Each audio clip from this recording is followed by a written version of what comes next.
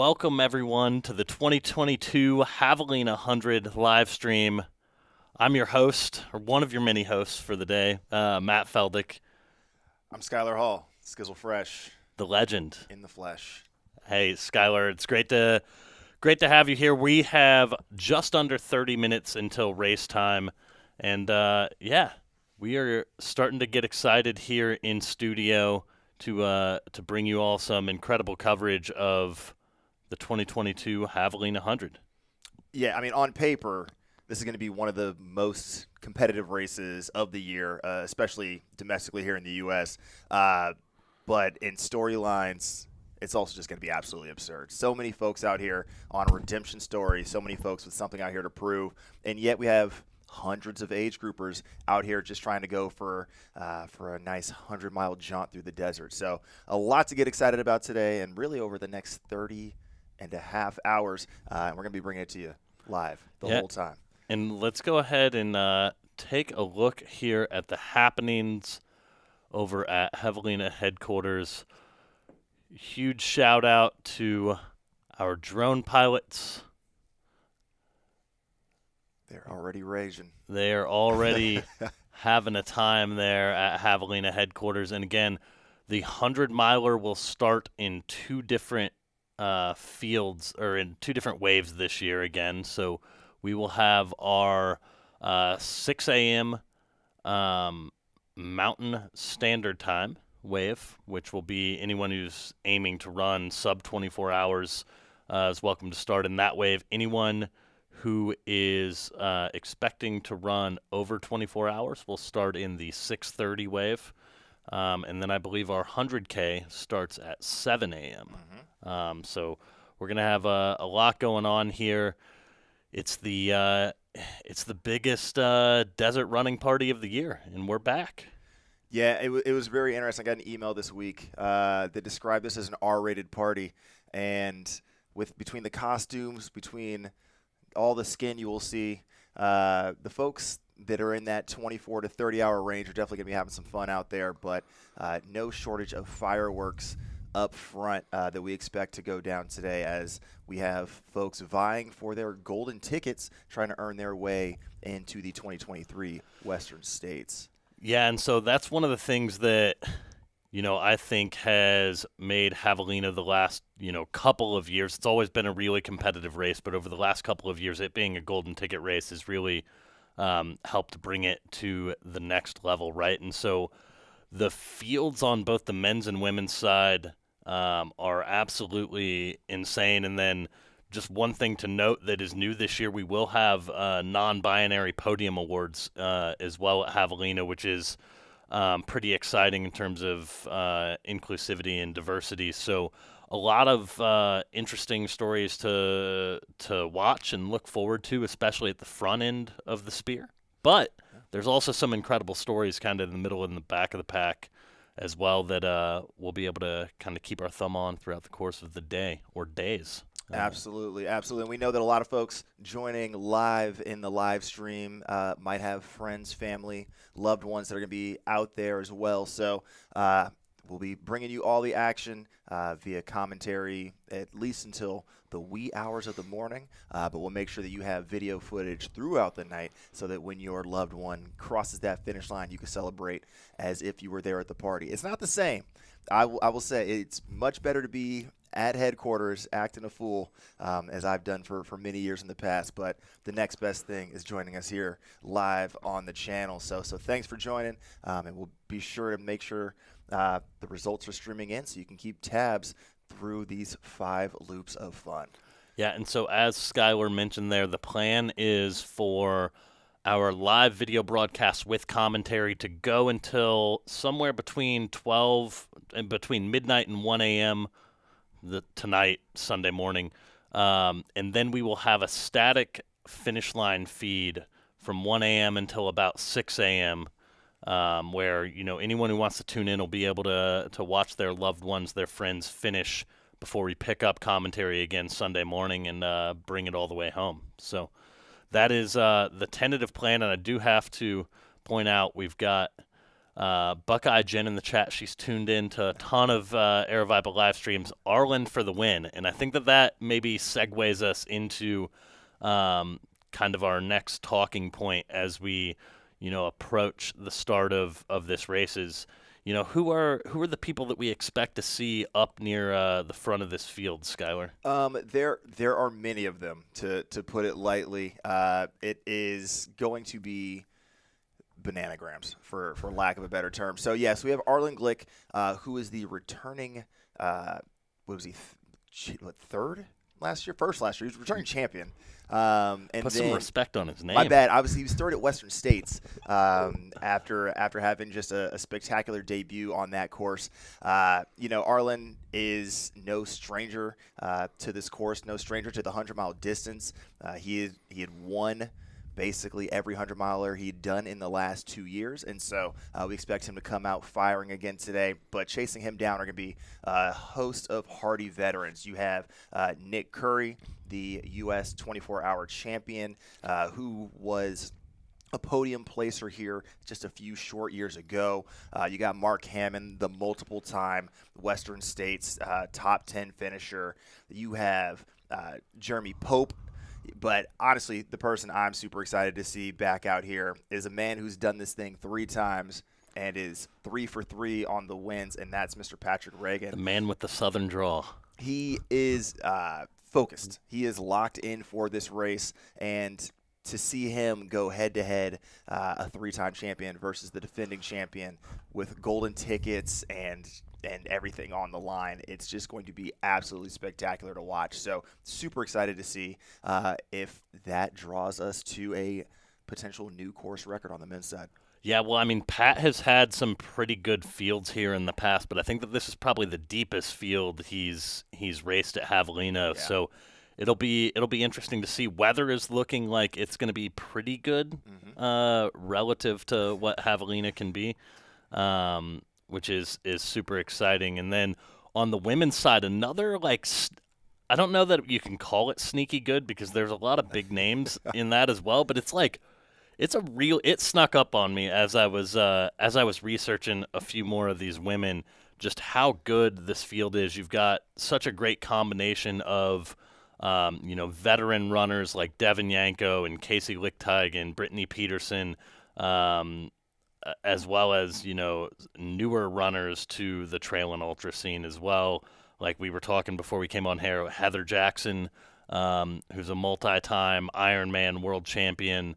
And so it's interesting to see so many talented women, some that are known and some that are very unknown, who will be towing the line. Yeah, I mean, that's the exciting thing about Javelina being a golden ticket race nowadays is there weren't any 100-mile opportunities, and so we're seeing that with those golden tickets on the line, so many more folks are eyeing this race as a sort of cap to the calendar year. Then they can just rest up, recover, and figure out what their game plan is for 2023. Far enough away from spring races that you can go all out here and still bounce back if you don't get your golden ticket, but also, it's nice to have it in the bag with, 9 months until you have to toe the line up at Palisades. So, yeah, I mean, outside of UTMB, this is, one of the earliest golden ticket opportunities. So that must be nice if you can kind of get it out of the way. You can then build your entire upcoming season around kind of a singular focus as opposed to having to race your way in. Which is super, super exciting. Nicole Bitter, another one that I know I didn't mention earlier, who's back. Oh, there's so many people we're going to be mentioning over the course of today because historically this race has had a fairly significant DNF rate. And so that especially true on the age group side, but we see it on the elite fields as well. So I wholly expect that we got some first-timers out here, some folks that might not be ready for the dry, hot conditions. You can prepare in the sauna all you want, but once you're getting fully exposed at 2 p.m. in the Arizona desert, that's real. That's it hitting you in the face. So we'll definitely see what that attrition looks like, and some folks that might be contenders in Loop 1 might not be around in Loop 5. So a lot to enjoy, a lot to unpack, and we're going to be breaking it all down for you as we move throughout the day. But obviously, the chat is open. Got a lot of people that are participating in there. So want to hear what you all are thinking as well. Who are you rooting for? What storylines are you watching today? And let's just get the community going, because the party is definitely happening at headquarters right now. We see the anticipation building, that we want to build that same energy in the chat with you all today. Well, and we got our first question that is specifically tailored for you, Skylar, based on our conversations this week. Will you be covering the 100K race too? Looks like a good field there as well. Absolutely, yeah. So we're going to have cameras all over the course, but the beauty of the Loops course format is that we're going to see both fields, the 100-mile and the 100K, rolling through. So we'll definitely be covering that 100K as well. Obviously, not a golden ticket race, so those folks are just racing for glory and the opportunity to say that they are a Javelina champion. And a lot of them we've seen in past years have then come back and run pretty well at the full 100-mile distance. So this could also be a little bit of a preview of folks that we should keep our eyes on as we move into 2023's Javelina and potentially beyond.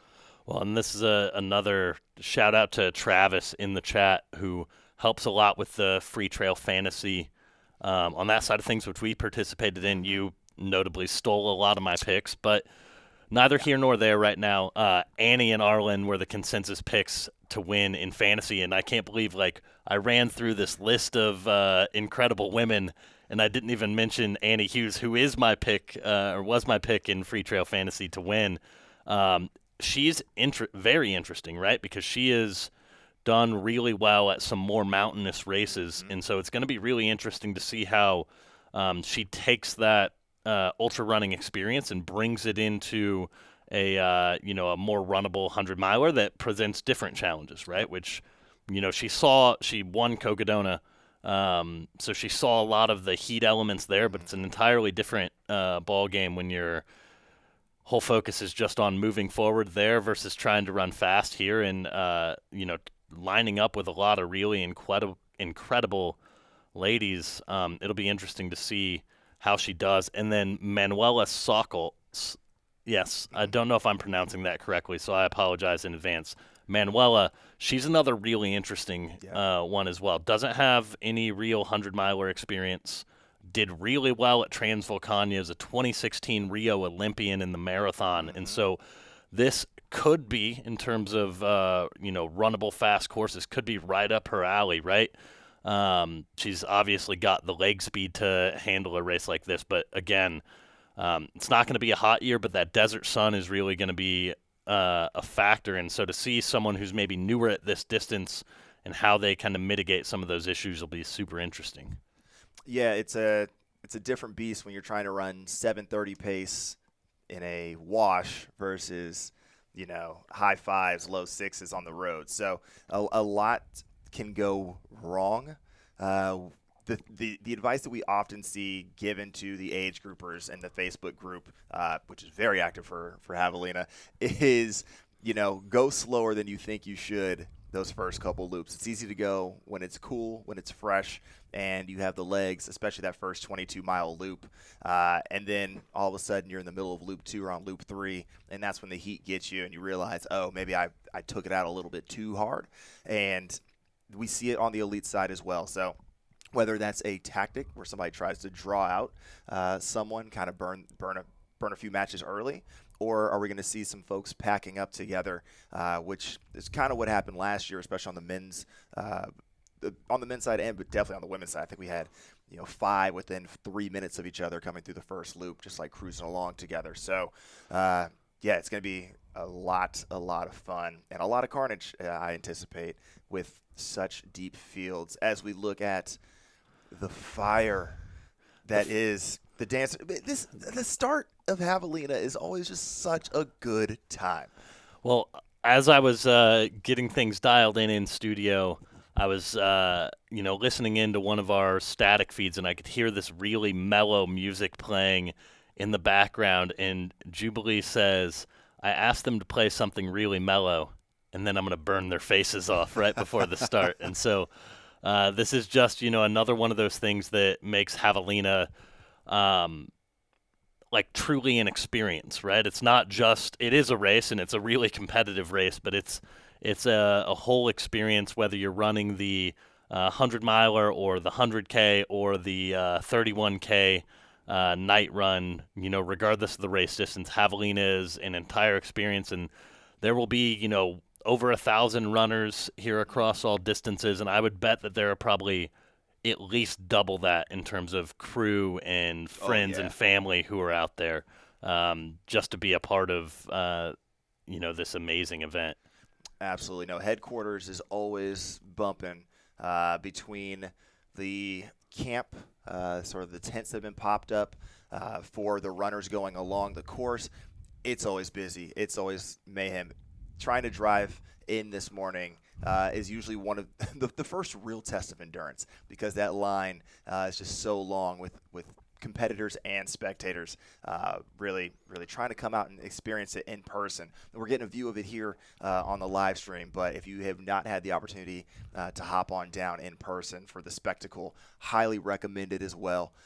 Just always a delight, always a good time, and you never know who exactly you're going to run into out there. Yeah, and it's cool to see. So here is that overhead shot. When I drove into the park yesterday to help out with the expo, I could see the tents from like a mile down the road, Yeah. off kind of in the middle of the desert. And so, like, this is all happening just like in the middle of the beautiful Sonoran Desert. You're able to get this kind of Burning Man meets ultra running type experience out there, Yeah. which is just really really cool. Yeah, we got to give a shout out to the Parks District for, allowing events like this to happen, because this could very well be a, mid city race, something that happens with this many folks, this much of a build out that you'd see in a much more urban area. But it's if you're driving from Phoenix, how quickly things get quiet when you cross over Fountain Hills and then you're just in the desert, and to build out an entire city that's just going to rage for days on end. It's great to have the support of the Parks District out there. So shout out to them for holding it down all year, but especially during Javelina weekend. Yeah, someone in the chat asked if this is the deepest 100-mile field in America. I think that AJW on our preview show Mm-hmm. said it quite well, that this is going to be likely the largest 100-mile field in the country, and I would say probably the second most competitive 100-mile field next to Western States. Yeah. And with this field, this might be up there as second most competitive ultra in the country this year. They're obviously, Canyons was really loaded this year. Black Canyon is always really stacked, and there's a number of other, non-Western States races that are super competitive in the U.S. But I think that 2022 Javelina is going to be up there. Absolutely, absolutely. Yeah, the story is going to be both the start list and then that finish list. Who actually makes it to the end? Because on paper it could be competitive, but if we wait until Sunday afternoon and look at the results, I think there are going to be some names that are in that DNF column that, might have had a real impact on how this race plays out, but didn't quite see the adventure all the way through. But yeah, this is going to be just a wild 100-mile because there's only this and Rio del Lago are probably the last 100-mile races of note in America this year. So folks didn't have a great summer or had a spring campaign that might not have had anything on the calendar in the summer. They're back, and you got the perfect confluence of folks that are really trying to do one last adventure before the weather gets frightful and folks pack away for the winter. Yeah, most definitely. And you're seeing people starting to funnel in here. Looks like maybe that feed lost connection, but you can see on our static cam. So this is from behind the starting line. So as you can see, runners facing away from the camera and will head out on course there. So starting to get ready. Yeah, it looks like we have uh, the stage there to the left where Jubilee and any number of other entertainers throughout the day will be keeping the energy high, uh, especially after this 100K start. It can get a little quiet in headquarters because you've just sent, 900,000 runners out, and then all their crews are just kind of sitting there waiting for the mayhem. But as things space out throughout the course of the day, it's just a steady stream of folks coming through. They get to be celebrated individually as they circle through headquarters, make that little loop right there at the timing mat, and head right on back out. Yeah, it's going to be really, really exciting to get a front row seat to watch this race unfold. And Sarah Newberry in the chat, is there a costume contest? It wouldn't be Javelina if there wasn't a costume contest. So there are awards. Correct. For best costume. There is a best ass award, Mm-hmm. which I know that Bob Hearn in an interview we put out yesterday said he is trying to achieve again this year after having successfully won that award a few years ago. Mm-hmm. And there's a whole number of other awards that are a little bit more fun. You don't have to be fast to achieve them, so most definitely. And then I know that somewhere, yeah, right here. I put it up on the screen, even though they spelled your name wrong, but they but they do. Gotta Run Racing wants to know, what are your top five picks for men and women? And I know you've got that pulled up for them. I did pull it up. So on the women's side, top five. In fifth place, I have Nicole Bitter, who's run really well here in the past, and I fully expect the move to Austin has not made her lose her desert abilities from living in Phoenix for those few years. Fourth, I got Casey Lichtig, again, previous champion here. In third, was it Annie Young? Second, I have Brittany Peterson, who crushed it last year, and I fully expect to do so again, knows this well, and we should have slightly better conditions than last year. And then Annie Hughes for the win, just because how do you not pick somebody who has that pedigree, who's been over these types of trails, and functionally is hungry to prove that it's not just the grind them out type races. And then on the men's side, fifth place, I got Paul Young, great Strava follow. Fourth place, Mark Hammond. Third, the grinder, Nick Curry. Second, I put Arlen because I think Pat Reagan for the win, three-time champion, knows this, has been honed in on this pretty much the entire year. I think he can deliver. So that's where I'm at with my top five. I love it. And that's obviously, as we've discussed, eerily similar to my top five. But with Arlen and Pat right there, just dapping it up. There you see Stephanie Flippin, another athlete that we haven't talked much about, who's two-time USATF 100-mile road champion at Jackpot Ultras, not this past year, but the 2 years prior, or the two runnings prior. There you see Nicole.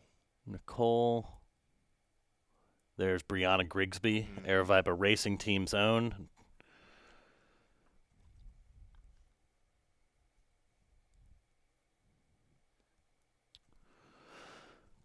Let's see.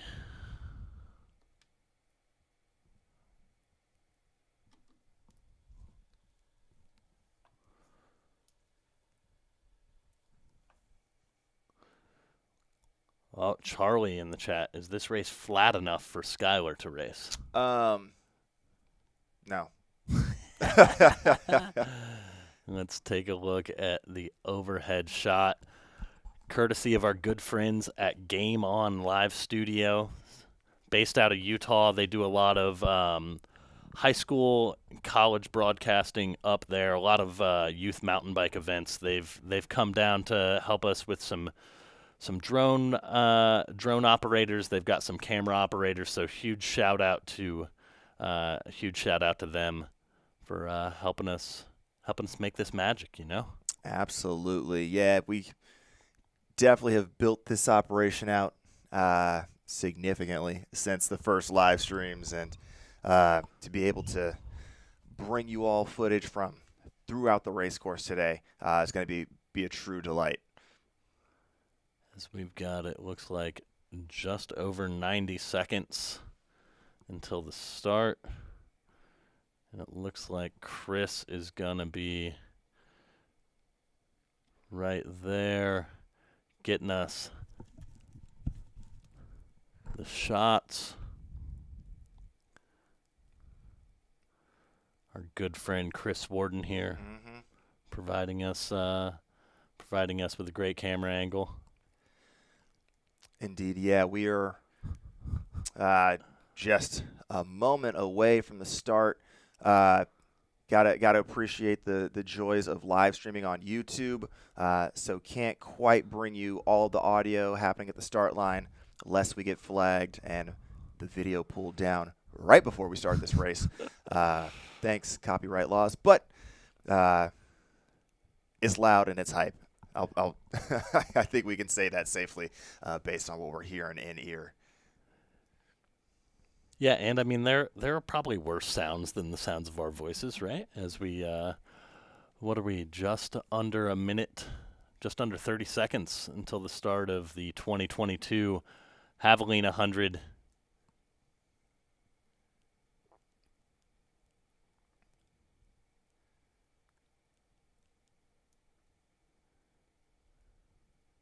Oh, the beautiful countdown clock. With 5 seconds to go, it looks like.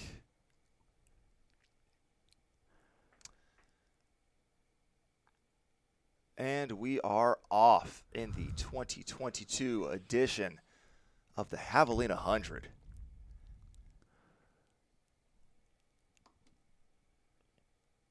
And what a shot. You can just see for the next hour or so, athletes are going to be guided by nothing but the beautiful stars and the light of their headlamps here as they traverse through the Sonoran Desert. And we do have a good question here in the chat that we will get to in just a second, is what's the elevation for each loop? So we will get to that question in just a second, but we are taking a look as runners are now off into the night. One of the interesting things about Javelina is the first loop is slightly longer than the additional 4 loops. So they add a small section on the Escondido Trail, I believe, that makes the first loop around 21-ish miles, I believe. And then the 4 subsequent loops are a little bit shorter.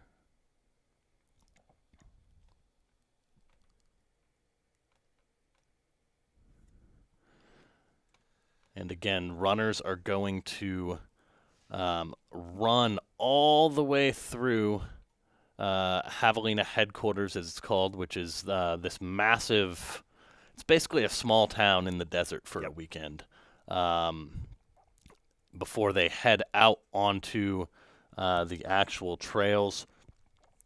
One of the things that we hope to be able to bring to you all this year is more camera feeds than we were able to provide last year. So huge shout out to Rio Verde Wireless for helping us out with some connectivity out in the middle of the desert. So we hope to have pretty good connection across all the aid stations as runners are making their way out onto the single track. So they've now left Javelina headquarters and are out. Yep, and there we go. Chris Warden getting us this beautiful shot here. Yeah, they're definitely in headquarters for quite some time, which is important to note later on in the race, because pretty much that entire pathway, it's over a quarter mile within headquarters alone. But along that entire pathway, you have pop-up tents, so folks can be seeing their crew either before they cross the timing mat or after. So that might impact splits a little bit. We might see folks coming in together, but then when we actually have the full split pop up in the results, they could be, a minute or two apart, and that's just a function of, did they stop by their crew tent on the way inbound, or on the way back out. Yeah, and that looks like, I know that people have mentioned it in the chat, that looks like Pat Reagan up front. He's got a very unique stride. And so that paired with whenever we see him in the light, it looks like a Hoka kit as well. Leads me to believe that that is Pat out front. I couldn't tell who was behind him. It looked like it could have been Arlen, but it also could have been a number of people. Arlen wears very plain. I think he usually runs in like a gray shirt. Yeah, I think or the few times I've seen him like he had recently. a white shirt right there at the start with a very just like a black logo on the front. So shout out to Arlen Glick, Midwest in the building. Got to rep it. Doing his training is super interesting for all sorts of races, but I think that his training leading up to Western was super interesting. As again, we're watching our leaders meander their way through the beautiful Sonoran Desert. This is just such an awesome thing to be able to see, and I can only imagine like what is going through all of their minds right now, in the sense that they've just started what is bound to be a 13-plus hour journey, right? And now they're just out kind of relatively on their own in the dark in the Sonoran Desert, which has got to be pretty cool. Yeah, you're definitely not going to be alone for much of the day on this course. And that's also one of the beautiful things about between the two wave starts and then the 31K. Pretty much no matter what time of day you're out there, you're going to be around someone who's going to be able to provide a little bit of energy for you. Maybe link up with, if you're in a bit of a bad spot, to pull you along for a while on course. It's just going to be absolutely packed, but manageable. With some of the trail improvements that have happened out this way in the past couple of years, it's definitely made it quite easy to. It made it more runnable, in my opinion. So I think the folks should be able to find a buddy and roll along. But as you can see here, it's just much like if we were on the track. You got somebody out there who's just setting the pace, and everybody's just following single file behind. And this is pretty much going to be the story of the first loop.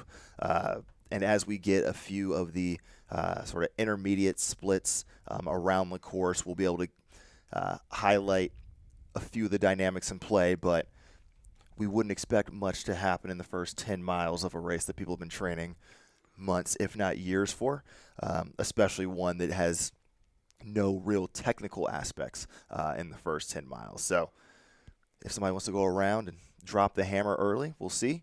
Otherwise, we'll wait to see who's up front, who's lying in wait, and especially on this women's side, if anybody's sneaking in, much like Camille did last year, into those early men's packs and maybe slipping away without being noticed. Yeah. That was actually one of the interesting things that AJW again had mentioned during our preview show was he thought that given how deep the fields were this year and with not a lot of, there's no women in the field who already have entry into Western. On the men's side, Arlen does, but I don't know that anyone else does. And so there's, a likelihood that you're going to have to finish in the top two, maybe the top three on the men's side. So he felt like maybe more risk would be taken this year compared to maybe what normally happens at Javelina. And so one of my things to watch is, do you think Nick Curry ends up taking any risk in his approach? Because I know coming in, he really wants a Western States Golden Ticket. Uh, Here's the thing. With Nick, the definition of risk is fundamentally different than it is for everyone else, right? The fact that he has essentially pioneered this ultra running negative split craze, post 24-hour record that multiple elites have reached out to and tried to replicate on trails instead of just the track element. You know, he's in a position where a deviation from that strategy could be a risk for him, whereas everyone else is pretty much the show up and blow up type, right? So if other people try to go for the negative split strategy, that might be a risk to their game that plays directly into his hands. And also, he's just too savvy. He knows these trails like the back of his hands. He literally grew up in these parks, and so what is his threshold for stupidity is probably very different than folks who might have been looking at the course map, might have run this race once or twice, but don't have nearly the week in and week out experience that he has on this course. And I've got a quick question because you and I don't know the answer to this as of right now. Do you have a prediction for the shoe that Nick Curry is wearing? I know that was an interesting topic for Hard Rock because he wore a pair of Adidas road flats with the heel cut out. Yep. I'm almost guaranteeing that it's a road shoe. Yeah. I would almost guarantee that. I know that he's very brand agnostic. In what he wears, so I'm not 100% sure what it will be. My guess would be is that it is an Adidas road flat. I'm trying to think. It's not particularly rocky. You don't need anything with a lot of sort of like underfoot support unless he's dealing with any aftermath from his injury, if anything flared up after Hard Rock, which I don't know if it did. Yeah, but it's not going to be like a thick boy. You're not going to – I don't think he's going to be running that. He's going to want some real return from the ground. So yeah, I think it's going to be a someone in the chat. He's wearing vapor flies. They say they saw it at the start. It's very well possible. So I'll have to believe Aaron Davis until I get confirmation otherwise. I wouldn't be surprised. That is kind of interesting, though, right? I mean, there's no real turns that are like particularly tricky. The Escondido Trail, right? Yep. Is the only one that would be concerning. Mm-hmm. It's a little bit techier and it's a little bit more windy, which would probably be my concern, right? Yeah. With a shoe like the Vaporfly. But recognizing that's a small section of one loop, right? And you should be in daylight by that point for sure. So that would be the other issue. And we are now seeing the headlamps slowly disappear into the desert here.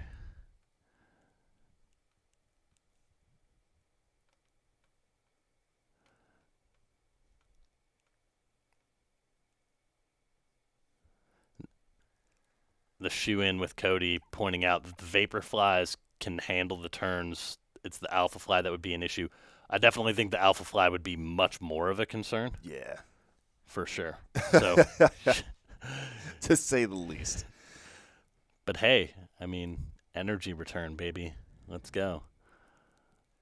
I mean, yeah, with the buffed out trails that have come into play here in the last – was it 3 or 4 years at this point?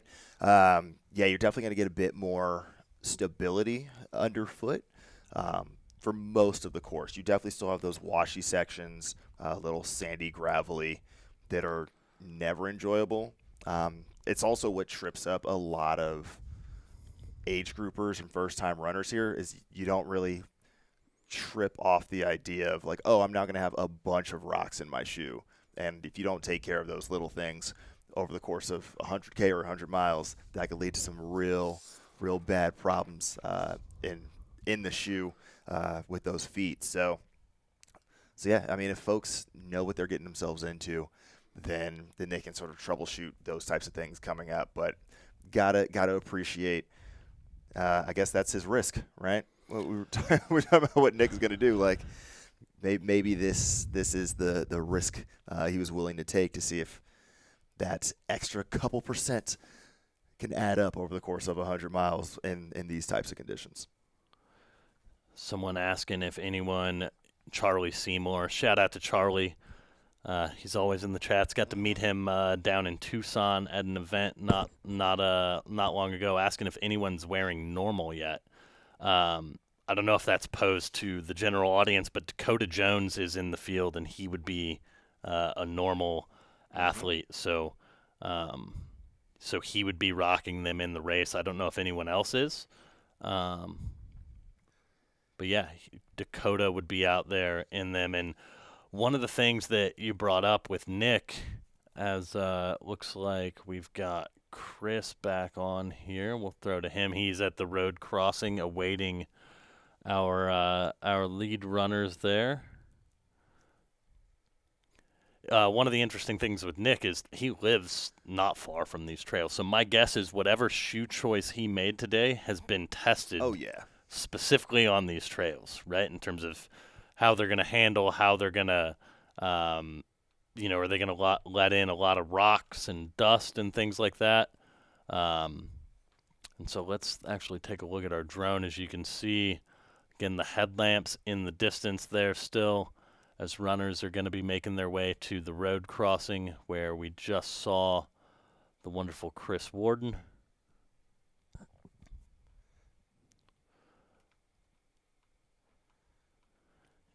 And so one of the nice things about these desert trails is that they have, like you said, improved, quite a bit over the last year or so. So you're going to have, quite a few runnable sections to really get the legs going. Mm-hmm. Yeah, and the first half of the loop. And again, this first loop is a little bit longer and different than loops 2 through 5. But the first half of this loop is that net uphill direction. So you can either not realize it and do a little too much too soon, or if you know what you signed up for and have a strong strategy, you may back off the pace a little bit and just cruise up to Jackass Junction before bombing on back down. But the entire loop, the traditional loop, is about 1,100 to 1,200 feet. So not a ton, given that most of that climbing is in that first half of the loop, that first 10 miles. So, 100 feet per mile. And not here we too go. crazy, but we've got our race leaders coming through. That is Pat Reagan. There's Arlen Glick that just went by as well. I missed a few people in there. This is the issue with Loop 1 is they're running too fast. And there it looks like that was our first lady coming through.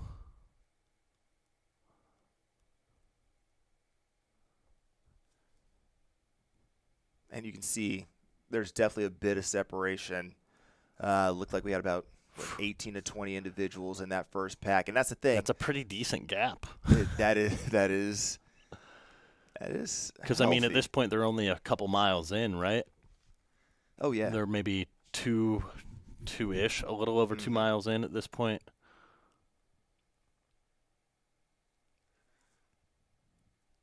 There we have. Is that Devin? Yep. I believe that was Devin. I think that was actually Heather Jackson. Oh, that was Heather Jackson? So this is why you're here, Skyler. I mean, Heather is a very distinct personality. Been a great follow if you follow triathlon, especially that Ironman distance. Yeah, she's just going to be an interesting person to watch all the way through. And now you see yet another pack. Folks actually running abreast of each other.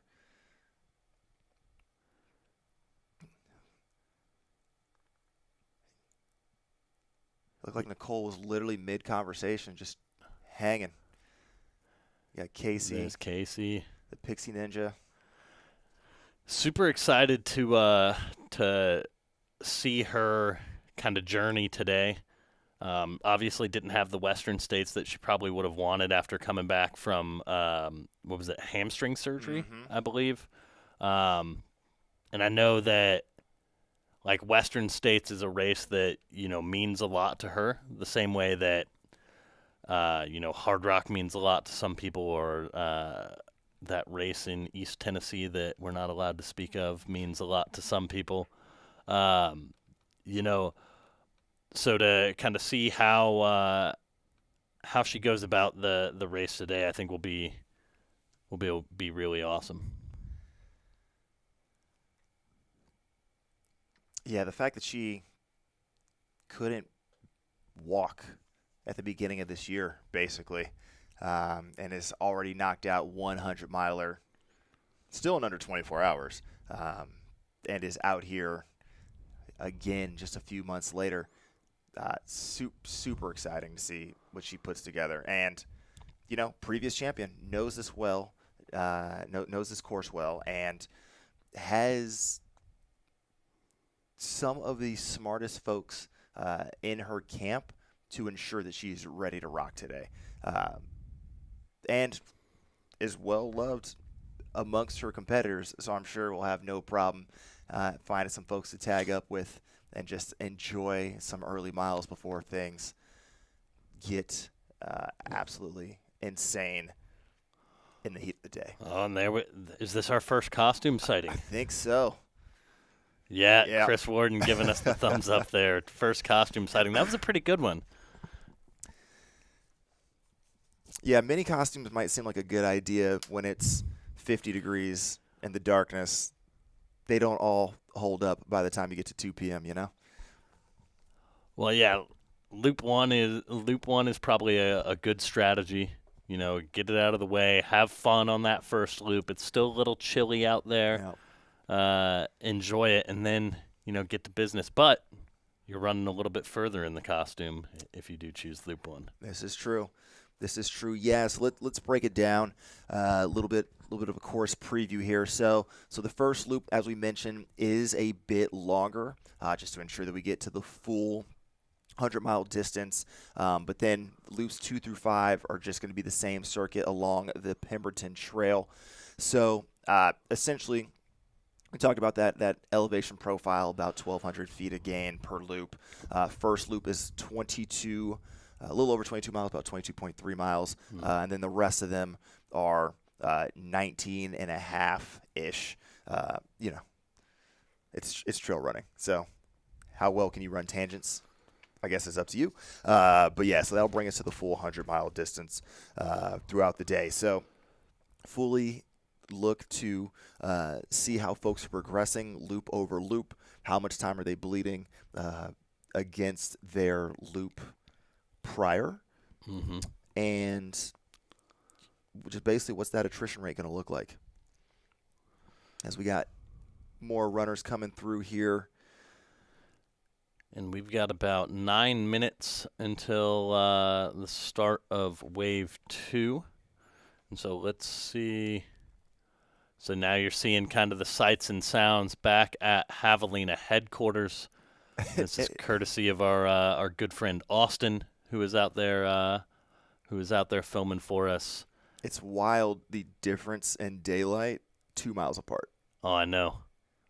If you thought this race was flat, you can tell. You just get on the other side of these hills, and how much that little hill in that first 2 miles has changed. Yeah, block look the sun. Look at this, right? Like, it is. It's decently dark out there. But then you go back to headquarters, and you're on the kind of east side of the little hills, and all of a sudden, it's pretty bright.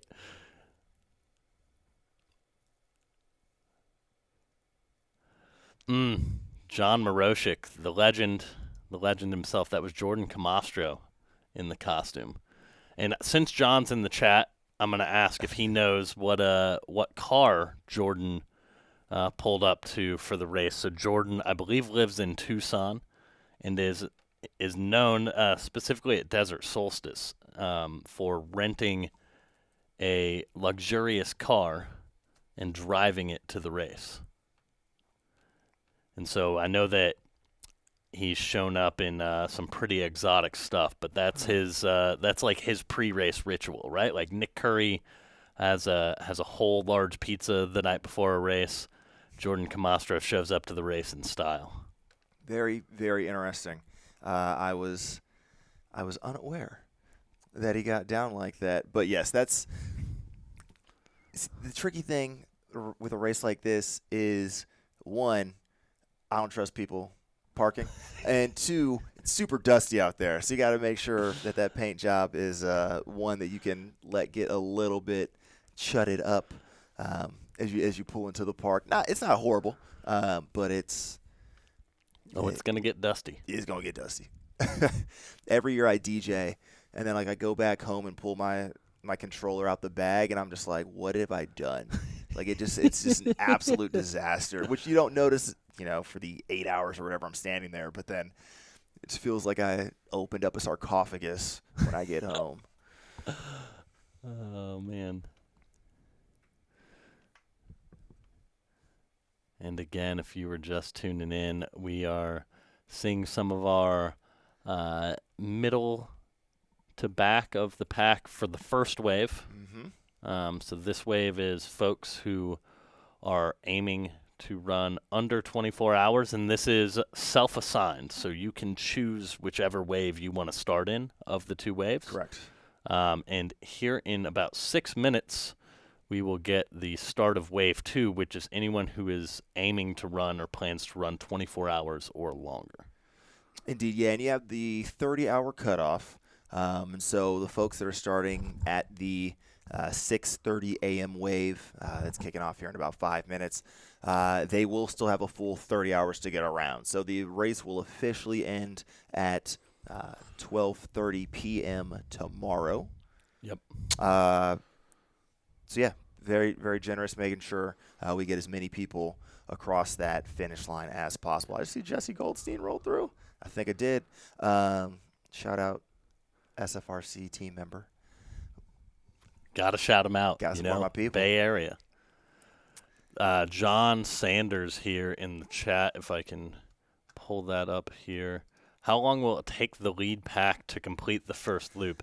And so our projection is that it will take somewhere around 2.5 hours plus or minus, 10 to 15 minutes, I would imagine. It's hard to tell because a lot of the data we look at is based on splits from people who finished, right? And so last year, I believe it was Dave Stevens who went out super hard and unfortunately had to pull it at a certain point. So I would guess that we would expect the leader somewhere in the 8:30 a.m. Pacific time. Yeah. Like for them to arrive. That's fair. Yeah. So course record pace for Pat Reagan was about 2:34 for the first loop, and then last year's winner Arlen Glick came through alongside Ryan Montgomery in just over 2 hours and 46 minutes. So there's a bit of variability for sure in that first loop, and it's just a function of strategy and choice. I was like breaking down some of the historic splits and adding in things that occurred last year for in preparation for this race today, and the variability of it was just pretty insane. I was like going back, I'm like, oh, this person clearly had a very bad third loop type thing. Like the blow up is real. You can come back, rise like a phoenix from the ashes, but we also know that early on, you shoot your shot too early, it may not result in a finish for you on the day.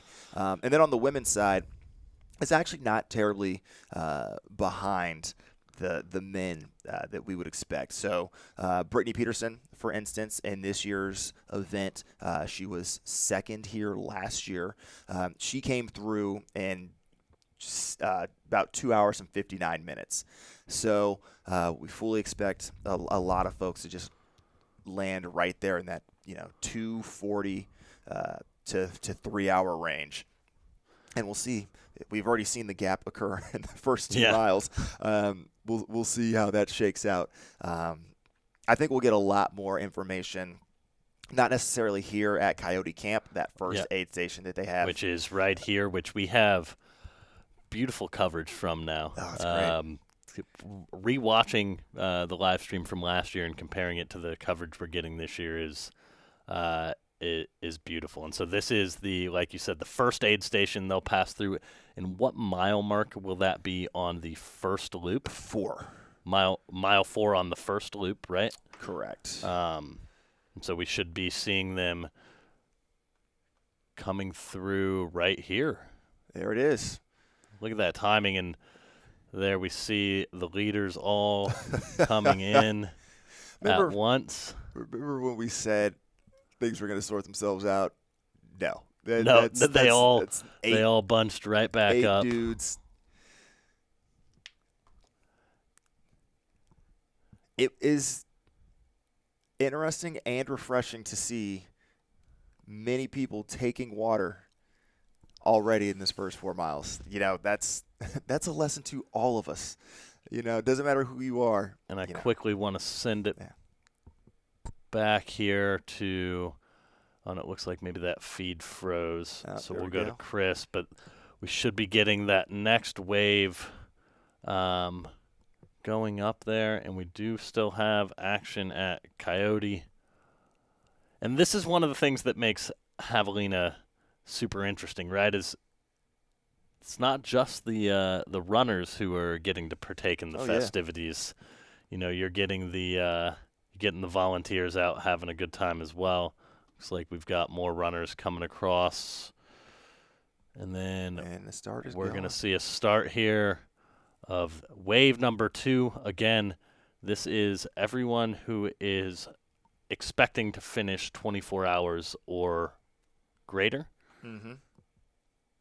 And so they are off. We got some costumes. Is that a Viking? Well, again, it's interesting, like, sun's getting pretty close to up over there, right? Indeed. Got a Luigi in the mix. Yeah, I mean, this group is where you're going to see, some amazing costumes. You're going to see some people really out there having a good time. Saw an American top hat. Can't go wrong there. We're going to go back to Chris as more runners are coming up to the road crossing here. All right, so let's break down 4 miles in at Coyote Camp. We saw those big groups coming through. Let's break down who we saw in those groups. So that front pack that came in: Jonathan Ray, Alex Wright, Jacob Pusey, Christian Stern, Pat Reagan, Matt Daniels, Brett Hornig, Stephen Cornelius. We're back at Coyote Camp here. And sneaking in there, right in that first group, Heather Jackson. Legend. In her first ultra. First ultra ever. She's like, I've been really good at getting under the 17-hour cutoff for Ironman. Maybe it's 15-hour. She's like, that's about what I got to do for 100 miles today if I want to win this thing, right? And she is showing up early. And then that sort of chase pack that, we're literally talking a function of seconds, was Arlen Glick, Jeremy Pope, Joe Corsione, Dakota Jones, Keith Laverty, Cody Logan, Paul Young, Eli White, George Cyrus, and your second place female on course, Manuela Sokol. Love it. So she was a big pick for me. I've got faith in the fitness. I hope that later on in the day, this first lap should be pretty easy for her. Correct. Right? There shouldn't be many issues that really arise on this first lap. But it'll be interesting to see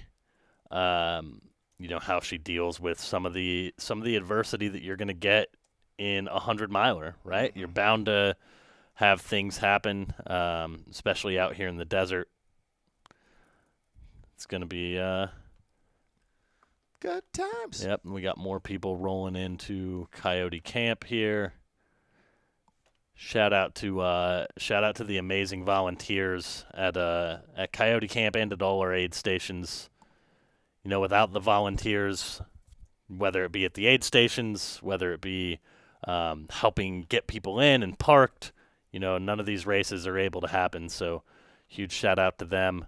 And then, obviously, huge shout out to all our live stream help. It takes a small village to put one of these on. And so, yeah, huge shout out to everyone who is helping us bring the desert goodness to the people of YouTube.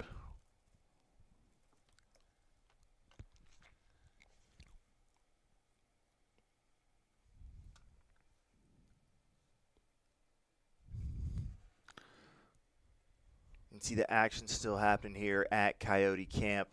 Uh, these aid station volunteers are just going to be grinding for the entire day. We talked about, you know, from the runner perspective, you're pretty much going to be around people all day, which means at these aid stations, you're just going to have folks coming through all day. The after this 100K wave that kicks off at 7 a.m., so just a little under half an hour from now, you'll have those runners come through, and then you have about an hour-ish of quiet at Coyote Camp, and that's pretty much the last time they will be quiet for the next 27, 28 hours. Yeah, I mean once we start getting through loop 2, it's going to be pretty busy. Yeah.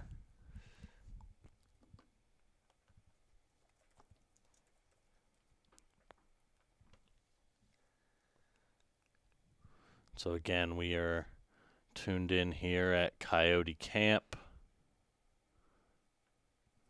Runners are making their way.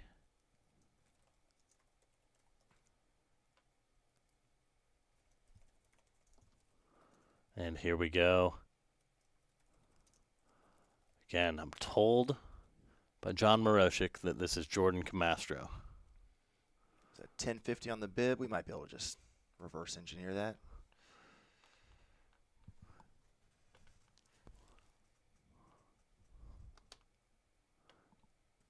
That was Brianna Grigsby who just went by on your screen there.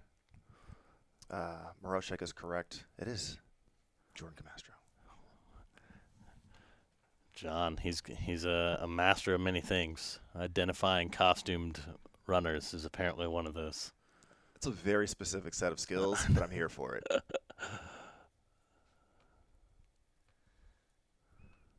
Here we go.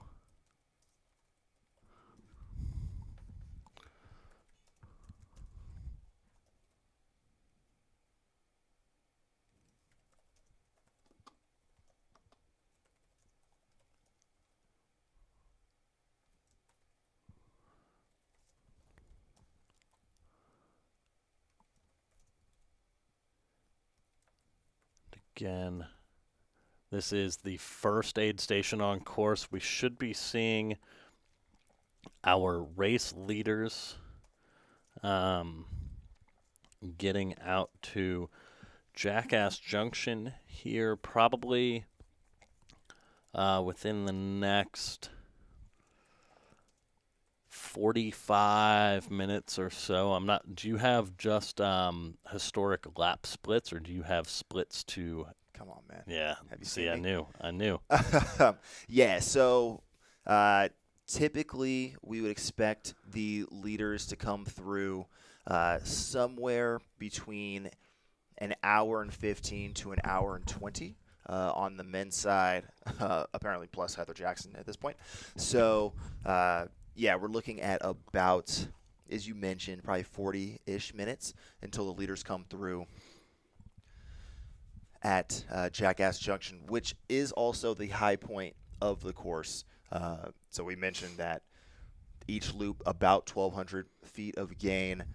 So coming out of Jackass is really where you've warmed up a bit. You've been just like on a nice, gentle 10-mile warm up and warm up jog, and then you have just a smooth downhill for the next 4 or 5 miles. So folks might open up that gap a little bit more because we haven't seen enough of a mess as it is.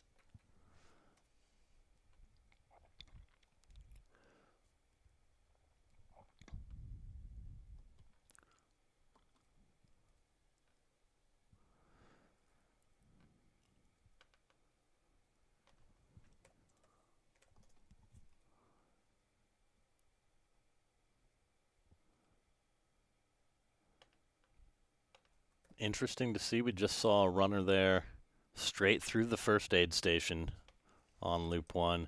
Here we go. I believe that is that Andrew Glaze. That is definitely Glaze, baby.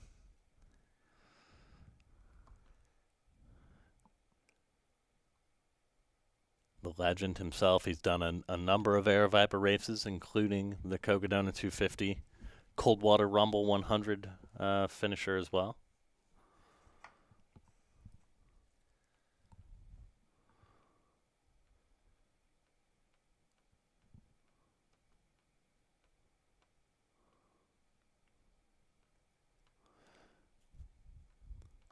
And it's really awesome to see some of the different strategies here at this first aid station. You know, you've got even in kind of the mid of this first group, you've got runners who are, you know, blowing straight through the aid station. You've got runners who are kind of stopping and taking their time. Mm-hmm. So it's interesting at Coyote Camp. We obviously had the two ladies that we spoke of, Heather Jackson out front, Michaela Sokol in, Manuela Sokol in second, and then about how far back I want to say this is 2 minutes. We'll ballpark it at 2 minutes. You had pretty much 5 other women together, 6 other women together. You had Priscilla Forgy. Is that what we decided on? Is how to pronounce it? Brittany Peterson, Nicole Bitter, Stephanie Flippin, Arden Young, and Caitlin Jacobson, all in a pack together, just cruising. And then only 30 seconds behind them was Casey Lichtag, hanging out with Nick Curry. The two of them working together, apparently. Well, that's probably good company to be in, you know? And I do want to send it out to Jackass Junction here in just a moment, as we do have camera feeds out there. Obviously, we won't have our filmers out at Jackass Junction, or we won't have our runners getting out to Jackass Junction for a little bit there, but do want to send it out there in just a minute to see what is happening. And so we are going to send it out to Jackass Junction. It looks like we've got our drop bags arriving. Jackass Junction, one of the drop bag locations. And you know, I apologize in advance for how much I'm going to plug Rio Verde Wireless today, but just seeing this camera feed come in from Jackass Junction, which again is roughly the halfway point along the loop, it brings me great joy to see this camera feed. So again, huge shout out to the folks over at Rio Verde. And we're going to send it back to the action here at Coyote Camp. Runners are flowing in here.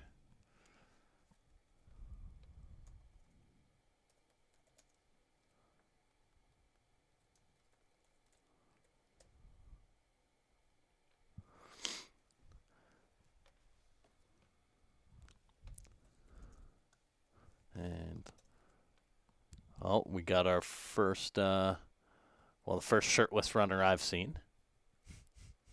Hopefully he is. Hopefully he has a sunscreen application strategy for the Hmm. day.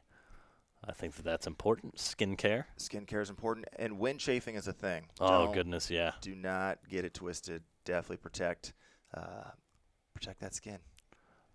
Oh, and there he is, getting refueled. What is that? That looked like a pretty good mustache. It is. He. I think that that should be an award that we look into for next year. Best mustache. I think we know some people who we can make. Yeah, Pat Reagan would be up on that list for me. I Yeah. mean, we talk a lot on these live streams. It feels like about folks' hair. Like, it's time we finally celebrate it. We can do something about this. Yep. Yep. I think we need to expand our offering in terms of fun awards, right? Absolutely. We got Aravaipa Racing Team member Corinne Chalvoy in the chat. Shout out to Corinne for tuning in. Woot woot.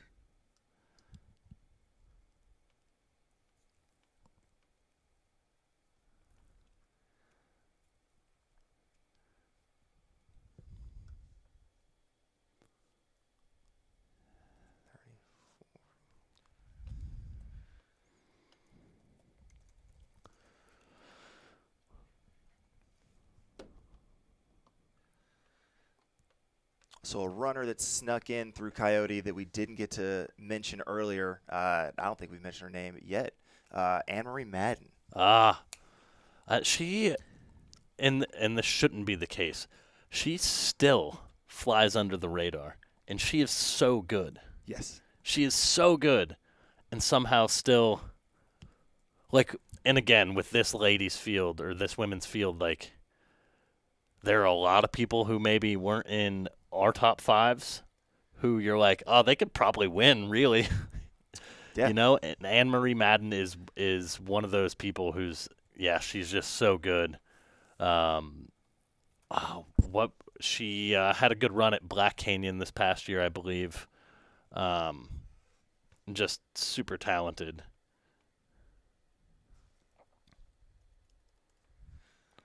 Yeah, she. Yeah, she was third at Black Canyon this past year. Yep. And then 11th at State, so she's got to race her way back into States as well. It starts here. Yeah, no, she's in good company because when she came through Coyote Camp, that 4 mile mark, she was running alongside previous winner, previous course record holder, Devin Yanko. And then while we see happenings at the aid station here, back at Javelina headquarters, the party continues for all the crew and spectators here as the fire flames continue to. Oh my goodness! This is super. That person just threw a ball of fire between their legs. Look at, oh my gosh, that's amazing. But the reason everyone's really here, the party in the desert for all these runners. Yeah, the only fires that should be happening out this way are in the shoes, as folks are burning up the course, moving along. I don't know if this is a costume or just like a really bold hat choice. It looks like a costume. Okay, yes, park ranger vibes. I support this. We got. You know, speaking of. Don't do this to me. Okay, I won't. I wish that. I wish there are bucket hats floating around with your face on them that I was really hoping to get my hands on just for this moment in studio, and it looks like Corinne Chalvoy in the chat, her partner Graham, got sick and is unable to hop in Javelina 100 this year. Bummer. Which, yeah, got sick yesterday. That is a bummer. So hopefully Graham, also Aravaipa Racing Team member, hopefully he's starting to feel better. Hopefully he's able to tune in a little bit.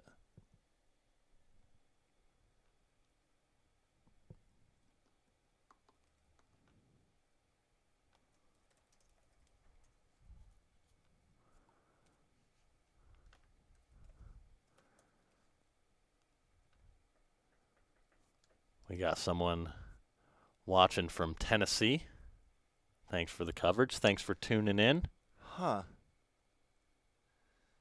So, interesting fact. Yep. Mark Hammond. Yep. Of Mark Legend. Hammond fame. Legend. Started in wave 2. Maybe he was. Maybe the extra 30 minutes of sleep. Well, maybe he just got delayed getting into the park. Maybe he got pulled over on the way there, or maybe he has some sort of strategy dialed in. You know. I mean, I'm all for going hunting, but that's putting yourself behind. Well, I mean, you're doing it. You're basically doing it solo, right? Like you now have to run probably a 13.5-hour 100-miler by yourself. Mm-hmm.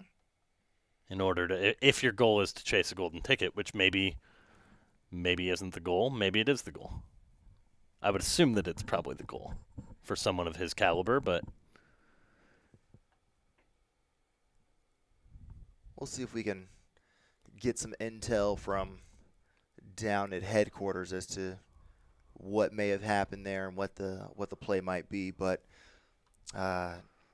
just a tidbit to keep our eyes on amongst the many other things that are going down here on course, as we still have eyes here on Coyote Camp. Yep. 4 miles into the race.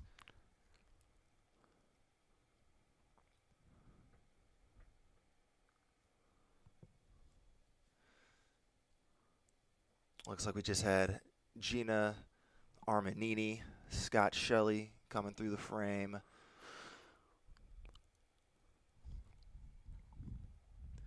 Runners streaming in. That first wave, just about 50 minutes in. So Jeff Cannon and Gretchen Fuller also holding it down. I mean, 50 minutes for the first 4 miles. It's not bad when you know that you have 96 more to go, right? So they say. I couldn't tell you.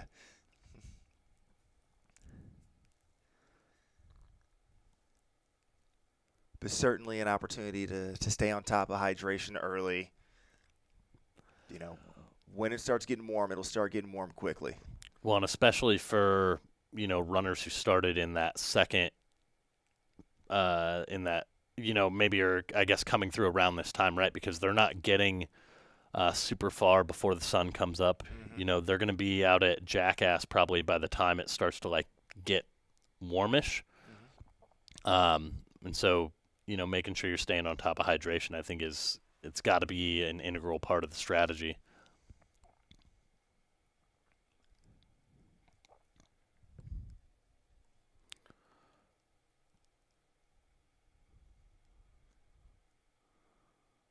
Yeah, some smart strategies early.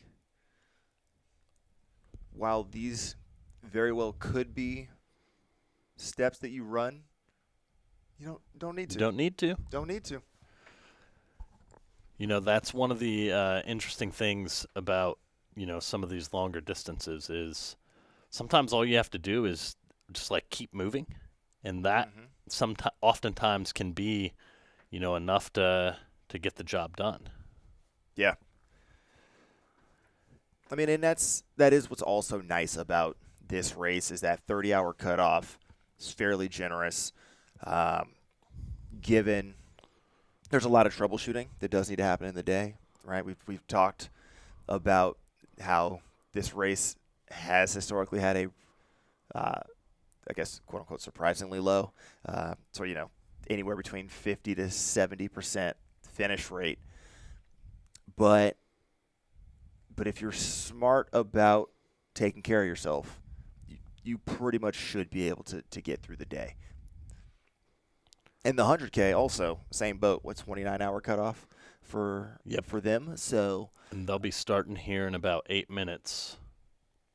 So in terms of sort of easily accessible entry points to the 100K distance, you also have that in your back pocket as well. And that's why you see so many people just out there having a grand old time throughout this entire course. So super excited to have them join the line momentarily in the 100K distance as we have folks still steadily streaming their way into Coyote Camp. And then our leaders currently working their way around towards Jackass Junction, the halfway point of the loop, and ultimately the high point of the course. So they'll get their first extended stretch of nice, smooth downhill.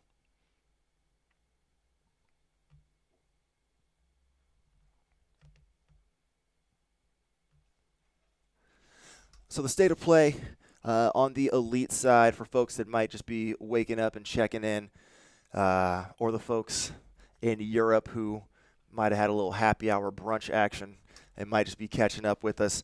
On the women's side, Heather Jackson was your early leader, had about a 23-second gap on Manuela Sokol. And then behind the two of them, we had a chase pack of Devin Yanko, Anne-Marie Madden, and Catherine Drew. There was about another minute back. And then a minute behind those three was the big group. Priscilla Forgy, Brittany Peterson, Nicole Bitter, Stephanie Flippin, Arden Young, Caitlin Jacobson, and then another 40 or so seconds back to Casey Lichtig, who had about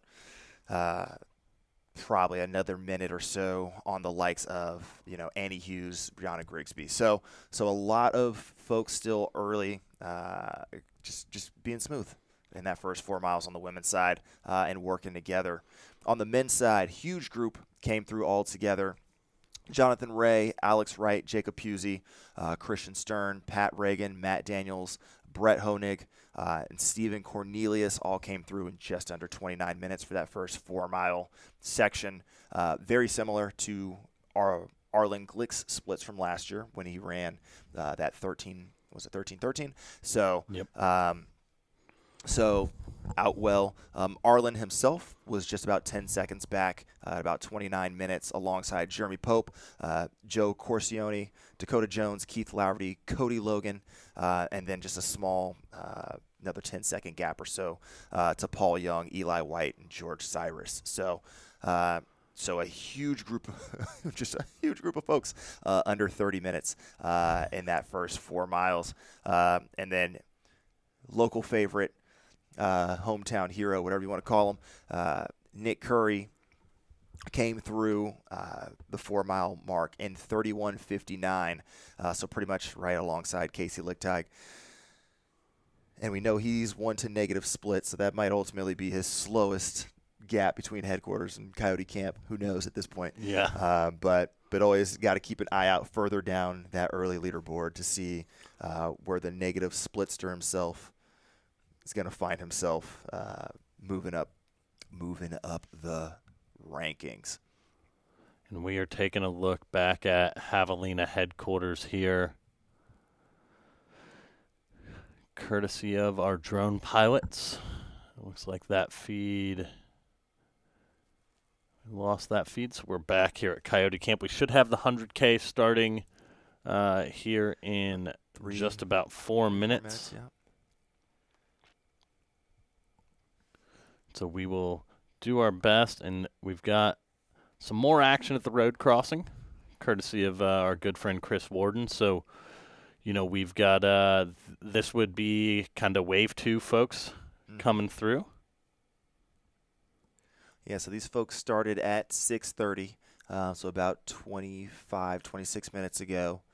And ultimately, on paper, they're the folks who expected, self-selected, their expectations to be between that 24-hour and 30-hour bucket, but doesn't mean they're going to have any less fun out there. And you see a lot of good energy as they cross that road and head towards where you're seeing on the camera right now, Coyote Camp.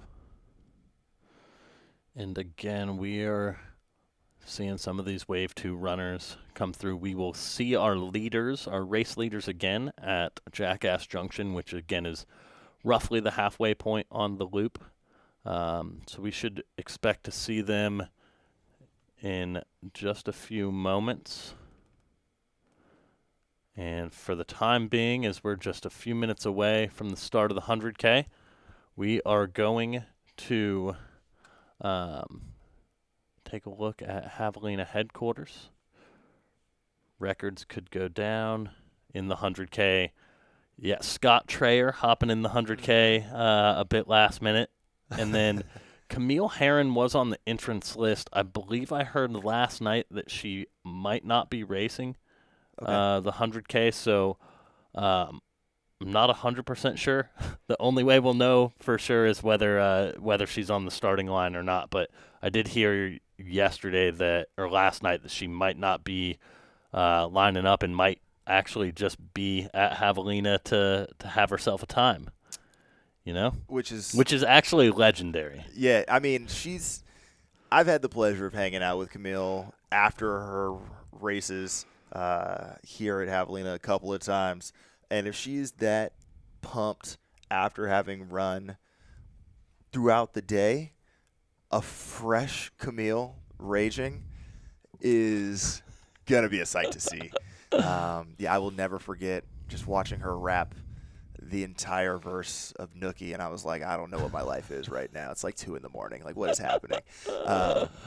It was nuts. But hey, even if she's not on the start, we have some phenomenal folks on the men's and women's side that are going to tear it up.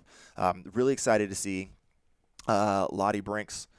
Yep. She had a great run at the 100-mile last year. So to see her back with a new last name that is way easier to pronounce, thank you for that, Lottie.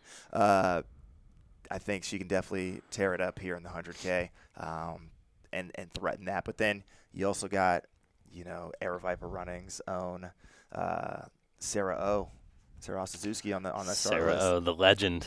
So who knows what she's going to do? Because if you want to talk about any distance type runner, she's definitely checking that box this year.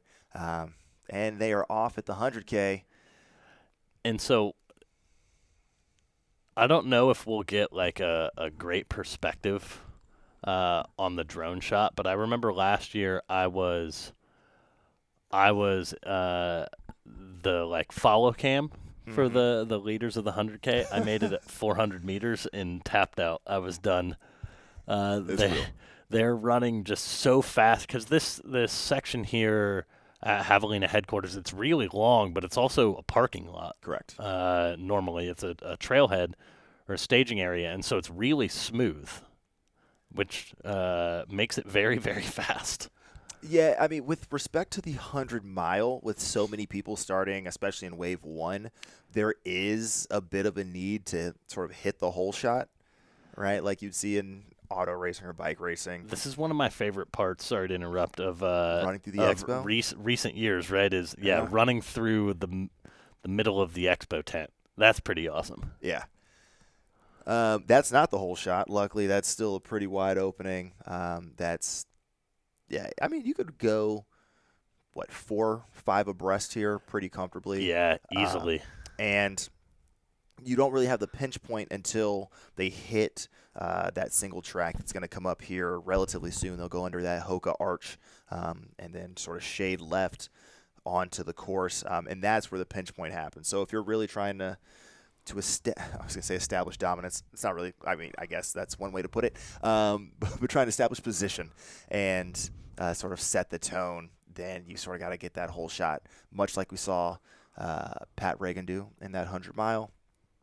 With the 100K, a few less people, and also generally a larger spread in expected finish times, and so you can have someone who's going to finish in the 10-hour range pop off the front, and then somebody who's going to run 29 just lounging in the back. So we are awaiting runners at Coyote Camp here.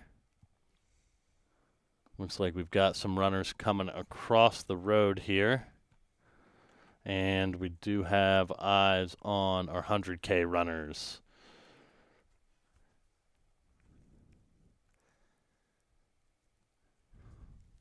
Yeah, what's also cool about the 100K is if you are if you're from this area, if you are familiar with the running scene in the greater Maricopa County area, or even Tucson or Flagstaff, you probably know somebody who's running.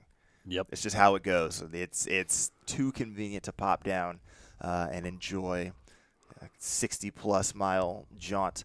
I was just going through the start list for the 100K, or the entrance list for the 100K, and the number of names that were familiar to me from when I lived here half a decade ago, still out here. I was like, I hear that. It's thrilling. That's why it's a party. Like, you're going to know folks. And then you have so many people who come back year after year, whether they're from the Phoenix area or not. Like, folks travel in, make this a staple of their autumnal experience. So we'll break down the 100K a bit more in terms of the entrance as we go forward.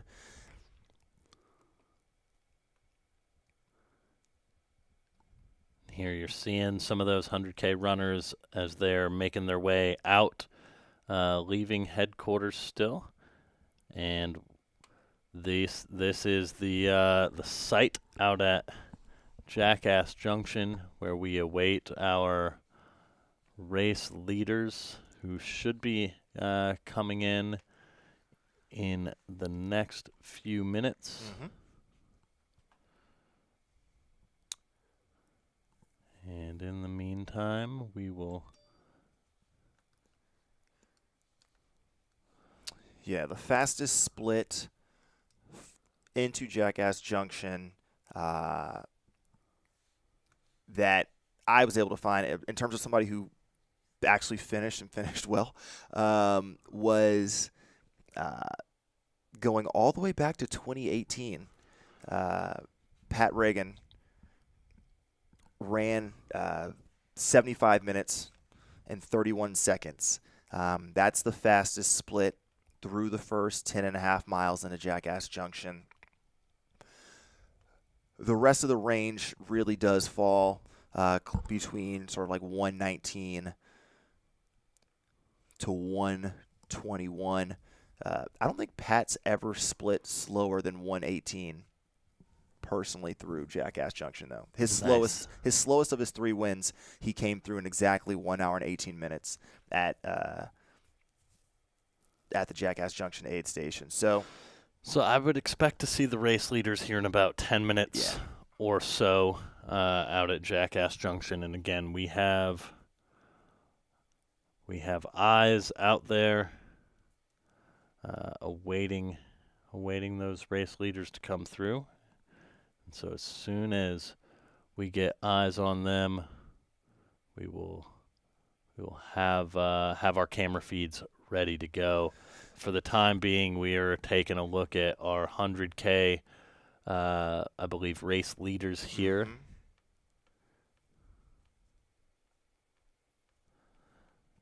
Oh, and here we go in the chat. Cheering on my brother Jonathan Brooks from Illinois. Go Johnny. Oh, there you go. Go Johnny and go Illinois. Midwest love. Always got to represent.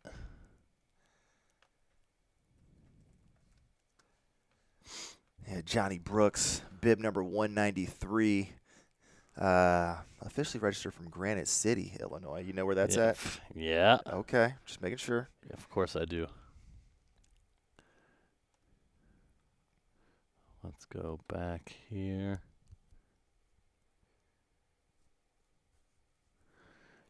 The best way I would describe Granite City to you, Skylar, is like it's kind of in the middle of nowhere, but it's also kind of close to St. Louis. So it's like Okay. that's like the best way to describe describe where Granite City is. Like the exurbs. All right. Well, it's like once you get to the Illinois side of, like, St. Louis is right on the river, right? So once you cross and get into Illinois, it's like you're kind of in the sticks again. I respect that. Okay. Yeah. I've had 2 experiences ever on the ground in Illinois. One was 7 hours that I spent in Chicago on a road trip to Division III Nationals. And the other was a road race, a 5K, in St. Louis that we literally crossed the bridge like touched the other side, and then came back. And it was the windiest experience I've ever had in a race. And I was like, what is happening? It was nuts. So shout out Illinois, shout out Midwest folks coming through. I mean, here's the thing. Flying in yesterday, the airport was slammed because this is just a great time to be out in this area of the country. Great weather. And this is the first of several big sports weekends in the Phoenix area. You got Javelina 100 this week. You got like NASCAR championships or something next week. And then Well, I mean, it's going to be a busy few months here in the Valley, right? yeah. We've got McDowell Mountain Frenzy Dude. coming up in December, which is going to Nuts. be epic. Then Super Bowl is in Arizona this year. Which, hey, just pro tip, because this caught me off guard yesterday when I was like, oh, I should probably book my hotel for Black Canyon. Super Bowl weekend. So No, what? no, it's not. You tell. Okay, you look that up and you let me know. I will. But yeah, no, it's a good time. It's a good time to be in the Valley and hang out. A lot is happening. A lot's changed since I left. But then you come here and things are quite all right in the running scene. Folks are still out here grinding. It's always a pleasure to come back.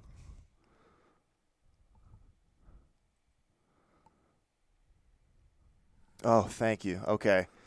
I stand corrected. Black Canyon is the weekend week after after. the Super Bowl. Cool. That's going to save my hotel cost by That was intentional. a significant amount. We're just thinking about our viewers. We want them to, be able to enjoy the Super Bowl if they choose to do so, but also be able to tune into the Black Canyon live stream in February. I mean, we won't have a Rihanna halftime show on the Black Canyon live stream, but there will be some entertainment that may or may not be of that caliber. Never say never. Lessons, you never know. Never say never, Skylar. Never say never. And we're going to actually just take a look out at Jackass Junction here again. We are awaiting our race leaders here any moment. And then we will have eyes on them. Yeah, Jackass Junction is an important location on course during the day. It marks halfway through the loop. It's a good place to just like mentally check in. It's the high point of the course. And then at night, it's a straight up rager and just a good old time. So if you need that spike of energy, gives you a real chance to sort of regroup, feed off all that energy. The volunteers just have a just ball of a time out there, and you get to carry that with you for the next 10 miles as you make your way back towards headquarters. But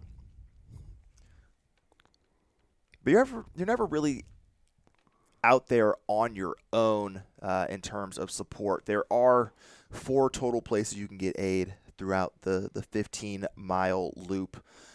You got Coyote Camp, which we've already seen, 4 miles into the loop.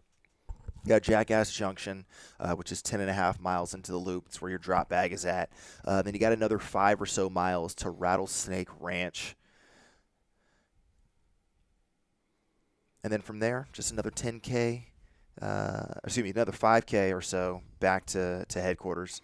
Man, about 6K from Rattlesnake Ranch back to headquarters. So you're never going too far without aid.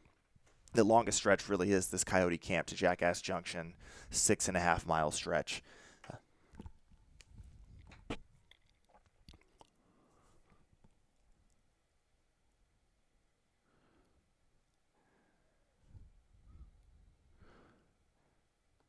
You can see back at race headquarters, one of the interesting things.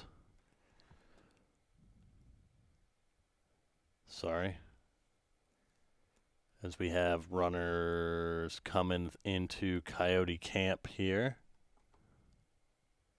But one of the interesting things at Javelina headquarters is there is a massive there's a massive course map. So when runners come through the expo, things like that, they're able to take a look at the map. We've got some incredible volunteers. Robert Lopez, shout out to him, who helps kind of guide people through that there.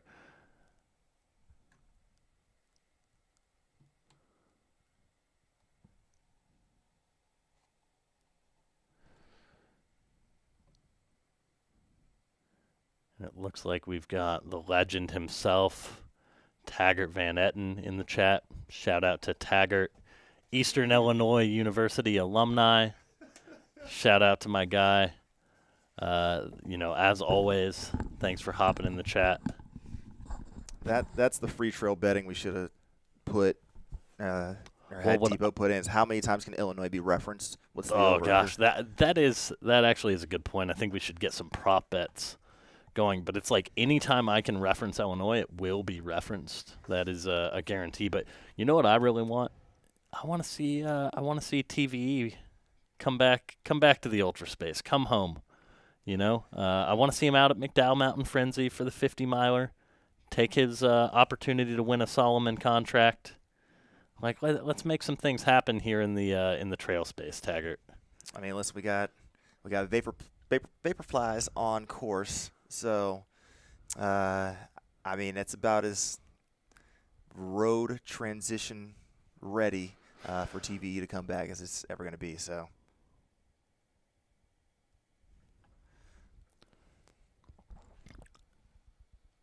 And again, for anyone just tuning in, we will have eyes on the race leaders here in just a few moments. We do have eyes out at Jackass Junction. So we've got a few different shots here as we, await our race leaders.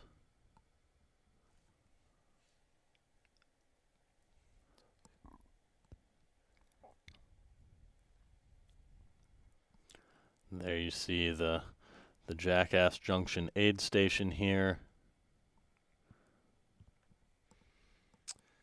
Yeah, there are a couple people specifically that I'm interested in seeing what their splits are here at Jackass. All the folks who ran here last year. So you got Arlen Glick coming back. He split about 79 minutes here at Jackass Junction. But then Jacob Pusey was actually running with Brittany Peterson in about 85 minutes through this aid station last year. Obviously, Jacob was in that lead group today, so a little bit ahead of schedule.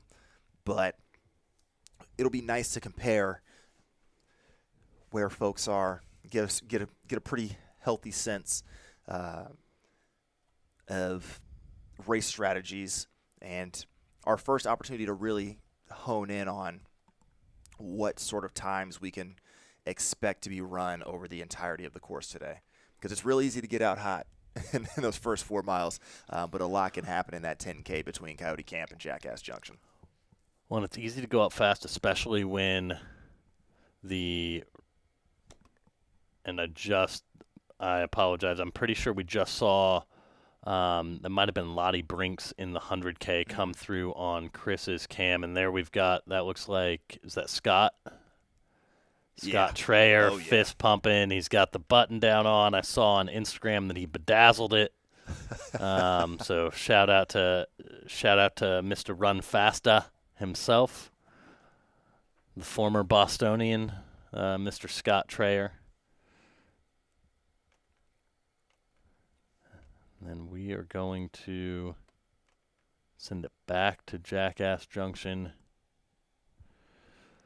We're going to keep our eyes there as we are now seeing runners coming into Coyote Camp.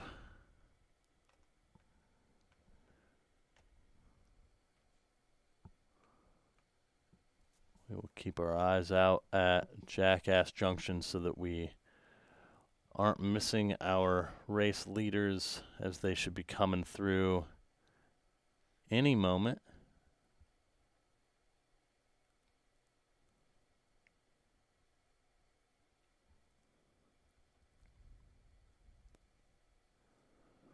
It's so awesome to see, some of these mid back of the Packers coming through Coyote Camp. There you got some horns, just having a time.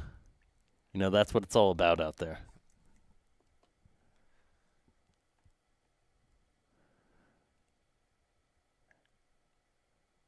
And we are going to kind of go over to Jackass Junction. Again, want to make sure that see our race leaders coming through here.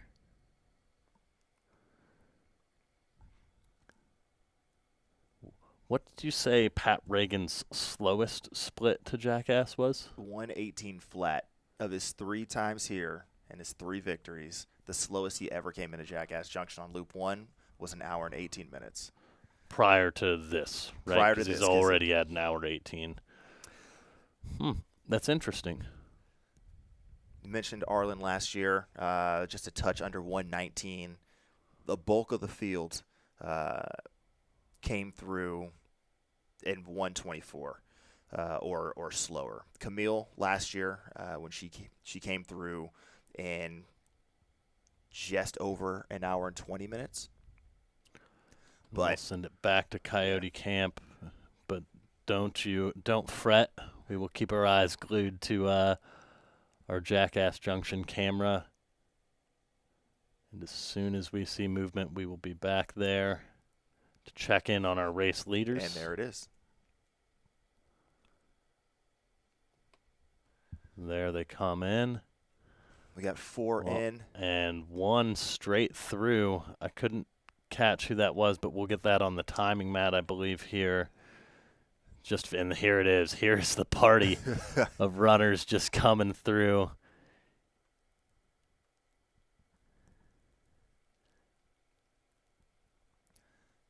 Is that Dakota? Yep, I saw Dakota in there. I saw Pat Reagan in there. Matt Daniels was in there. Speaking of people with great mustaches from earlier. Well, and speaking of people who are really fast. Also very true. But again, very interesting strategies here as we see Arlen and Pat both really taking time to cool off. Even though we are only 80 minutes into this race, taking the time, getting ice, getting wet, making sure that they're on top of business. And there they go. Brett Honig coming through. A lot going on. So who have we seen already leave? Jacob Pusey, in and out. Dakota Jones, in and out. Jonathan Ray, in and out. Matt Daniels, we saw blow through there. Alex Wright. And you're not going to believe this. Actually, you're totally going to believe this. 1 Heather Jackson, in and out. Oh, that's so awesome.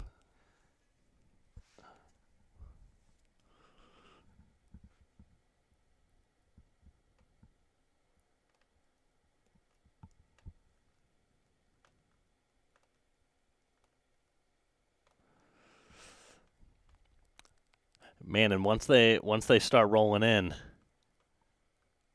then who do we have there? Blowing through the aid station. That's Manuela. Yep. Manuela Sokol in second on the women's side.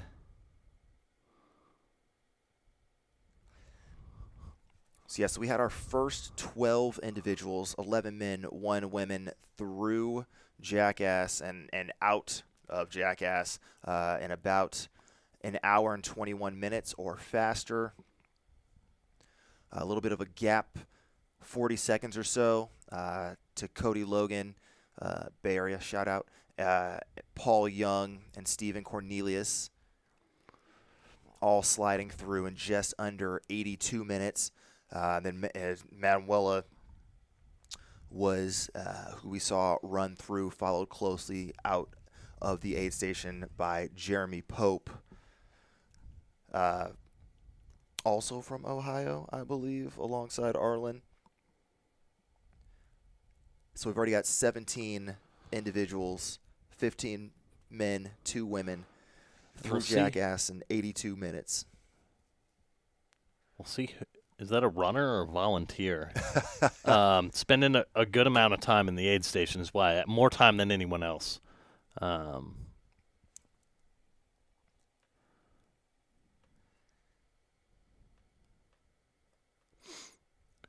Here we got runners continuing to roll in. And the next time we will see runners will be out at Rattlesnake Ranch, which we will have camera feeds for you once they get there.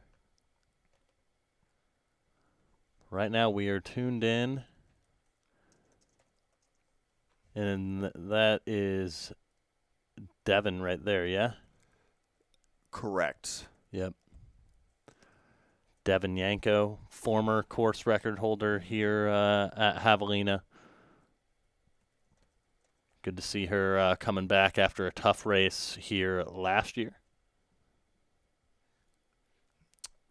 Yeah, and she went through at Coyote Camp right alongside Anne-Marie Madden and Catherine Drew. So interested to see how the rest of that group has shaken out here. But Devin currently running third female on course. And probably about 90 or so seconds behind Manuela in second place. So no shortage of entertainment already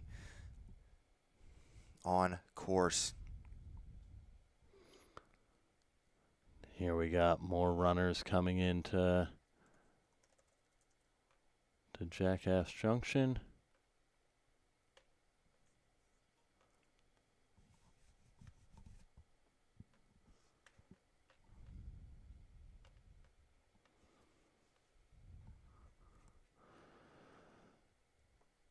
What number ladies is this that are heading out? Four and five? Yeah. Yeah, this should be that Anne-Marie Madden, Catherine Drew grouping, who had just the slightest gap on Priscilla, Brittany, Nicole, Stephanie, and Arden. So we're about to see just a whole squad of women running in here momentarily, I would imagine. And on cue, here they are. Here they come. That looked like Brittany, who came through kind of first there.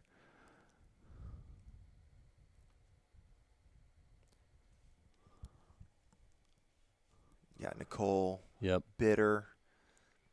And again, we're already seeing the differences in how much consideration folks are taking with the temperatures, right? We saw Arlen, we saw Patrick, a few of the other men really taking time to get wet, get a little bit of the sponge bath. You see folks that are actually taking in hydration, refilling bottles. Then you had other people who literally just jog straight through. Yep. Yeah, it'll be interesting to see how some of these early decisions impact the overall carnage. Absolutely.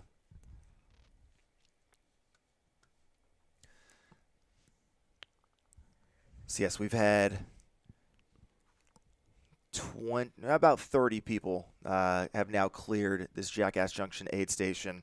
On the women's side, you had Heather Jackson, third overall, really just like running right in there in that men's pack when she left. So nothing has changed since the last time we saw her. She had about 2 minutes on Manuela Sokol. Manuela had about 2 minutes on Devin Yanko. And then Devin was another minute ahead of Catherine Drew and Anne-Marie Madden. And then half a minute back, you had that group of Brittany Peterson, Stephanie Flippin, Arden Young, and Nicole Bitter. We just had Priscilla 4G come through, and Nick Curry, the legend himself, he in is, and out. He's back there. He's cruising.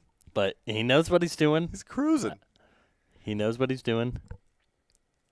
So let's talk about what's happening on the men's side. Jacob Pusey and Dakota Jones were up front there. about 30 seconds on Alex Wright, Jonathan Ray, Matt Daniels, Joe Corsione, Brett Honig, and then Arlen Glick, Christian Stern, and Keith Laverty and Patrick Reagan went out in a little grouping in terms of 8th through 11th men. Another 40 seconds back to Cody Logan and Paul Young. Stephen Cornelius just behind them. Jeremy Pope, Eli White, and Jamal Ryan all leaving in the minute thereafter. And then you got folks like George Cyrus, Nathan Moody, Bobby Harrington, all cruising. And then lying in wait, you got both Bastion Oliver Hammond and one Nick Curry. So Nick, for the record, a solid 7 minutes back of Jacob Pusey right now, 10 miles into the race. Man, it felt like a lot longer. Like, that's how many people came through, I guess, right? Yeah. 7 minutes isn't for Nick. That's not out of the – that's nothing. Yeah. You know? Chilling. But it's a matter of, what is that gap after loop 3? That'll be kind of the question, right? Is he down an hour at that point, or is he still pretty close? I mean, as we have a Scott Trayer sighting coming into Coyote Camp here. Indeed, yeah. Thinking through historically, the first loop, even though it's 22 miles, whereas the rest of the loops are 19.5 miles, it typically still makes up less than 20% of the total time that runners spend on course. So an additional 3 miles, but still less than a fifth of the total race time. Last year, that really the first 5 through, or the first 5 finishers, Arlen Glick, Ryan Montgomery, Cole Watson, Camille Herron, and String Bean, all spent really under 21% of their total time on course, just under 21% in this first loop. Looks like maybe that feed froze there, so we'll take a minute to go back to Coyote Camp. Check in on our runners here.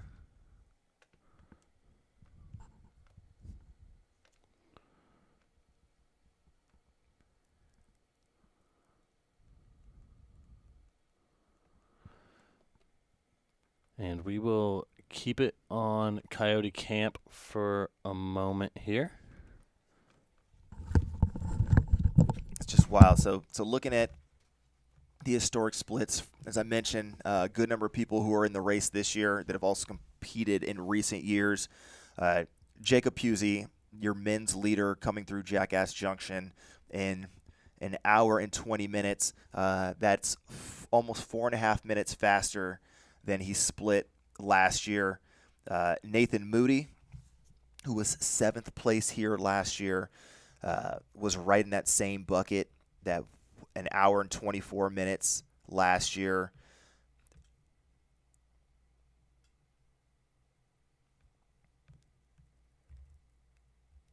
And definitely ahead of schedule.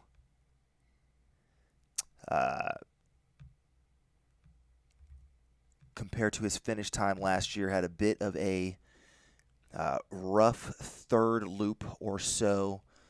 I guess really his fourth loop was the one that hurt him the most last year. Might have learned from his mistake or his aggressive pace last year. Actually came through this year 2 minutes slower than he did last year. So we're seeing folks go both directions in terms of education year over year. Brittany Peterson looks to be in that same boat as Nathan. Ran an hour 24 through Jackass last year, an hour 26 this year. So we're seeing, maybe other than Jacob Pusey, everyone else was just like, hey, let's just cruise and chill. We're going to send it back to Jackass here. Keep tabs on the happenings out at the halfway point, roughly halfway.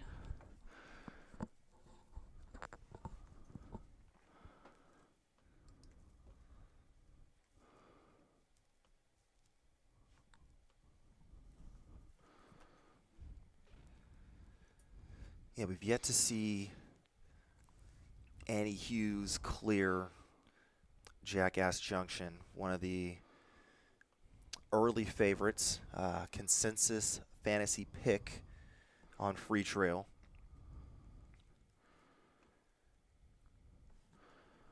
And we're going to work on trying to get that feed at Jackass Junction refreshed here while we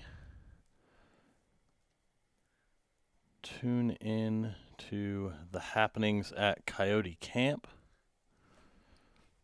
where the 100K folks definitely are streaming in. We'll send it back to Jackass Junction here, and there we go. Yeah, we just had the most difficult name in the field this year, Allegra Krashnik. Listen, I don't know. Allegra K. That's just what I'm going to call her. K. That's just what I'm going to call her. Special K. If somebody who has a Eastern European or potentially Polish background and wants to figure out and give me a pronunciation guide on that name, by all means, go for it. But here we're looking at Coyote Camp here, just outside. These look like 100K runners at this point, and runners coming back into Jackass Junction here as well.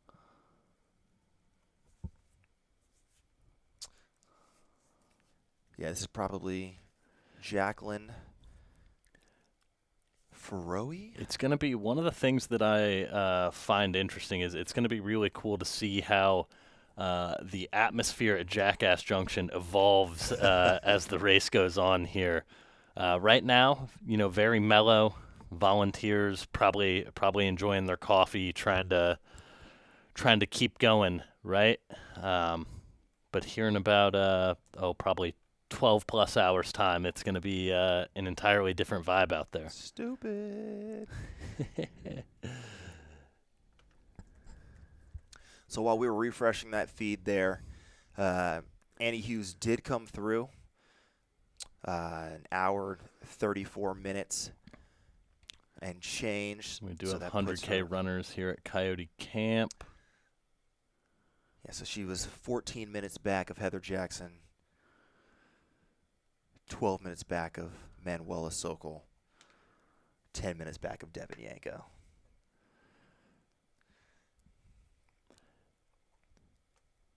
Like, that's not that far, but it, felt like an eternity, right? Well, right. But we are also 10 miles in. So to be giving up, 45 seconds to a minute per mile at this point. We got another runner coming into Jackass Junction here, getting refueled.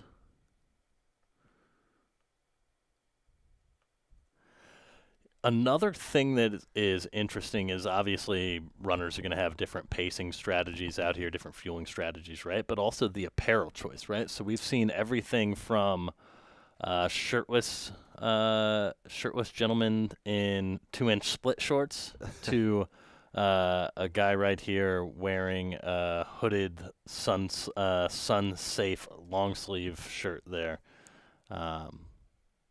So, yeah, I mean, it's interesting to kind of see the different strategies at play.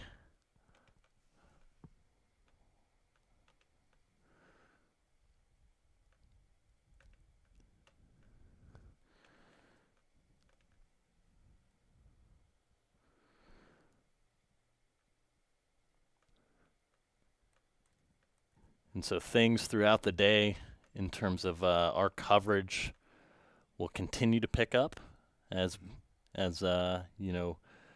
runners make their way around the course. Right now we've got our eyes on Jackass Junction, but we're also keeping our eyes on any 100Kers coming through Coyote Camp. And then we will also be keeping our eyes open for our leaders as they approach Rattlesnake Ranch. And do you have historic splits for us for Rattlesnake Ranch? When can we expect our leaders to come through over there? Yeah, let me go ahead and pop on over. So a bit of variability, as we've mentioned, coming out of Jackass Junction is where you start to hit that downhill stretch. So some people keep their foot on the gas. Some people tend to relax a bit. But for the most part, historically, we've seen our leaders come through on the men's side between that hour 45 to hour and 52-minute range. And then the women, well, Heather Jackson's going to be right in that mix. So I'm just going to say she's going to be right up in there. So yeah, we should see them coming through here at Rattlesnake Ranch in the next 10 to 15 minutes, I would say. It's about a 5-mile stretch from Jackass Junction to Rattlesnake Ranch. We've already had about 20 minutes pass for our lead men to go in and out. So things will be happening out at Rattlesnake Ranch very soon. And again, we will have our eyes out there, as again we have more runners coming into Jackass Junction. Was that looked like Brianna Grigsby? That would track, yes. We will know as soon as they cross the upcoming timing mats here.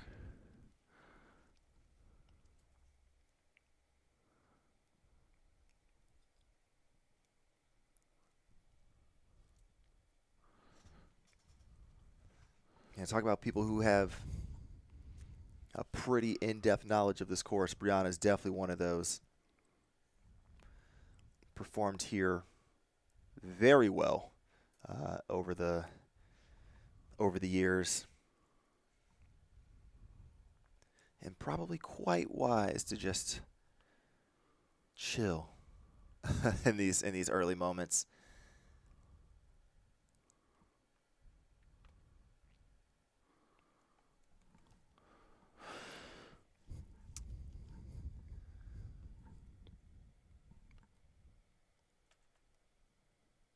Yeah, so she came through. Here we're seeing drop bag access 40. already.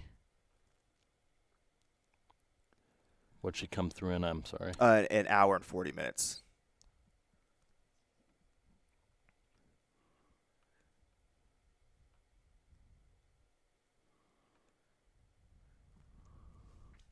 Which is not slow. I mean, historically, that would still be about 14 mid pace.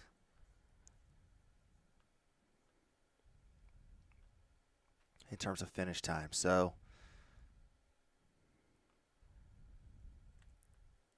I mean, Brianna's going to be sitting, 15th or so female. Not a bad spot to be if you believe that there's going to be some carnage throughout the course of the day. 17th female, exactly. Yep. And Annette Thompson was about a minute back from Brianna as well. So things are starting to stretch out a little bit. We got some tight packs up front, but again, no shortage of folks that you can run with, because we have, over 60 people have already gone through Jackass Junction at this point. And we do have eyes back at Coyote Camp here.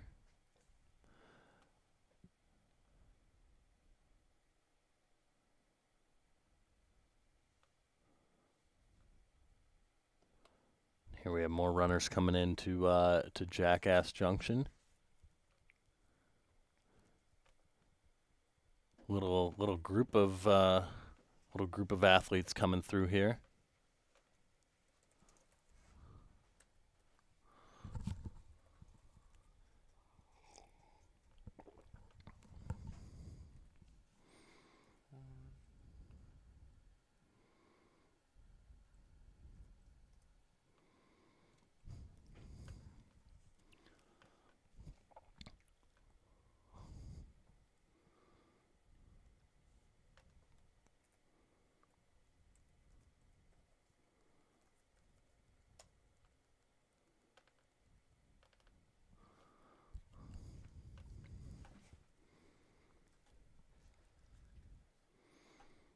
Oh, little duck shirt. I like it. I got Oh, questions. Is a that his number real of. hair? No, probably not. Is it? I don't know. That was my bigger takeaway from that. A lot of Guy Fieri energy. But yeah, definitely. But it was like super blonde, like yellow blonde, not even blonde. Listen, I don't pretend to understand the fashion choices that people make anymore. That's what happens when you coach high schoolers and you have to walk on campus. You're like, I don't get this anymore. I've lost the thread.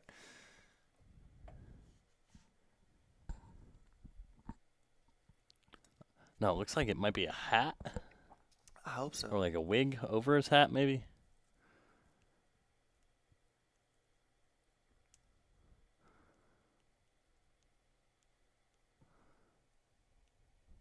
But Jackass Junction, you're seeing all of these drop bags laid out right here. Is the only drop bag out in the middle of the loop?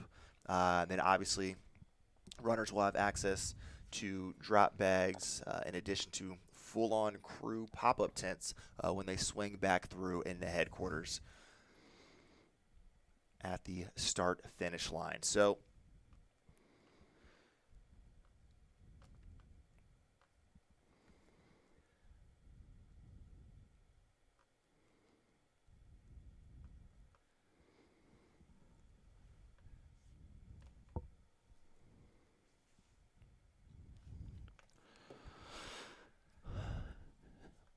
dude, I'm very I interested love that in this. all of the aid station volunteers are like coordinated here, right? Yeah, Like obviously it's a group that has decided to volunteer as a group at this aid station, right? But all of them having on the duck shirts, I think is a it's a nice touch. yeah. I was gonna say I'm very interested in how they chose this exact theme and what the story is behind it.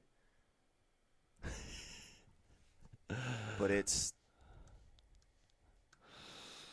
Shout out to it's Darren Hooley in the chat. That is Aaron Berger with the hair, and believe me, it's gray underneath that yellow. okay. Cool. Thank you for that. Maybe we don't have to yug his yum.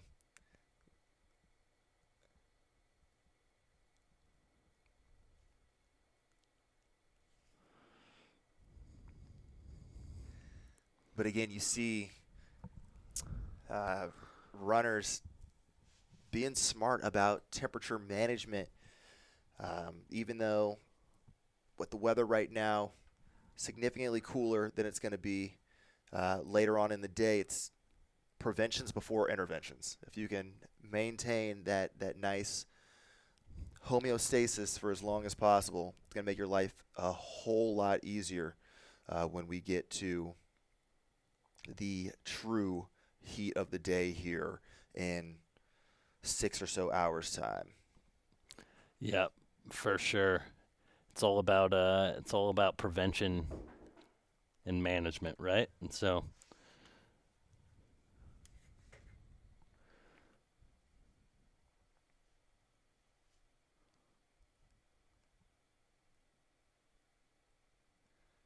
here we have more runners coming through, and again, this is a good example, right? Like we saw someone in a hooded long sleeve just a few minutes ago, and now we see folks in sleeveless shirts and tank tops, um, out there. So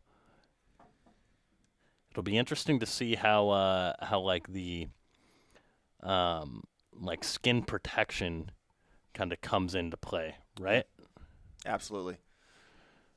Yeah, because it's not just temperature management; it's also just we've heard stories, we've seen what happens if somebody gets sunburned, and how it starts throwing off other systems in the body. And there we go. Got Jordan Camastro. Yeah, not one who's worried about sunburning today in that costume. What is that costume? I It looks assume familiar, some sort of but it also looks very devil. satanic, right? Yes. Maybe it's like a devil superhero. Dude, I don't know. You mean like Daredevil? Because it's definitely not Daredevil, but This is a good question from friend of the program, as you like to say, Aid Station Fireball. What is the fastest Loop 1 male, female has ever put down? Good So, question. men's, women's fastest Loop 1 splits. In terms of folks who've actually finished, because, I mean, you can Yep. shoot your shot early and then be out after Loop 2. Pat Reagan and his 1:15:31. Excuse me, I think his 2:39. Looking at the wrong cell there, I believe, is up there, but now you guys got me reading in-depth Excel spreadsheets, and the second coffee has not kicked in yet. Okay, his course record 2:30. On his course record run, he ran Pat Reagan 2:33:35. And I feel pretty good that that's going to be, yep, the fastest on the men's side. And then last year, Camille came through in 2:49:26. That had to be the fastest first loop split for a woman, I right? assume so, yeah. I just wasn't even. Like, she was so far up there in terms of, like, the overall field. Yep. Trying to sort out here by. And just to interject while you look at that, Yeah. John Moroshik in the chat, I think Jordan's costume is an orc. I think that's what he called it. Okay. I don't know what an orc is, so if that's what Jordan called it, then that's what I'll go with.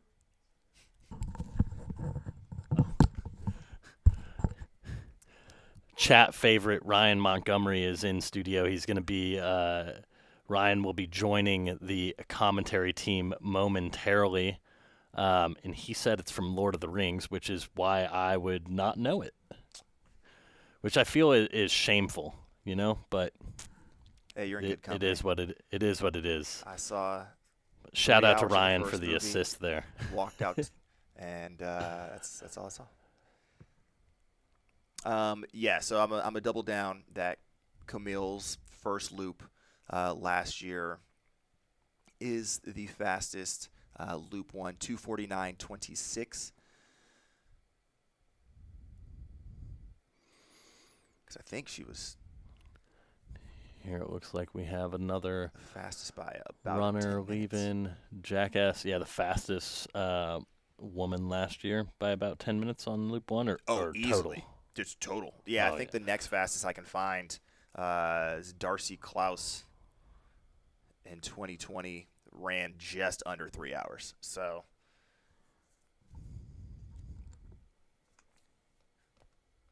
hey, Heather Jackson might be knocking off records by the time we get through this first 22 miles and be like, all right, there's a world record holder, but I can run her splits. But I actually don't doubt that Heather can probably do that for one loop, right? The question is, can she do it for the next 4? Which is like what made Camille's performance last year like so incredible. Yeah. Is like she just wouldn't go, like she wasn't going away from like, you know, the top 5 overall grouping and was just running so strong. And so that was obviously super cool to be able to watch last year. But I'm all for another year where a woman cracks the top 5 overall. Like whether it's Heather, whether it's Manuela, whether it's somebody who's sneaking in that back group, you know, looking forward to really seeing the women represent because they have definitely performed well here. Have a little bit less of that DNF issue that we were talking about earlier. So fully expect some strong second half running on the women's side. Yeah, and again, it'll be interesting this year because the weather is going to be somewhat mild relative to Javelina weather. It's still going to be hot. The sun is still gonna cook you a bit, and so there's a lot of things that come into play, but it will be interesting to see if if that more mild temperature kind of helps people take more risk and helps some of those risk takers kind of hang on a little bit more.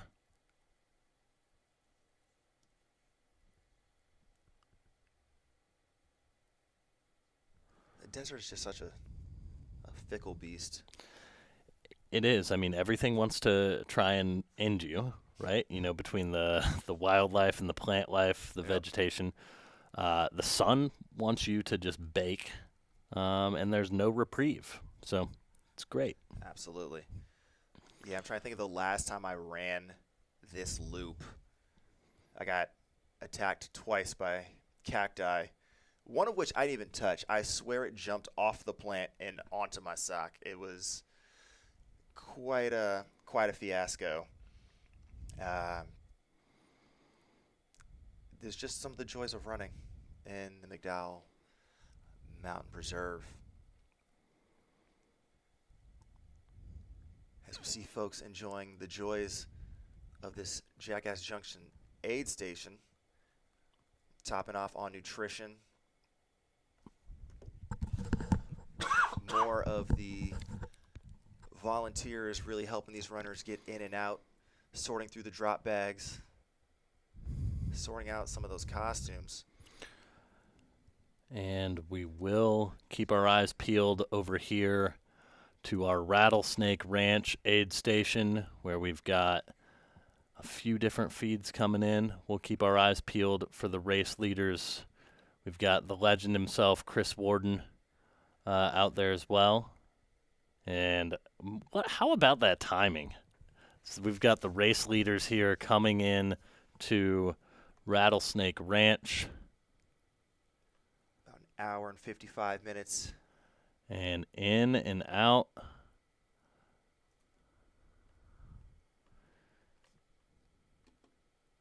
So we've got, I mean, here it comes. Here comes just a flock of runners here. Is that Heather right there? Yeah. Just absolutely crushing it. But getting that Look ice. at Like look a at how pro. many people are in the aid station, and now she's gone.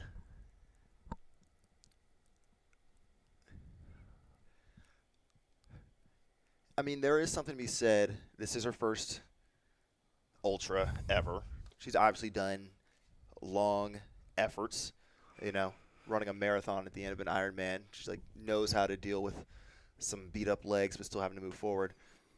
But because of her sponsorship with Hoka, probably had access to some folks who know this course pretty well. You got Pat Reagan, who we have on screen here, 3-time champion. Just call your athlete rep and be like, hey, let me get the number of any of these athletes who've run this course before. She's got, multiple prior champions she could have hit up. Maybe she got some lessons. Now, whether she can execute on them throughout the course of the day remains to be seen, but she is not holding back here as she is going to walk out of Rattlesnake Ranch with, over a minute gap on previous champions on the men's side, Pat Reagan and Arlen Glick. Yeah, I mean, she looked so strong, too, when she came in, just unfazed. And again, we will continue to keep our eyes out at Rattlesnake.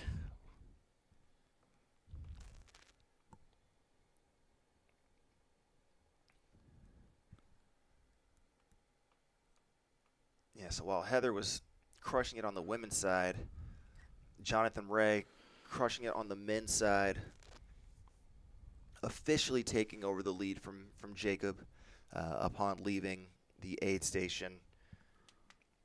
But as we saw on screen, it's going to be still pretty close among those top 6 to 8 guys.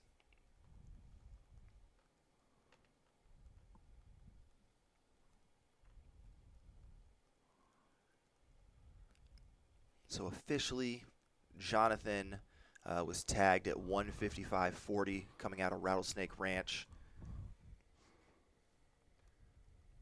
Just pretty solid, but not overextending by any stretch.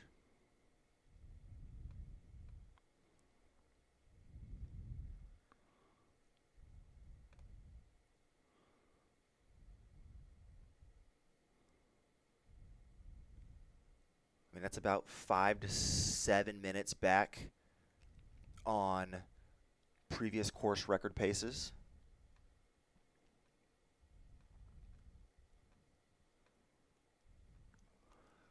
But with this negative split phenomena that we've come to see as of late, I mean, doesn't mean that a low 13 race is out of the question yet by any stretch.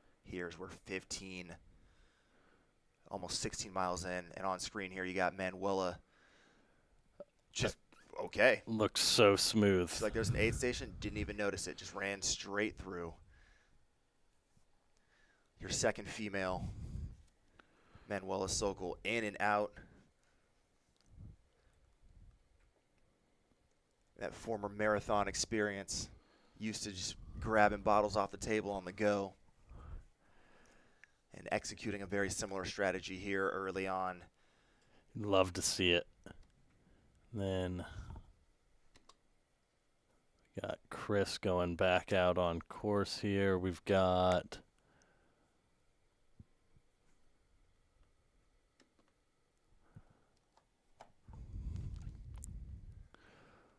we will be awaiting kind of our next runners.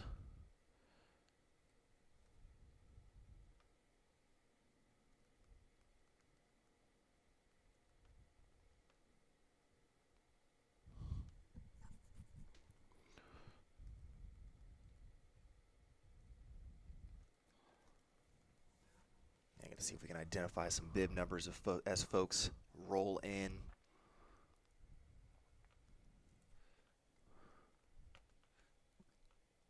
I mean, but for context on that women's side, coming out of Jackass Junction, we had our top, 10 women basically were within 6 minutes of each other. Heather Jackson had a 2-minute gap on Manuela. Manuela had a 2-minute gap on Devin. But Devin Yanko and Anne-Marie Madden in third and fourth place together. I guess Devin, and then it was a small gap to Anne-Marie Madden and Catherine Drew, who were fourth and fifth and left the aid station together. That was the start of a significant women's pack where we had 8 to 10 women within 3 minutes of each other. So we'll have to see if that spread is maintained, as we expect most of those women to roll into Rattlesnake Ranch here momentarily. And on the men's side, we had 10 guys within 40 seconds of each other. So unsurprising that we saw somebody roll through as, Devin Yanko. Devin Yanko coming through there. On cue, starting what will likely be a wave of women coming in. And she is off, and I am going to swap out. We're going to bring on the legend Ryan Montgomery onto the broadcast here. So he's going to take over for me. I'm going to move over and help make sure stuff doesn't break, I guess. And Skylar and Ryan are gonna lead the show here. So no pressure. Now, thank you, good sir.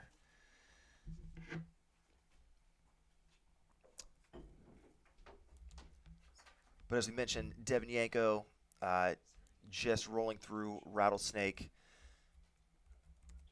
and a good number of the women should be preparing to roll in here momentarily. So top 3 women through, and looks to be at least the top 10, if not top 12 men have rolled through as well. A bit of a change in the order of things. We did see Jonathan Ray, who was in that front group just behind Jacob Pusey when they left Jackass Junction, has resumed leading duties. Jamal Ryan was coming through sort of at the tail end of that group, but closing down that gap. So still a lot to unpack on the men's side. And these different strategies, folks who are really taking the time to relax, rest, manage their temperatures, versus those who've just been blowing through these aid stations. We'll see very soon how that plays out. But we got the one lone time they have to do was at Escondido on this Loop 1 section. So we got 5 or so miles, actually 6 miles between Rattlesnake Ranch, as we see here, and coming through headquarters that first time. Also, hello everybody. This is Ryan. I'm here on the live stream now. I'm orienting myself. There's a lot to look at here, so it is there's a lot going on. I wanted to make sure you were settled in and ready to rock, but dude, how you doing? I'm doing well. Last night I stayed with Matt Daniels, who's out in the course right now. And he woke me up at 4 a.m. and I was like, oh gosh, it's so early. But I'm on coffee number 2 already, so it's really good to be here. Yes, I was late to call time because I had to make sure that I went and got the big travel size coffee box. So you and any of the other 7 people that are going to be coming through the studio, do feel free. Yeah, stay caffeinated, right? It is. It's a different beast, right? Because this time last year, you were out here on course, actually pretty much having rolled through Rattlesnake Ranch at about this time. Yeah. And now you get to relax in the air-conditioned studio and take it all in. And see it from this point of view. It's such a different lens. But I'm just so excited for everyone that's out there. For everyone that's watching, I feel like everyone can sense like the spirit of Javelina, which is we're all here to have fun, to enjoy each other's company, suffer a little bit, hopefully, to make it a little bit interesting. But I just know like how stoked everyone is. And also because last year was the first year it was a golden ticket race. This is the second year that Javelina is a golden ticket, and there's just so much more competition. I think there's like much more, exciting hype around the competition. So it's just really exciting to see the stoke level right now. Absolutely. Yeah, I mean, you had the fortune of coming out last year. First year is a golden ticket race, but by the time everything was announced, some folks had sort of sorted out their race schedule for the year. Mm-hmm. This year, folks knew it was coming down the pipeline, and they could prepare Exactly. for it. And that's probably why we're seeing such a deep field on both the men's and women's side out there today. But based on your conversations with Matt and others, are there any special storylines, any folks of interest that are sort of piquing your interest as we watch the race unfold today? Well, I think there's just a lot of like new, interesting people today. Like, Heather Jackson is crushing it in the moment. And also the first, I'm still like catching up on the history of Heather, but, professional triathlete. And is this first 100 miler for Heather or first ultra? First ultra. That's why I just love ultra running. It's just like a mix of all these interesting endurance athletes. And so I'm really excited to see how Heather plays out today. I think, from my experience in 100-mile racing, there are people that can show up and perform really well, but it's almost like you need to have some background or context in order to perform incredibly well in some of these races, especially Javelina, where there is no break time at Javelina. Like you just, as we've been watching on the live stream so far, people just, you have to keep running. Exactly. There is no time to stop. And so I think if that's like a new strategy of racing for you, I think it can really eat you up later in a race. But who knows? Like maybe they are prepared for that. So that's why I'm really excited to see like how Heather executes today. And then as we've been seeing in the men's field as well, there's just like a very large group in the front pack right now. So I'm curious to see what happens after lap 1, lap 2, to see how it all pans out and like where we see people falling. Yeah, it's interesting you mentioned that, because as you were saying it, we literally saw Nick Curry and Casey Lichtide coming through Rattlesnake Ranch, two grizzled veterans of this event who know very well the dangers of going out too hard. And so to see them coming through about 2 hours and 8 minutes through Rattlesnake Ranch, that just under 16-mile mark, and already spotting, 13 minutes in Nick's case to Jonathan, and probably pretty close to that for Casey spotting that to Heather Jackson. Being smart, just really slow rolling this early section, and hopefully trying to be the hunter and not the hunted. Yeah, that's always such a better position to be in. I know the ultra marathons that I've ran where I was being hunted. It's not a good position. Some people thrive in that arena.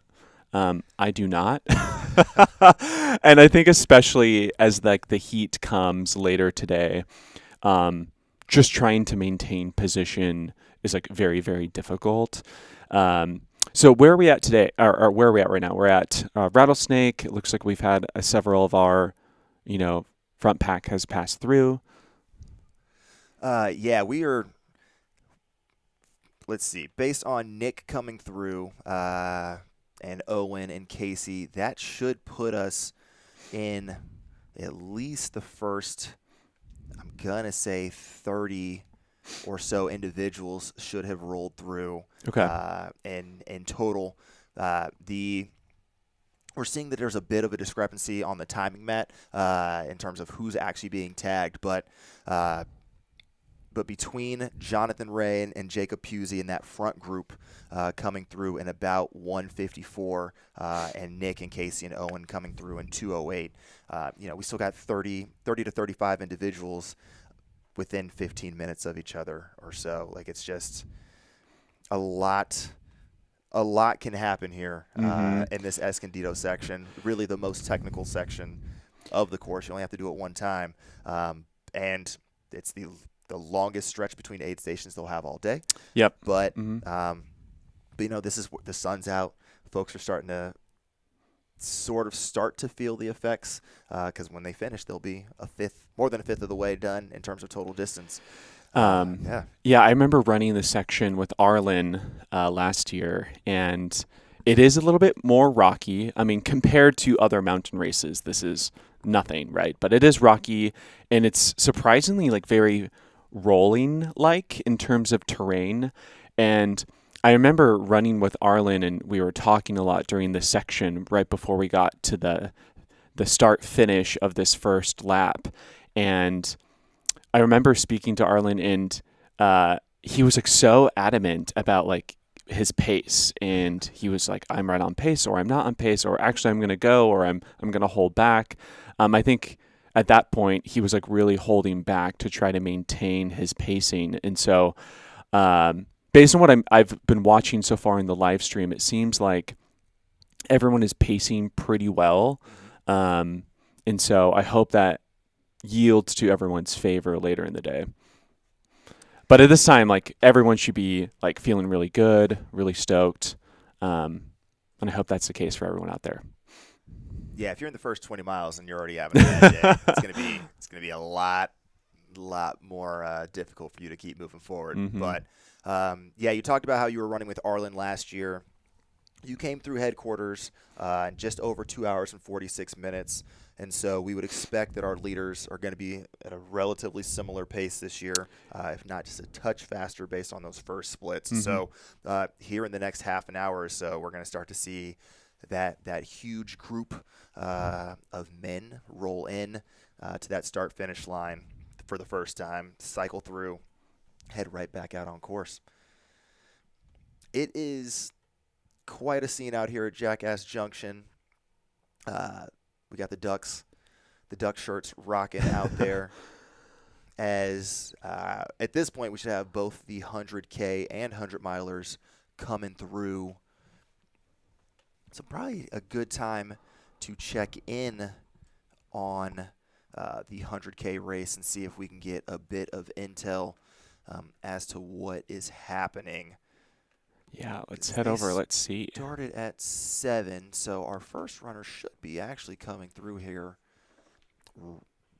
momentarily. So in that 100K race, back at Coyote Camp, 4 miles in, Aubrey Meyer was in the lead alongside Dante Godinez. And Scott Schreier was running third male. We saw him when he came through in his classic patented sort of cut off collared shirt. Mm-hmm. And then on the women's side, we had Sarah Ostaszewski in first place for the women, about 15 seconds up on Lottie Brinks. And then Rachel Norfleet was in third. Go Rachel. She's actually an athlete that I coach. So There you go. go Rachel. Holding it down. So yeah, the 100K definitely in full effect. What I always appreciate about the 100K as well is historically, if you look at the top 15 to top 20, it's almost completely an even split of men and women. Mm-hmm. And so it's always a race of like which, who's really going to be the overall podium contenders in the 100K. Yeah, and our first female, Sarah, is right there in third position. So really doing incredibly well out there so far. Absolutely. Yeah, we have 5 folks who went through Coyote Camp in under 30 minutes, and 2 of them being Sarah Ostaszewski and Lottie Brinks. So definitely in the mix. The 100K also tends to see some of the most epic blowups in our experience. Just because, hey, you only got to go 3 loops, it doesn't seem that bad when compared to the 100 miler. But then when it happens, it goes Also, nuts. I feel like we should acknowledge Camille is in the chat. Hi, Camille. Welcome. Yep. So, yeah, we do have one Billy Yang who is also in this 100-mile field. And he came through in a solid 25th place, running a smart pace early, 37 minutes and 46 seconds. So just bopping along, having himself quite an enjoyable time on what is a significantly flatter day than he had around the mountains at, what do you run, OCC? CCC. Yeah, I think so. OCC. Yep. Back in April. Or not April, August. Told you, caffeine is not kicked in. We need to get you a 5th cup now. But back at Jackass Junction, speaking of the 100K, Aubrey Meyer, Dante Godinez just went through our 2 leaders in just a touch over an hour and 16 minutes, which means we should see the likes of a Scotty Trayer, a Sarah Ostaszewski, and a Lottie Brinks coming through here on our screen.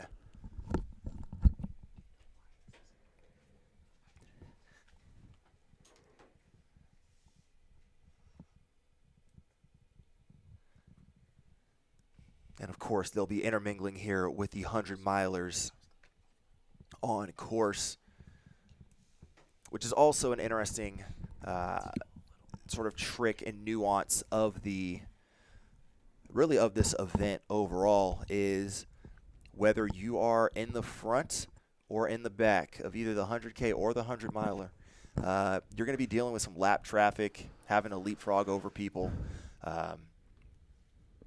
Which means you can sort of hide a bit. Yeah, just a little bit. So it looks like we're looking at Jackass here again, and wow, it looks like so fun. Also, we're about what 8:18 in the morning, so even though it's still early, it is once now that the sun's up, it is getting warm. So I hope that we'll see some of these runners like put ice in their hats and start to cool down and be on top of that, because being on top of that is, I'm gonna say, paramount.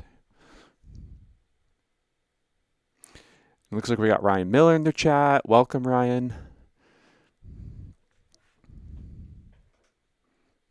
Just a good old party out in the desert. And yeah, and that's the thing. You can see from this shot, it's not just a matter of the heat. It's the total exposure. Like there are no trees. There's nothing you can hide under or hide behind. You really got to take it upon yourself to find ways to stay cool. As we just saw a few of our men roll through the screen there before heading to the drone shot. And you're seeing the difference in apparel. You got T-shirts, you got tank tops, you got people who are shirtless, and you got like full long sleeves and hats. And it's just, you see it all, right? You see literally everything out there. I just hope they have an SPF strategy. Yeah, to your point about the exposure, I was out there yesterday. I did a loop, one of the 19.4 mile loops yesterday. And even though this weekend isn't as hot as it has been in the past, like the wind plus the heat and the exposure, there's no hiding from it. It does take such a toll on these runners. And you might not feel it this first lap or even the second lap, but I remember when I was running Javelina last year, it was like after that third lap, the exhaustion and the heat exposure, fatigue like really sat in and like really was starting to affect me. So again, like SPF strategy, and also like heat mitigation. Oh, looks like we have a mountain biker on course. In for a lot of stop and go for that biker today if they're trying to go through the Yeah, trail. exactly. So you bring up a good point around sort of that third loop is when things set in for you. And you're somebody who ran 13 and a half hours. What do you think was a lesson learned? How early do runners need to start taking precautions? Can you wait until the third loop to sort of throw on a different SPF shirt to cool down? Or, is it the second loop where you have to start doing little things because they add up? Like how aggressive do you need to start planning for these things, and how early do you need to? I mean, once you get too hot, it is like too late. I mean, you can come back from that. Looks like we're here at, is that that's Scotty Trey there. Right there at Jackass Junction. It looks like he's taking his time. Exactly. He's cooling off. He took time to fill up his bottles, getting wet. Like, see, this is like a really good strategy right now, even though it's not as hot. But I think, especially with the shirt he's wearing, I think it's gonna keep him like wet for a while, which is great.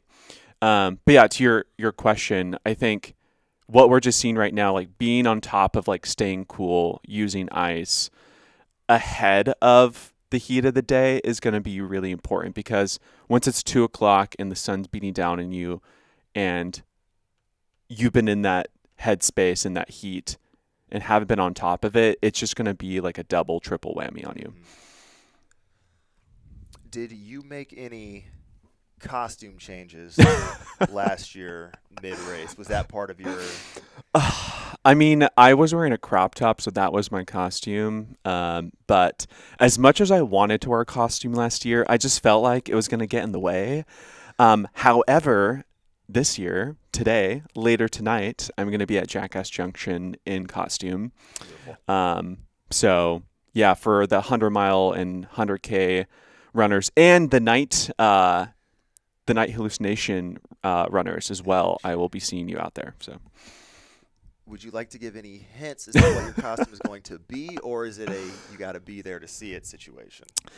I mean, I can't reveal it all. I'm sure I will probably share it on Instagram later today, but It does involve a speedo, and it involves an illumination of some sort as well. Okay. Well, if that's not a tease, I don't know what is in multiple senses of the word there. So look out for that on Mr. Montgomery's IG. And hey, if you're out at the park tonight, maybe worth bopping on over to Jackass Junction. Have yourself a shot of Fireball. And see I will what happily give you a shot if you're open to it. Everything with responsibility, of course. So we are looking out on course. On the 100K side, we saw Scott Traer go through in third place, about 5 minutes back on our lead men. We are still awaiting our lead women in the 100K to come on through. But between Sarah Ostaszewski and Lottie Brinks, two folks who know this very well, this might actually be Lottie right there. Well, look at it. They're moving really well. Just up and over. Here we go. Keep going. That's awesome. So we seeing the Austin resident take off out of the aid station, holding it down after a great performance last year in the 100-mile, dropping down in distance. Maybe so that she also has the luxury of going to hang out tonight. Maybe, yeah. Everyone just wants to come party later, so. I don't like that plan. I don't. I see your smile. I see it. You're a little jealous. It's fine. Listen, all right, I might have to drive to the park tonight and get weird, okay? I thought this was going to be the year I finally got some rest at night, and I might have to change plans. So I mean, you've already on your 5th cup of coffee. Like, why not just make it 20 by tonight? Okay, see, here's the thing. Last year, you wouldn't know this because you were racing, but I was on the morning shift of the live stream, went to a concert, and then DJ'd from midnight till 6 a.m. and just, like, didn't sleep in the middle of 80 of that. So I was up for, like, 32 straight hours. How did you stay awake? A lot of coffee. And then luckily when I'm DJing, like, I have a loudspeaker in my ear, which helps. But it was an ultra in its own right. And so hence why I was like, this year I'm going to actually relax and get to enjoy some sleep, some recovery. But you might have just convinced me to drag myself out there. All right. Well, I'll save a spot for you underneath the disco ball. All right. Look at these runners coming through. They all look super happy. Looking good here.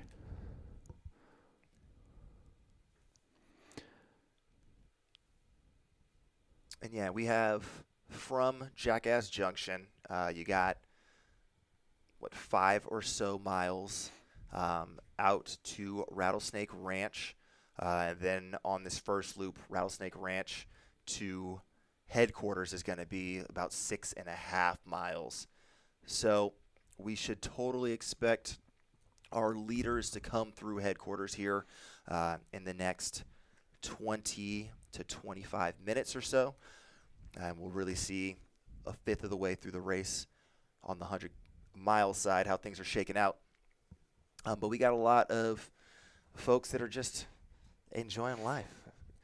A lot of individuals we expect to take the full 30 hours and dance with those cutoffs, just embracing the entirety of their experience around the Pemberton Loop.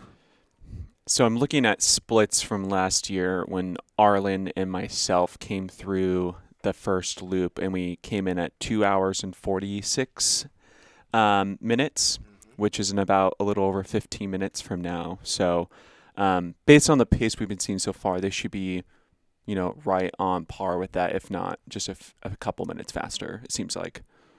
Yeah. No, I think that's... But then again, who knows what's happening out there? We don't know. We might have them here on camera here shortly, too. And so the question in the chat around international runners, and if any of them are expected to podium this year. Incredibly deep field, so it's kind of hard to sort of game out who will podium. I think Manuela on the women's side still has Belgian allegiance. Mm. Ran for Belgium in the Rio Olympics. So I assume we can qualify her as an international runner. She is likely the current most likely international athlete to podium. And they ran 2 years ago Tarawera, the 100K, and won it, which is awesome. And also ran in the Rio Olympics. Yeah. Is that correct, in the marathon? Correct. So didn't actually dig into this. Is this Manuela's first 100-mile? I think so. So, as with all things, 100-mile racing, it's a game of troubleshooting and problem solving. And so it'll be interesting to see. She's doing well in second place right now, just a few minutes back of Heather Jackson. But once she gets into new uncharted territory on loops 4 and 5, what is that going to spell in the heat of the day with all the efforts we were talking about that folks need to undertake? This is a different beast for her. So we'll see how she fares. That's so cool. Like, two athletes that have never ran a 100-miler are here leading the race. I'm like so optimistic for them both. Again, who knows what's going to happen, because I remember my first 100-miler. It did not go well after 100K. So, but that this is the exciting part of a race like Javelina. Yeah, and with Manuela, on paper her road pedigree is pretty close to Camille Herron, world record holder, and also a stud 2:30 mid-marathoner. Yeah, I think Katie in the chat mentioned a 2:37 marathoner, which is exceptional. So. Yeah. And so we would expect that she has the wheels to run these flatter sections or slightly downhill sections well. But it's how do those wheels hold up 67 to 100 miles?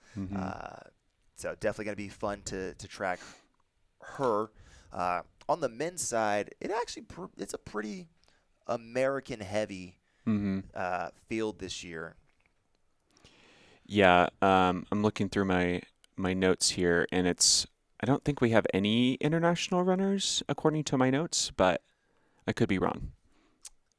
In the elite field, folks who would expect a podium, I believe that's the case. Definitely have some international. Oh, in the overall field, yes, correct. But in the elites, I'm not sure about that. And here we're looking at, I think this is at Jackass, correct? Yeah. Also, I love this point of view because this is right before you come and drop down into Jackass Junction aid station, and after this rolling terrain uphill from Coyote, it's just kind of a grueling grind for a little bit, and then you see the tent and you're like, wow, yes, I made it to Jackass. So I imagine the energy level at this point on the live stream is really exciting for them. You've gotten the whole joys of sunrise. You're definitely warmed up at this point. You got your legs under you, and now you're just appreciating the views. You're about to get that great energy from those aid station volunteers, especially those duck shirts that they're rocking currently at Jackass Junction. No, maybe I should get a duck shirt and incorporate it into my costume later. I have so many questions about what this costume is going to entail now. It's like illumination. I'm like, but how's that going to work with the ducks? You know what? I'll wait to be surprised. I have to have a little bit of a hook and curiosity for people, right? I get it. Hey, I get it. It's like, yeah, my costume is somewhere here in the studio, but we'll see if I break that out or not. So this point of view that we're looking at, this aerial shot, is this? Yes, this is a drone from headquarters. And so we're looking at our leaders approaching that first time through the timing mat, wrapping up loop one. Loop one being the longest of the loops here, a little over 22 miles. So when they come through, they're more than a fifth of the way done. And you can see that it's not slowed down. No. Also, can we just acknowledge this shot? This is amazing that we have the connectivity, number one, but also our drone flyers that are showing our front runners right now. This is just such great like technology that we have available now that we have this. So this is a section like coming in back to the start finish area of loop one. You kind of go in and out of the hills here on this section. And it's a kind of a grinding uphill, and then you grind downhill, and then you grind back uphill again. So that's what we're looking at here. And are you able to infer like who that is? I know I can't really see faces from this shot, but Yeah, I'm trying to tell by the colors of jerseys, but the shadows are making it a little difficult for me. It's like I know that Jacob Pusey and Jonathan Ray were up there. I think Brett was also in the mix of that first group, but from this exact angle, I can't tell.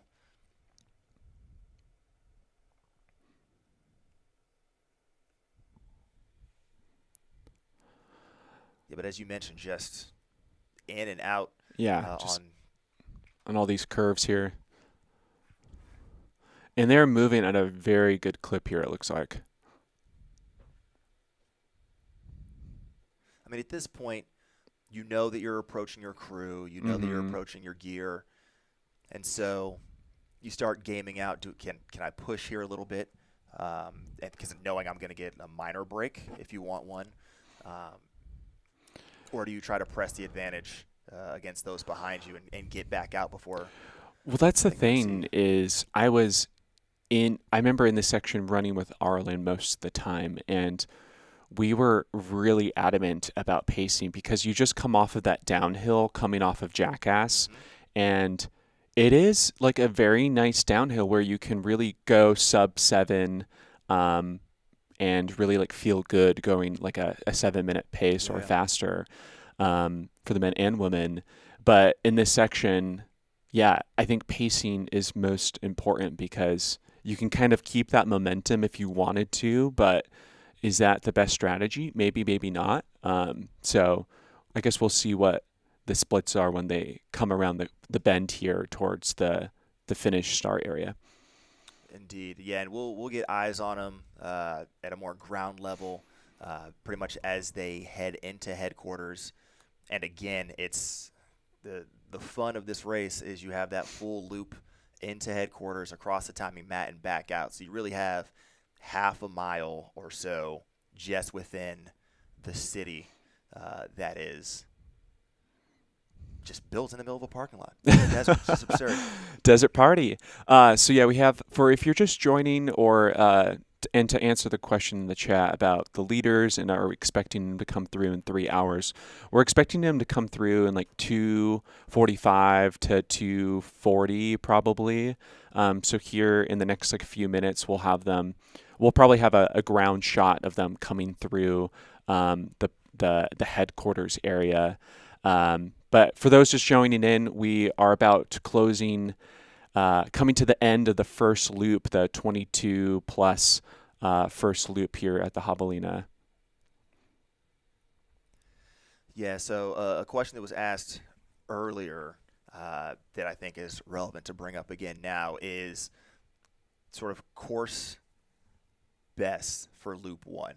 And on the men's side, Pat Reagan, in his course record run back in 2017, ran 2:33.35 through this opening loop. So that's the fastest we've ever seen. We've already eclipsed that. We're about 2 hours and 37 minutes in to the race at this point.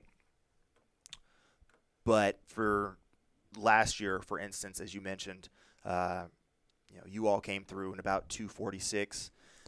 Camille came through in 2:49. Yep. So people have gotten wise. You don't have to go out very hard in this first loop and then just try to hold on for dear life. Folks are really committing to the more even or negative split strategy, and it looks like even though these guys are grooving along right now, that they have learned more from the past couple of editions of this race than sort of the 2015 style of shoulder blow up? We've definitely seen that a few times here at Javelina. I love you, Tim Tollefson, so much. Love you. But I remember when I was preparing for the Javelina 100 last year, I remember talking to Tim, and it was also his first time running a flatter 100-mile race. And I think he definitely had some struggles later on in the race because he took it out too fast. And so, yes, I think people have learned from other friends' mistakes in the past that, pacing is one of the most important strategies here at Javelina because, again, there is really no time to take a break. There are no uphills like at a UTMB where you can recover essentially or give your legs a break with the variety of terrain. It's just a grind the whole time. In terms of the normal loops 2 through 5, what was the section of course where you sort of had to mentally lock in the most to either control your effort and back off, or maybe lock in a bit more like, oh, I'm bleeding time here where I probably shouldn't be? So honestly, I think one of the most difficult sections of this race is between Coyote and Jackass. It's that 6.5 mile section where it's a rolling terrain net uphill. And I think that is a section where it is the farthest part of the course. It's extremely exposed to sun. And it's also the longest section, I think, on the course as well. And because it is like a net uphill, like laps 3, 4, and 5, it really is quite difficult. And even though it's quote unquote flatter, it feels like you're running up a mountain at times. At least from my experience running this last year. And so I think if you can really execute that section well, I think later on in the race, if someone else is struggling, I think it's a great opportunity for you to move up in position. And I also think it could be the downfall for some athletes that don't approach that section well or go into that section being conservative or, mentally prepared for it. Yeah, I mean, that makes perfect sense. Also, all of our aid stations are pretty well stocked and whatnot, but Coyote Camp normally is the one that it feels like, and you can probably attest to this, whether it's the case or not, Coyote Camp seems to be the one that most people blow by the fastest because they think, I was just at headquarters, I just saw my crew, they feel like they have everything they need, and so they don't take on as much. And then, as you mentioned, it's the longest stretch from Coyote Camp to Jackass Junction, then all of a sudden you find yourself in a spot of bother and potentially, again, bleeding time or not having everything you need to get through the back half of that course. That's a really good point. I think throughout the day, seeing like who takes their time at that aid station or not, I think will determine interesting outcomes later on in the race. Yeah. I can't remember who it was. I want to say back in, what was the very hot year, like 2017 or 2018? Like there were a significant number of drops at Coyote Camp. It was just like, you just left headquarters. It's an interesting place to drop, but, oftentimes if you can't take care of yourself, all of a sudden you find yourself in the loop. You're like, do I really want to do this for another 15 miles? Let's just bag it here. So. All right. So back here on the live stream on the camera, it looks like we have a squad of 3 runners here at the front. And if I remember this section correctly, this is one of the last little curves before you drop into a ditch, a little wash, and then that spits you back out at headquarters. So looks like we're going to see them come into headquarters here in just a couple minutes. Absolutely. And as you mentioned, some of these just like grooving downhills, and they are just letting gravity do the work. Yeah, at this point, one of this particular section, you can just float down right now. So with respect to headquarters strategy, I was talking to Matt earlier around the notion of, do you see your crew on the way into headquarters in the quarter mile going in? Do you see them coming out? Was there a thought process that you had last year about when to engage with your crew, or do you really just hit them up twice and say, as you're going in, hey, this is what I need, and then just snag it quickly on the way out? Um, I think it's a good strategy to, if you have like a bottle or a pack, like drop that off to your crew, go do your the lap at the start finish line, and then hit them again to pick it up, just to be super efficient. So I think in the future, if I run this race, I would get a position that's like one of the first few tents that you would hit as a runner, because last year my tent was right by the start finish line. Mhm. And so there really wasn't a lot of time for like my crew to like fill up my bottle or to like get ready for me, because I couldn't like communicate until I was like right there at the start finish. Yeah. So Pro tip. yeah. So all right. Oh, And here who we is are this? in Is this headquarters. Poozy? Oh, yes, it is. Mr. Jacob Pusey himself coming through the timing mat, wrapping up loop 1. All right. And coming in 2 hours and 44 minutes, which is just under, a couple minutes under Arlen's split from last year. Like you said, Arlen split like you weren't right there. Arlen and my split. And who's that? I couldn't see. Was that Arlen himself? Potentially somebody in a long sleeve, it looked like. Looks like Jacob is going shirtless, which, again, SPF strategy, Jacob. But, I mean, very on brand for him, so I get it.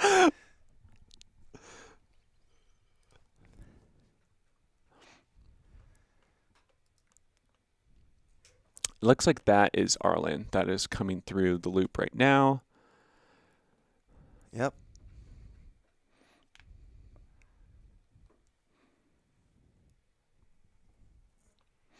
So we got Jacob.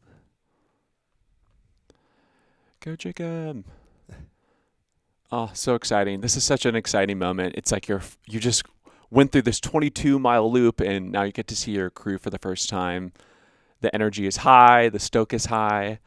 And this is really where I think you start to find kind of your flow in your positioning in the race and start to feel out the other competitors. There's Matt Daniels coming through. Good job, Matt.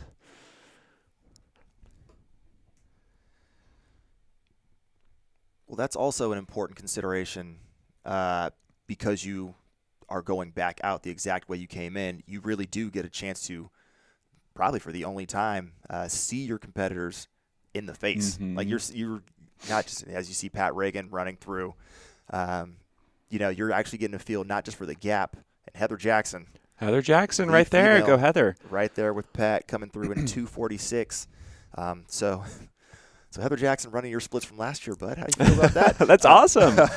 Go, Heather. I mean, if we get another course record from a woman, like that would be amazing today. So we'll see how Heather continues to execute throughout the day. Yeah, look at this flow, just like the control that that they have. This is so awesome. Also, I love this shot. It just gives you such a good perspective of what it's like being here at headquarters at the Javelina.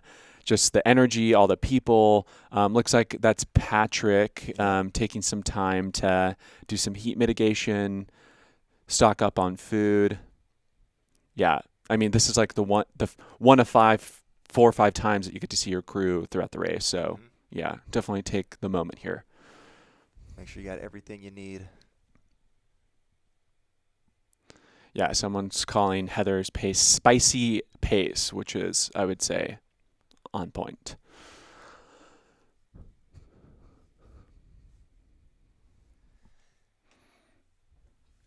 Yeah, but this stretch through headquarters, wide enough for vehicles and, folks going both directions. But you get to see all of your competitors. You get to see everybody and their crew strategy.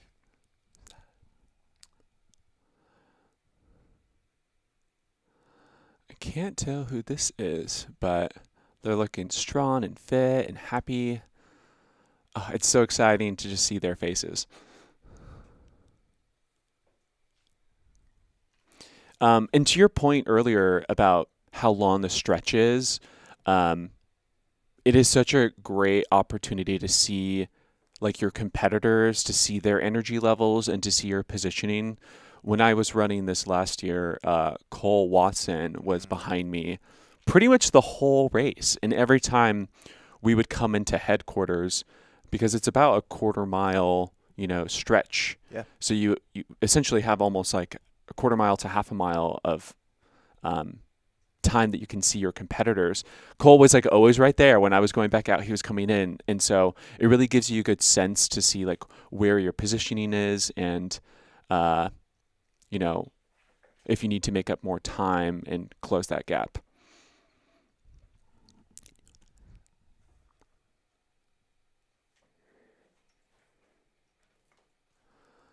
And we've talked a lot about skincare in the mix, and definitely, prioritizing that here.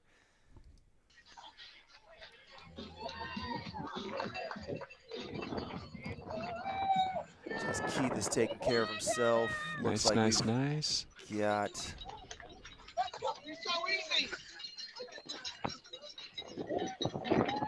We can hear the cowbells there. Oh, so exciting. Fitting that they were in cow costumes. Support that.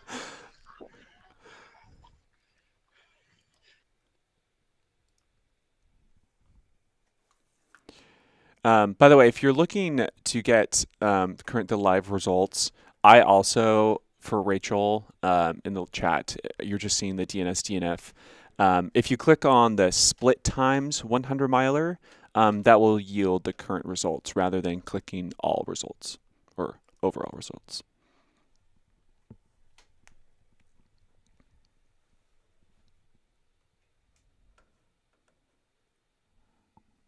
Yeah, so far, I think we've only seen Heather come through on the women's side, correct? Okay. Yeah, she was about 2 minutes up on Manuela at Rattlesnake Ranch, so would anticipate seeing Manuela coming through here soon if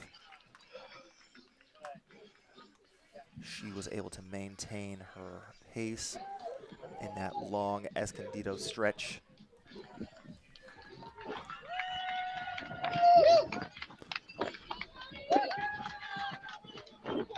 And then on the men's side, we saw Jacob Pusey coming in. Jonathan Ray. We've seen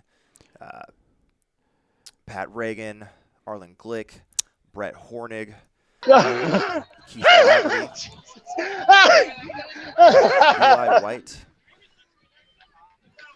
Cody Logan, and now Paul Young having rolled through.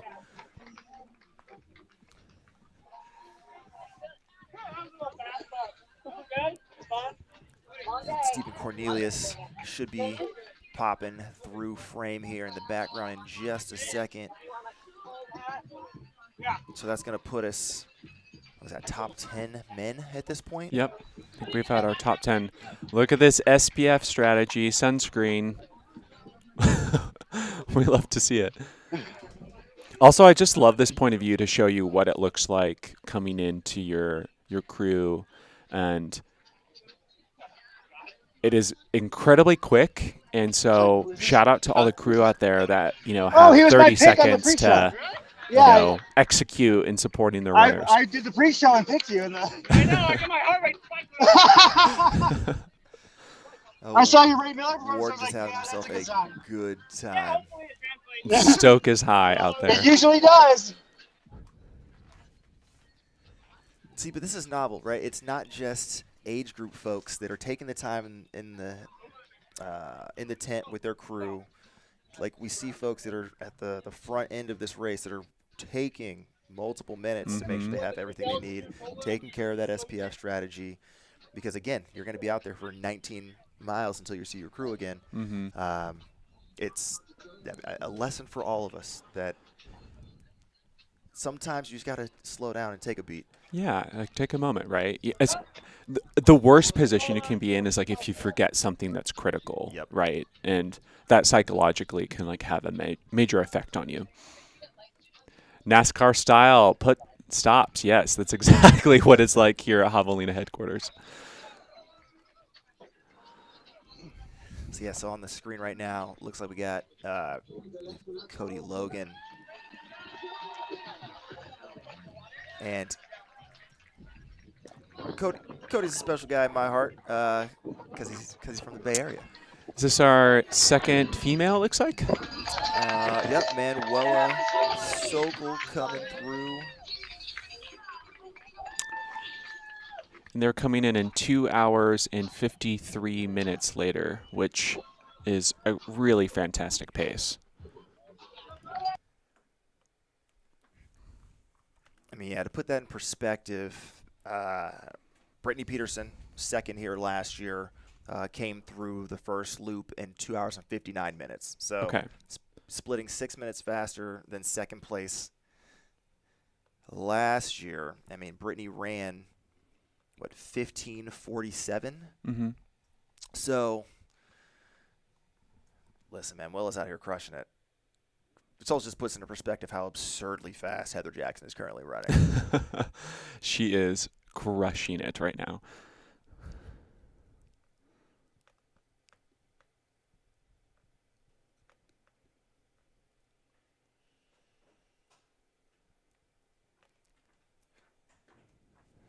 It looks like we got Devin Yanko having shut down that gap a bit on Manuela coming in here Yep, in right there. third place female. Look at her. So excited, cheering, arms up in the air. Great job, Devin. I mean, good to just see her in good spirits. You know, didn't have the race she wanted last year, Mm-hmm. has been battling a host of just like health issues, has been moving. Like, didn't she move like twice in the last like year and a half? Yeah, she now lives in the Salida area, got a new job, and have been managing some injuries and has done a lot this year, surprisingly, at the same time. Yeah. And so it's really exciting to see her be really healthy, rocking the pink out there. She just switched out her vest, and now she's rocking down the fairway here at Javelina headquarters, and she's looking really strong. So she's right behind Manuela, and really curious to see how she changes her position with Manuela, perhaps, if not. So, Coyote is going to be the next aid station right after headquarters, which is about 3.5, 4 miles. miles. So we should probably be expecting them here in about, another, 10 minutes or so, I would say, Let's see. or less. Yeah, we typically see. Yeah, it's about half an hour or Okay. so from headquarters to Coyote Camp on average at this point. So I think we had our first men come through in almost 15 minutes ago now, which is wild to think about. As we have our fourth place female on screen at the moment. We have Miss Brittany Peterson. Yeah. For fourth position as well. It looks like we have a nice little squad in our female race here. Brittany, Anne-Marie, and Arden Yun all just kind of came through the start-finish area. Here we're looking at Brittany taking some time to... Is she putting ice in her pockets? Hey, get it done. Yeah, I love it. Oh, yep, thumbs up. That's what she's doing. Again, I love all the ice strategies that we're seeing out there today. So we've actually seen this pack running pretty well together. It feels like since the start, definitely since Coyote Camp. We had the few women sort of breakaway up front, but then 5 women have been pretty much running within a minute of each other throughout the day. So good to see that as we clear Loop 1 and get that crew interaction, that's still holding true. And I would imagine there's going to be a little bit of an accordion effect here once they get back on course. Totally. Because if it's working, why ruin a good thing?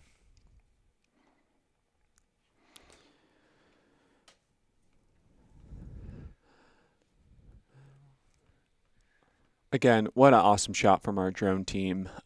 This is a shot of, I believe, runners coming out of Javelina headquarters, heading towards Coyote, with the giant cacti in the background. Such a cool shot.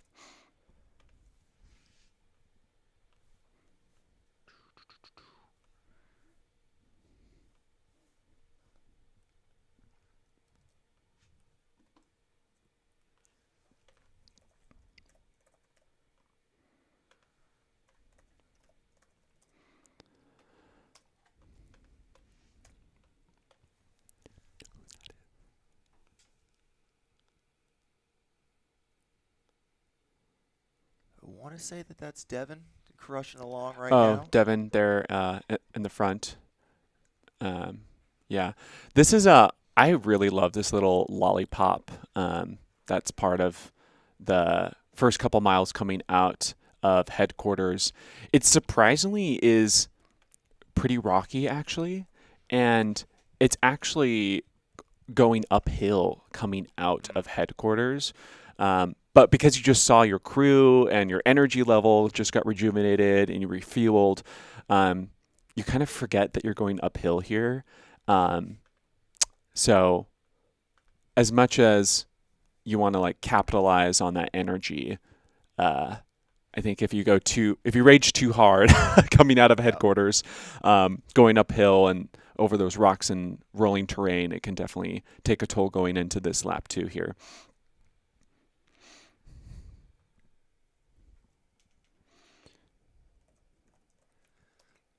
So while we have Devin on screen, let's give a little bit of an update on this women's 100-mile race. 22 miles down, loop 1 in the books. Out front was Heather Jackson. She had a 7-minute lead on Manuela Sokol in second place. Then it was another minute between Manuela and Devin Yanko, who you just saw on screen, in third place.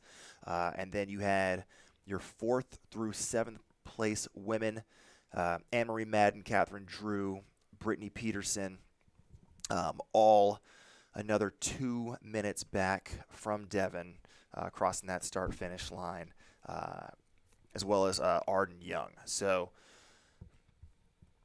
we got an early breakaway, Heather Jackson, but then you have 5 women within 5 minutes, 6 women within 5 minutes after loop 1. And on the men's side, it's just a mess. I mean, we have so many people have now cleared that first loop. So let's go ahead and run through where we are at. So if you were following along on the results online, it's a bit wonky because of the lack of consistent updates from the timing mat at Rattlesnake. But let's go ahead and break down where we're at. First place was Jacob Pusey, 2:44.26. He had about 40 seconds on Christian Stern, who was in second place. But we saw on the live screen, or on the live feed, you had Arlen Glick, Alex Wright, Dakota Jones, Jonathan Ray, all in that mix coming through together. Matt Daniels was also in the mix. So we literally had your top 8 men were all within 90 seconds of each other, and then just a short gap back to Pat Reagan, Brett Hornig, Keith Laverty, all in a tight pack. And then just another minute back, you had your group of Eli White, Cody Logan, and Paul Young. We've also seen Stephen Cornelius and Jeremy Pope come through, Jamal Ryan, and then most recently, we've had the likes of Nathan Moody, Bobby Harrington, Nick Curry, for those keeping track at home, Mr. Negative Split himself, did finish up loop 1 in 3 hours and 1 minute, 49 seconds.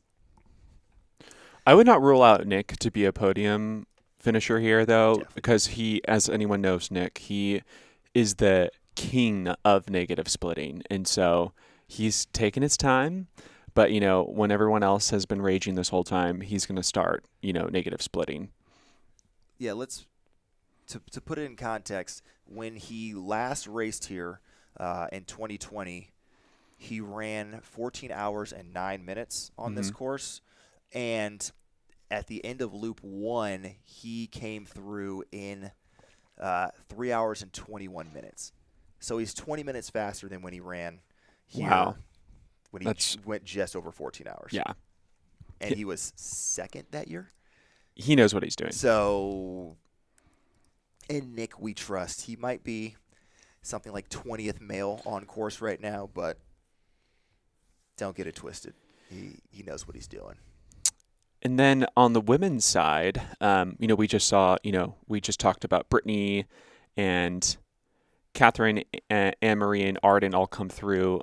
Also, since then, we've had Stephanie Flippen come through, as well as Nicole Bitter, as well as Casey come through all around like the 3 hour mark.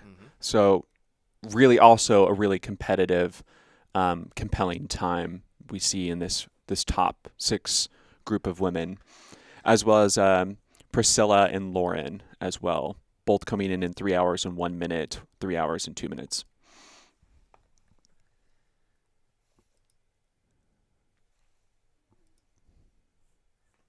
So, yeah, we have 12 women through the first loop in 3 hours and 2 minutes or faster, which is wild.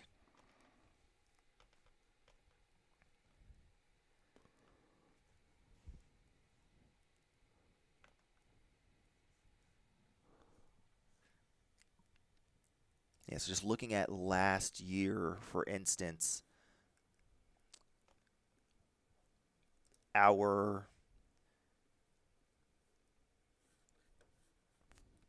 third, fourth, and fifth place women last year split slower than we just had our top 12 women come through. That is incredible. That's depth. I think that just shows you the level of competition that's out there today. Yes. But this is what it's going to come down to, is who can maintain, how many people can say that this plays into their strategy versus who is going to have a very rough go come Loop 3 and Loop 4. Yeah, that's when it's going to become quite spicy later on. Also, we should be expecting the top men over at Coyote here in the next 10 minutes or so. They're running through a series of washes right now. It's pretty flat in this after you cross that road after a mile and a half from headquarters. It's pretty like rolling and flat, and then you start climbing going into Coyote. So I'm not sure what we're looking at here, but they are moving and they're crushing it. So a little over 3 hours total run time in this race for the 100-mile competitors. Like, at this point last year in your race, where were you on nutrition, right? We've talked a lot about preparing for the heat, but you also got to keep fueling. What was going through your head going into Loop 2, and where do you think some of these competitors might be at, just in terms of trying to stay on top of nutrition? So the lap 2, you're still feeling really, really good. I mean, hopefully. But coming out of headquarters on lap 1, going into lap 2, I remember I was really aggressively trying to put down as many calories as possible. So I was trying to do, I think I was doing about like 300 calories an hour, as well as doing electrolyte drink in one hand and water in the other hand. And I think on lap 2 at Jackass, I started doing 2 electrolyte bottles just because of the heat. And learning from Javelina last year, I actually think I should have done more electrolytes just because of the amount of sweating that you're doing in the heat. But starting lap 2 at Coyote is when I started stopping at every aid station and being really diligent about putting ice in my hat, ice in my arm sleeve, like getting doused with water. Like now it's starting to it's going to feel warm right now going into lap 2, and it's only going to get hotter from here. So I think once we cut to Coyote and see what's happening at that aid station, when we see the front runners, it'll be really interesting to see who takes their time and who just blows through. Because as I mentioned, this 6.5 mile section to Jackass is tough. Absolutely. And it's hot, and we'll see if people take the time to cool down. I mean, what's interesting is when we were at Jackass Junction on Loop 1, we saw several people blow straight through without stopping, but then we also saw the likes of Arlen Glick, Pat Reagan really like stopping. I think even Matt Daniels stopped to like really sponge down, get ice, and all of those guys are still in the top 10. Like they're only a minute back of the leader. So taking that extra time hasn't seemed to affect them thus far in terms of like being gapped or losing places. It'll be interesting to see if some of those who haven't stopped as early can if it comes back to bite them. Yeah, I'm just looking at the Strava from my race last year, and my elapsed time was just over 3 hours and 33 minutes, but my overall like moving time was just like 10 minutes less than that. So that's like not a lot of stopping time. But I did feel like I stopped at a significant amount of aid stations for about like 30 seconds just to get the ice, fill up some bottles. So it doesn't have to be a big amount of time. And I think there's sometimes a fallacy in people's heads where, oh, if I stop, it's going to like eat up a lot of time. I'm like, yes, if you stay there for multiple minutes, but all you need is like 30 seconds, 20 seconds to put some ice in your hat, fill up your bottle, and that's plenty. How much of that efficiency would you say is chalked up to like you going into an aid station knowing what you want versus, or I guess coupled with the aid station volunteers sort of having the expectation like, oh, it's this time of day, they're probably going to want these types of things. Like what's that communication like, and sort of like where's your headspace going? That's a really good question. The volunteers at their aid stations are phenomenal because at the heat of the day, you'll notice at Jackass especially, they'll have like a big pool of cold water and sponges, and they just know to like throw it on you. And they like look at you and you just say yes, and they'll like, throw it on you. So the aid stations really deliver in that way, an exceptional way. But going into each aid station, I feel like if you're going for, a podium finish here at a race like Javelina, like you already have a plan of like what is it that you want. You have your bottle unscrewed, you have it like ready, and you're like, hey, electrolyte, and they're gonna put electrolyte in it or water, and like yell out whatever you need, and they'll do it in 2 seconds. Nice. So I think it's a little bit of both, but especially the volunteers out there, they really know how to work efficiently with the elite runners. Nice. And speaking of elite runners, we are watching some overhead shots here coming out of headquarters going towards Coyote Camp. Again, people are just streaming through that start-finish area right now. We have had about 40 runners complete Loop 1, including our top 12 or so women.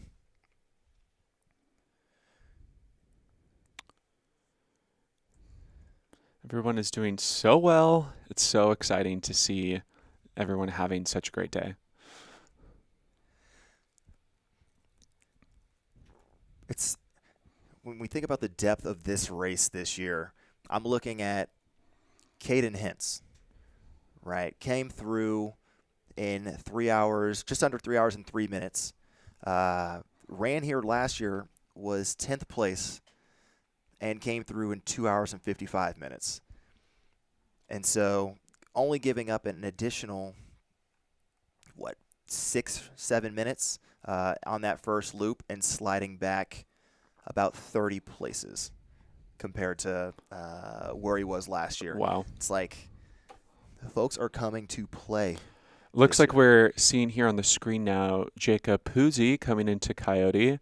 See, as we talked about the efficiency here, he had his bottle open, volunteer, had the pitcher ready, dumped it into his bottle, and now he's running off.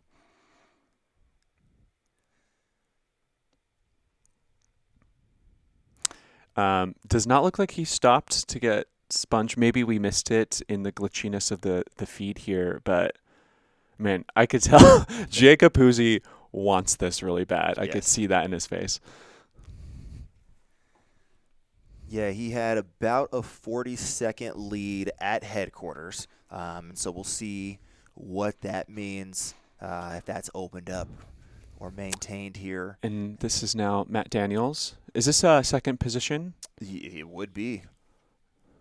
So Matt Daniels was in that large group of individuals in that sort of 3rd through 9th bucket.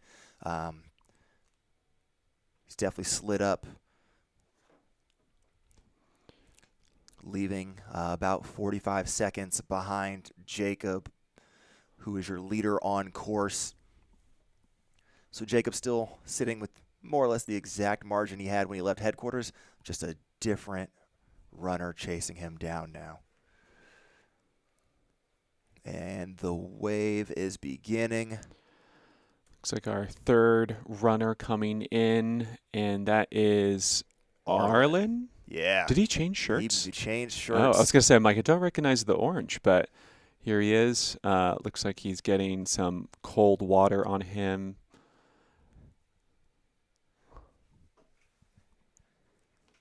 He's looking really good. Again, really taking that time.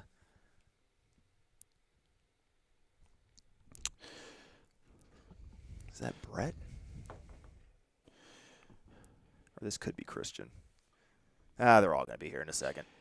And by the way, just in terms of the timing here, Jacob Puzzi came in 3 hours and 12 minutes. Matt Daniels, 3 hours and 13. Do you have reference to how does that compare to Arlen's time last year? Or Arlen and my time, because I was still with him at this point. That is a good question. Let me pull it up.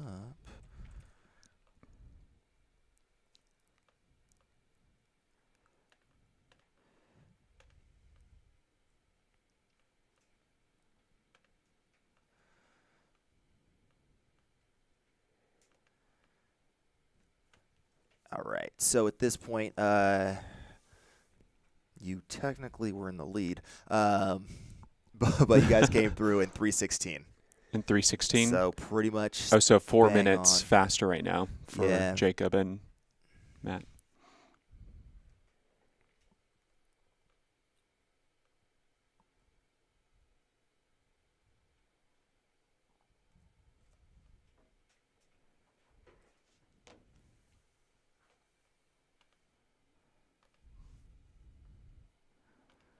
And Heather Jackson, all smiles, just living her best life.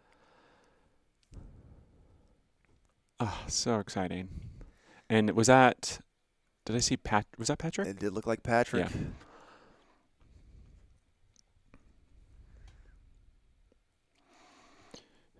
Yeah, so Patrick, Jonathan Ray, Dakota Jones, Alex Wright, all in that little group, with Heather Jackson, your lead female, mixing it up with them. And Heather came in, our first female, in 3 hours and 15 minutes, which is a minute faster than the top men at this point last year.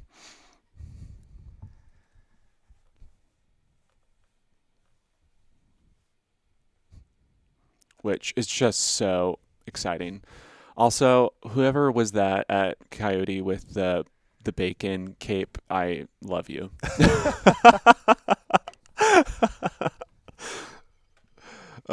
Kudos to our volunteers out there. Oh, see, yes. Oh, yes, dance. Thank you so much. As you can tell, the Javelina is a party. Bacon cape or not, we're all having fun out there.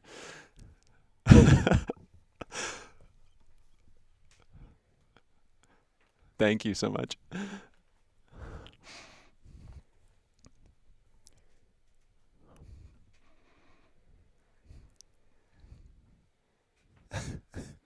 So someone asked, Arlen may have taken a tumble first lap. I don't know if that's true or not. And they asked, why is the reason for the shirt change? I mean, I've been following Arlen for like the past while, and I don't think that's uncommon for Arlen to change clothing. I think he did it last year too, and I think he's done it for other races, such as his most recent Run Rabbit run as well. So I don't think it's for any particular reason, maybe other than for like sun exposure maintenance, perhaps. Comfort. Comfort goes a long way here.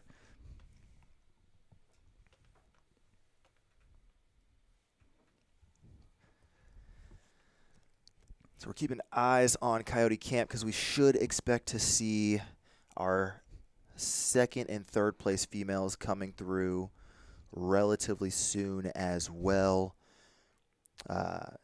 In second place at headquarters at the end of Loop 1 was Manuela Sokol. She had about a minute lead on Devin Yanko. Both of them were, 7 minutes back of Heather Jackson. So we'll see if that has come down at all. But that's Skip. Yeah. It looked like it.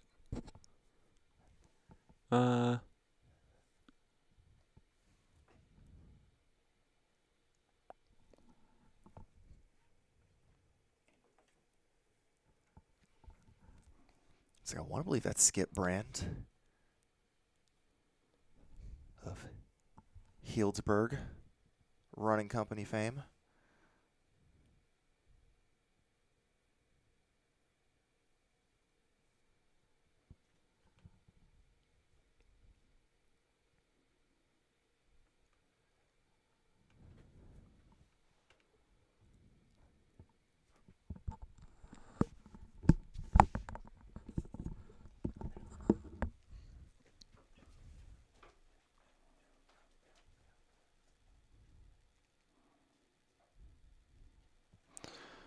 Coming through the aid station here.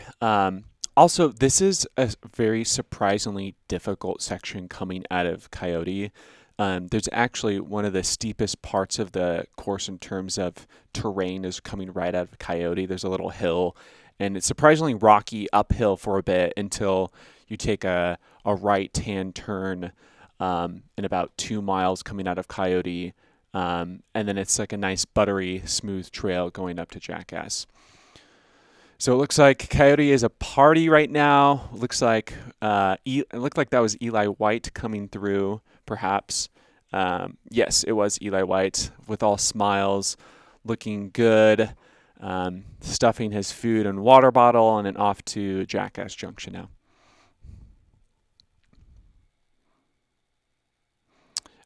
Some questions in the chat. Amber, are they allowed to listen to music while running? I believe they are. I think a good practice or just good hygiene out on the trail is to maybe keep one headphone out, and so you can hear other runners listen or talk to you or like say that they're behind you want to pass. So that's just a good, trail etiquette.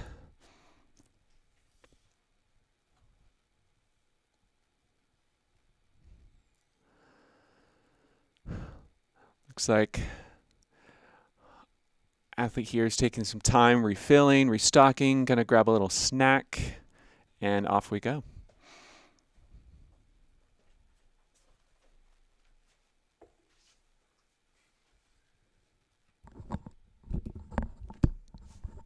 And that was Stephen Cornelius that we're seeing here running off now.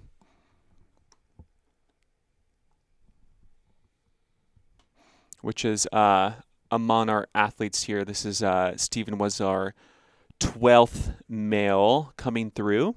So we've seen the top 12 men and our first woman, Heather, Heather was in 5th position overall, which, again, you're talking about would be so awesome to see another female finish top 5 overall. And, Heather is definitely in that position so far. Oh, yeah.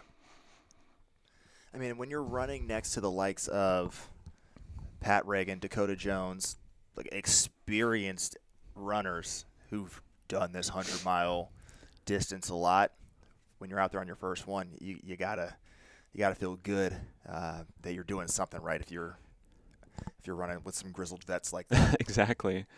And I'm just pulling up Heather Jackson. So for people that aren't familiar with Heather, she got first at Ironman Florida last year, first at Ironman Arizona 2018, and also was third at the Ironman World Championships, which, by the way, is a massive deal in 2016. So really has a fantastic record under herself. Yeah, she's been on the Ironman game for ages, it feels like. I mean, I remember watching her race Ironman Arizona, and just she's one of those folks that always has a smile on her face, just having a good old time. So that contagious, personality, right? Mm-hmm. And so I'm sure there's some folks up in Bend who are very familiar with her because that Bend community is tight. So I'm sure that they're rooting pretty hard for her right now. Yeah, shout out to Bend, Oregon. That place is awesome.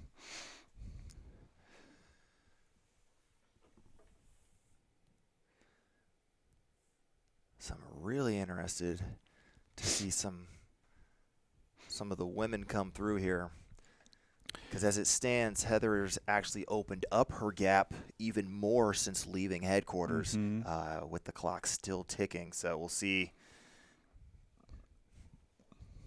Yeah, since headquarters, we should be expecting Cody Paul and Jeremy Pope coming in, and then Manuela and Devin should be shortly after that, unless positions changed in this, 3.5 to 4 mile section to Coyote.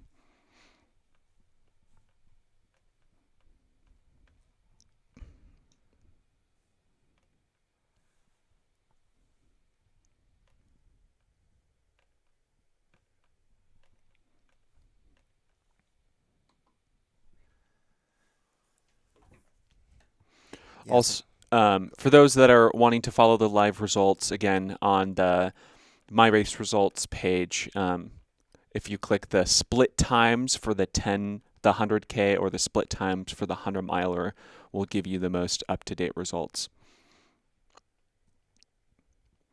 Looks like Cody Logan just came out of Coyote, looking really strong and fit.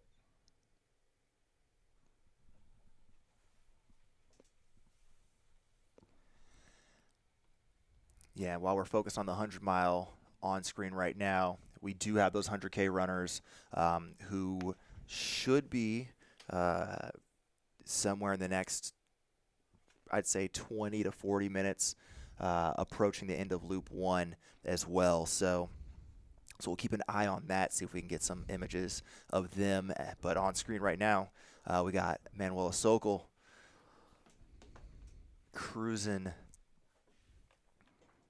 on through the Coyote Camp aid station.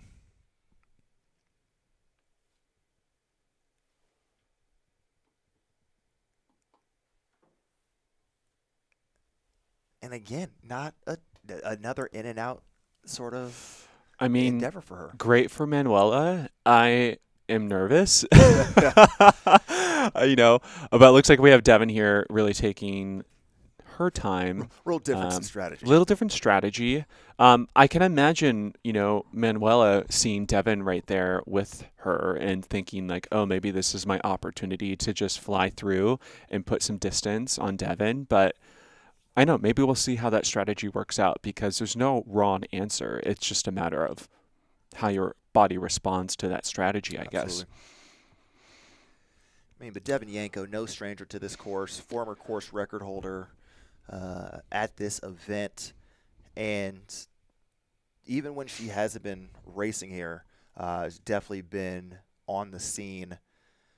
I think actually spent some time in Maricopa County. It was late last year, early this year, really getting time in on these trails. So she's seen some things. She knows what her body can handle, and it looks like she's playing it smart thus far. Definitely. And by the way, we were just speaking about the 100-kilometer race, and so far we have Rachel Norfleet leading the field coming out of Rattlesnake. in 2 hours and 12 minutes, which is just really awesome to see that she's leading the field. And then for second, third, and fourth overall are men, Lewis, Joshua, and then Aubrey Meyer. It looks like, according to my records, Aubrey has not passed Rattlesnake yet. But yeah, I know we were having a little bit of spotty laps coming in on the 100-mile from Rattlesnake. So could be a little delayed there. So it could be a little delayed, or might just not have gotten picked up. But I mean, I'm sure we'll get a shot here of the 100K runners shortly.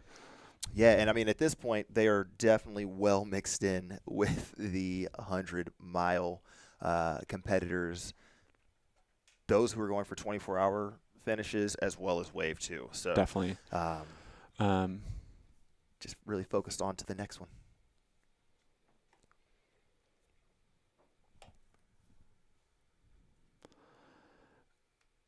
I can't tell. Is this our 100K runners? We might just have some. Or it could be folks in the 100-mile. Or 100-mile, yeah.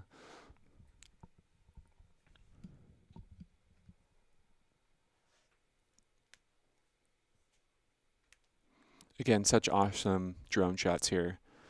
It's amazing how much technology has changed in the sport of ultra trail running in just like the past 2 years, you know?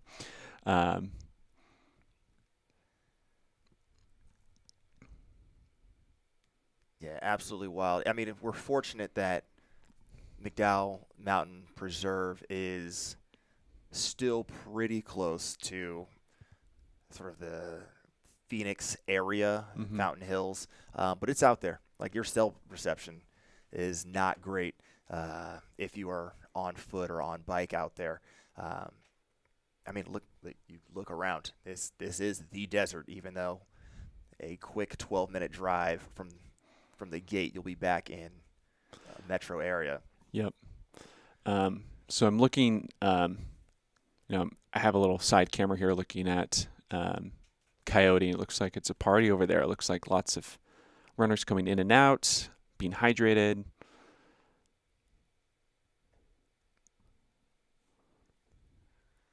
Yeah, Rattlesnake is popping off.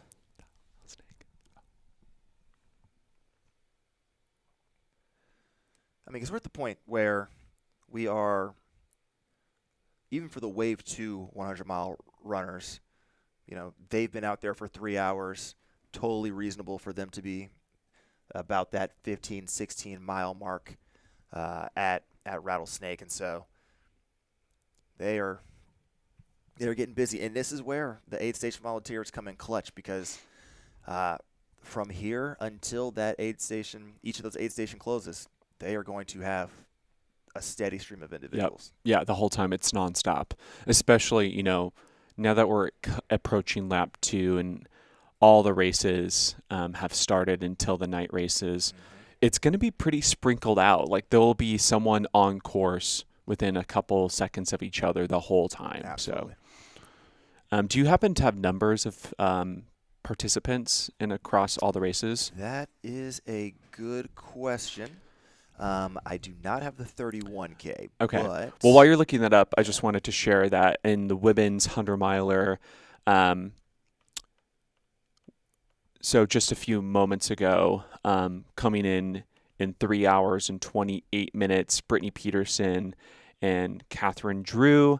And then shortly after that, Anne-Marie Madden also just passed Coyote. So there's a nice little contingent of women in the top 5 that just passed through.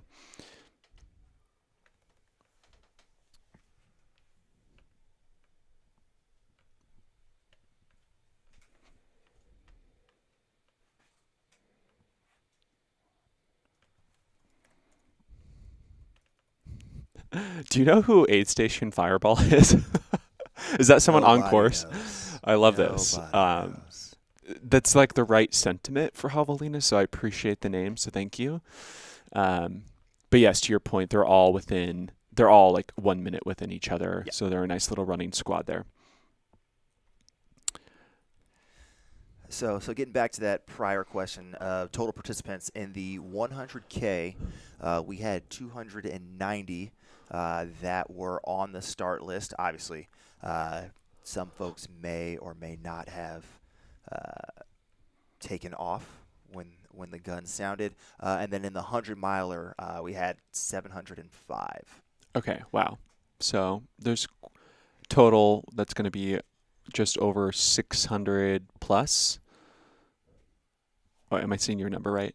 Oh, sorry, there was a sum function there. So 700 in the 100-mile, then another 300 in the 100K. So Okay, basically 1,000 people are currently 1,000 people right now on traversing. course, not including. Did you say that's not including the night runners? Correct. Okay, and the night runners, there's a couple series of races, and so we should be expecting, well, easy like 22, 23, 2,400 people out on the course, which over the course of a 19-mile loop, that's quite a bit of people that you'll be seeing. Right, because starting with nightfall, so a lot of Loop 4, Loop 5 individuals are also going to be picking up pacers. Yep. So Oh, never that's a really good going point. to be alone out there.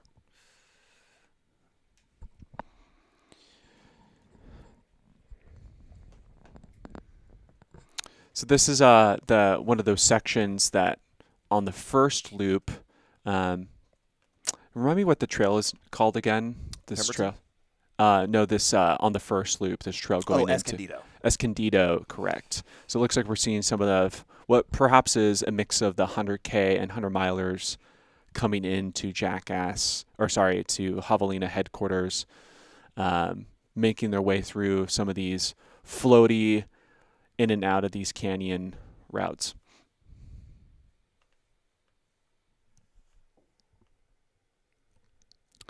Also back at Coyote, we had Nick Curry just come through in 3 hours and 34 minutes. So, and that's going to be 26th position overall. So again, taking his time, being conservative.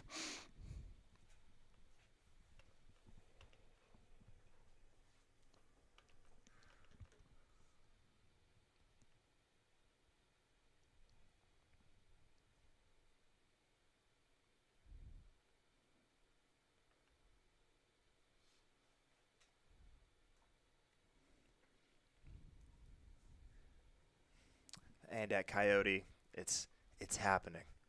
We just had Arden Young and Stephanie Flippin take off. Nicole Bitter should be right in tow.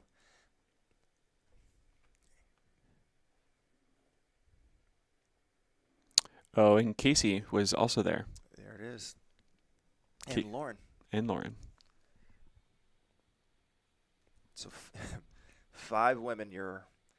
Your 6th, your 7th through 11th place females are all basically bunched up 20 seconds apart. Yep. And so in the women's competition so far in the 100-miler, we have Heather, which was at Coyote. Heather was about, I'm doing quick math, 12, 11 minutes ahead of Manuela. And then with Manuela, within 4 minutes, was another contingent of 5 athletes. Manuela, Devin, Brittany, Catherine, and Anne-Marie.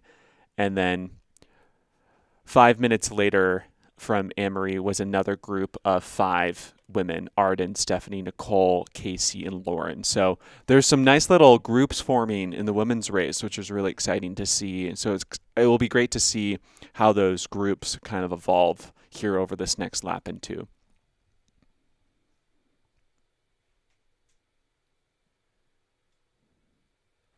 So all that being said, they have about a 6.5-mile stretch to get to Jackass Junction here in the middle of Loop 2.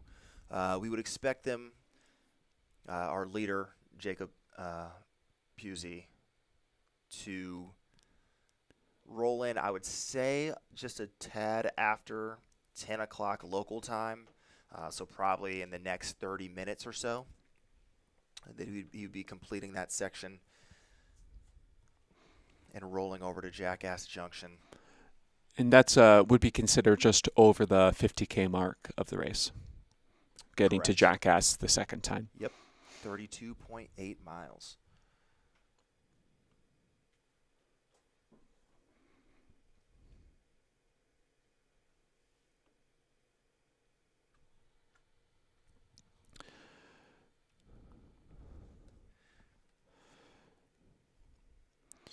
So it looks like we are over here, this is back at Coyote, but we were just looking at Jackass Javelina headquarters, and it looks like Aubrey Meyer just came in for the 100K in 2 hours and 34 minutes. So good job, Aubrey.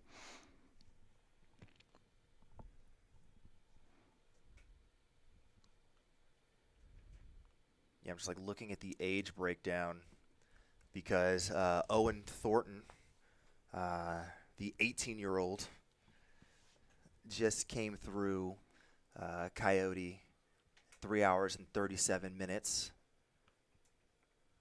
So 25 minutes back of now Masters athlete Jacob Pusey. Did you say Owen is 18? He's 18. Wow. Yeah. Can you imagine running a 100-miler at 18? No. Good for Owen.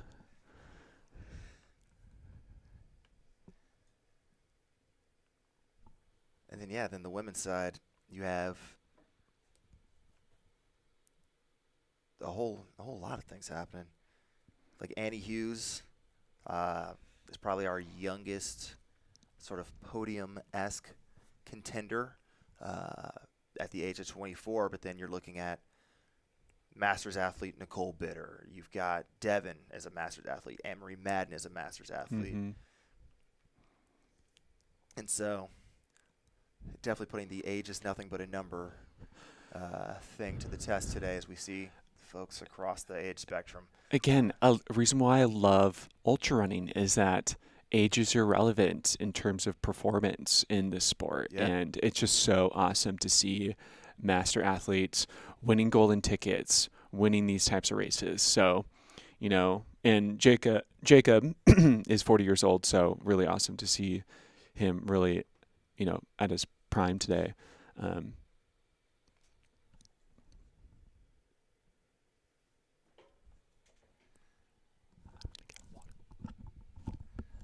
Yeah, I believe that was just Priscilla 4G on screen, taken off out of Coyote Camp.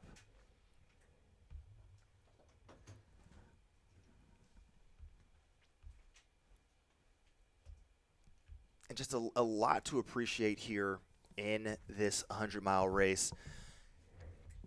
It's like we are a marathon in, and we still have so many packs formed together. A lot of group running, just being smart.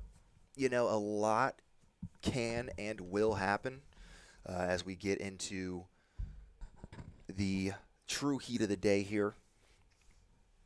And you see all these different strategies, a lot of these veterans working together, being supported by veterans in these aid stations, folks who know what they're doing, making sure that folks keep moving forward.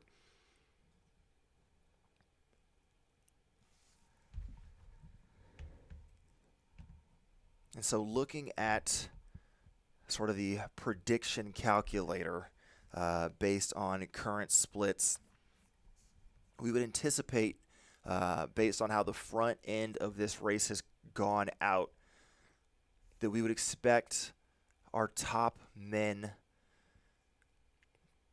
to be somewhere in the sort of 13:30 to 13:50 range on estimated finish time at the moment.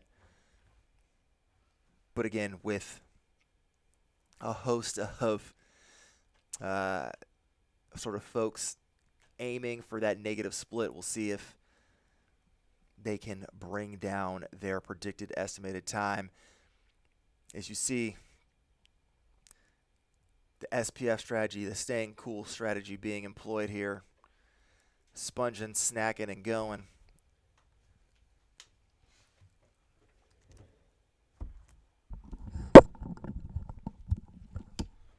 again, just a good time, you know, folks at the aid station being well supported by those volunteers and in costume, right? We got the aid station volunteers in costume. We got runners on course in costume.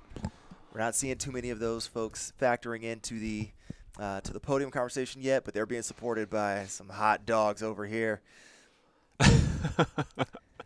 We love to see it. Love the costumes.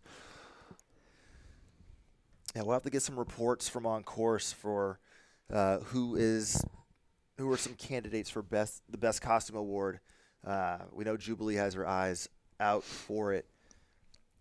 Well, I know last year Jubilee, I think she had how many costume changes? I think she had maybe like 10. Yeah, it was 10 or 12. Like. So I feel like every lap she had a different costume on. So I'm sure we'll see some of her costume changes throughout the day.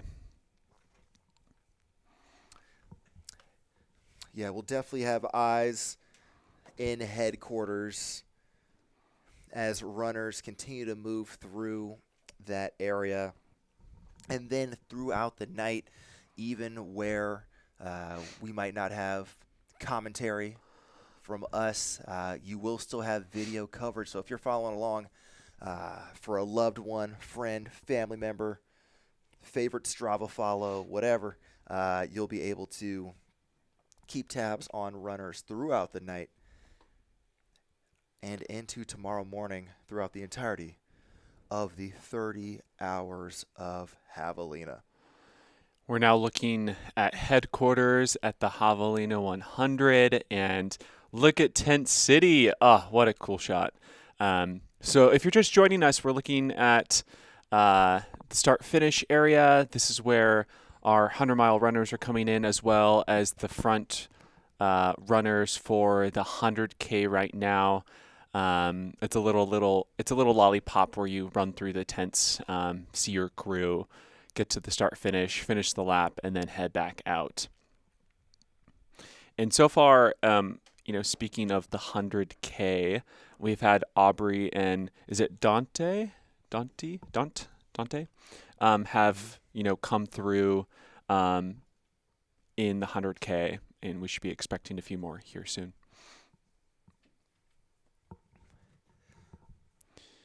And so also, if you're just joining us, it looks like there's a question about if there's live tracking on the race website. It will take you to a hyperlink for my race result.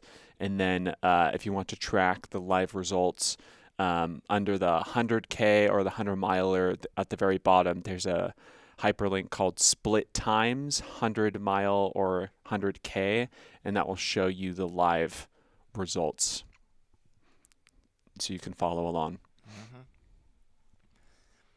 And also, if you are trying to follow your favorite runner, you can use that little star icon on the right side of those live results to keep your favorite folks pinned, so you can keep tabs on everybody you want to. Quick and easy. Got to click them all. I want to follow everybody. So it looks like our 38th runner has come through Coyote, David Deaton, 3 hours and 46 minutes, and that's just the start of it. There's so many more people coming down the pipeline, coming down the trail. Indeed.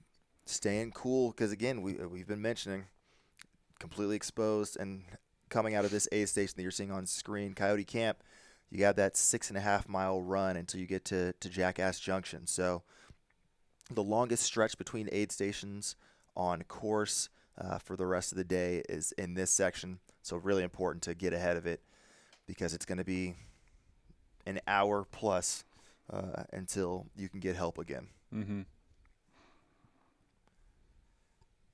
Yeah, as we see an athlete here taking some time to put some ice. Looks like they're going to grab a sponge with the cold water, dumping it over themselves. Heat mitigation is key here at Javelina.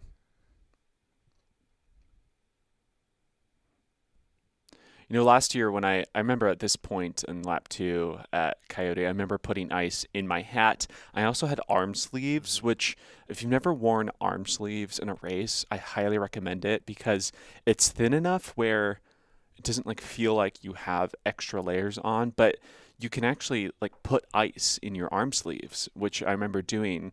And because you know how you have like veins like right on the inside of your elbow, it actually like cools your body temperature down incredibly well by like putting ice there. So I'm sure we'll see some of the athletes doing that throughout the day.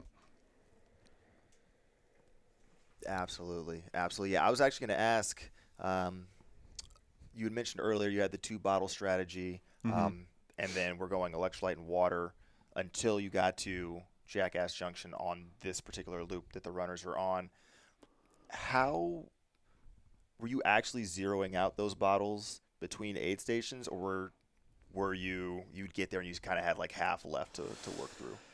I would say the first 2 laps, I was drinking most of my bottle and just like refilling at headquarters and at Jackass. But after the second lap, I was actually running out of liquid and I was filling up at every single aid station. As we saw, one Scotty Traer, Traer, your third place 100K participant, first place on the hype train. Yeah, Scott's energy level is high right now. So excited to see him continue down the path going towards Aubrey and Dante. Scott, by the way, is about 8 minutes behind the second position in the 100K right now. I'm just going to throw it out there. 100K historically sees some of the most epic blowups, so I would not be surprised if Scott finds his way up either by closing that gap or actually in outright placing.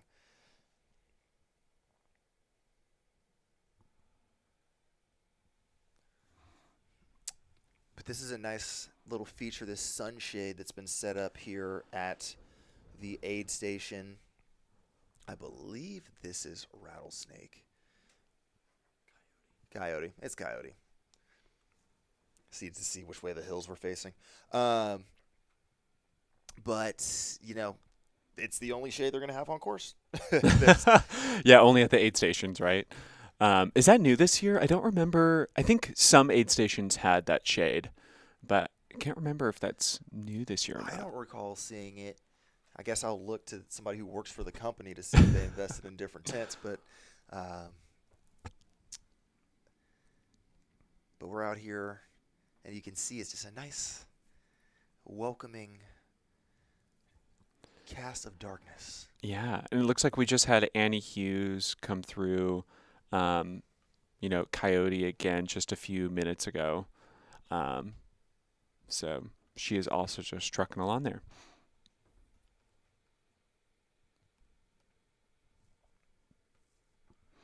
For those in the chat, if you're looking for the leaderboard, there's the My Race Result tracking, live tracking on the Aravaipa Javelina website. So go ahead there and find the hyperlink, and you can see the leaderboard results live.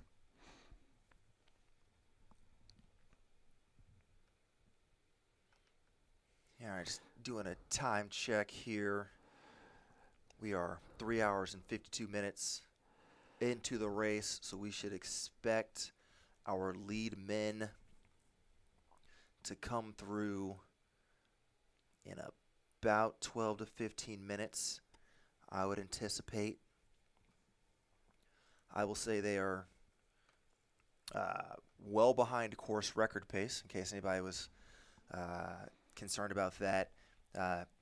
Pat Reagan on his course record run was through Jackass in 3 hours and 38 minutes on Loop 2. Okay. So we are already 14, almost 15 minutes behind that schedule.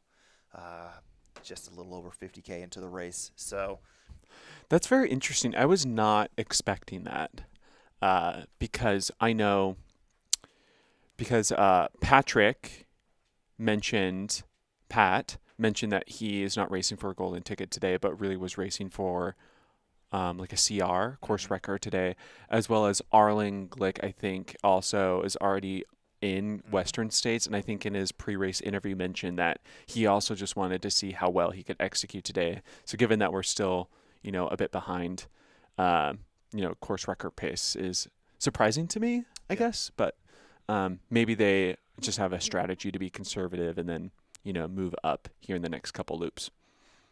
Yeah, I mean, we still saw Arlen last year, ran 13:15.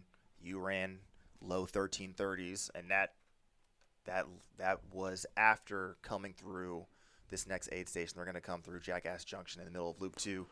You two rolled through in 4 hours and 8 minutes. So, for context, Arlen was 7 minutes behind Pat's course record pace. At that point, yeah. And at the end of the day, but then if you looked at this particular split, you guys were almost 30 minutes down. So, so yeah, I think that there's some wisdom to the negative split strategy that folks are trying to use, and we've been saying folks have learned from the early days of Javelina, the show up and blow up strategy usually is not the path of success.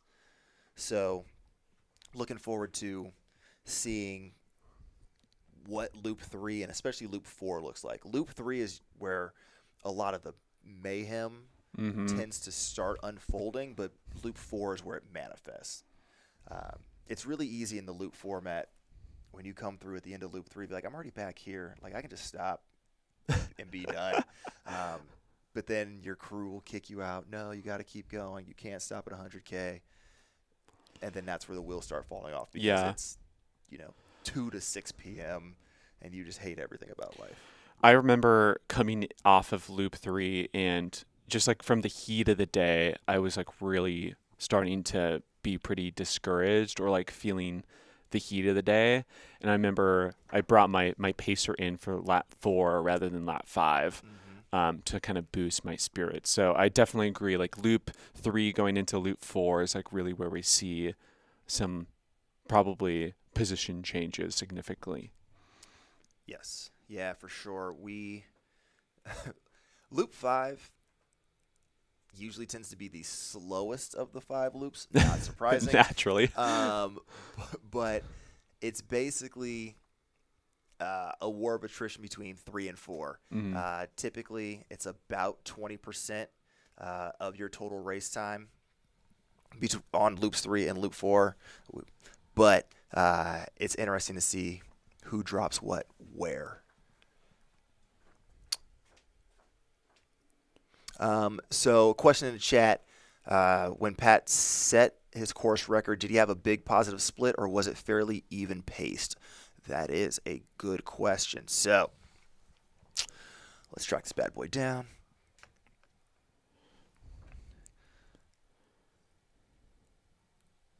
So his loop times across the 5 loops were 2:33, 2:27, and a reminder that loop 1 is 22 miles, whereas the others are 19 and a half.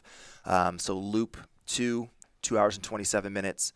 Loop 3, 2 hours and 38 minutes. Loop 4, 2 hours and 38 minutes. Loop 5, 2 hours and 43 minutes. That's pretty spot on. So pretty even, all things considered. Might have pushed it a bit on loop 2, but wasn't hemorrhaging the last 3 loops by any stretch.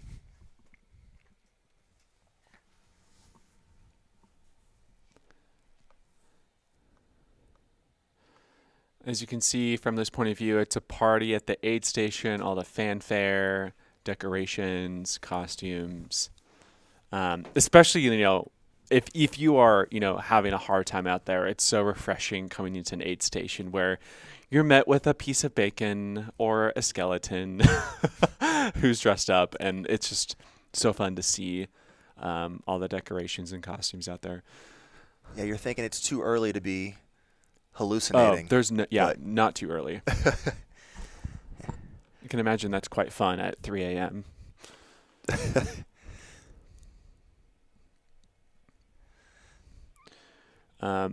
Also, it looks like we just got word that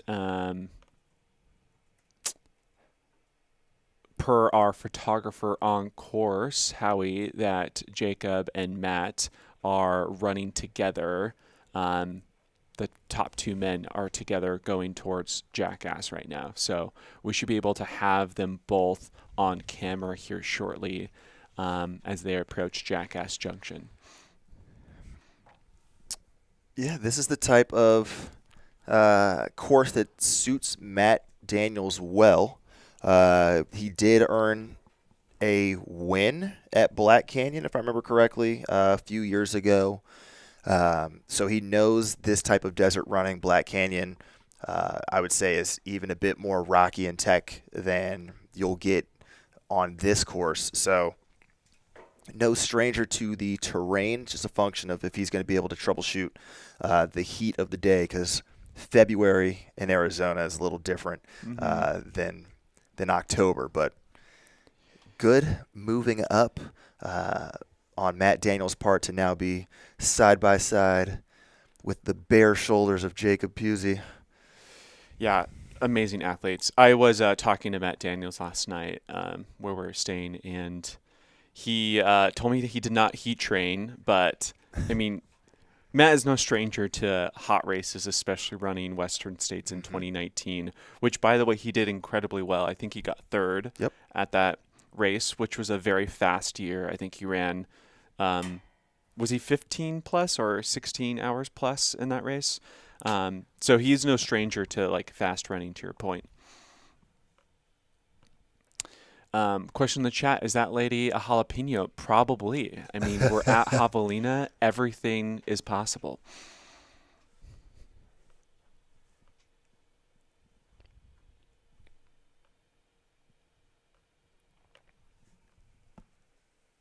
And you have a look here at headquarters. A place for living, a place for raging for the next 27 hours. As runners continue through here, you see they're making their way past some crew tents through the expo tent, this circus tent looking situation you got going on. And then they'll loop their way back out of that bad boy towards the start-finish line across the start-finish mat, and then work their way right on back out. Where is his?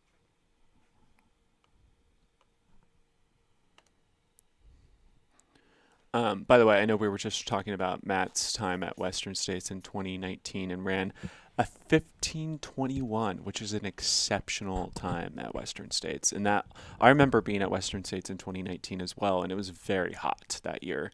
I think he ran alongside Jim Walmsley and Tom Evans that year. I actually got fourth, my correction.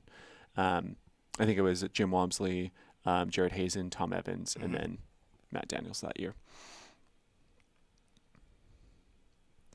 Yeah, so Matt, after his DNF at Western, because he had obviously had his automatic entry from that top 10 finish, DNF'd in 2021. And so it's been holding it down and had some pretty good recent race results. Fifth at the Broken Arrow Sky Race back in June. Just won the Bear Chase 50K up in Colorado last month. Nice little tune-up.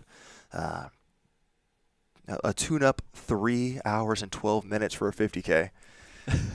Why are you folks so fast? So he's definitely got the fitness. And if they say heat is the poor man's altitude, there's got to be some inverse of that, right? Altitude is like the poor man's heat training. Like he lives in the Boulder area. Also, I think splits time in Evergreen, Colorado as well. So, I actually did some research on this, and for our athletes that live at elevation, training in heat. So for our athletes that live in Arizona or elsewhere, it gives you the same effect in terms of being able to perform at sea level, that whether you heat trained or whether you train at elevation, they both kind of like create the same biological effect to your body to perform. So maybe just training at altitude is going to be beneficial here.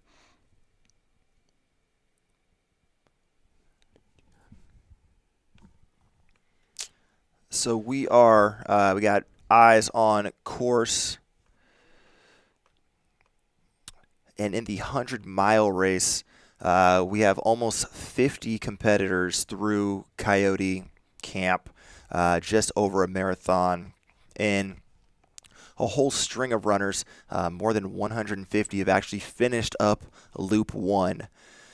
So if you are following your runner of choice, definitely a good time to check in on them and see how they are doing out there. And in the 100K, we are awaiting our third place female, but last 100K individual, we saw Scotty Traer coming out of headquarters. Lottie Brinks was the next runner through, 2 hours and 56 minutes. She was 7 or 8 minutes, that's 8 minutes ahead of Sarah Ostaszewski in second place. And we should be expecting Rachel Norfleet here really anytime in the next 1 to 6 minutes, I would guess. Okay. So that'll bring us our top 3 women through.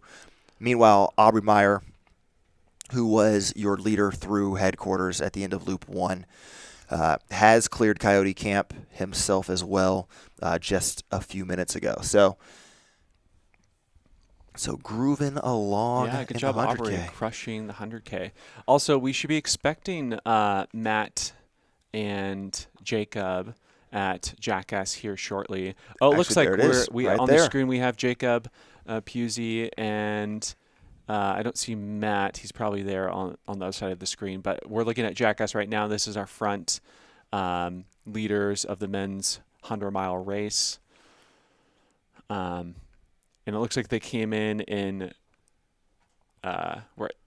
10:05, so that's... Yep, we just saw Matt take off while Jacob is taking his time, making sure he has everything he needs. So, yeah, 4:05 on the race clock for your leader coming out of Jackass Junction, Matt Daniels. Nice, 4:05, and that's just about 2 minutes faster than Arlen and my split last year. So they're really like on a good, pace for a low 13-hour finish as of right now.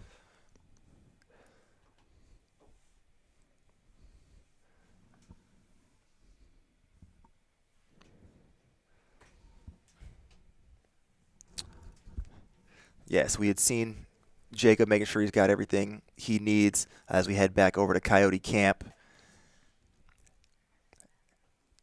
And sometimes all you need is a hug and some love, and that's what is being given out right now as we have runners pouring through that Coyote Camp aid station, both the 100-mile and 100K.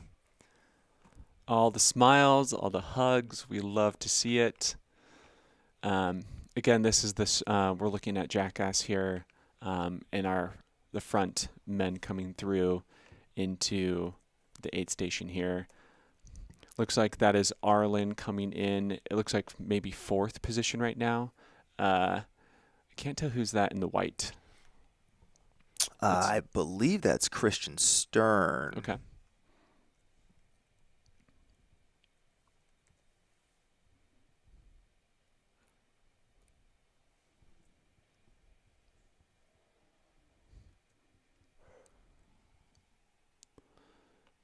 So Christian Stern and Arlen just coming through Jackass, and based on the positioning from Coyote, we should be expecting Heather Jackson to be coming in next.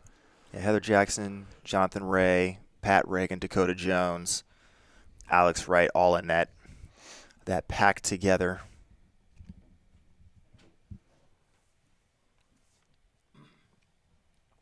Meanwhile, Jacob Puzzi did indeed leave the aid station, got everything he needed. Dakota Jones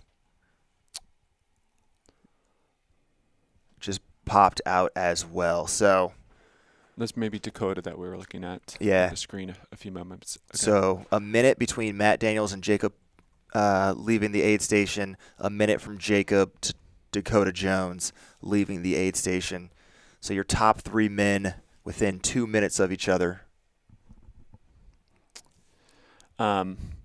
Also, so it's been so fun to join the live stream the past couple hours, but now we have our next commentary guest, Vivian, correct? Vivian's going to be joining the live stream to take it from here. So thanks you so much, everyone. And thanks for, having me on. No, Ryan, appreciate you coming out. Appreciate you hanging out. And appreciate the costume that we're all going to get to see later. Oh, yeah. it's Still gonna be looking forward fun. to this. And based on what I've seen in the live chat, looks like Camille might be joining the party later. So Let's go. Yeah, we'll take some photos. All the But more reason to swing thanks it. all. Appreciate you, boss. As we have images here at Coyote Camp, aid station still very lively. We're still keeping our eyes on Jackass Junction to see if we can get our first female through. But Jonathan Ray and Arlen Glick did just leave the aid station together. So they are trailing third place Dakota Jones by just about a minute and a half. So your top 5 men all within 4 minutes of each other, over 50K into Javelina 100. Vivian, how you doing? Doing well. Glad to be here. Was out on the course this morning for the start, and then dropped off some people to see the second loop, and now we're here. So it's good to be here and getting to see all the angles, all the footage from every aspect of the course, not just headquarters. There's a lot going on in front of us, to say the least. It's great. It's great. So, I mean, we talked about it from our perspective here in the studio, but you were out there. What was the energy like? How hype was it? What was the general sensation out there? Yeah, super lively as it usually is with the Javelina 100. A lot of costumes this year, a lot of wigs this year. My bet is we're gonna have probably 75% chance of some wig drama this this year. So it'll be fun to see how the wigs shake out as the day progresses, with that heat. A lot of people might lose them, and that can be really detrimental to the costume on the whole. Indeed. Yeah. Indeed. So, but very lively, great music. We got some flamethrower fire dancing people out there, all kinds of exciting things to see and experience. I have volunteered at the Jackass Junction once before, and that is certainly very lively as well. But it was really fun to see the start and just all the spectators and all the costumes and everybody at their peak with their costumes and such, because, as the day goes on, costumes sometimes, fall off a little. Yep. To those who are untrained, of course, I mean, that's the thing, historically, the folks who win the best costume competition stick it out for the entirety of the race. And it's the dedication to the cause and the survival of the fit that really make that award. So absolutely. And I think when people are thinking about Ultra Runner of the Year, they really need to take in consideration who wore their costume for the entirety of this race.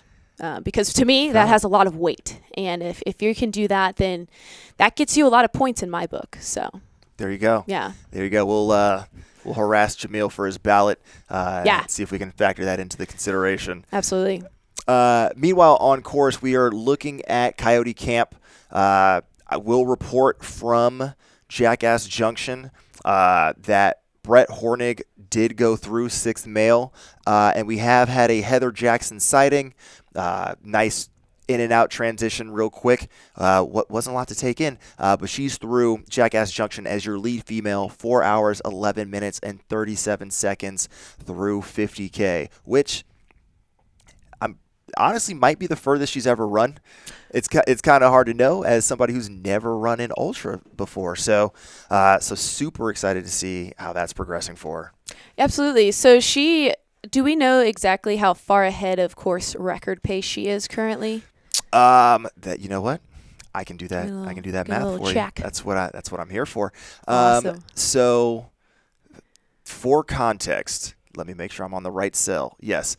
Camille Herron last year, when she set the course record, came through Jackass Junction 4 hours, 14 minutes, and 19 seconds, which means Heather Jackson is currently 3 minutes ahead of Camille's pace 50K into this race. Wow. Okay. There you go.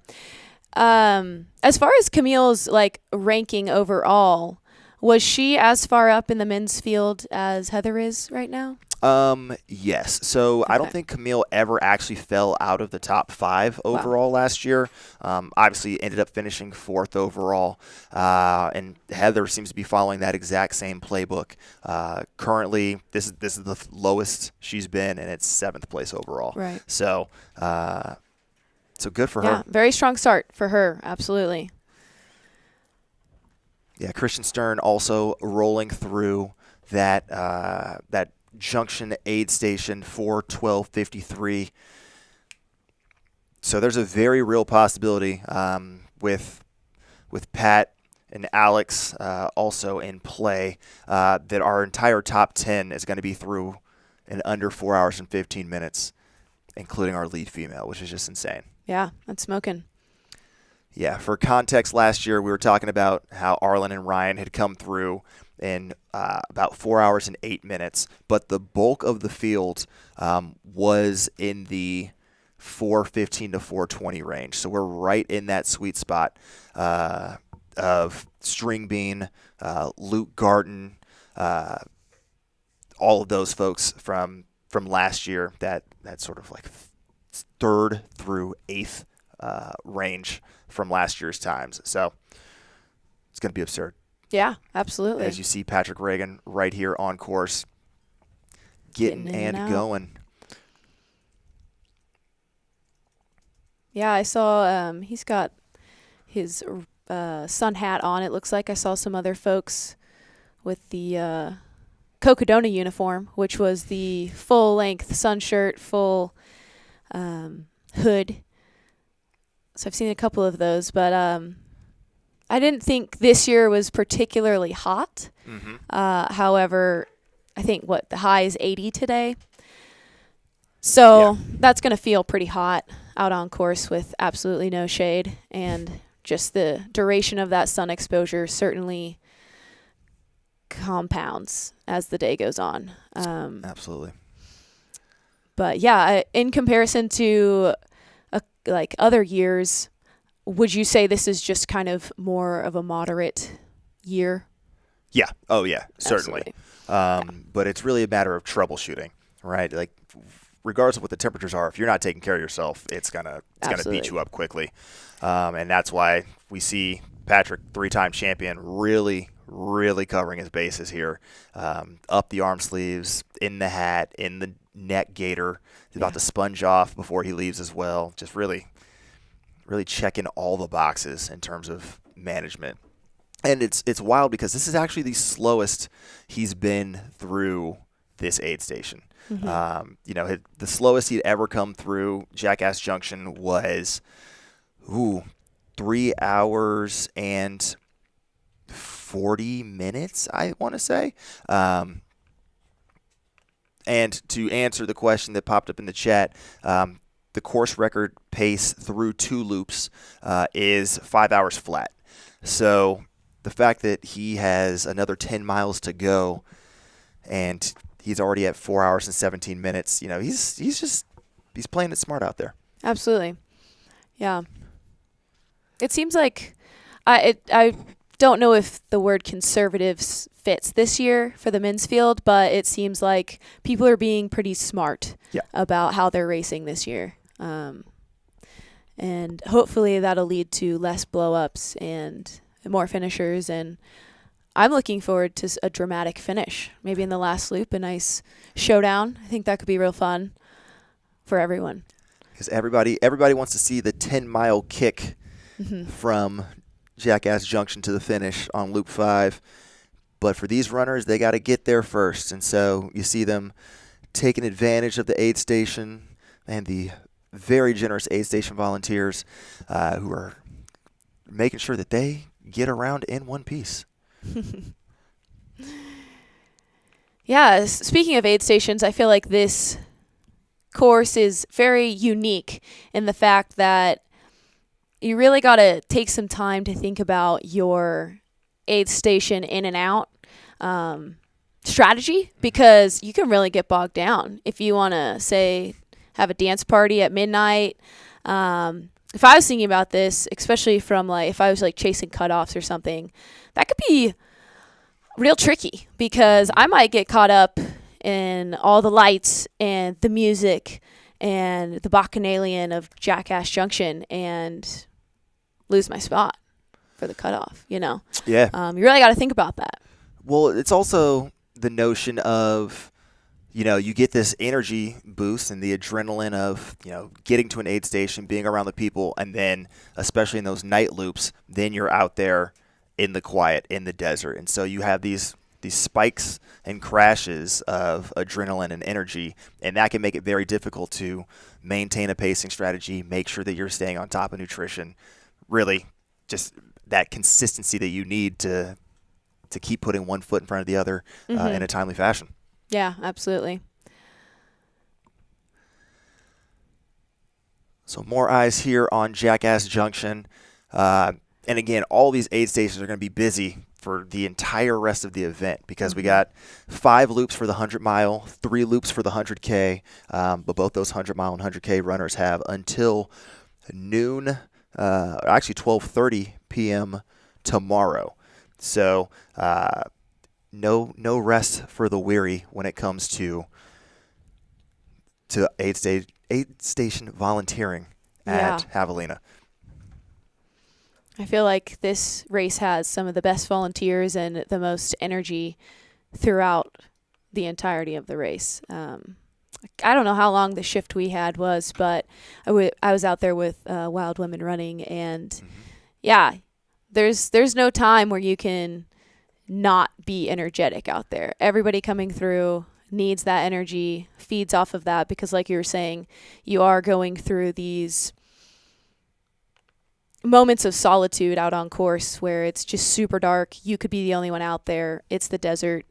It's getting cold. And then you come through and get your hot cup of ramen and an energy boost. And I think a lot of people feed off of that for sure.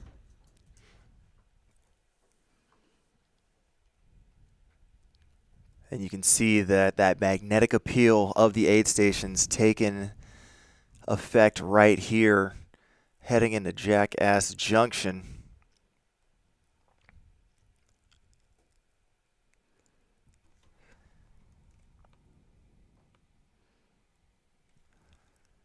Yep, somebody's still looking fresh. Which is where you want to be right now. Absolutely. If you're not looking fresh here, yeah, last lap could look a little scary.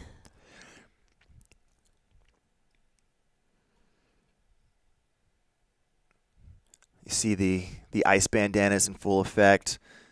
Got folks also putting ice in the arm sleeves, ice in the hats. And we're talking, it's 10:15 in the morning here.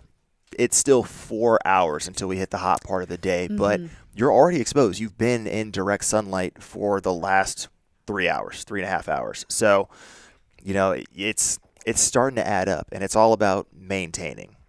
Yep, and preventing a lot of stuff here as well.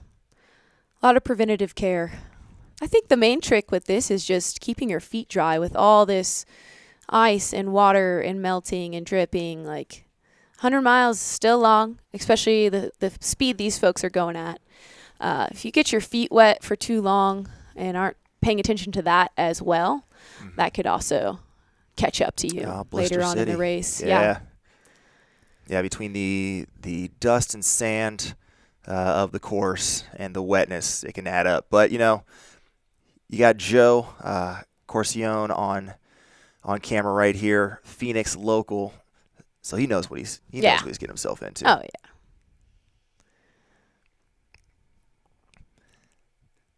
In the run community in Phoenix, obviously very tight knit. A lot of folks, everybody knows everybody, and so when you have one of your own floating around, going to have a lot of support here on course as he's grinding around.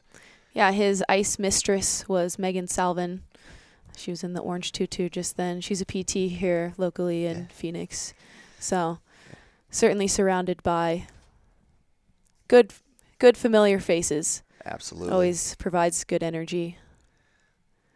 Yeah, so Joe there heading out, your 10th place overall competitor, about 4:23 on the clock through 32.8 miles.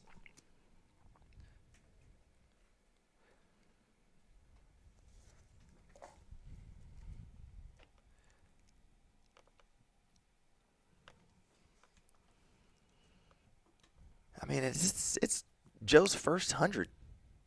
You know, I don't think he's ever actually run anything over 50 miles. And so for him to be running top 10 Yeah. in your first 100, not a bad day. Not a bad day at all. Do we know how many people are local Phoenicians Ooh, in this race?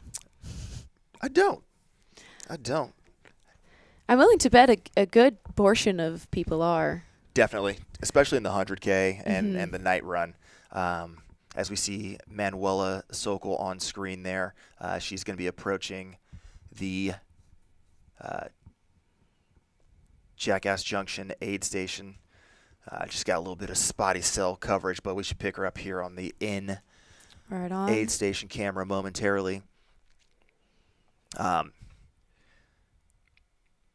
yeah, it's always a local affair at Javelina. It feels like between the 100K, you have so many folks. Of the 300 competitors, I would be surprised if it wasn't something like 25% were locals, or at least Arizonans in some fashion. But then just the support you see from the aid station crews, like, sure, there are folks who are coming in from out of town, but like this is Maricopa County, Flagstaff and Tucson coming out to represent Prescott. I gotta show some love for Yes, absolutely. County. You know, making sure that these runners get through in one piece.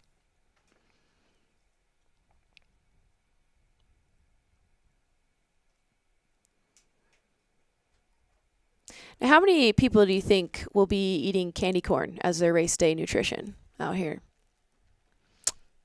See, candy corn specifically is divisive. So, you know, if it was me, I would say probably like 75%. But Agreed. But I 100% agree. I think the composition of the candy and the corn really is just a super power kind of snack out there on the course. It's pretty much just straight corn syrup. Yep. Probably some maltodextrin, which is also another form of corn. Then sugar. It's just a pure sugar drip. Indeed. I think it could be liquid energy out there. It's very, very easy to get on board with, and pretty easy to digest, at least in limited quantities. Now, if you take down the entire bag, that is a different ballgame. That is a different ballgame. Brittany Peterson. So yes, we had Devin Yanko and Manuela Sokol go through, and now we should have Brittany Peterson on screen. So Brittany's going to be currently about 2 minutes back of Manuela as she's loading up and making sure she has everything that she needs. So that would put our leaderboard on the women's side. Heather Jackson up by 12 minutes on Devin Yanko. Devin had about a minute on Manuela, and Manuela will have about 2.5 to 3 minutes here on Brittany Peterson, who was solid last year, took second, so knows exactly what she's getting herself into, and how to manage her effort around this course. Mm-hmm. Trying to look at this point last year, she came through in 4 hours and 30 minutes. So bang on what she ran last year. She has a plan. She knows how to execute it. Yeah. And it sounded like she was pretty confident in her training going into this as well. Oh yeah. Even though it was kind of a last-minute race, she certainly has the legs and the endurance for it coming into this. I mean, yeah, she ran 15:47 last year and is coming in as, if not more, confident this year. So just goes to show that this is going to be a pretty phenomenal year. Obviously, we have Heather Jackson currently out there matching Camille Herron's splits from last year. But the fact that Brittany Peterson is in fourth and would be a top 10 time overall. Yeah, it goes to show how deep the field is Yep. this year, I'd say, on both sides. I think that probably has, in part, partially is to do with, like, the fact that it was announced that it was a golden ticket, you know, a year in advance, whereas last year it was a golden ticket and that was announced. I don't think there was an entire year of folks knowing that. I think it was more last minute. Yeah. So this year people could train for it. They could look forward to it, and they could really focus on it. So, yeah, I was astounded when I was looking at all the runners this year, and I was like, holy smokes, this is going to be a tough one. And there's just no telling who's gonna take the golden tickets, who's going to win. Absolutely.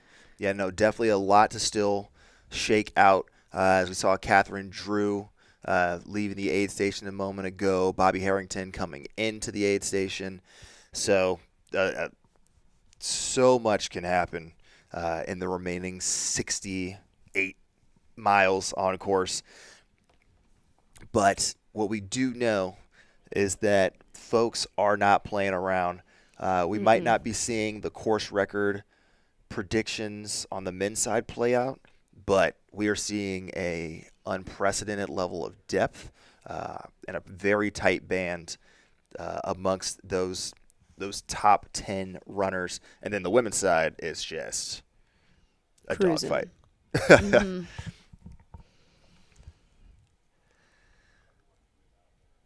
Yeah, interested to see where Anne-Marie Madden is. She should be coming through relatively soon to Jackass Junction. And now she was 11th at Western States this past years, or I guess this year. So I feel like she's got a lot of fire in her to get back there, Absolutely. try to grab one of those golden tickets. But it seems like everybody has some sort of fire burning because they're moving and keeping today very interesting for us, I'd say. Absolutely. Yeah, I mean, you have in front of her a person who has a top 4 at Western States. You have someone who has a top 10 at Western States back in 2019 in Catherine Drew. And then you have 2 100-mile rookies. And then the grizzled veteran Devin Yanko. Right. Anything can happen. Like if I'm an Anne-Marie Madden, I might be, 20 minutes back of the lead at this point, but still got to mentally be in a position where like I definitely can still get a golden ticket here. Like I definitely can find a way, especially with, the fact that Brittany already has.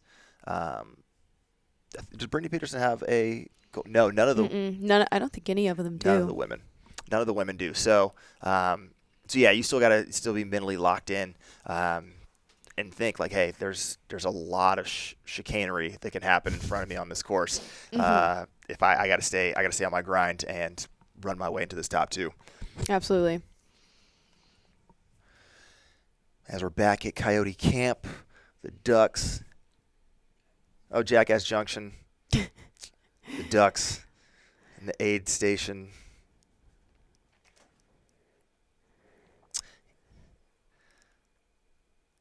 And again, the only drop bag location on the middle of the course, obviously you have drop bags and crew back at headquarters.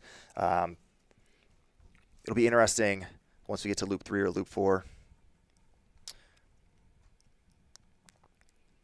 to see what people pull out of those drop bags. hopefully everything, because I do not want to have people start being like, we got these leftover drop bags. What do you want to do with them? So just use everything that's in your drop bag, folks. But definitely take advantage of them. All the butt butter, get it everywhere. All the socks, use them. Sharing is caring. It's something that is I'm not seeing so much on camera, and maybe it's just we're not in the right place, but I know there's a pretty significant dip / wash coming into Jackass Junction. Those washes are littered throughout this course, and I run in Tucson. We have a lot of washes on our courses. I've run this loop before as well, and those are like just sneaky. And they really do steal a lot of momentum, especially for someone like Heather Jackson out front who's seemingly chasing that course record. And that's going to be, at like a 7-something pace? Yeah. That's going to steal a lot of momentum as you go in and out of those washes. So that's just something to keep in mind when you're watching this. It is a flatter course. Javelina's certainly not as technical as some, but those washes add up, and I think it's important to keep in mind what these athletes are doing today and the paces that they're keeping with everything, with all the external factors. It's pretty impressive. Yeah. Yeah, and so looking at the aid station here at Jackass Junction, but thinking where we're going to see these leaders come through next, Rattlesnake Ranch, 5 miles down the road. We should expect our leaders sometime in the next 10 or so minutes, generally a sort of 40 to 45 minute stretch of trail, since you do have a lot of that downhill out of this aid station going towards Rattlesnake Ranch. So the likes of Matt Daniels, Jacob Puzzi should be coming into our next aid station here in the next 10 to 15 minutes to be on the safe side. Is that Casey? Indeed. I don't know. And this is what we're talking about. These women have been running very well together, and these packs have been very close. So we see it evidenced right here with former champion, the Pixie Ninja herself, getting in the mix. Nicole Bitter in the mix. And all of them, they know exactly what they're doing. They've run this race before, obviously done incredibly well here. Just like, let's make sure we have everything we need, and they continue to work together as they head back out. Yes, everyone seems to have a good head on their shoulders as they're heading out and into these aid stations. I don't pick up on anyone being frantic. Everybody's just moving well. No, you got like 11 more hours, 12 more hours. No need to freak out now. As they pass the timing mat and head on out. Just good to see the two of them sharing time together, especially with all the life changes that have gone on. Casey coming back from the hamstring surgery and bouncing back after her Western States performance. Nicole moving on down to Austin, just keeping the life changes coming on her end. So good to see her back. Good to see them both back. Who is this right here? I believe this is Arden. Okay.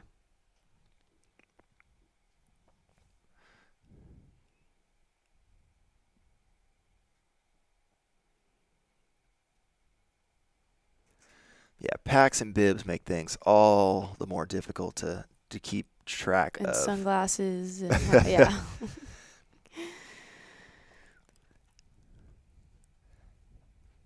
Yeah, next year we're going to use the big screen so that we can really just like enhance in studio and see everything you all are seeing at home.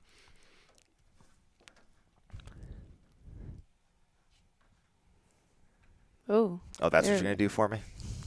Thanks, Matt. No more complaining. Oh, I'll complain because it's Matt. So, Alrighty. so it was Lauren Pertz who rolled through there. Okay. So I believe, yeah, that is our top 9 women. Top 30 overall have now rolled through Jackass Junction a second time.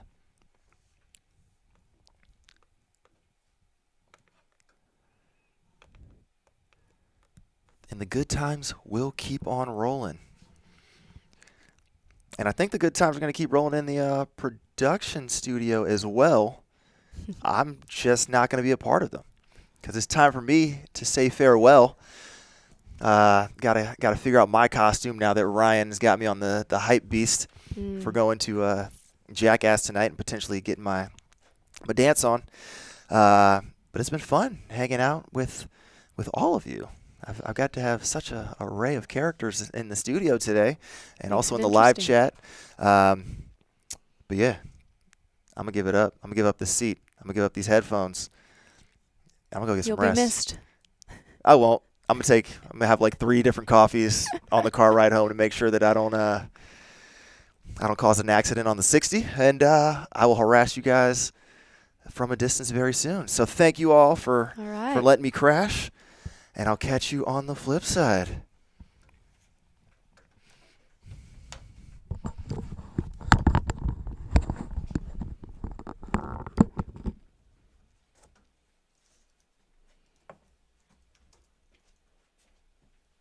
Looks like some cold water right there. Quite the expression.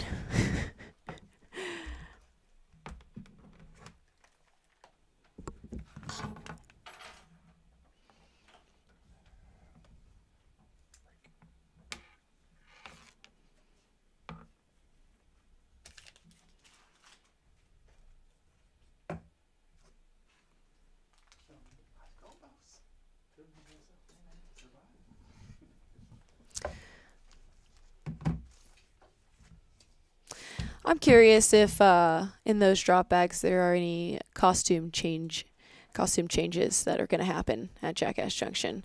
I'm not sure what the history is for each runner. I know Katra generally has a incredible costume, but I do not know the history of costume changes within the race and what the record is for costume changes. So I'd be interested to see that this year. Personally, if I was out here to run, my drop bag would definitely have some sort of costume change in it.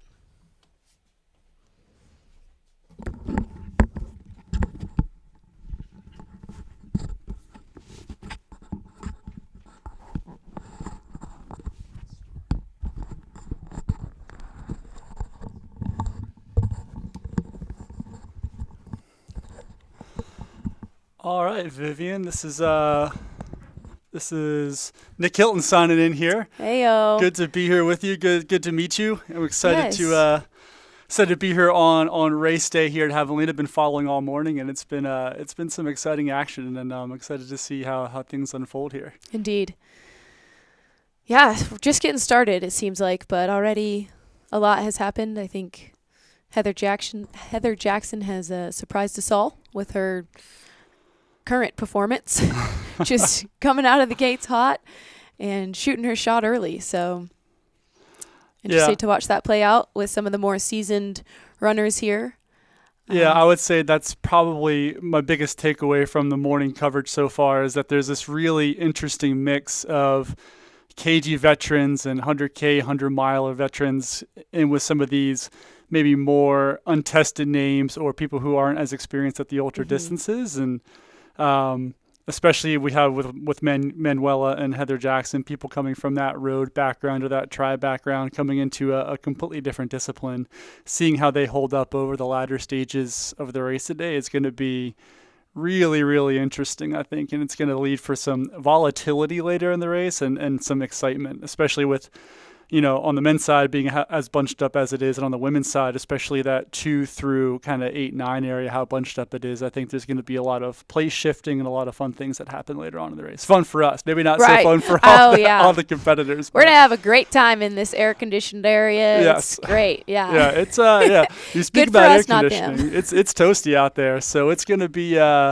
it's definitely going to be in the 80s. It's going to be warm. That sun is intense. I'm not feeling, what's the word I'm looking for here? Excited for our runners having to deal with those kind of conditions out there this afternoon. Mm-hmm. Yeah. Someone like Brianna Grigsby, who's out there, I'm not so sure where she is currently, what place. She has not come through here, mile 33. Yeah. She's somebody I run with and am familiar with, and she certainly is able to handle the heat. And she was like, 80 degrees, that's nothing.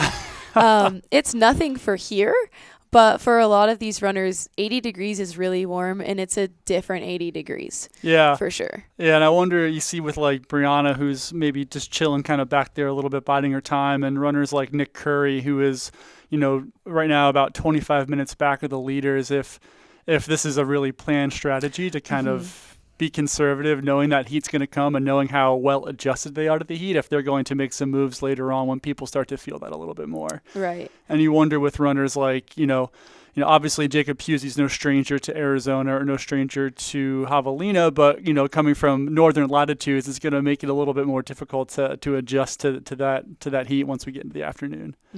Because a lot of places have already gotten their first snows, and it's been snowing in Leadville since like August. Yeah. So, yeah, Annie and I know in the 100K, Gwen, I believe they're both from Leadville coming out here. Okay. And yeah. So, yeah, it's always fun. The heat really adds a lot of good element to the day. Yeah. You just don't know what's going to happen. Yeah, it really adds to that unpredictability. Ultras are unpredictable in their nature, just naturally. But you add the heat there, and you're really adding a different element here. And it looks like we were following somebody. Now we're tuning into the aid station here. What was that? We're at Rattlesnake. We are at right Rattlesnake, now. And that looks to be Jacob Pusey, the shirtless wonder. And the white hat. And the white hat. If the Pusey brothers know how to do one thing, it's run shirtless all the time. I'm surprised he's not covered in blood like his brother so frequently was, it seemed, at some of these ultra races. But he's looking really strong. And, I know Jacob from his time in Flagstaff. He's a great guy. And I'm sure he is one of the more hungry competitors for that golden ticket, never having, had the chance to get one of those yet at this point in his career. A pretty accomplished road runner, low to mid 220 marathoners, really, really accomplished that 50K to 50 mile distance. I feel like, this is the kind of course you can really put it together on and maybe make a statement here. Yeah. I think it translates really well from road to trail. It's a good kind of introductory race. Introductory. That's not accurate, probably. Yeah, I don't know if we can call any 100-miler an introductory race, but as far as but it does transition well from road to over to trail. Yeah, we're not talking hard rock. We're not talking crazy techie trails at or Leadville or something like that. Yeah, 9,000 to 11,000 feet. But as you were saying before I hopped on here, these desert trails they sneak up on you a little bit.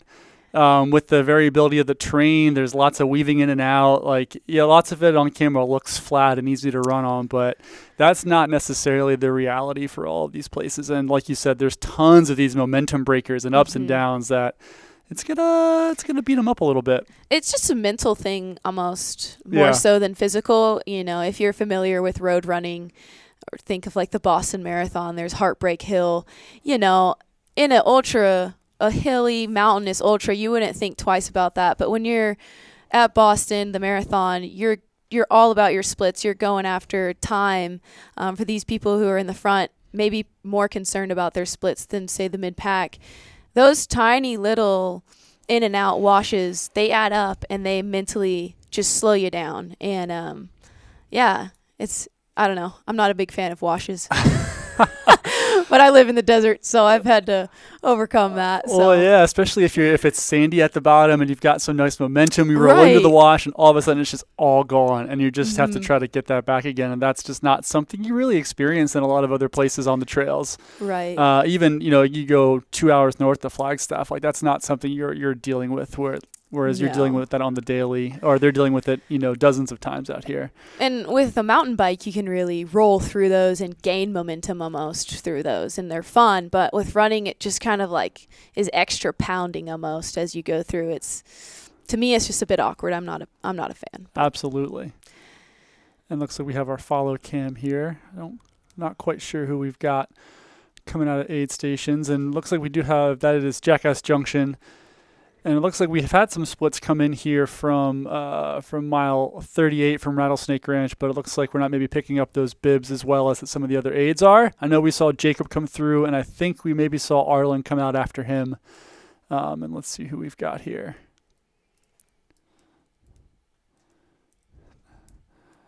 Tough to say. All of our competitors wear singlets that look the same. No, we're back at Rattlesnake Ranch.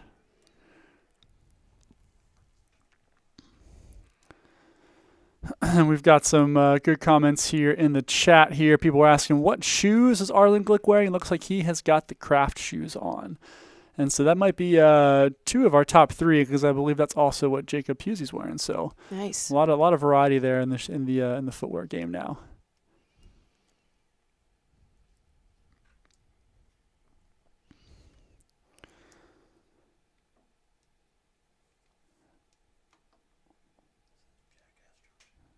And we are back here at Jackass Junction.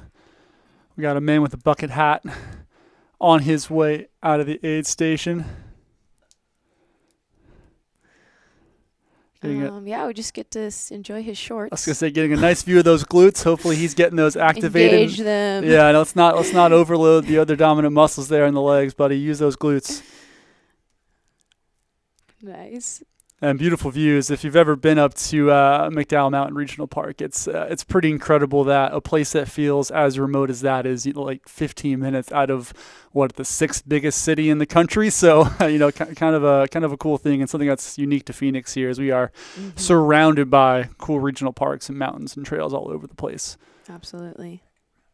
And here we are. We are back at Rattlesnake, catching some very smart runners loading up on ice and fluids. And I know they were talking about earlier, I had some notes about some of the runners, especially up front, their aid station strategies and how many of those runners were kind of blowing through some of those early aid stations. What would you normally do at that early in the race when you're coming through on those aids, knowing that the heat's coming up? I think it's there's a happy medium with these, because you want to be thinking about, hours that are coming. However, I feel like you can really lose a lot of time just lollygagging around in the aid stations. And if you haven't premeditated how you're going to go through the aid station and get your ice quickly, then you're going to lose a lot of time. And that's not time running. That's time that you're going to have to make up running. And so if you can just move through the aid stations quickly and still get the ice you need, the water, the electrolytes you need, then I feel like at the beginning, I probably might not be as methodical as some of these folks that are going through. But I just tend to be as efficient as possible through aid stations, and that could come and bite you in the butt towards the end of a race like this. But I'm not one to stand around looking around for things. I have all my gear, I have all my food, I have all my stuff. But on a race like this, there's one drop bag. So you're out in the middle of nowhere at Jackass Junction. So you really do have to rely on the ice that's out there, because you're only going to see your crew once a lap. And that's that's something that maybe some of these, looking at some of the less experienced ultra runners, whether it's Heather Jackson, Manuela, that they maybe aren't quite as familiar with on course. And I know, I come from that road running world, and that's something that like it's just you just learn that by experience, like how to handle aid stations, like what to eat. Every race is a little bit different, and it's different from what you train with at home. Like whereas when you're running marathons or Ironmans, like you can control all of those little variables, and in the ultra, you have so much of that is outside of your control. Yep. So I wonder how much they're experimenting on race day, and how much they're trying new things, and how that's going to play out. I mean, so far for Heather, it hasn't made a difference at all. She's 12 minutes up. She looks strong. But again, we're only 30, 34, 35 miles into this race, so it's going to get interesting. Yeah. Yeah, there's just a fine line between getting what you need in an aid station and then just spending too much time. Yeah.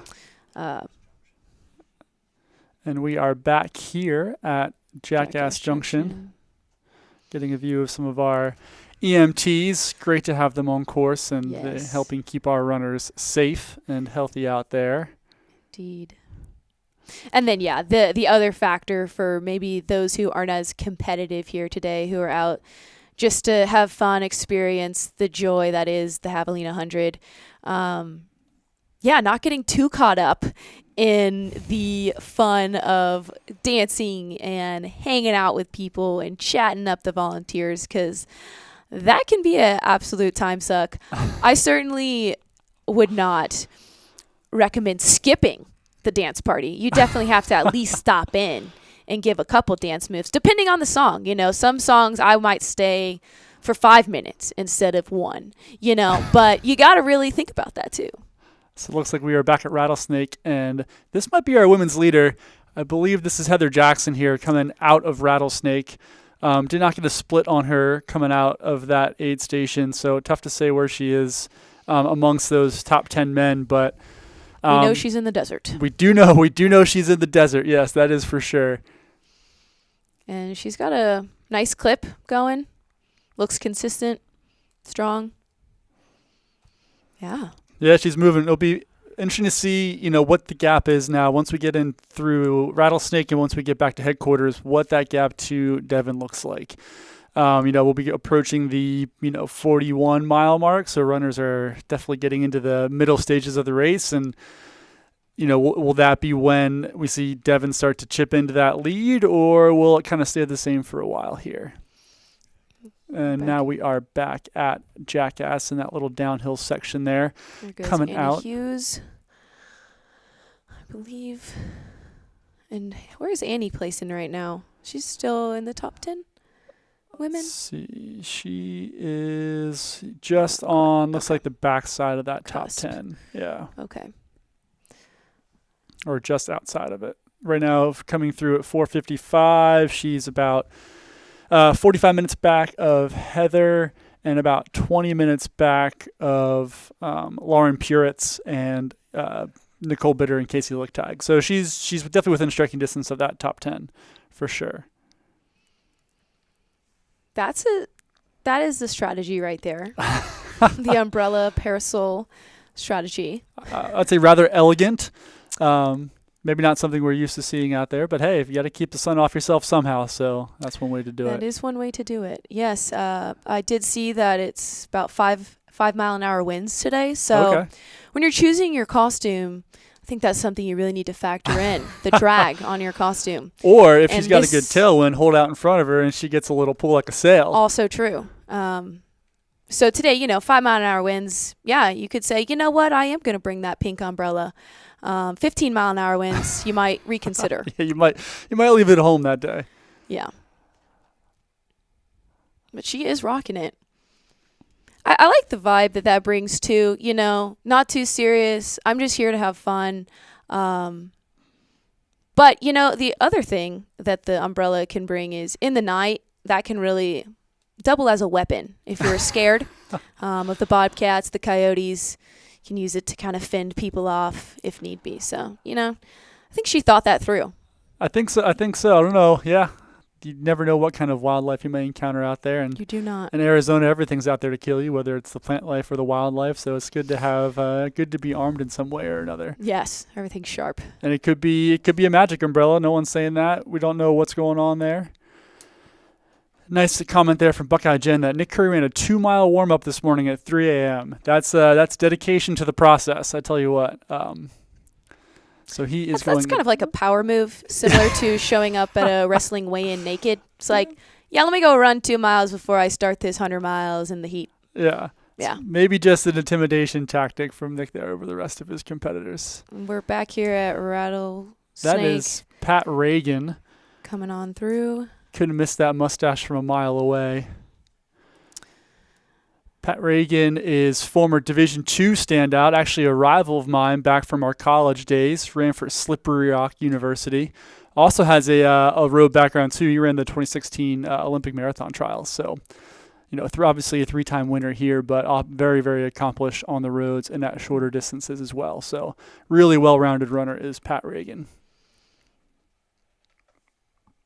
And I feel like he's really been taking his time and has been diligent at all these aid stations to cool down, get fluids, do the things he need to do, all the things that you would expect a seasoned veteran like Pat to take care of out there on the course. Did he mention any of his goals today? I know he's not interested in the golden ticket, allegedly. But and it doesn't seem like he's going for the course record as of now. I mean, I'm not saying he's not going to negative split anything today, but is he just out here to compete and have a good time, get another race under his belt? Do you know? I haven't the slightest idea. Okay. I mean, I would assume a competitor like Pat's going to be out here to win, and that where he's running now is probably a calculated decision to not, especially with it's going to be a little warm in the afternoon, and knowing some of the competitors ahead of him, to just kind of let things play out front, not get caught up in other people's races, and do his own thing. That would be my read on it, but it's tough to say. It's interesting to hear that he's not interested in that golden ticket, because I feel like a lot of the other people around him are very, very interested in that golden ticket for sure. Yeah, so you mentioned he has a road running background, and it seems like the vast majority of these top 10 folks have some form or fashion of a road running background. I thought that Stephanie Flippin might be higher up right now as well. She's had 2 4-hour 100-milers, I believe. Oh, wow. And so I was just surprised that she's not farther up, and I'm just wondering if that is also a calculated decision, if she's been coached by somebody who lives out here, like, hey, back off a little and then put the hammer down towards the end. That'll be another one to just pay attention to and see. Or it just could be an off day. It's always tough to say, and we only get snapshots of what their races are looking like on camera. So it'll be once we get AJW and Chris Warden in here, it'll be interesting to hear, since they were out there on the course, like they'll have seen these people in person. Oh. Okay. Fun little, so we were just informed by the great Matt Feldick that Stephanie is coached by other competitor Pat Reagan. So she is no doubt has the insight onto how this course plays out. Sneaky. Yeah. That very well could be calculated. Very much so. And looking at both their races, they're both kind of running that similar, hang back a little bit strategy. So it's 11 a.m. They've been running now for about 5 hours. 5-hour mark, and no one is on course record pace right now. The course record coming through the headquarters here at 41.7 was 5 hours and 38 minutes, so the runners will have surpassed that. Arlen Glick came through out here in 2021 in 5 hours and 14 minutes. So we'll see where these guys start rolling in here. And then Camille last year, she came through in 5:24:16. So we'll have a good sense of where our top men and our top woman, Heather Jackson, kind of stand in comparison to last year's competitors here shortly. I did hear earlier people asking about if there's any international competitors, and I did a little Googling. Christian Stern is actually Austrian. So he's in the top 10 right now. He's got 100K under his belt, coming out here to Arizona to get his first 100-miler notched in his belt. So we do have an international presence in that top 10. Very nice. Now, do we have a costume in the top 10 is my question. That would be the ultimate. I haven't seen a costume yet in the top 10. That's not to say that, maybe there's a surprise underneath one of these racing kits that we haven't seen yet. I have seen some fun ones. I saw Mermaid Man from SpongeBob SquarePants out there on the first loop. Got pretty excited at that one. So there are some fun costumes out there. So kudos to those people out here running a 100-mile in a costume. Not a choice that I would make, but I'm not nearly as fun as these people are. So.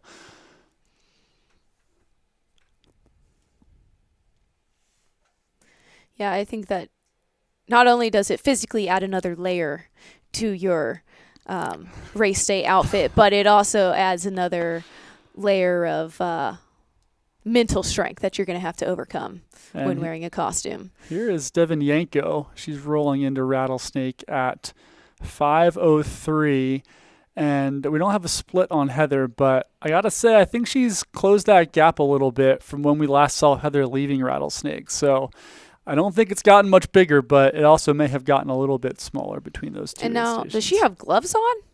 Is that what I'm seeing? She's definitely rocking the arm sleeves. That I definitely can see. You can stuff a lot of ice in those. With gloves, I'm curious. Yeah, it looks like she has maybe the fingerless gloves? like a mountain bike glove on or something like that. Yeah. Okay. I could see that with like using poles, but I wonder what the strategy is there. Maybe just keeping sun off the hands as well. I guess they can get sunburned pretty quick. Yes. But I'm not a fan of gloves running. Makes my hands feel weird. So maybe she doesn't have that problem. Maybe not. And I would also feel weird if they got wet. Like wet gloves is just not a fun experience. Yeah. But maybe mountain bike gloves are different. I'm not much of a mountain biker. Yeah. And I know that keeping your wrist, like the wrist is one of the cooling spots you can wear. That doesn't make sense. The wrist is one of the places you want to cool down. All the runners out there know what you're talking about. Yeah, the wrist, the back of the neck. There's a couple spots. So maybe it's like that. So now we've got this drone shot here. Looking for the leaders coming back from headquarters. We should be able to catch Matt Daniels, Jake Pusey, Arlen Glick, Pat Reagan sometime here in the near future. Coming into their second loop into headquarters.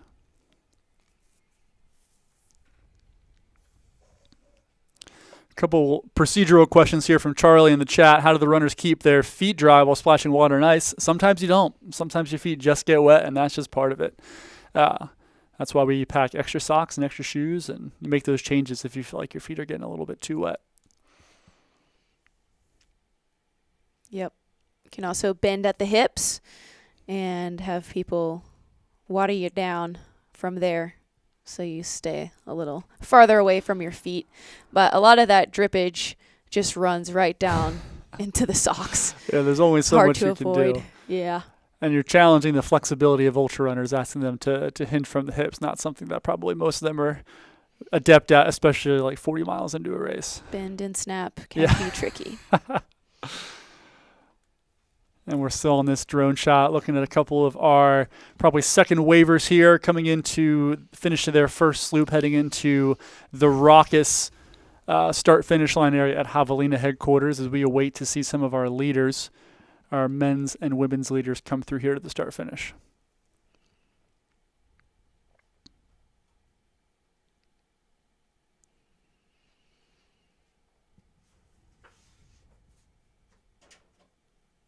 Now that start finish has quite the shoot. It's just lined with people, with tents, with good energy, people cheering, people in costumes, great music. And it's not a short shoot. Like you go through it once and then kind of weave back. That's something that going into this race I would be thinking about, just like, hey, I really need to slow it down through there. Because I feel like that energy would build, and I'd be like, yeah, and then head back out on the third loop and be like, woo, that took out way more than I thought. Yeah, you look down, your heart rate's at 170. Yeah, you just like, you're running 6-minute pace or something. Mm-hmm. Yeah, but it's got to be such a lift, especially you go a couple hours without having, at this point, probably 2.5 hours without seeing your crew. Like that's such a lift to have, not just your crew energy, but all the energy of the fans and people out there. So. Well, you got to make sure you don't go crazy. It's such a positive feeling to come through that kind of. Absolutely. Yeah, I think with this race, the details really matter. It really matters how much time you take in aid stations, long or short, how much ice you're getting on your body, how you're cooling, how you're thinking through each loop, and how you're thinking through the heat that's going to come in the day too.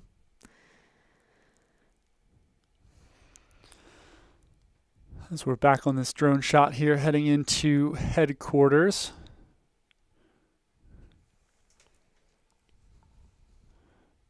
Still waiting to catch some of our leaders as they make their way in here. Remember, 5:01 is the course record split. 5:14 was last year's leaders split. That was Arlen Glick coming in there at 5:14. And it looks like that runner is moving pretty quick, so those could be Very a couple well. of our leaders right there. I'll see if that drone gets a little bit closer and gives us a view, but maybe not. Awesome shot, though, as you can kind of get a sense for what the terrain is. You look on the course map, you don't necessarily see how varied it is, but that shot really gives it away. As we get into here to a follow cam shot.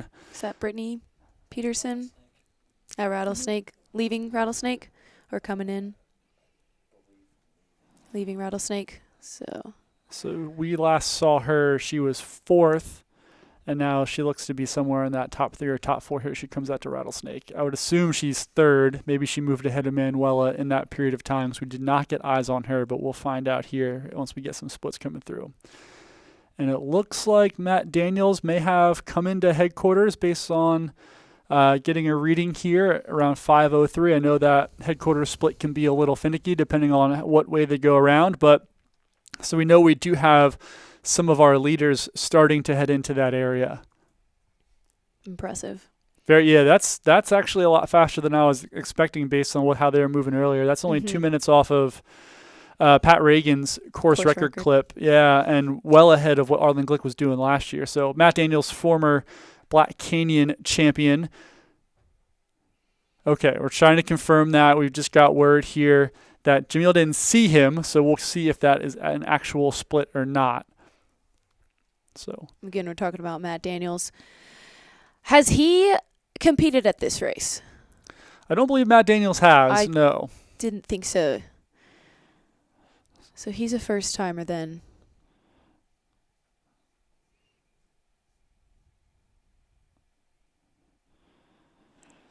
Yeah, so we don't have him in here. He was 4th at Western States in 19, so he's not a 100-mile rookie. He ran 15 hours and 21 minutes there. So that kind of time would definitely put him in the top 5 here most years.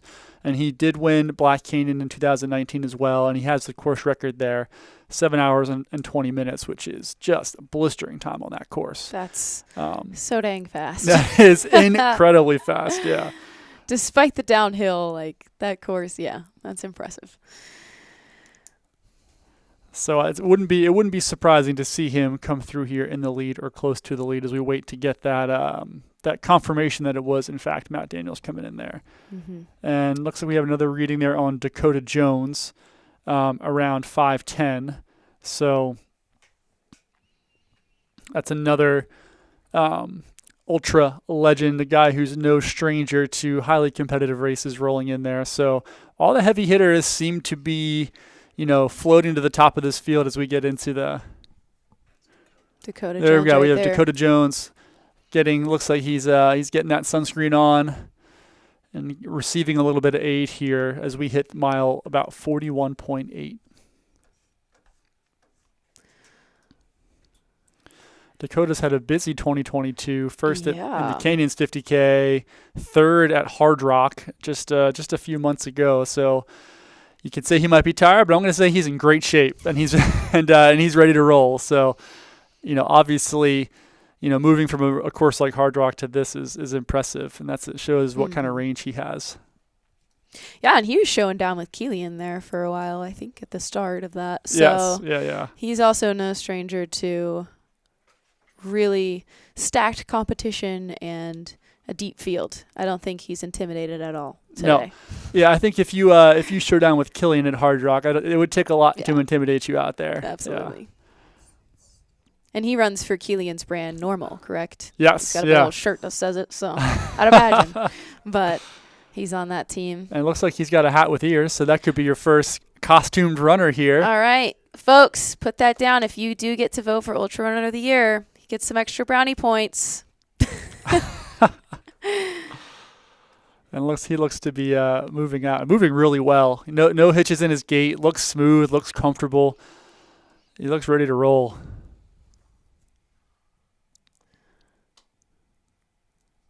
Nice aerial view there of Javelina headquarters and the city that has just popped up in the middle of the desert. And there's Jacob Pusey.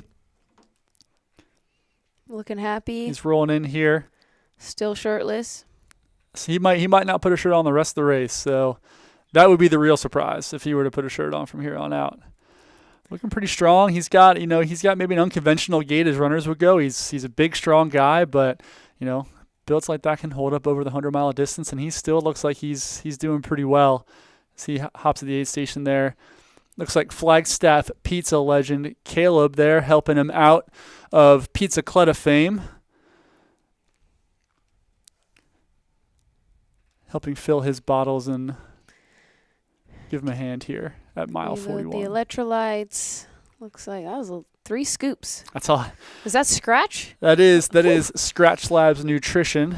Yeah, that's a lot. Personal favorite. Potent. It could be their super fuel mix, high calorie product. So That would be a good choice for today. You can mix it up to 300 calories there. I would know. I'm a Scratch rep. That's my job. So Nice. won't talk about it too much here. This isn't a sponsored segment. So is that a Topo Chico, a beer, or what do we have? he's double fisting whatever it is. So It could be straight tequila. You just never know. it could be that. Sometimes you got to zap the system, shock the Yep. body a little bit. Is it an IPA? It is a Lagunitas bottle, unconventional. But if you can say anything about the Pusey's approach to ultra running, unconventional might be the word you would use. For a race like this, I might just put all my water in cool bottles to make me seem super hardcore. There you go. But yeah. I doubt he's doing that. It's intimidation tactics. Exactly. I like it. Yeah. It's all about mental strategy, mental game, getting into people's head. So what we're saying is for your next ultra, do a 2-mile warm-up before your 100-miler, and then use empty beer bottles for all your nutrition needs, and you're going to intimidate your competition and give yourself a leg up. Or better yet, just bring big old glass things of Patron, and that's what you pour your water. If you're feeling really hardcore. If you're feeling like extra hardcore. And Jacob here really taking his time, and it looks like we've had Jonathan Ray check into 8 here, Arlen Glick, Brent Hornig as well, and I'm going to assume Matt Daniels also did stop in there at some point or another. So the top 5 all hopping into 8 here within about 10 to 12 minutes of each other. So everybody's still pretty close, pretty tight.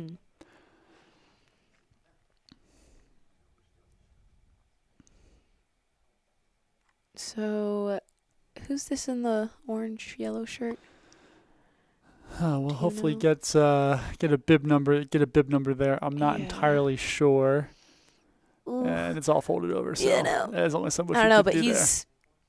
he's definitely feeding off of the energy there. Yes. That stride is lengthened. yeah, he's not trotting into camp. He's No. taking he's moving Making a a little bit. statement. I'm feeling good. That's what I'm gathering from that.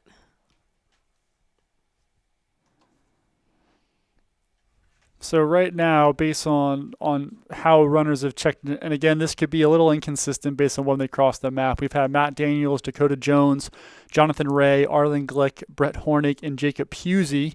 That would be your top 6 right now, all checked into Javelina headquarters, with about 13 minutes difference from when we got the first reading from Matt to Jacob there at 5 hours and 16 minutes. All are right around the winning pace from last year, which was about 5 hours and 14 minutes. So we'll see what happens here. From headquarters, somebody reputable just said somebody, potentially Matt Daniels, I won't say for sure, but somebody completely ran out of the aid station and then had to run all the way back. Oof. So not 100% on who it was. Could have been Matt may not have been. But either way, no matter who that is unfortunate. Yeah. Even though it might only be 400 meters or could be longer, 800 or something like that, that's still extra 800 meters you have to run. Yeah, it's like on top of the 100 it's like a mile. penalty loop. What do you don't want to be forgetting anything. So once again, just that fine line between being methodical through the aid stations, making sure you have all the electrolytes, salt tabs, water, whatever you might need, but also doing it with some haste. Mm-hmm.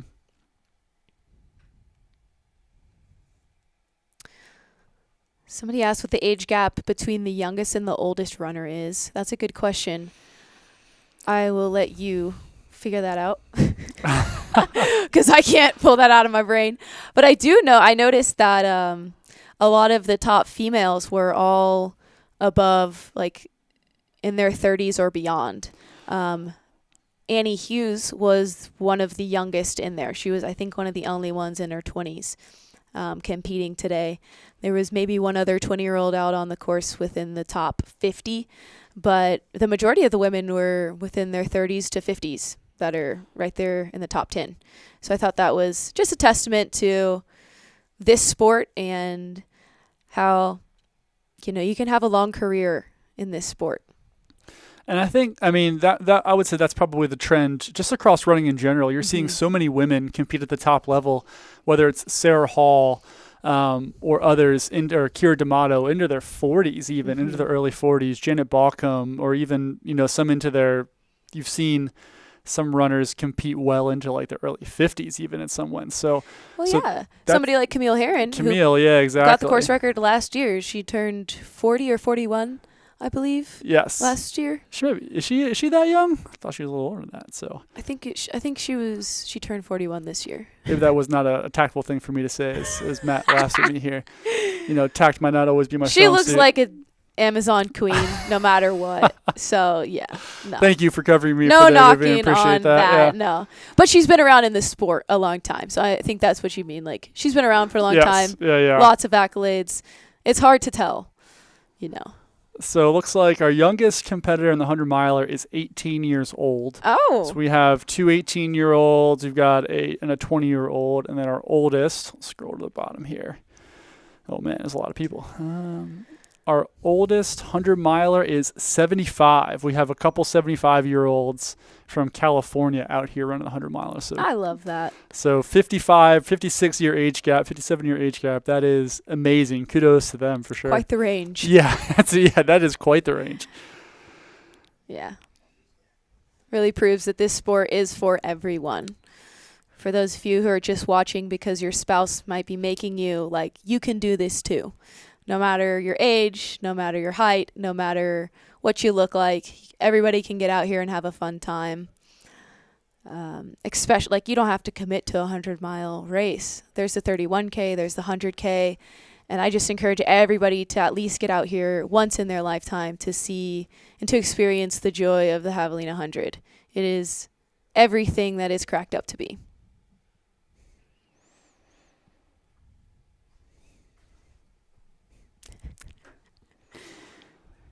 Is this a bucket hat, cowboy hat, or safari hat? I think that would fall more in the safari hat category if I were to take a guess. Looks less like a 10-gallon and more like a safari hat. Some more shape at the front. Exactly.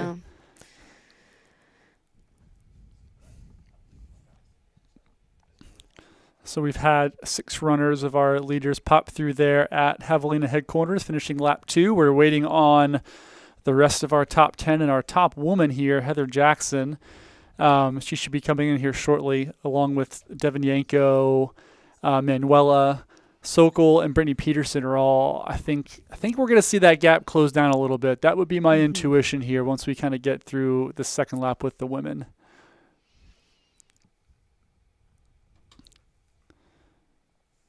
Yeah, and with the men, it's all been pretty tight within 2 minutes.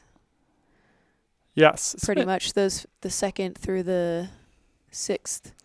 Yeah, and if Matt did close. have to take a penalty lap too, that's just going to really tighten up that gap even more between that top to our top 6. And maybe we have 6 now kind of separating themselves from that top 10. We'll see what happens here as they get to the Coyote Camp in just a couple miles, we'll hopefully get a good clear sense of where everybody's at. So we are in this drone shot that comes into headquarters. Cars lined up all on the street. Yeah, just a few of them. Yeah. Okay, so we do have word that Heather Jackson is at Javelina headquarters, and we've got a camera there trying to get eyes on her.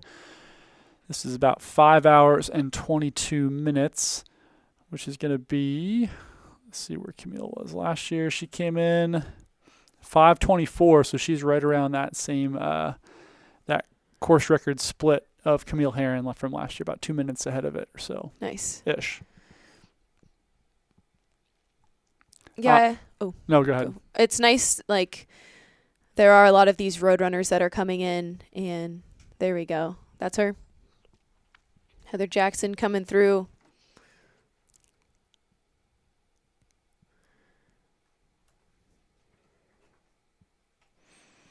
Yeah, just crushing it. Yeah, just looking headquarters. great. Dang. We're all kind of in awe here, just watching Yeah. her crush through headquarters, looking fresh. Yeah, she's got a lot of arm momentum going, Yeah. which helps with speed. And wow, that was quick. In and out. In and out. Goodbye. See you later. No problem at all. Wow. I was saying, Camille Herron did come pretty much from a road background with the marathon, and she's kind of paved the way, I feel like, for a lot of these people. I'm sure they know it's possible, but it's neat that she's had, she's run a 240. She might have been even faster than that, because I believe she's 232. qualified for the marathon trials in the past. Yeah. And I think Manuela, is she close to that? 237 same is, I time? believe, what we heard earlier. Yeah. So, yeah. So, like, similar backgrounds there, and yeah, we're seeing that that's translating really well to this race, and something like Tunnel Hill and JFK. It's just neat to see that crossover, and some people can really nail it, and it looks like Heather Jackson is really nailing it, though she comes from more triathlon background. And then there's others that don't. They fall short. So Yeah. It's always interesting. 237.14 there, the PR Okay, for the PR for Camille. Yeah, it's interesting to see what skill sets and what types of runners are able to make that transition, because lots have tried, and some it really sticks and some it doesn't stick. But with ultra running, I think we're seeing more and more runners move to this discipline a little bit earlier than they had previously. Yeah, it's no longer like, oh, I'll do that when I'm slower. Yeah. It's like, actually, how about I use my speed to go crush out there and compete with the men, maybe. Yeah. And even that, it's not, I wouldn't say that's super accurate, because everybody's just so fast. I feel like every race preview I do, every race I look at entrance list wise, I'm like, holy smokes, this race is stacked. Yeah. But like, we say that every single race, but it's true, because the field just gets deeper and deeper with more and more competition, both on the male and female side. Yeah, we're kind of in some kind of golden era, I think, of ultra running, where it's really coming into its own as a sport, and you're just seeing it become so much more competitive at the top level. And there's lots of athletes to thank for that, and organizations like Aravaipa, who've given the sport so much mainstream coverage that it makes it a more attractive. I mean, the coverage for races like this is better than what you'd find for some major marathons. Oh, yes. Which makes it so much more approachable and attractive for a lot of these other runners coming into it. And it just looks way more fun. And that certainly, board. and I'd say that Aravaipa has chosen much more fun commentators. Would you agree? Absolutely, yeah. Yeah, I think that's, I think they've really upped their game, and they're the gold standard of commentator choosers when it comes to the organizations out here.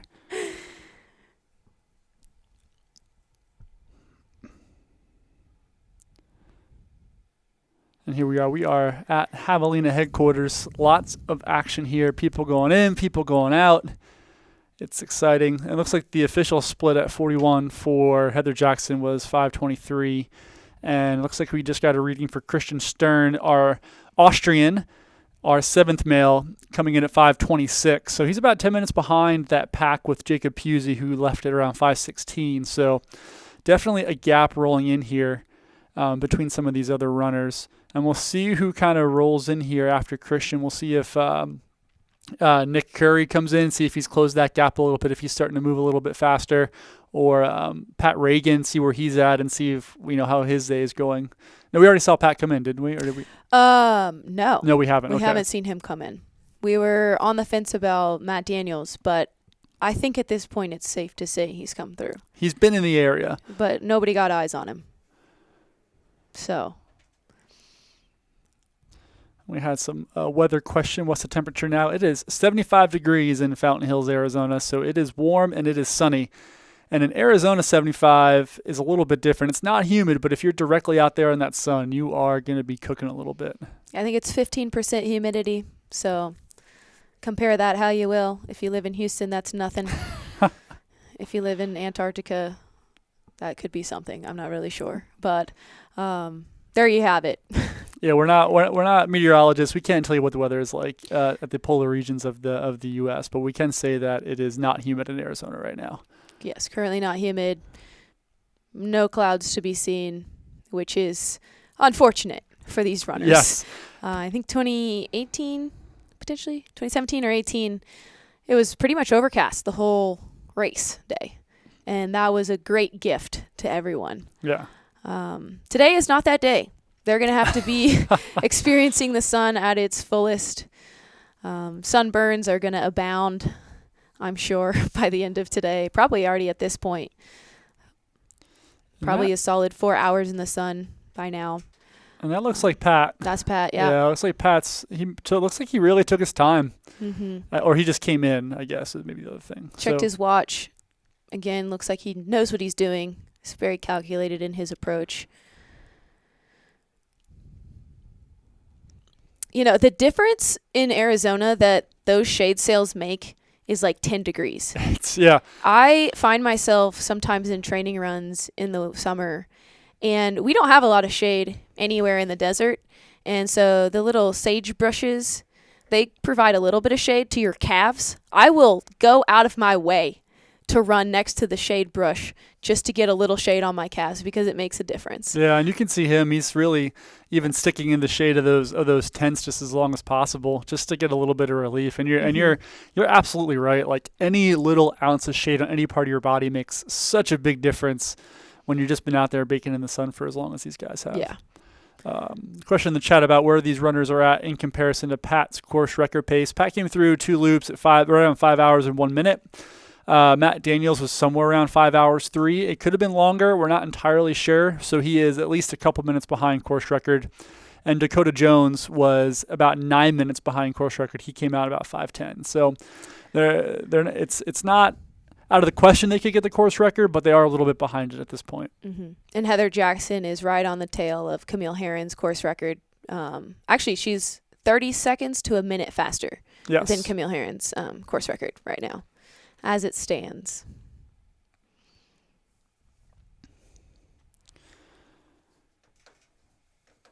And Pat was our 8th person out of 8 at 5:29, so he's about 19 minutes behind Dakota Jones right now and 13 minutes behind Jake Pusey, who was kind of the back end of that front pack. Well, looks like we got a little audio here. Is this for Pat Reagan? Yeah. Hello? You got me? Yep, we can hear you. Yep. Hi, this is Chris Warden. I'm here at Pat's tent. They're just looks like they might be working through a little bit of a cramp. We've got a massager that they're just kind of working on his left hammy. So it doesn't look like it's anything necessarily serious, but if anybody knows how to manage and mitigate this race, it's definitely Patrick Regan. So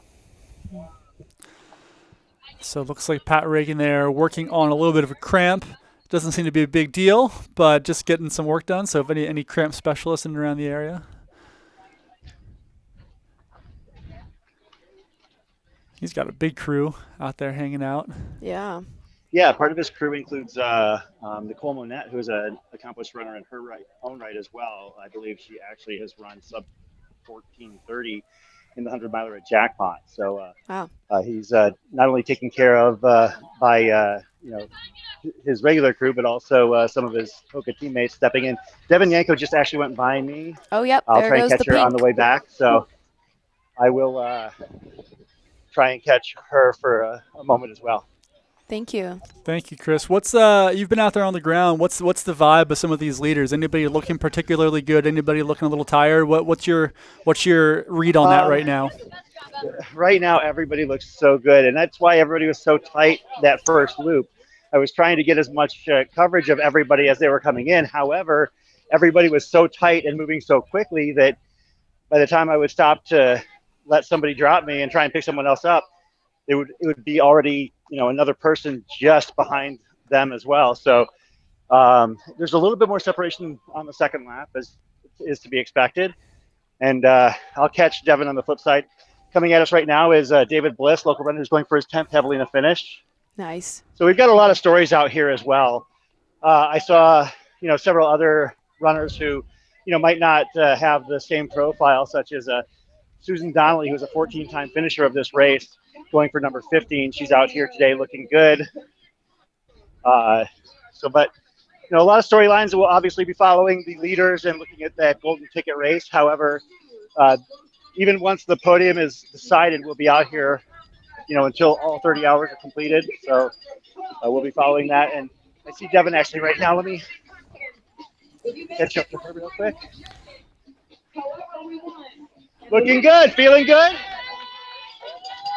And it looks like she'll be taking off about 10 minutes or so after the leader, Heather Jackson. So she maybe has eaten into that gap just a little bit versus what it was back at mile 38 and mile 32. So that race could be tightening a touch as they head out onto their third loop.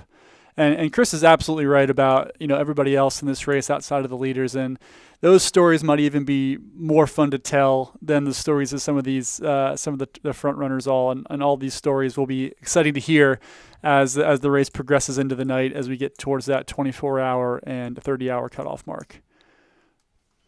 Yeah, it's fun to hear that some people have been doing this for 15 years and they just keep coming back, and there's a reason for that. This race experience is unmatched, pretty much, I'd say, to most others, just in how fun it is. I'd say Leadville certainly has the history. Western States has the history as well, and just the prestige.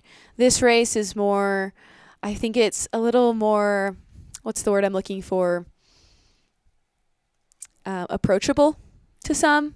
And somebody mentioned that you can actually still get into it. Mm-hmm. There is a wait list, but if you get on top of it, you'll get in. You're not having to get into a lottery. So that's really neat. And I think that brings a lot of really cool stories to the table. Yeah, I mean, there's something to be said for the community that that ultra running and Aravaipa has built, and like you said, the approachability of this race. It just feels like a friendly race. And if you're trying to pick your first 100, you could do way worse than Javelina. Yeah. For sure. Yeah, it's something. We have somebody coming in. Okay. Yeah, I'm a flight attendant. I fly with a lot of different people. There's Brittany Peterson. So just coming a couple, through. just a couple minutes behind Devin. Devin left at around 5:33, 5:34. So she's just a minute or two back of that now as she makes her way in. Yeah, Brittany is a girl with a plan. Look at that. She came in. Her bottles are already taken out. It looks like they're going to fill those up, and when she comes back through, she's going to take those. So she's wasting no time. She's hot on Devin Yanko's heels, it looks like, and she knows that. It's apparent that she knows that, and that she's going to start tracking her down. Yeah, she looked really good. Cadence looked good. She was moving really well. Mm-hmm. So, yeah, she's officially hits that split about 4 minutes back at Devin. Well, it's about the same as what it has been here over the last couple aid stations. So they seem to be running a similar cadence, both trying to creep up on that lead of Heather Jackson. And this is Manuela. Sokol just coming in here just about a minute or so after Brittany. So the marathoner, 2:37 marathoner, making a good showing right now, coming through the Javelina headquarters here in 4th place. Very nice. She's got relaxed shoulders, moving well too. Yeah, it's sometimes hard to pick up just off the camera whether or not people are jiving or not. It's not until they get into maybe they're like with their crew that you can pick up. Like Pat Reagan, he looked fine, but apparently he was having some cramping happening. So if you can see that they're not doing well on camera, then you know it's bad. Yeah, it's sometimes hard to tell their vibes. Yeah. The subtleties are hard to pick up on camera. Let's see, we've got an athlete here heading out. See if we can. Cody Logan. Cody Logan. Cody Logan. One of California's finest, former, may still be a GU rep. Really great guy. Cool to see him having a good run here on the outskirts or right around the backside of that top 10 on the men's side. Yeah, and just huge shout out to Chris, who's there at headquarters, running back and forth in the sun too, capturing all this footage for us to just devour today. It's awesome. And that's Nick Curry.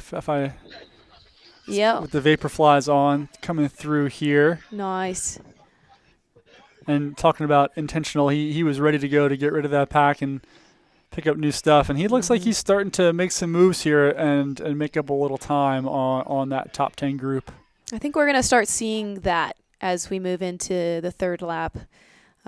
People are going to start making their way into the position they want to be. Yeah, this is the time. If you're going to make some moves and put yourself in a place to strike later on, I think this loop and obviously the next loop are going to be really important for that. And this is where, we'll see some of our less experienced runners, see how they handle being 40, 50, 60 miles into a race and enter some of that uncharted territory. Right. Yeah, what I was saying is I'm a flight attendant. I fly with a ton of people, and they're like, oh, what are you doing this weekend? And I was like, get this. I'm going to go hang out in the desert and watch people run 100 miles. And it's amazing, and it's so fun, and it's just a big old party. And everyone's like, oh, that sounds like fun. Yeah, so I feel like this is a race that you can really get a lot of people on board for. Absolutely. Because it's not just about the runners. There's so much going on at headquarters, and it's just about, the community all getting together and cheering each other on and having a good time in the desert. It's like kind of like Burning Man light. We could say it's like ultra running's version of something like Burning Man. Maybe not quite as debaucherous as an event like that, but people are still out there having a good time. Yes. And it's similar vibes, maybe. Yeah. Similar vibes from a more reserved crowd. Absolutely, yes. A healthier, maybe, crowd. yeah, for the most part. Yeah. For the most part. Ultra runners are still fond of their beer, so. Absolutely. Looks like this is, we did have a camera view there, but we are back on the drone shot.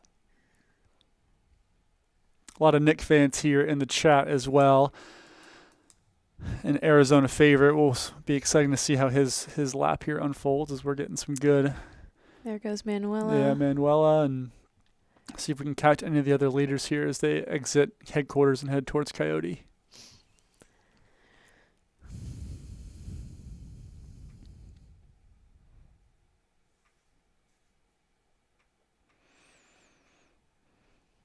And it looks like, in headquarters, we've just had Catherine Drew come in. She's our 5th. She rounds out the top 5 women. She's about 16 minutes back at Heather, 3 minutes back of Manuela. So still well in range of that coveted golden ticket spot currently held by Heather Jackson and Devin Yanko, who is in 2nd place for the women. So, we were talking about how tight that men's race is, but that women's race is also really tight there through the middle of that top 5.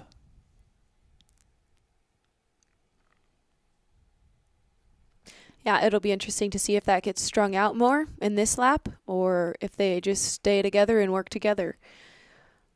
And if they do, we will get some drama, I think. Some jockeying between places towards the end. And we're back in here with Chris. Chris, who do we have here? Is this Cody Logan. Is this Cody? Yep, Cody. Okay. How's he looking, Chris? Smile on his face. He looks good. He's got a smile on his face. Looks like he's having a good time. Right? Yes, he's had no reason to not smile. So he's got 40 miles of smiles down and 60 miles of smiles to go. No big thing. Yeah, no big deal. Right? Yeah, no big deal. Yeah, he's got people taking very good care of him. So best crew out here. I think there's a lot of runners that are making that claim, but maybe his is truly the best crew out here. We might actually, you know what, that brings something up that I would like to talk with you folks about in just a couple of moments. Is like I've been going up and down and seeing the cruise here, and some of the crews out here would put together a heck of a race field themselves. I know that, like for instance, when you got Nicole Bitter out here racing and you got Nick Curry out here racing, well, respectively, their partners, Zach Bitter and Lauren Curry, are out here crewing them. As I mentioned, Nicole Monette is helping crew all of the Hoka runners, as is Jake Jackson, a 24-hour national team member. You've got all sorts of stout runners here. Our very own AJW is crewing a couple of the runners he coaches. I know Jason Coop is out here helping as well. So really, you could put together a very star-studded field just on the people who are on the sidelines hanging out and crewing.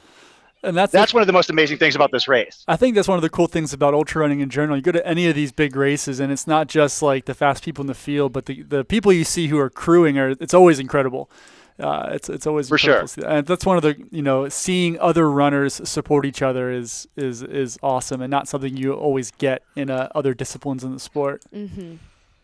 Absolutely. And one of the things I was talking with AJW about earlier today was that when he coaches Brittany Peterson, and when Brittany decided to drop in here at the 11th hour, one of the questions was, well, I don't think I'll have any problem putting together a crew or pacers if I end up running, because everybody wants to be out here and be a part of this event. It's so much fun.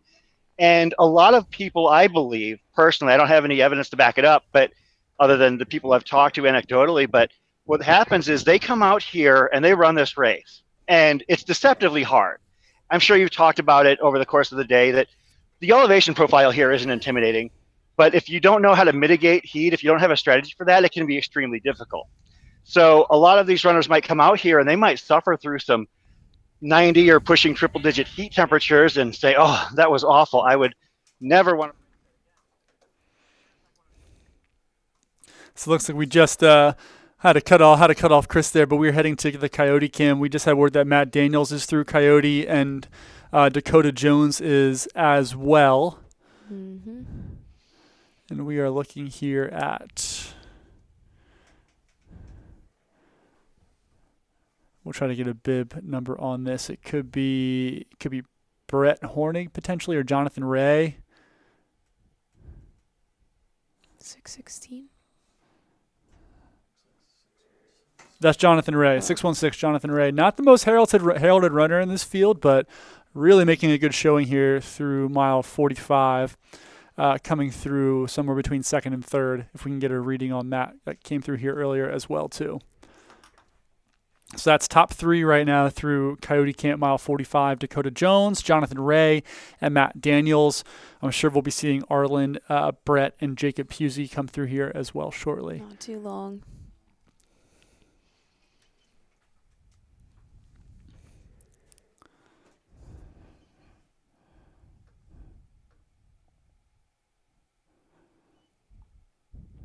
As we are looking out here of that Coyote Camp aid station, getting some views of the mountains there in the background. And it looks like that could be Arlen coming in here right now, who is in fact in an orange shirt as we've been told. So okay, it would be Arlen coming in fourth into the aid station. Nice. Looking happy, big smile on his face. He's got the arm sleeves, the orange tee, double bottles, ready to rock and roll. Soaking wet. Soaking wet, exactly. Yeah. About to get more wet, I'm sure. So he's just a couple minutes, just 2 or 3 minutes behind the leaders. So Dakota, Jonathan Ray, Matt Daniels, all in and around the aid station within 5 minutes of each other.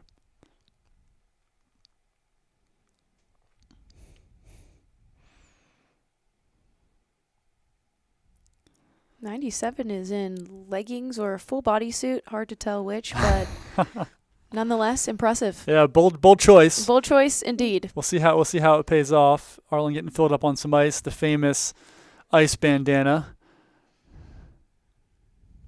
Oh, that looks heavy. It does look heavy. And this is, I'm going to say it's probably Brett Hornig. That is bib number 221. Yep, that's Brett Hornig, 31-year-old. Again, him and Jonathan don't have a ton of, high finishes to their names. So they're really, I wouldn't say they're unknowns even, but they're definitely a little more unheralded versus guys like Arlen Glick, who's won this race before, Dakota Jones, or even, Matt or Jacob, who've been out here, who are a little more tested at the ultra distances. So. Mm-hmm. That guy, Brett wearing maybe the most stylish shades on course right now. Absolutely. I'd have to agree with that. Stylish shades, stylish shirt. He's got on, I think he's rocking some hot pink Hokas. Is that yeah, what Hokas are, that might be the Saucony Endorphin Pro. Okay, yeah, Saucony. Yeah, my inner footwear nerd is showing. Well, it's hard to tell these days. Every shoe just keeps getting more and more like a Hoka. Yeah, it seems. They all kind of look the same. Super Shout out to thick. Hoka, sponsor of Javelina 100. Yeah, I would say that Brett has the best outfit in that top 5 by a pretty good margin. I second that. I wish I could rock those sunglasses. And we got a nice comment here from the chat saying that in the sun it feels about 90 to 95 degrees right now, even though it is only in the 80s, which sounds about right.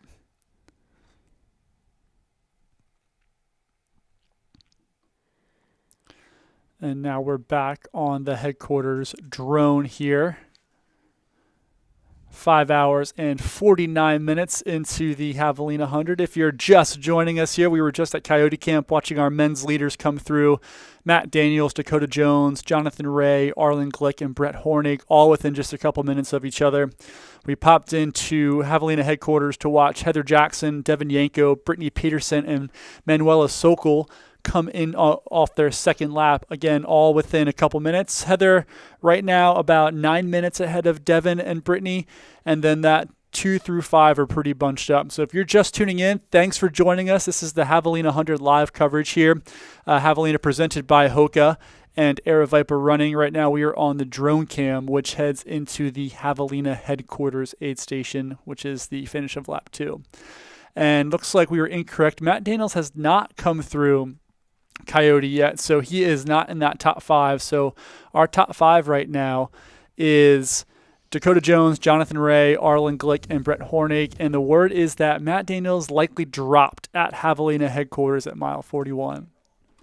And here we do have the camera here on to Matt Daniels. Chris, can you give us a heads up as to what's going on here? I can't as of yet, but I'll see if I can get some information. I want to let him have his time to kind of decompress and get with his crew, and maybe then we'll actually be able to get a word with him. So, sounds good. Thanks, Chris. Appreciate it. Somebody in the chat mentioned that they're out on the course right now and standing in the sun feels like 90 to 95 degrees. Keep in mind, I don't even think we've hit 80, the high today yet. So just for perspective, for those of you who are not out here, not familiar with this, though it's not one of the hotter years we've seen in history, it is still warm. And dropping at this state in the game could be for that. It could be for injury. There's just no telling. Yeah, there's so many things that can go wrong. Yeah. In an ultra, the nutrition couldn't be sitting well. There's so many things that can happen. Interesting little note here in the chat. We talked about one of our youngest competitors in the 100, Colton. His mom, Christian, is also running the 100-mile run, which is pretty incredible. So we've got a mother-son duo out there. We'll see if we can kind of keep an eye on that throughout the day and see how they are doing. So kind of a cool little note there. Nice. Love that. So it looks like the ultra bug has bit the whole family in that case. Yeah, it certainly just spreads. Seems like it's one person, then two. Sooner than ever, everybody has it. It's Yeah. We're back on this drone shot here. And so Vivian, you're 41 miles into an ultra. What are you focusing on here on this third lap? What's in your head? What are you focusing on here? Well, for this, you're not even halfway yet. I think it's keep it under control, but start getting excited to start hunting some people down. I am not a front runner. I do not go out fast. I like to pick people off towards the end, and once I've passed you, I like to keep you behind me. I never want to see your face again till we finish. And so mile 40, to me, we're still keeping it cool, under control, thinking through everything, and just starting to kind of allow that excitement to come in of like, hey, pretty soon here, we're going to start thinking about picking up the pace or picking up the intensity and finding some people. Probably towards that second portion of the loop, start picking people off. Now that is Jacob, I think. At Yeah, Coyote Jacob Camp. Pusey at Coyote Camp. Still shirtless, but with a vest on right now. Oh, dropping AirPods. Oh dear. Those are so easy to lose. Those are so easy. It might never work again now, with a little bit of dust in there. I wonder, what do you think Jacob's listening to right now? What do you think is his musical choice? Well, I don't know the man well, so that's a hard question. But probably Hannah Montana. Hannah Montana. I was going to say Anthrax, so we'll probably assume something in the middle there between in the middle of Hannah Montana and Anthrax. But yeah, not Miley Cyrus, folks. For those of you who might be confused, Hannah Montana is strictly from the 2000. We're going for the PG version Yeah. of that for sure. So he's just filling up on ice here. He is our fifth runner through Coyote Camp. He's about 5 minutes back of Brett Hornig and about 8 minutes back of Jonathan Ray and a full about 10 minutes back of our leader, Dakota Jones. So Jacob, one of our early leaders, maybe settling into a little bit more of a chill pace as he is a couple miles in here to lap 3. Yep. He has both AirPods, so he's a go, looks like. He is a go, and we had a request here to reintroduce ourselves as the host. My name is Nick Hilton. Happy to be here with you. I'm here with Vivian. Hey, y'all, I'm Vivian. Happy to be here as well. No place I'd rather be today. Maybe out on course. That might be fun, too. Well, I'll be out there shortly, There you go. so I'll get enough sun today. It's nice to be in the AC in here. Yeah, just you'll be out there watching. as that sun starts to go down, that UV rating starts to Whoa. go down. Someone's moving. Hot shot. Nicole Bitter. So Nicole, Just racing through headquarters right here. she's at the back half of the top 10. We've had Anne-Marie Madden come through, Casey Lichtig, and Nicole Bitter, all within about a minute of each other, roll in and now rolling out of Javelina headquarters. So that right now would be our 5th, 6th, 7th, or 6th, 7th, 8th, if I can count correctly, which is unlikely, runners.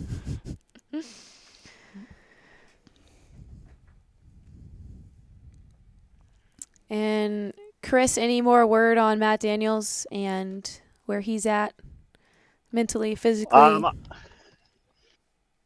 I know is that he's done, and it seems to be a lower leg injury, possibly an Achilles. Oh, I will check to see if he is up for a quick conversation on that.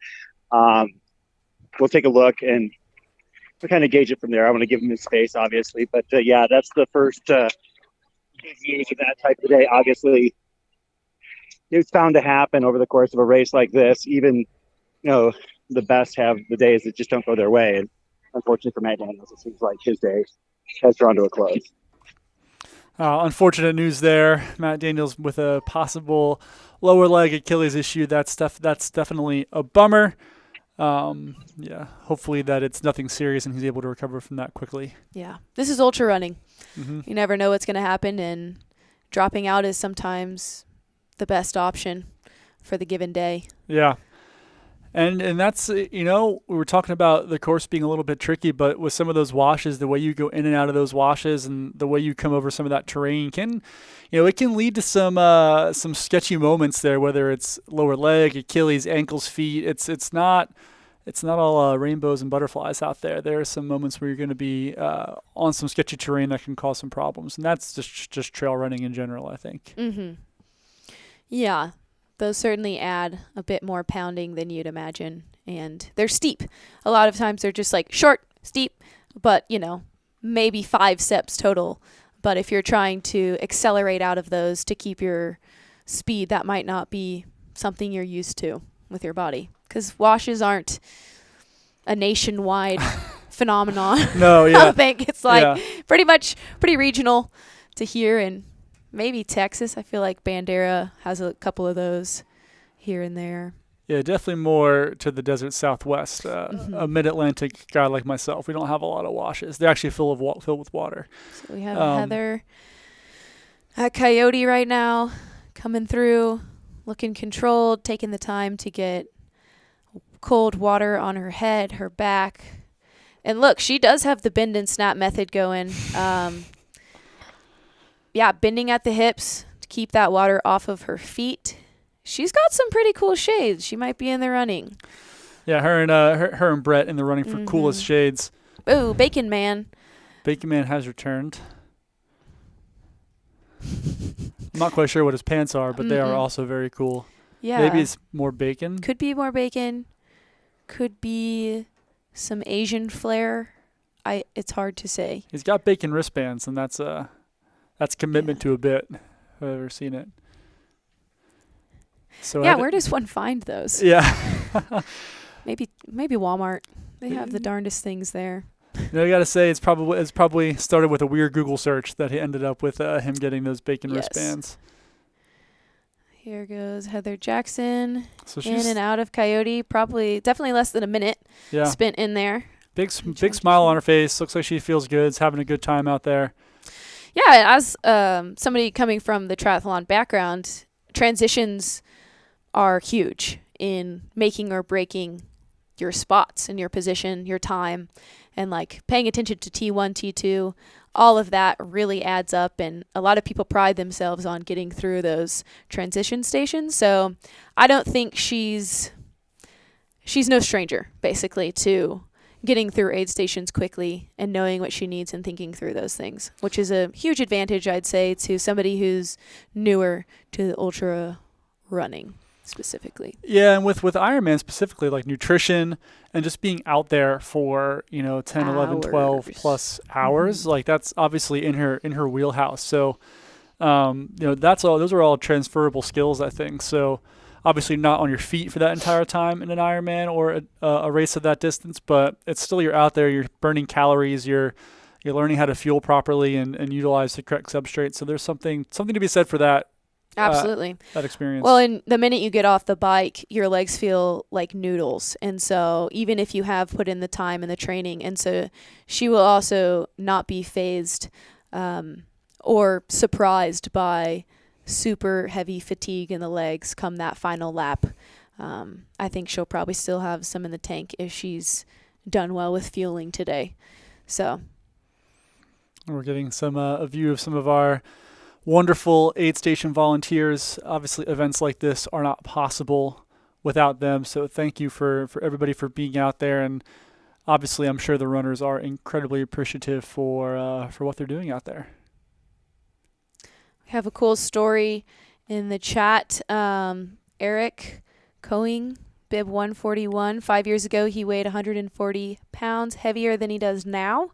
Broke his ankle in combat in 2012 and was told he would never run again. But he's out here. So there are so many incredible stories in ultra running today out here on the course as well. And we need to come up with some sort of forum where people, like, when they register, can maybe write a 3-sentence snippet of like, hey, where are they coming from?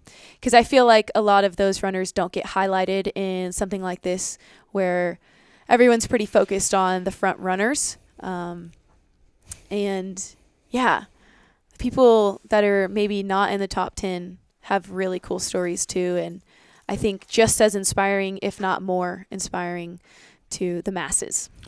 Yeah, like we were saying earlier, like those are some of the most fun stories to tell, and yeah, obviously our ability to Google runners is only is fairly Pretty limited. limited. and even if we could Google everybody in the field, like we wouldn't get to know what these stories are personally. So that might be Right. something cool to know going forward. I know when we do like Cocodona, the 250, that's so much a part of that coverage is talking about, what everybody's stories and backgrounds, and even getting a chance to talk with competitors while they're on the course, runners while they're on the course. So being able to highlight stuff like that in this race would certainly be cool, because I'm sure outside of Eric's story, or even the mother-son duo, there are dozens and dozens of these tales out there to be told for sure. Yeah. And we just watched our top woman, Heather Jackson, roll through aid at mile 45.7. She came through about 5 hours and 57 minutes, and we are now waiting on the rest of our top four there. Devin Yanko will be the next woman we expect to come through here.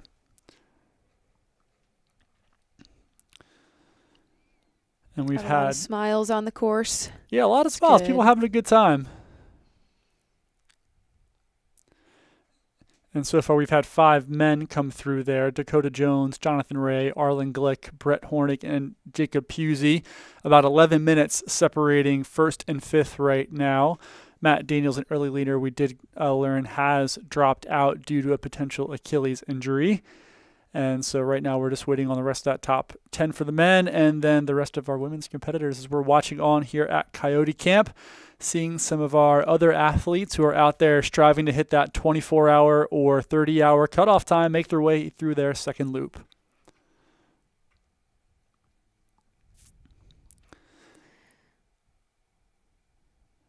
Vivian, what do you think of like a loop course versus a point-to-point? Mentally, what is the difference in attacking something like this or approaching something like this versus like your more traditional one big loop or more traditional point-to-point ultra? I think there's a huge advantage with loop to loop, because you're going to be doing the same thing again and again.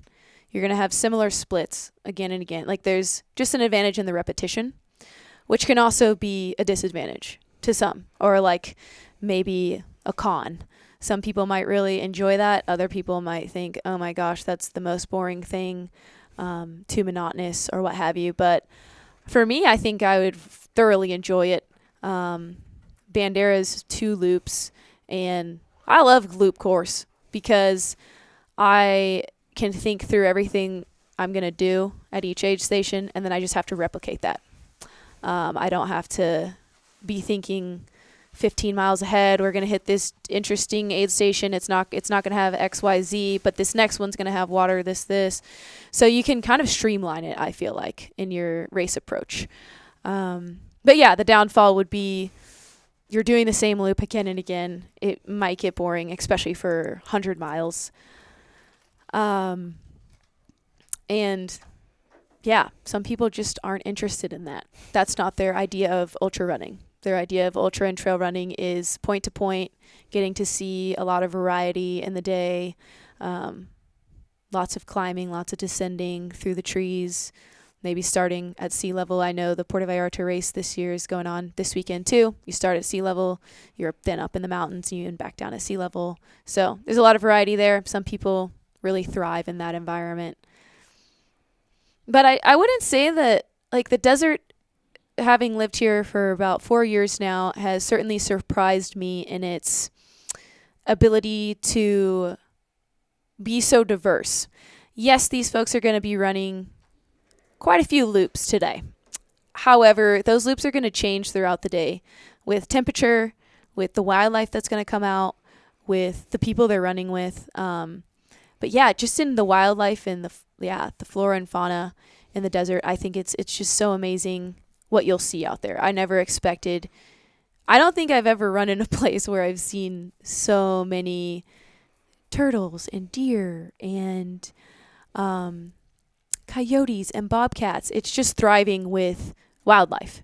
And I grew up in Texas, and there's certainly a lot of wildlife there, but not nearly as much. The desert just seems to be teeming with that. So I think it's really cool that as the sun starts to go down, some of these runners are going to get to enjoy some of that. And hopefully that'll spice up a couple of these laps and give them a little something to look at.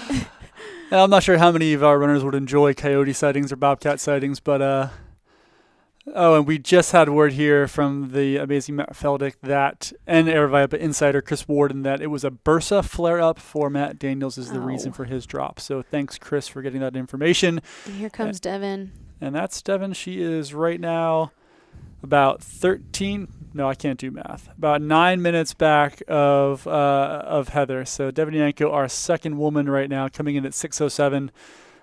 When Heather came in right around 5:57. So about 9 to 10 minutes back right now for Devin. Just starting. She's closed that gap a little bit. She's closed it from 12 down to 10. So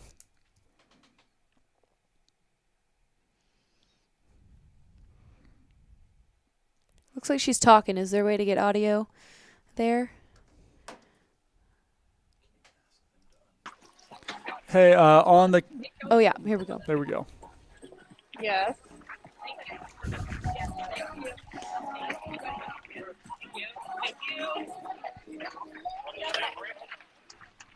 Looks like a pretty efficient aid station stop there for Devin, just grabbing a couple things and heading out to continue her pursuit there of Heather. Yeah, pretty comparable time-wise to Heather. Yeah, just a minute or so. Transition time, yep. Yeah.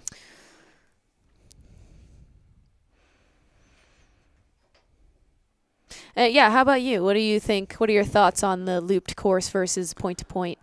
Well, I think everything you said is exactly right. I think there's positives and there's also some drawbacks. I think like mentally knowing exactly what you're going to be running by every single loop is, once you get through 3 and 4, like there's checkpoints that you would have. There's mental things that you've noticed out there, and that's just going to feel like it's going by quicker and quicker, which I think is an enormous benefit. And again, the predictability of that with the aid stations is also you can't discount that factor. But again, so I think if you're trying to race it and you really want to run fast, or if it's your first ultra, you want to keep things in front of you. A course like this is really is beneficial for that. It's definitely different from a point to point and kind of that adventure covering ground experience that you get with those. But that's kind of the beauty of ultra running. You have all these really wide. You have people who will run around a track for 100 miles, a 400-meter loop. You think this is repetitive? Good Lord. Right. That's a whole different ball game. So. There's just such a breadth of course and disciplines here, even within the sport, that make it unique. And we've got someone here having a great time coming into that's Scott Trayer coming in, feeding off that energy, having a great time here at Javelina headquarters. I don't think I realized he was racing, because I was about to say that looks like Scott Trayer vibes, but it's actually Scott Trayer. He's racing the 100K. Okay, that makes sense. Chris, how are the vibes at headquarters right now? Everyone having a good time? And maybe you can't hear me. Chris is right now bushwhacking through the backside here of Javelina headquarters. All right, and back to Coyote.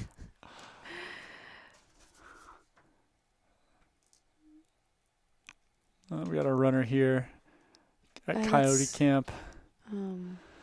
Soaking his hat, getting things cooled down. Again, it's going to feel nice and toasty out there. We're still waiting on our 6th man to come through. We haven't seen them come through That's aid Dakota yet. Jones, correct? I believe. Dakota Jones came through. That might Yeah. be Christian Stern, if Oh, I okay. saw his bib correctly. So that would be our 6th man, Christian Stern, the Austrian. He came through in 6:09. So he's a good, right now, 17 minutes behind 5th place Jacob Pusey. Very nice. And it looks like Brittany might be on her way. Kind of look like her running gait. Yep, there she is. Yeah, and that's it only puts her about 3 minutes right now back of Devin Yanko. So she's cut into that lead of Devin and Heather Jackson, quite a bit over the last couple loops there. So she's right now about 3 minutes back of Devin and about 12 minutes back of Heather Jackson, our current leader. Very nice. These aid station volunteers are getting her hooked up quickly. Yeah, everybody at this aid's been in and out pretty fast. No one's dilly-dallying around too much.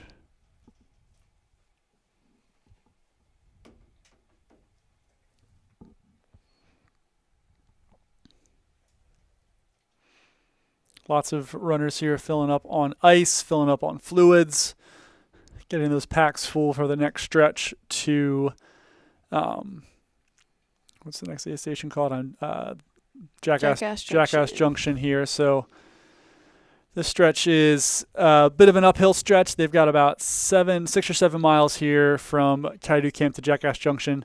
And it is a little bit of that rolling uphill, as we heard Skylar talking about earlier on the broadcast here. So this is a challenging section. So if there's a time to maybe make up a little bit of ground, if you're a stronger climber, you like a harder course, this might be a chance to make some moves and eat into those leads a little bit. Yeah, and Brittany Peterson is very capable of that. She, I believe, prefers the more technical climbing kind of courses, so I don't think she'll have any trouble with that. Yeah, former winner of Black Canyon City, so not a what's the word here? Not a stranger to desert racing. And Indeed. It looks like Nick Curry has also Nick Curry is also coming here to Coyote Camp at about 6:10. He is now about 12 minutes back. 12 minutes back of Jacob Pusey in fifth place. Pat Reagan as well. And there's Pat Reagan. So Nick Curry making some moves here, moving up into the top 10 through moving past Pat Reagan and a couple of those other competitors. Pat Reagan seemed to be working through that cramp, and now comes into this aid station here, loading up on ice. He seems to be a man on a mission right now. And it looks like we had word from Matt that Scott Traer is leaving on his final loop. And quote, let's see if I can blow this up. We're not quite sure what he's referring to, what he wants to blow up. There could be a wide variety of things he's looking to blow up.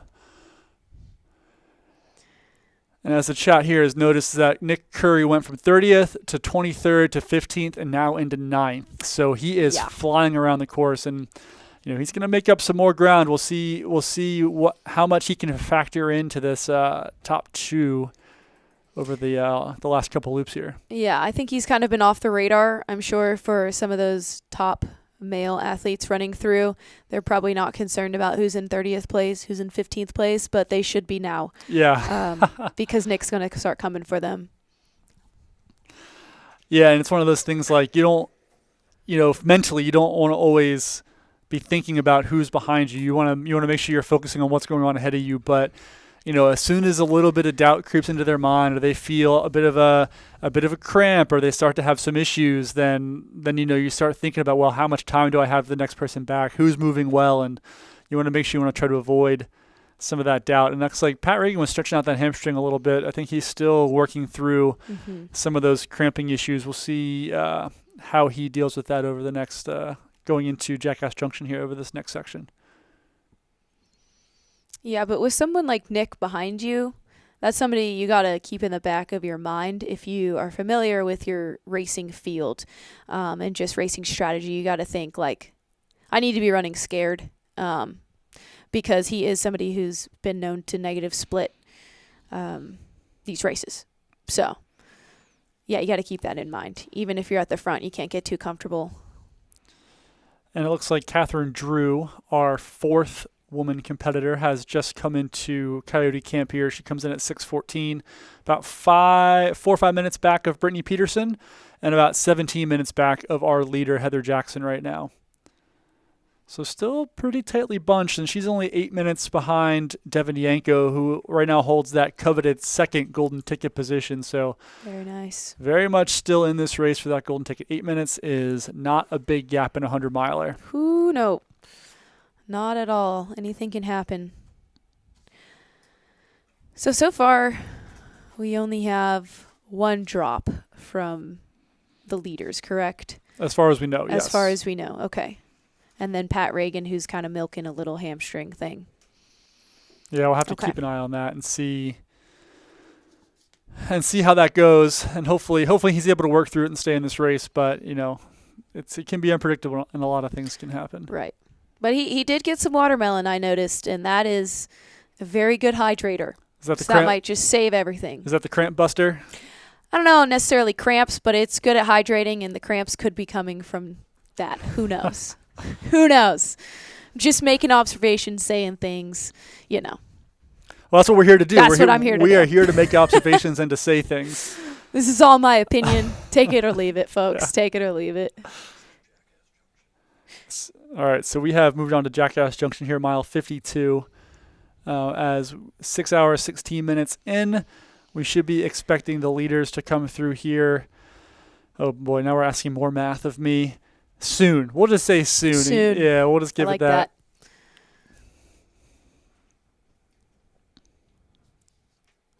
As we're checking out some of the rest of our field here as they reload and get rehydrated here at Jackass Junction. And this is home of the famous duck t-shirt crew. Love the coordination. All right. And a question from the chat asking who DNF'd from the leader pack. That was Matt Daniels, unfortunately, DNF'd from the leader pack with a bursa issue. So he is no longer in the race. But so far, everyone else seems to be looking decently strong, moving well. Everyone seems to pretty much still have a smile on their face as well. So that's pretty good as we move into loop 3. What's the first thing you're grabbing from this aid station? What's your go-to? If they have candy corn, candy corn. Oh. I don't like to judge, but on Gotta this keep one it I'm going to judge a festive. little bit. Well, you got to keep it festive. I feel like that gives you some superpowers. Yeah. If you're on theme, that helps. I don't know why, but it just does. All right. I do not see any candy corn on course, so watermelon for sure. If they had tahini to put on the watermelon, that would probably be my go-to. I regularly eat that through the summer when I get back from runs. It's nice and cold, and it's like that sweet, salty, rehydrate. Money. Yeah, I'm a little disappointed not to see candy corn today, but I know it is a heated subject. Yeah, I was going to say I'm thankful for our competitors that I don't see any candy corn out there. That's just like it's a lot of sugar in one little chew. It you is. know? It is that, but However, you do have to chew, we so have to chew that it. is a downfall of the and candy we're corn. trying to avoid vomiting in these races and any kind of stomach distress. So, but alas, we can have differing opinions on candy corn. I guess. We'll be okay. What's some other good Halloween candy that you could fuel with? Reese's. I love Reese's, but that could get a little chalky. Could get a little potentially. chalky. I would say if I remember from my candy bag as a kid, a lot of like unconventional things like Now and Laters and Baby Ruths and stuff like that you would never pick out from the convenience store. Now and Later could be all right. Stick that in the cheek and just get that sugar drip. I think one of the worst would be Laffy Taffy. That would be pretty awful, yeah. Milk duds. There's another that would be a dud. Yeah, I agree so on much those duds. chewing, a lot of effort. Yeah. Yeah, come to think of it, not a whole lot of Halloween candy that I would really be interested in consuming in a race like this. No blow pops, no Tootsie Pops. You know, you want to kind of avoid the lollipop thing. Yep, smart. So we're getting a view here coming into Jackass Junction, getting a sense of what that trail looks like as they descend into the junction, and we'll hopefully get some eyes on some of our first competitors here. And we are back here at Coyote Camp, seeing some runners check in. We've had Bobby Harrington, Paul Young, Cody Logan all check into Coyote Camp since our last look back here, and they should be moving on here shortly.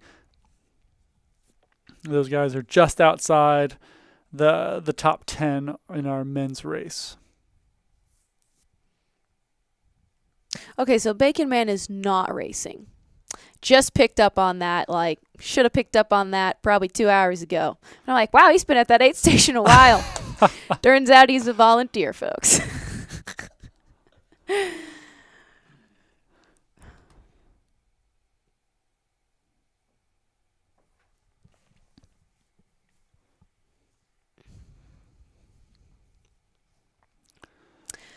Okay.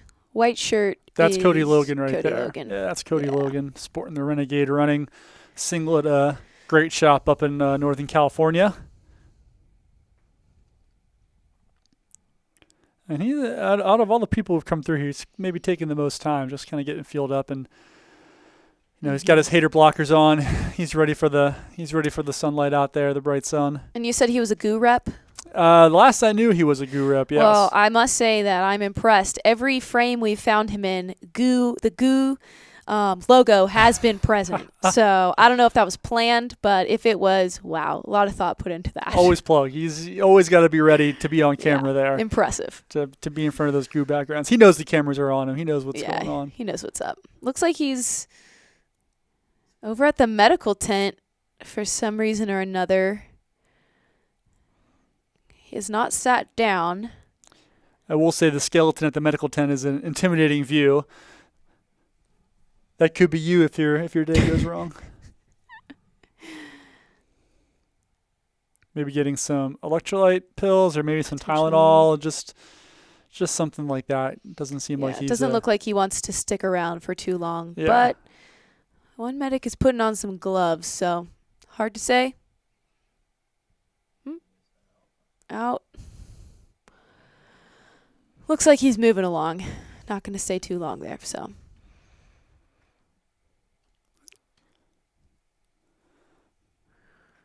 And if you're just popping in with us, welcome to the Javelina 100 coverage. We've had our eyes here on Jackass Junction, mile 52, awaiting our leaders to come in there. We should be seeing them come through there soon. We've been hanging out here at the Coyote Camp. We are watching Cody Logan receive some aid. He is right around 14th place now, getting ready to head on out and head out towards Jackass Junction. Okay, yeah, so he's still hanging out. Now out at Jackass Junction. A little grainy. Once that focuses up, we can figure out who's running through. Turbo speed. Hit the boost button. Little nos. Energizer bunny. All right. And it looks like we're hearing here in the chat that there's pumpkin pie at the aid station. Would you partake in pumpkin pie? I have partaken in cheesecake bites before, Okay. so if I've done that, then pumpkin pie seems even safer of a bet. That does seem like a safe bet. For a guy with a stomach like mine, I think I'd probably avoid the pumpkin pie. Yeah, I can't eat anything other than what I bring. It's a sad thing. I got a parasite when I lived in Peru, so candy corn's out. All the fun things are out. It's just like the one goo that I can eat.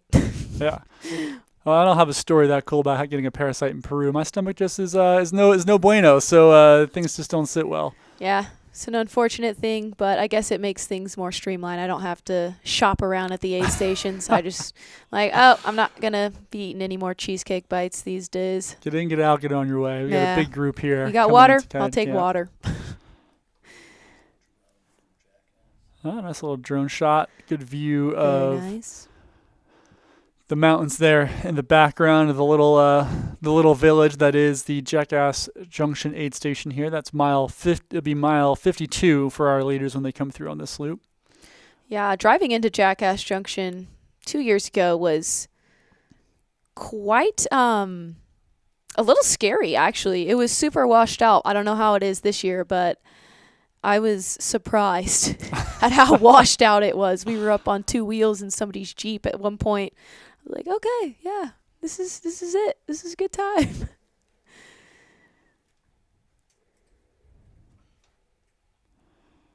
And we had a question here about Stephanie Flippin and what's she been up to? I haven't seen her on here recently. Here we go. Stephanie Flippin.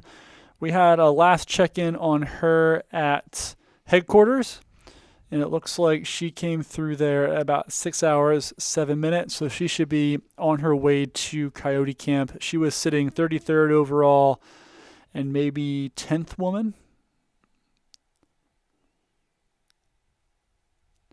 11th woman, excuse me. She's 11th woman. So that's where she's at right now. She is, as we mentioned earlier, coached by other competitor here, Pat Reagan. So could be taking the wait and see strategy, and maybe we'll see her moving up here towards the middle or end sections of the race. She was about 2 minutes behind Arden Young, and then Annie Hughes followed her in as well.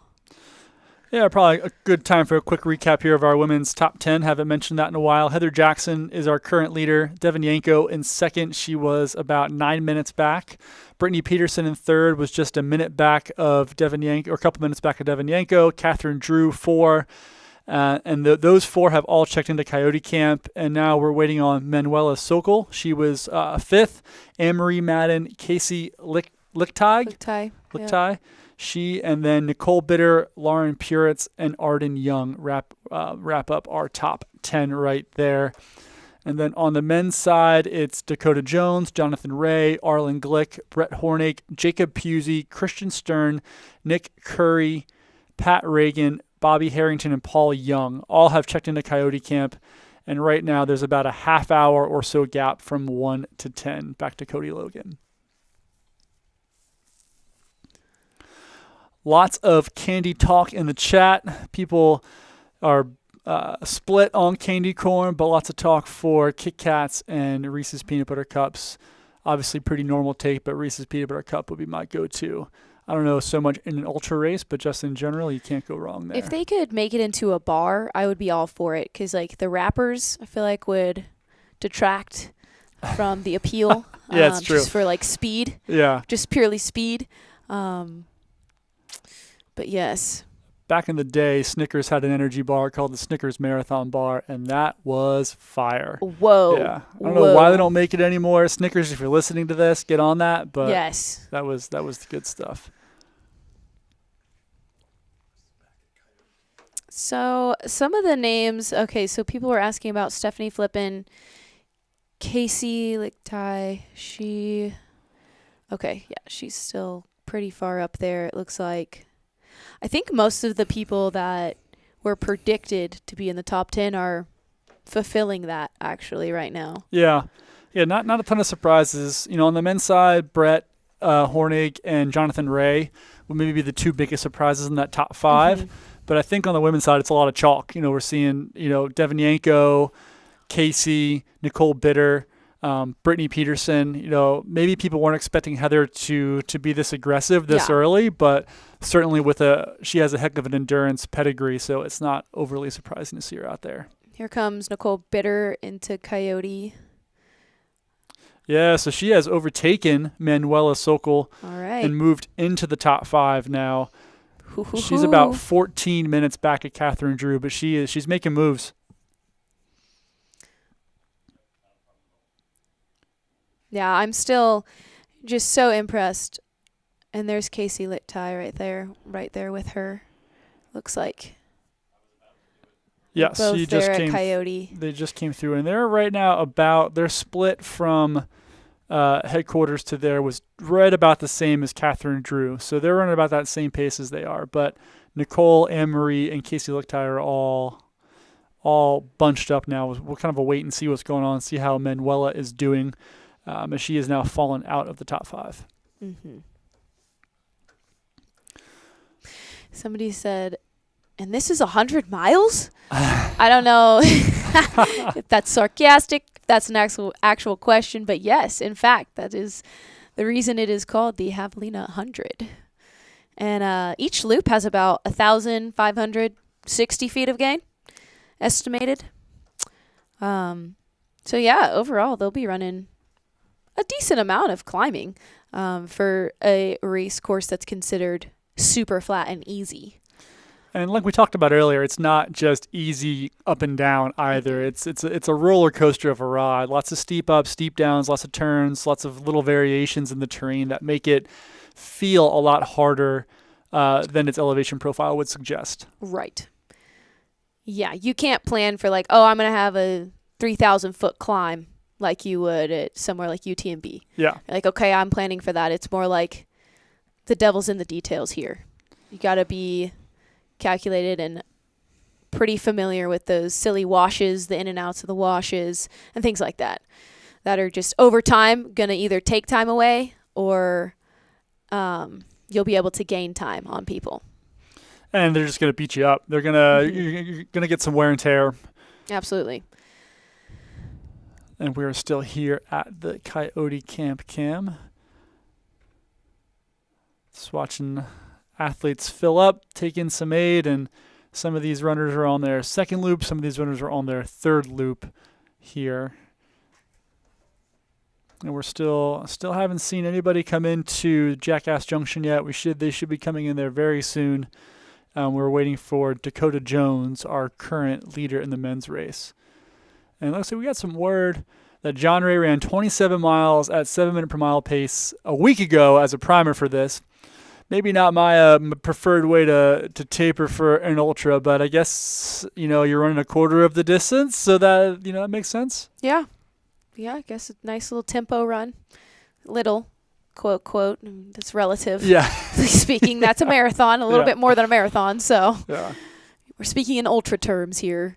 But yeah, certainly that's not what I would do, but yeah. To each their own, and everyone certainly has a different approach to training when it comes to these athletes for the most part. Yeah, ultra, and more so than with other disciplines. There is such a wide variety. I mean, you see guys like Walmsley who'll do 150 miles a week and spend 100 hours on the bike or whatever and do all this crazy stuff. And then there are some runners who run 60, 70, 80 miles a week and even less sometimes. So there really is a variety in training styles. Yeah, I'm curious to see if, as time goes on and the sport continues to be more people just get involved in the sport and more competition comes into it, I'm interested to see if it becomes one training method similar to the marathon. Like, we know the science behind that. This is how you train. This is how you get fast. You can even do training runs that are going to tell you the exact time you're going to finish the marathon. Yeah. I'm curious if that'll ever happen with trail running or if it won't, because each course is so different and training strategies are so different, and a lot of the training strategy comes into the mental strategy too, because some people cannot handle track workouts. They're just not interested in that, so that's not going to be part of their training plan. They might spend copious amounts of time in the mountains to train for a mountain race, whereas somebody like Allie McLaughlin is going to be doing a lot of road speed work. Mm-hmm. And there's just as much success with both approaches. And a big principle when it comes to shorter distance races is specificity. Mm-hmm. And you're able to be so much more specific when you're running 5K, 10K, half or full marathon even, in terms of the amount of mileage you can do, in terms of the type of work you can do. With the ultra, it's so much harder and maybe impossible to get that kind of race specificity, because you're never going to mimic what it feels like to be 80 miles into a 100-mile race. Like, you just can't do that in training. The wear and tear isn't worth it. It's not safe. You're likely going to hurt yourself, and no good's going to come out of that. So how do you, and it's interesting to see how runners try to emulate that, or how they try to work that, because that is what makes ultra running different, is there is no, like you said, no standardized way to train for it. I don't know if there ever will be, because the distance is so unique and it's so much longer. Mm-hmm. And our camera here is on Jackass Junction, and we are still waiting on our top runners to come in here. Dakota Jones would be our likely first runner we see coming through here at about mile 52, so just over the halfway point. Very nice. Somebody asked what the average finish time is. That's a good question that I don't know if we can answer. Is that possible to answer? Or are we going to have to do a lot of math to add them all up, divide them? We could do like the median. Yeah, if we want to get back into median and mode, talk about some fifth grade math terms. That might be the easiest way.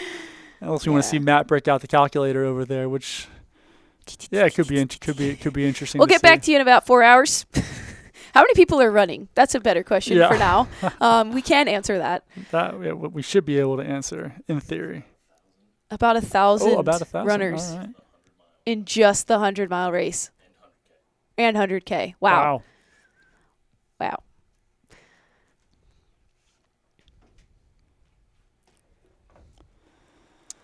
Yeah, you compare that to Western states.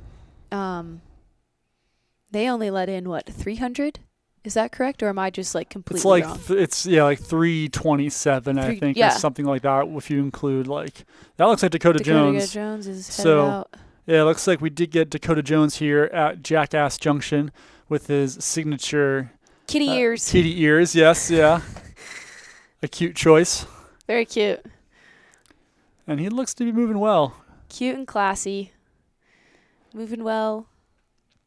We'll see how far ahead he is of second place here soon.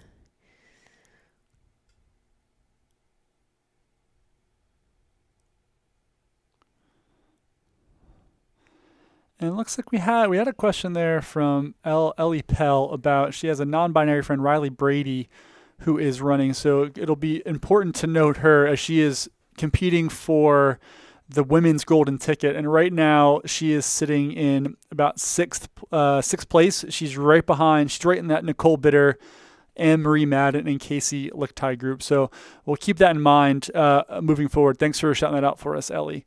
That is very helpful. Okay, so she's running for the women's. She is running for the women's ticket. Okay. Yeah, and Dakota Jones, he clocked in here 6:36 at Jackass Junction. Let's kind of see where that puts him. Puts him about 4 minutes behind Pat Reagan's course record from a couple years ago, and about 4 minutes ahead of where Arlen Glick was last year. So kind of right in the middle there, still within striking distance of that course record set by Pat Reagan. What was the temperature when the course records were set? Do we know? Great question. Is there a way to look that up? Can, I've got a lot of questions. I don't have a whole lot of answers. We can look up some historical weather here. It'll just take me just a moment to look that up.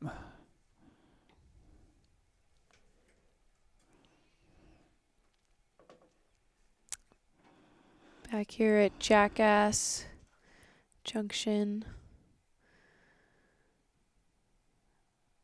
We got a lot of volunteers today that coordinated their costumes. Again, some of these costumes, I just wonder, where do you buy that? Where do you buy a duck shirt? Never seen one. Howie Stern. Probably the same place you buy a baking cape. Probably. Or, and bacon wristbands. Yeah. I would like to get my hands on some bacon wristbands.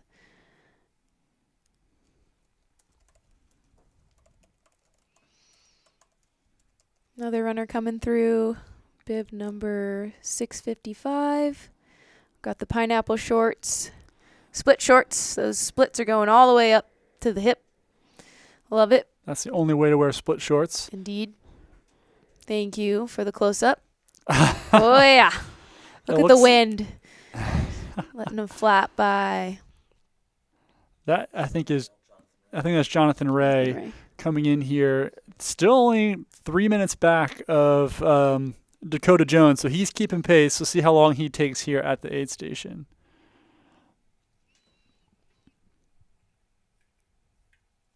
It's impressive that the bottom of his shorts, I'm noticing, are pretty dry. And it looks like he's been soaking himself this whole time. So I think that's a testament to the heat today and just the dryness of the desert. Yeah. Well, that's one of the tricky things about Arizona in general is that you don't feel yourself sweat and you don't necessarily know how much fluids you're losing because it all evaporates so quickly. It evaporates so quickly. Yeah. And you leave the aid station soaking wet, and in the next couple miles, you're pretty dry again. So it's a constant battle that you have to be pretty diligent with as you go through each of these aid stations. At this point in the game, we're nearing the 7-hour mark, 20 minutes from the 7-hour mark. It's imperative to be stopping at each aid station and refilling your ice bandana, refilling your water bottles with ice cold water, and staying on top of that, because this is where it's going to really count as it heats up today. And he's off. So it looks like in October of 2017, it was a high of 75 degrees in Fountain Hills. Okay. So October 28, 2017. A similar temperature to today. Yeah, similar temperature. But a little cooler, actually. Maybe a little cooler than what it was. 5 degrees that's significant out here. Yeah, Each absolutely. degree makes a pretty big difference, I'd say. But cool. All right.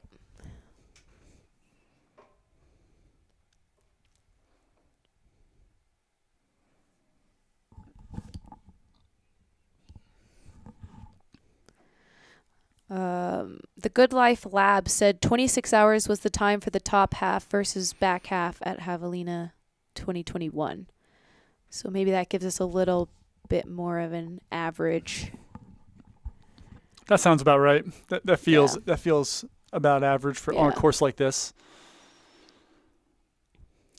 Somebody in a cute costume here or dress That could be combo. a Frozen themed costume, Frozen themed. potentially. Yeah, I could see that. little Or Elsa maybe she Anna just wanted to action. wear a dress Very to race possibly. in. It's also a possibility. Yeah. Something to be said, you know. If I you, don't know, if you though. feel like you look good, feel good. Yeah, That's, exactly. That's part of it. I generally don't care about pop culture references until Halloween comes around, and then I'm like, oh man, because I feel embarrassed to ask when I know it's like, ooh, this is something I should know. Yeah. Yeah. Yeah. And Looks this is like Arlen Glick, yeah? Arlen Glick rolling in here. About 6:42, so he's about 6 minutes back in Dakota and another 2 minutes back of Jonathan Ray. So still very much in it, and actually very close to his pace last year. Let's see his split last year. 6:40 last year, so about 2 minutes slower than what he came through, but still very consistent. And 2 minutes over 52 miles is pretty right on it. So. Taken away at the course.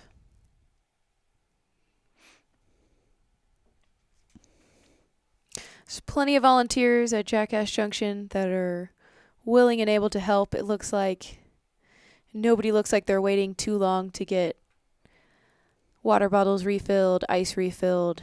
That's always nice. It's not fun when you're competing and you have to wait around. Some might say Get to these the are ice bucket. quick quacks here at the at the Jackass Junction aid station. Love it. Love it. Don't worry, folks. I'm only here for a couple more hours.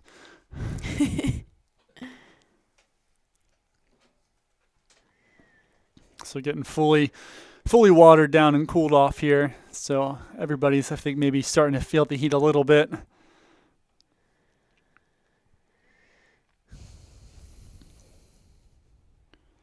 And he's taking his time maybe just a little bit more than Jonathan and Dakota were, but he is still pretty efficient here in and out.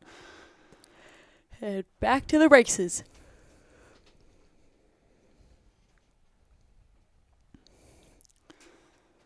And again, this is, if you're just joining us, this is Jackass Junction, mile 52. Arlen Glick is our third place overall runner right now, just behind Dakota Jones and Jonathan Ray. He's about 6 or 7 minutes off the lead currently. And the athletes from Coyote Camp to Jackass Junction face a little bit of a climb, so kind of a gradual uphill from that aid station to this one. And then they get to kind of roll back down the hill a little bit more as they exit Jackass.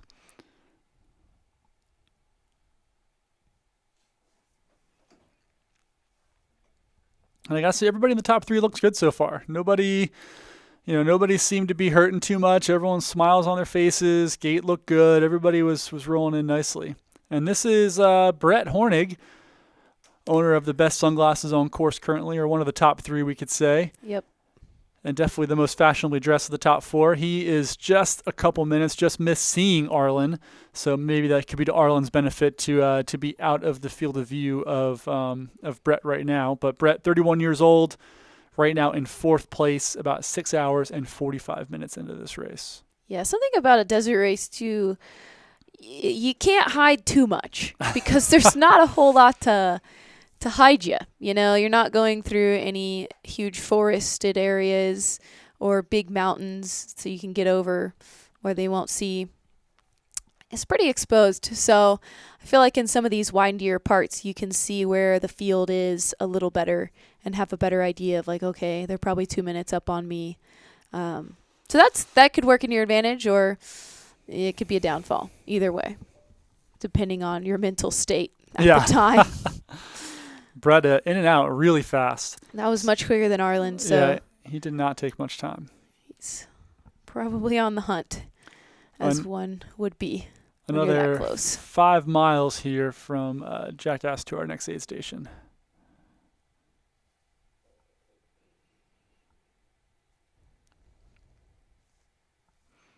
And seems to be moving well. You know, nothing. Looks like he's pretty fresh, still smiling, still having a good time. Maybe not as fresh looking as some of our top three. Didn't see as many smiles off of Brett as we saw off of Arlen and some of the other runners, but we'll see how he holds up here over this next section of the race. Yeah, perhaps that means he's just hyper focused. That's very true. Not You everybody just likes never to know. smile. True. He's just in the zone, maybe. So officially, Brett checking out about 2 minutes behind Arlen Glick and about 10 minutes behind Dakota Jones, the leader right now.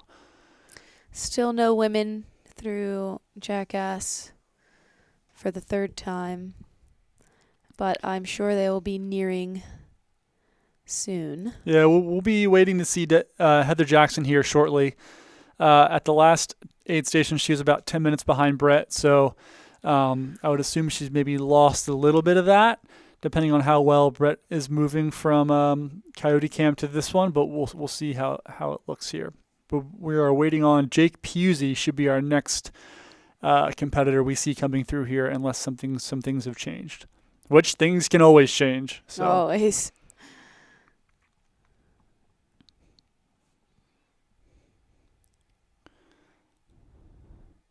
Got a little chicken dance here from one of our aid station volunteers. Appreciate that, having some fun out there. Yeah. As we are looking in here at Jackass Junction. So if you were to run competitively in a costume, what costume would you pick? I'd probably go for something with. Why? It's a tough question. I think you'd want to go for something that's aerodynamic with a little bit of spandex. Okay. Yep. Versus something that's overwhelming. So I'm thinking like some kind of Marvel superhero deal. Mm-hmm. Don't want a cape. I think that's too much. You don't want the drag. That's going to take you out there. So I think a Superman costume is a safe bet. I would avoid things like Batman or Iron Man. Just too many accessories. You don't want accessories. No capes. You want to No capes. capes. You want to keep it pretty easy. So I think I would stick around that realm of costuming. What about yourself? Oh, well. Is that Nick? It can't be Nick Curry. Mm, No, I don't I think don't it think is. so. Yeah, I'd probably say similar. I'm thinking super aero, something like Kim Kardashian's Met Gala attire. It was just like full on black everything. I don't know if y'all saw that. Can we get a reference picture? I didn't see that. Not what Head I was to expecting toe, you to go for like that one. full But, on head. Like nobody would know who I am. It would just be like a shadow. I think that could be tricky for breathing. I might have to cut some holes in it. I don't know, something like weird and scary maybe. Might do weird and scary to scare people on course in the night portion. Okay. It could be fun. But yeah, definitely something aerodynamic. I don't want any extra drag, that's for sure. I think I would capitalize on the fact that I don't have to wear the traditional ultra running attire. I could go more full skin suit, what have you. Because the thing about like clothing on the body, sometimes that's a bad call. But for something like this, when you're going to be completely drenched head to toe, that could also be like a very good cooling strategy. That's one way to look at it Head for sure. to toe cooling. It's a thought. It has not been tested in the field yet, so hard to say. We'll have to ask some of the runners maybe towards the middle or the back who are costumed up and see how they feel about how their costumes held up and what they would do differently. Mm-hmm. Yeah, I mentioned today the forecast had about 75% chance of some wig drama. And so I think some of the people who started with wigs may not finish with wigs. Yeah, I feel like that's a pretty which again is a confident hard blow statement. to the costume as a whole. Well, if you lose the wig, then you could just be another person. Like who knows what you are without exactly. the wig? Yeah. So that could get a little frightening this evening. We'll see.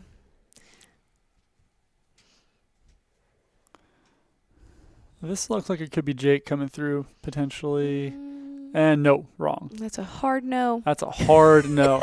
We've got a blurry feed here, people. Hard sometimes to say. So, hard yeah. to say. We do the best we can. Looks like we are now onto a drone feed here. coming into Jackass or leaving Jackass? Looks like Leaving Leaving Jackass. Yeah, okay. cool. So we have a drone feed here coming into Jackass Junction.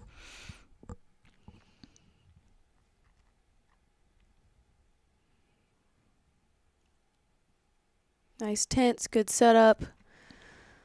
Again, shout out to all the volunteers who have made this possible.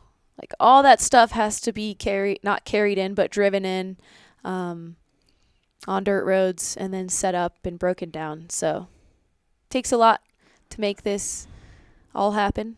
And we're very thankful for all the volunteers out there today to make the desert come alive. And just a quick check-in there back to Coyote Camp. We have Arden Young and Annie Hughes have come through, but we still haven't seen Manuela Sokol. So she was in 4th place coming through Javelina headquarters there at the end of lap 2, and she has still not checked into Coyote Camp here. That's a pretty short stretch. It's just about 4 miles from headquarters to Coyote Camp there. So hopefully she's okay, but we're still waiting to see her come through there. Like, again, she was in 4th place, and she has dropped now at least out of the top 10. So just something to keep an eye on here as we await more more runners through Coyote Camp, and then more of the men here through Jackass Junction here about mile 52.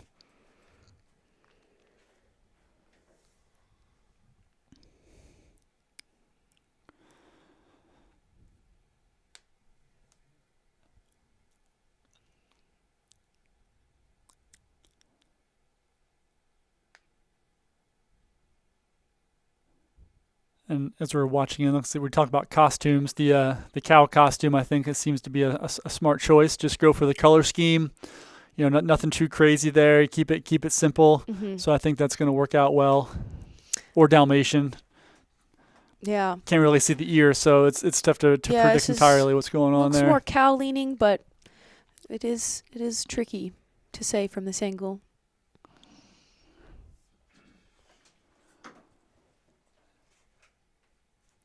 And Matt, are we at Coyote Camp or Jackass Junction? Right? We are at, so this is Jackass Junction. So if you're coming through on your first or on your second loop, this is going to be mile 32? Yeah, mile 32.8, I think. So they're just about halfway through loop number 2 for this section of the course here. And you can see all the drop bags there. There's so much work that goes into events like this, all the logistics of setting up the aid stations and signing up volunteers and getting in the drop bags. Definitely not a small undertaking for anybody.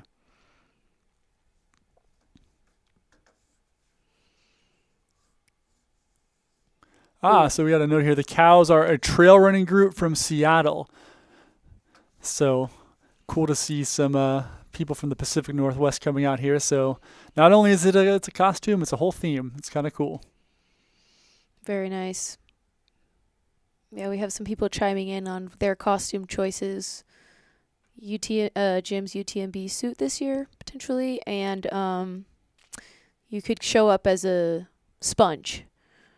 Just full-on running sponge, so you could soak yourself in water. So Stephanie Flippin here. I thought she was wearing something else, but could very well be. No, we have could be Stephanie. We just had a split come through for Stephanie as well, too. So. Okay.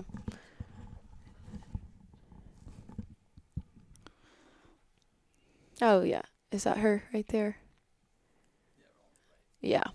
Blue and orange.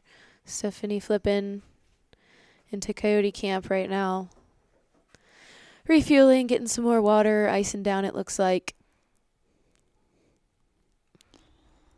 Looks like there's a lot of folks trickling into this one at this point. So Jackass Junction still waiting on either Jacob Pusey or Heather Jackson. We'll see who comes in here first.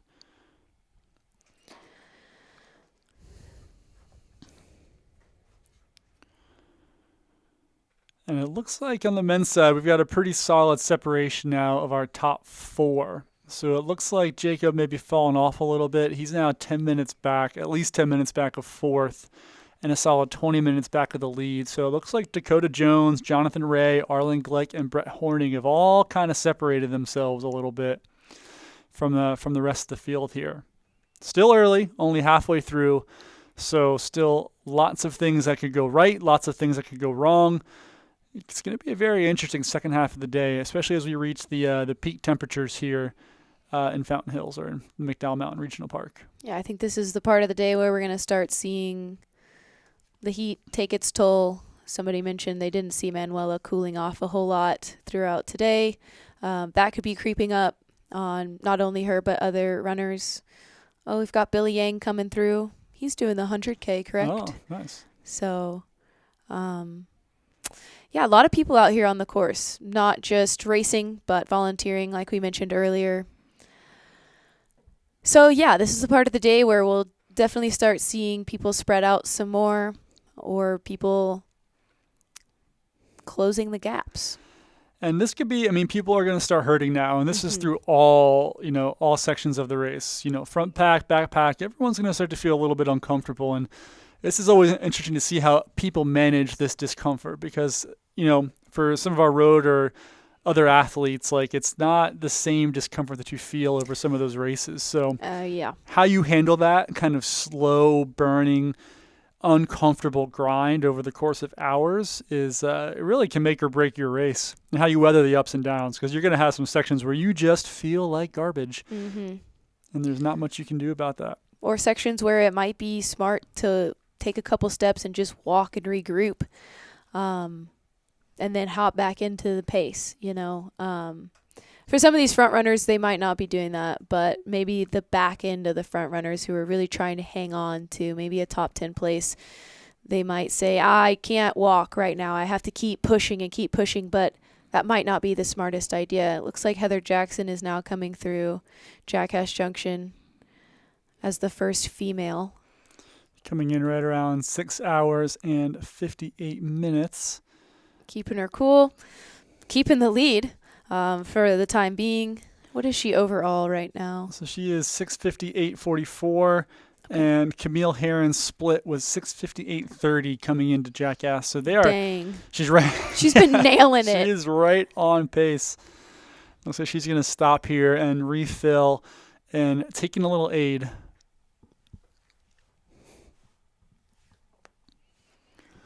Yeah, what is she overall right now?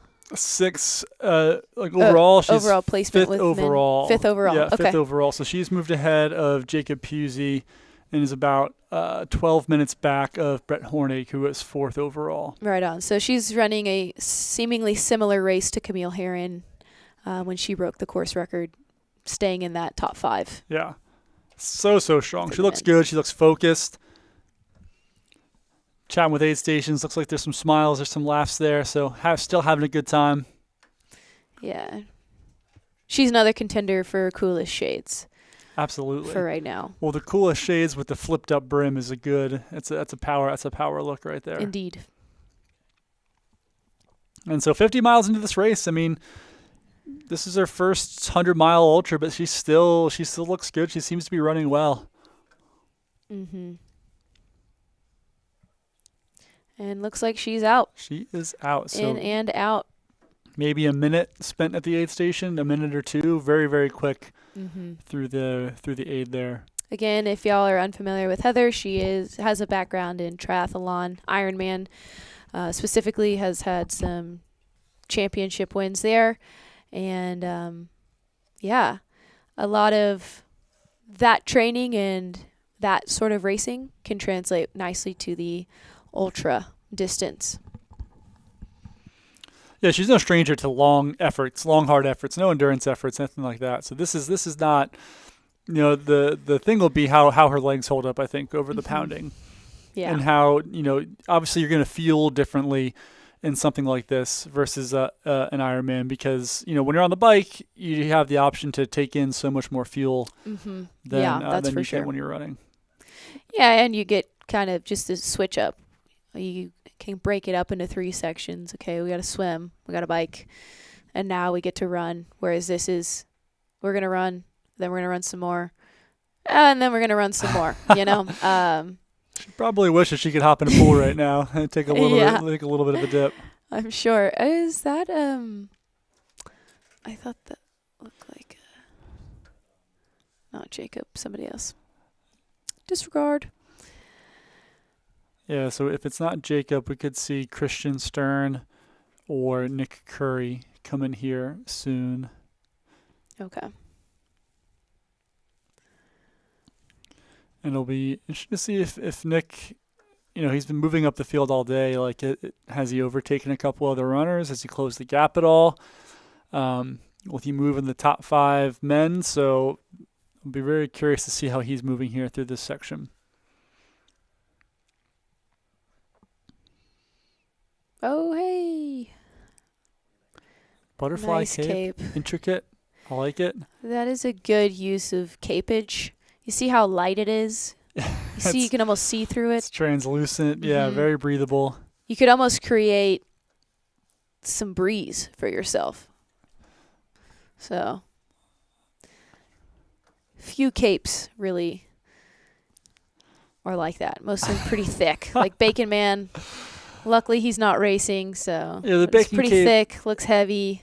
doesn't look like a good time to run it. No. The butterfly cape, Better. yeah, it looks a Seems little a little more better. entertaining. Looks to be a better choice from a costume standpoint. Yeah. If you're running. If You you're know, Bacon running, Man correct. is killing it at the aid stations. Yeah, I think as just costumes go, I think the Bacon costume's a little stronger in general. Yeah. Speaking of costumes, when is the costume contest? Great question. Sometime in the evening, correct? I would assume so. I would assume you don't do the costume contest until the drinks are flowing, the DJ's Mhm, pumping, mhm. and you're getting into that part of the time. During the day, yeah, the vibes aren't quite right, I don't think, for the costume Right. contest. Yeah, I think what makes a costume is the person wearing it. Oh, there you go. You can't be nervous wearing a Bacon costume. Mm-mm. You really got to own that, I feel like. And so Yeah. that's going to make or break the judges' decisions on that, I'd say. That's true. Do we have a count on how many costumes Jubilee is going to be going through over the course of this race? I heard, rumor had it, like about 20. But I don't have a So they just definitive answer. pick the top 20. She just goes around and points like you're in the contest. Is that Oh, how that no, works? like her costume changes. Oh, she's going to change her throughout the costume day. 20 times. That was Wow. word on the street. I don't know if that's accurate. I would not put it past her. That's an investment. In money, time, energy, Yeah. all of the above. And here we're still looking in here at Jackass Junction. We just saw Heather Jackson take off. She's our top female, 5th overall, about 14 minutes back of the fourth place overall and 4th place male Brett Hornig, and about only 24 minutes back of the leader Dakota Jones, who left here about 6:36. Yeah. Oh, hey, look at this. We've got some graphics now on the screen. I'm liking that. Fancy. Next level stuff here at the Aravaipa studio. Yeah. Always looking for ways to improve and overtake the road running world, correct? Take over, overtake, yeah. Yeah. And still no sign of Jacob Pusey, who is slated to come in now as our fifth place man, and 6th overall. So still waiting on a couple other athletes coming in. It could be this midday heat is starting to get to some people, or the grind of a 100-miler in the desert starting to beat some people up. Mm-hmm.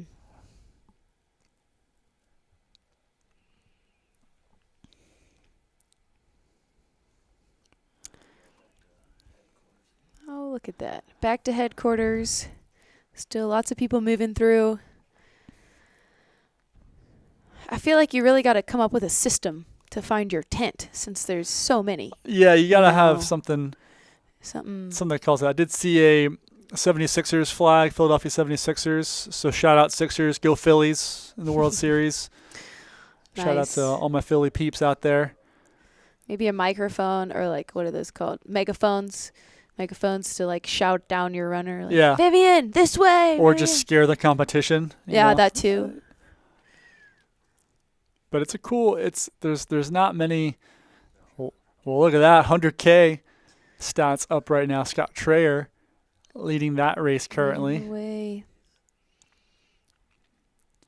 is a All right. familiar Ostaszewski, a familiar Arizona Sarah name right there. Ostaszewski, Gwen Rudy from Leadville. Sarah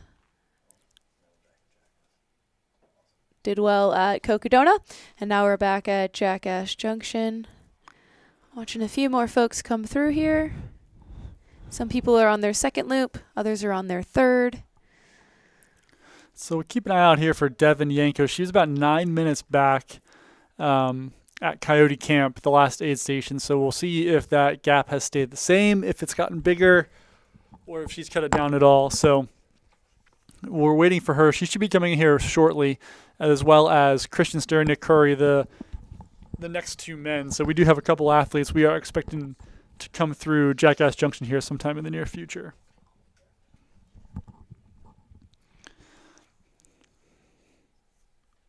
Okay. Lots of runners receiving some aid, cooling off, hopefully getting some sunscreen on, just kind of trying to revive themselves kind of in the middle of this hot day. You know, it'll be nice once that sun starts to set just a little bit. It's just a little bit less intense. So I'm sure a lot of these runners can't wait for that to start happening. Yeah, it looks like there's a nice little kiddie pool with some rubber duckies in it. That seems like a good move. On Just brand. soak yourself Yeah. in the kiddie pool. Oh, there would be nothing I better like at this that. point in the Yeah. race if you're Oh, hot yeah, than to look at just that. hop in that kiddie pool. Is there water in it? Yes. It looks to be. Yes, yes. Yeah, it looks Ducks to- are floating. Nice. Oh, yeah. Love this aid station's commitment to the duck bit. Really going above and beyond. Fantastic. Mm-hmm.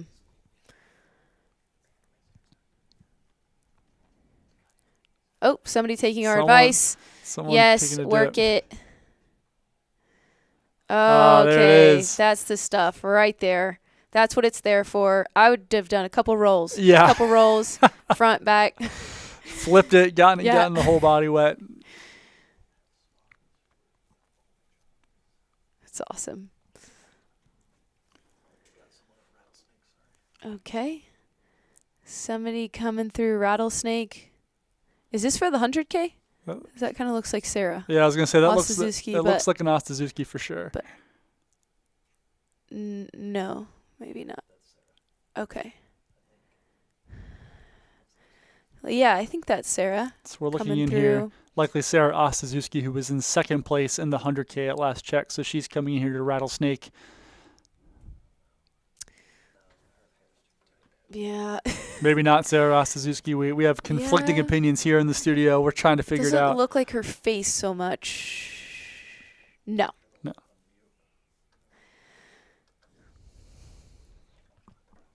But quick aid station for her. She's in and out and on her way. And that's at Rattlesnake. And it looks like Nick Curry has just come into Jackass Junction. So another couple of minutes gained by him. He Wow. now moves into 6th overall, 5th for the men. Moving up. He started in about somewhere in the 30s, 35th place, moved his way to 15th, and last we knew was in 9th, and now he's up in 6th. So if he can continue on that trajectory, we might have another front runner. Yeah, a absolutely. new front runner. It's quite the jump that And he's making. pace-wise, he is right on pace with what everybody else is doing up front, right around 59 minutes in that segment. Most of the other top 5 men were between 57 minutes and an hour. And then Heather Jackson, our 5th overall and first woman, she covered that in about an hour 3. So he's about 3 minutes total over that 7-mile stretch faster than Heather Jackson was. Looks like Devin Yanko just now is rolling in. There she is in the frame in all pink. And it looks like Devin has kept that gap to be about 9 to 10 minutes. So she maybe lost a little bit of time in that segment, but overall keeping it pretty consistent there to Heather Jackson. Mm-hmm. Icing it down. Still lots of smiles, lots of laughter, it looks like, coming from her, which is really awesome. I feel like she's a runner that sometimes shows, like, the emotion Yeah. on her face. And, like, so if she's having a good day, you can tell. Yeah. You know. If she's having a bad day, you'll know that, too. Absolutely. I remember from some past Western States 100 coverages Yeah. where you could definitely see the emotions on her face, good or bad, depending on the day she was having. But Right. It does look like she's having a good time out there right now. Yeah, having fun, keeping it light. Yeah.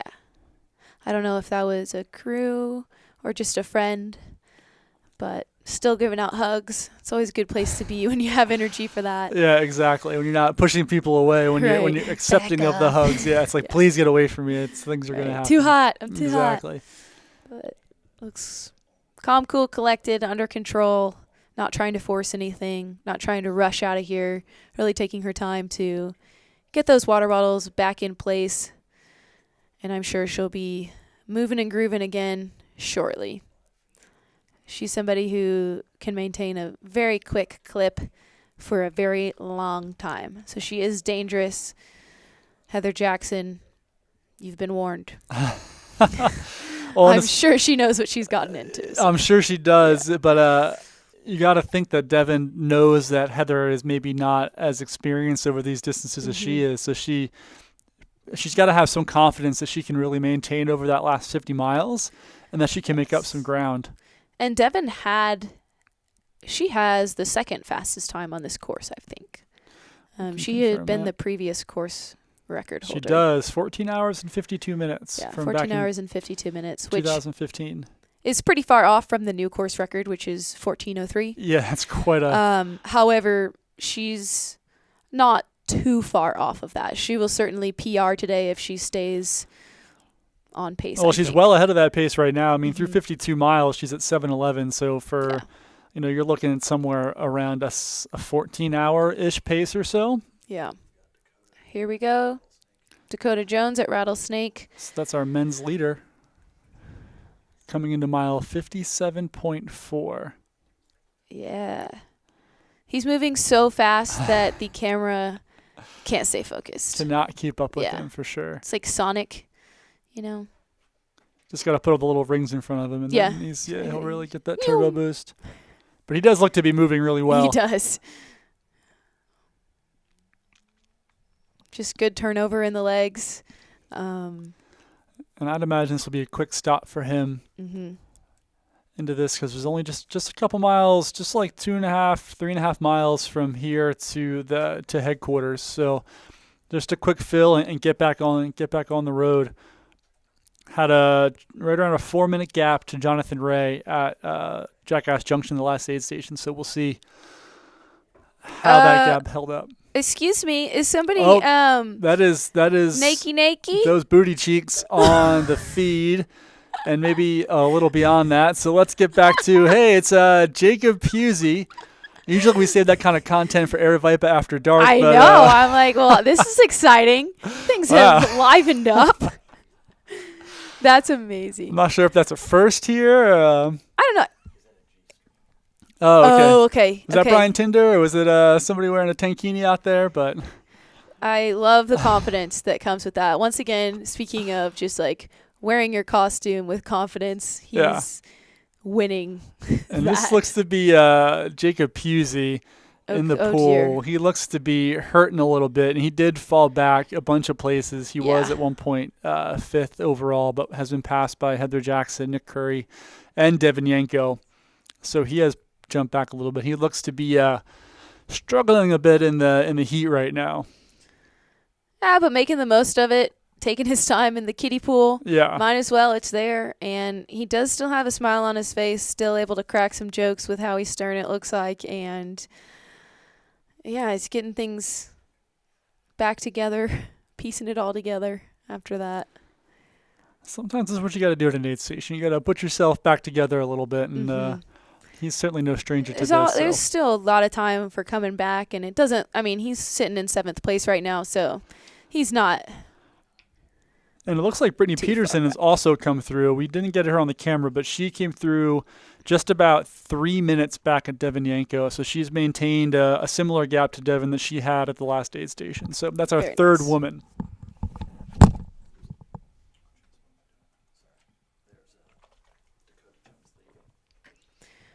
Leaving Rattlesnake right now, we have Dakota Jones in hot pursuit of headquarters. He'll be going through there and making his way out for his 4th loop, correct? Yes. Yes, fourth. This will be the completion of his third. Mm-hmm. And that was a quick stop. Yeah, Didn't take a lot of time, but I guess he's going to be right back at his aid station. But he hasn't really taken more than just a few minutes at any of these aid stations, so he efficient. seems very calibrated to this race, to how these aid stations operate, and he's making good time, it seems. And it looks like maybe we can get a camera switch here as our feed has gone black. Hint. Hey, there we go. We're back here at Jackass Junction, where we just saw Jacob Pusey take a dip. Brittany Peterson came through there at 7:15. It looks like Jake is now out at 7 hours and 16 minutes now. So he's about 45 minutes off the leaders there, and about 36 minutes off of that second golden ticket spot currently held by Jonathan Ray.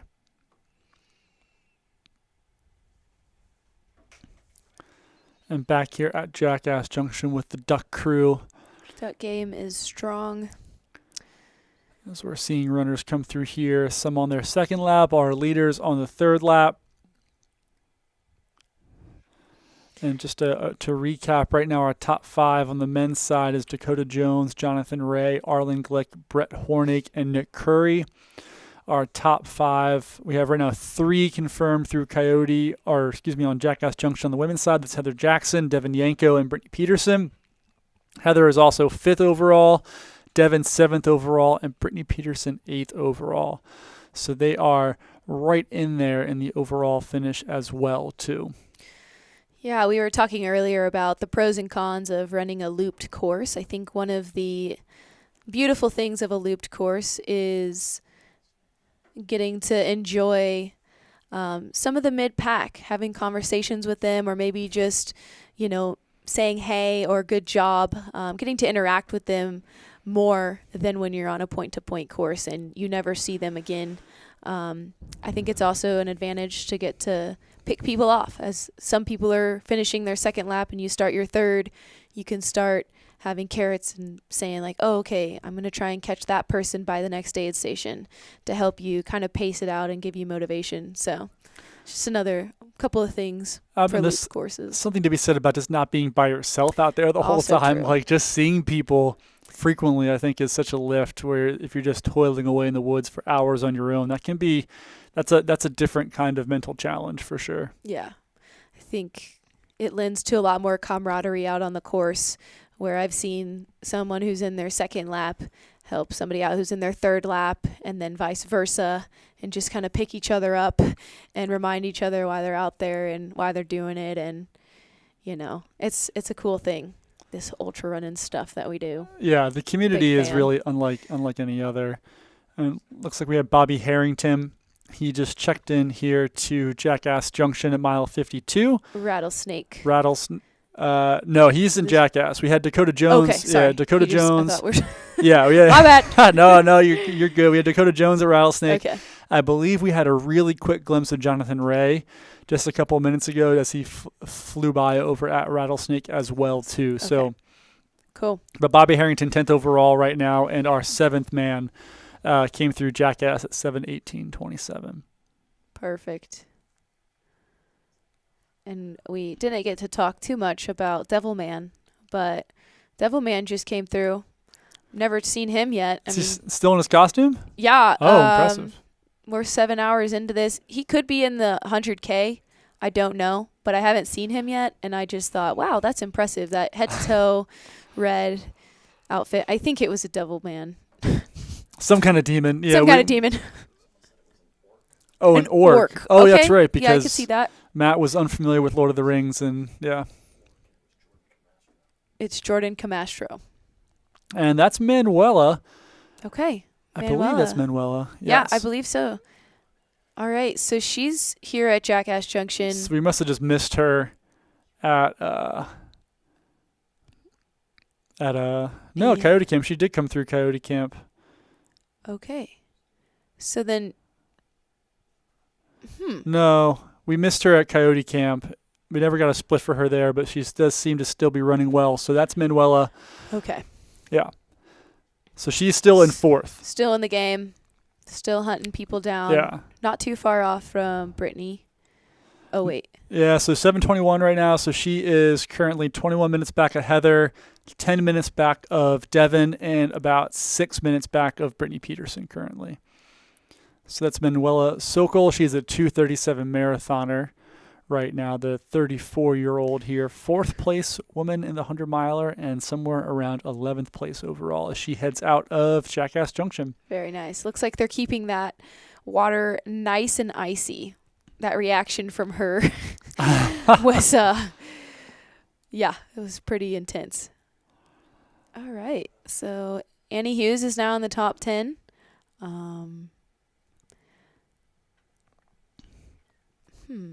Okay, so Manuela is not showing up here, is she? No, I don't know if we're not getting reads on her chip her right chip now. Would be my guess. Okay. So, but we can confirm that she is 4th woman currently, and about, again, 10 minutes behind that. Still on the course, still moving well, icing down well as well. Yes. How many times can you say "well" in a sentence? Well, I think you could. You could say it a lot. Yeah. We did just get a read on her, so her chip Okay. is back working. Maybe it's just not working at certain aid stations, but that's okay. There we go. Manuela, so cool. There you go. Just went through Jackass. Now we're looking for Caitlin Drew.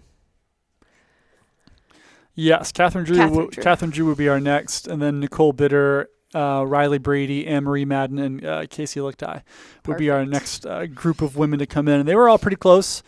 Catherine Drew is maybe 14 minutes up on that next group, but Nicole, Anne-Marie, Casey, Riley, and Lauren were all within just 3 or 4 minutes of each other. So I'm starting to see some familiar costumes come through. I'm liking that.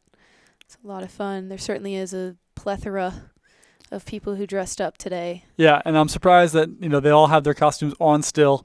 Also if they can true. get through this part of the day fully costumed, then they are in the home stretch for sure, because it'll start cooling off soon. Mm-hmm.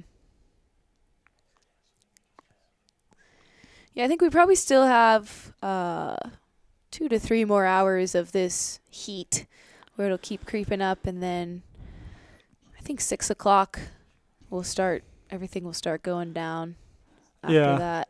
Once you hit like 3, the sun's probably low enough that you'll get some sections where you'll have some shade, and it'll be a little bit more tolerable. But and then that 5 o'clock-ish, 5 to 6 is when it starts to really not cool down like significantly, but the sun's going to start going down even more, and you know that it's on the horizon. yes, yeah, absolutely. Things start to feel a little bit better, and you know that the worst of the heat is over. Yep.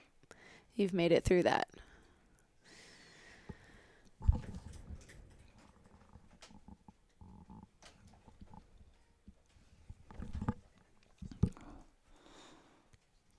And here we are. We are at Jackass Junction. If you're just joining us, thanks for tuning in. This is the Javelina 100 presented by Hoka and Aravaipa Running. The leaders have just come through 52 miles. We have had some eyes on our top 2 men at around the 57-mile mark. My name's Nick. I'm here with Vivian. We are the ones commentating here and taking you through race day. And right now we've got eyes on mile 52.2 for athletes on their 3rd loop. This is Jackass Junction.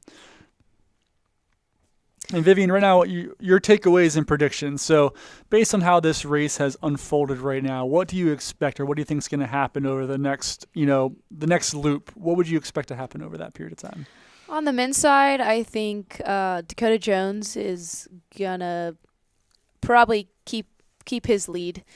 He seems to be a well-seasoned runner, and pretty confident in his abilities. But I do think Nick Curry is going to continue to make his way up the leaderboard.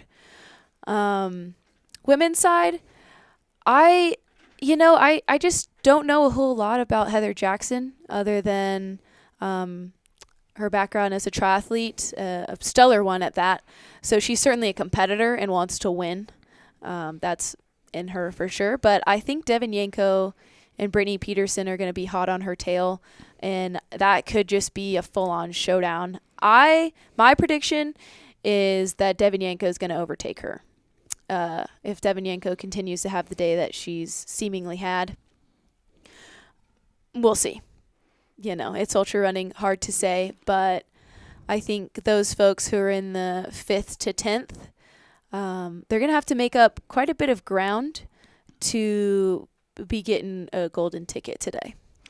Yeah, once you start looking at like 25, 30, 35-minute gap there, once you get into those big gaps, that's going to be tough. But right now, back to 4th is about 21 minutes from Heather Jackson to Manuela.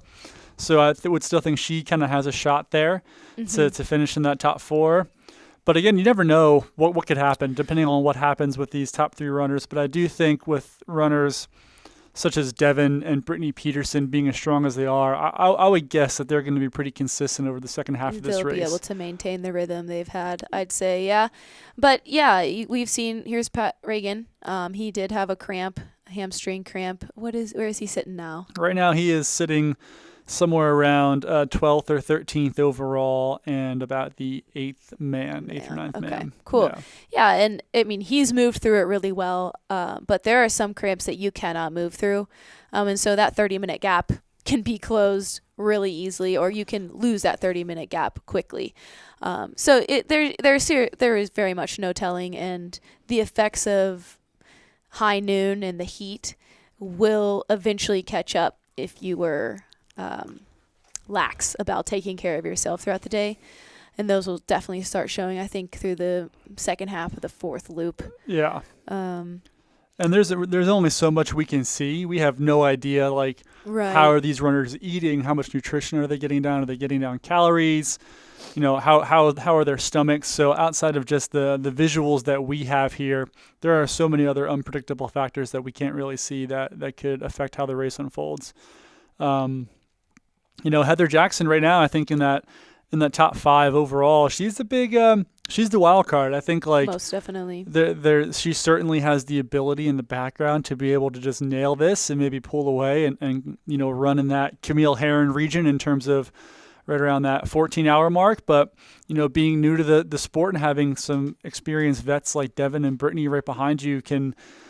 That's going to be on her mind, and that can really shake things up there over the second half. That gap is only 11 and 15 minutes, and that amount of time can be erased so fast in an ultra. Yeah. Devin Yanko's tall, so 3 steps and boom, gap closed. She's got the stride length, yeah, exactly. Especially on the back half, the downhill, she can really lengthen that out if she has it in her and make up some ground. Yeah, and they're just so experienced, and there's something to be said for that. Mm-hmm.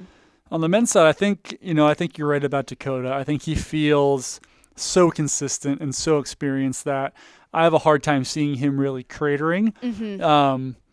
And then, behind him, Jonathan, John Ray, and Brett Hornig, they're, maybe a little newer. They don't have quite the depth of experience. Arlink, I think you can count on to have a really consistent performance. And then I think the real wild card is how much time can Nick Curry make up. He's almost 30 minutes back of Dakota Jones, 20 minutes back of Brett. So we'll kind of see how much time he's able to make up over the last 50 miles of this race. That's going to be the question for him. Right. I think for some that would be too much, but for him it's certainly possible. Yeah, it's what he's known to do, right? So if you've got that, if you've already got that, kind of in his back pocket. Yes. Plug in or press the nitro button. What is it? Turn on the turbo. The NOS, the boost. NOS, all of the above. Yeah, whatever you want to call it. I hope to see some of that. It'll be fun. But is that accurate? Brett Horning coming in? Yeah, I think first? Dakota and Jonathan have already gone through, but I don't think we got reads on them.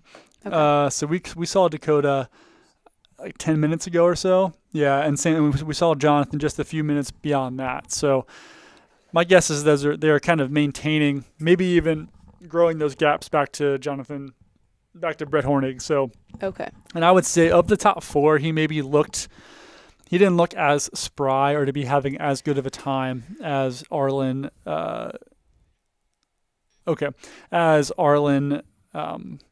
Or Dakota were. So, and we just got word that the splits in the reads right now are a little bit spotty out at Rattlesnake. So the data we're getting isn't always going to be super accurate. So we'll try to hopefully get some camera out there and see what's going on. Nicole Bitter just walked into Jackass Junction.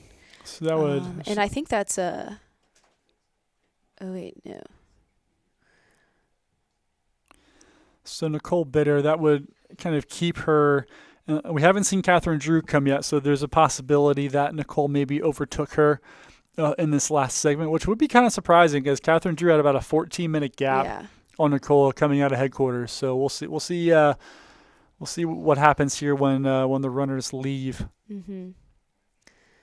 But for whatever reason, I think it's kind of surprising that we're seeing the heat catch up with some of these runners so close to headquarters. Like we're not, I guess we're in Jackass Junction, but still the heat catching up with them just 10 miles after that stop seems to be a little bit surprising to me. Mm-hmm. But it is a tough section from Coyote Camp to Jackass, that uphill climb, as we see someone just take a dive into that pool and soak up that water. Oh, and they got the roll. They got full body. Yep, that's how it's done.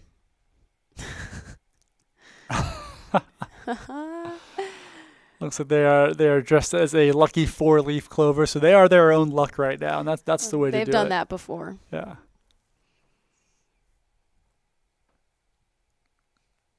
Okay, so Nicole Bitter, in or out? She's still hanging out at the aid station right now.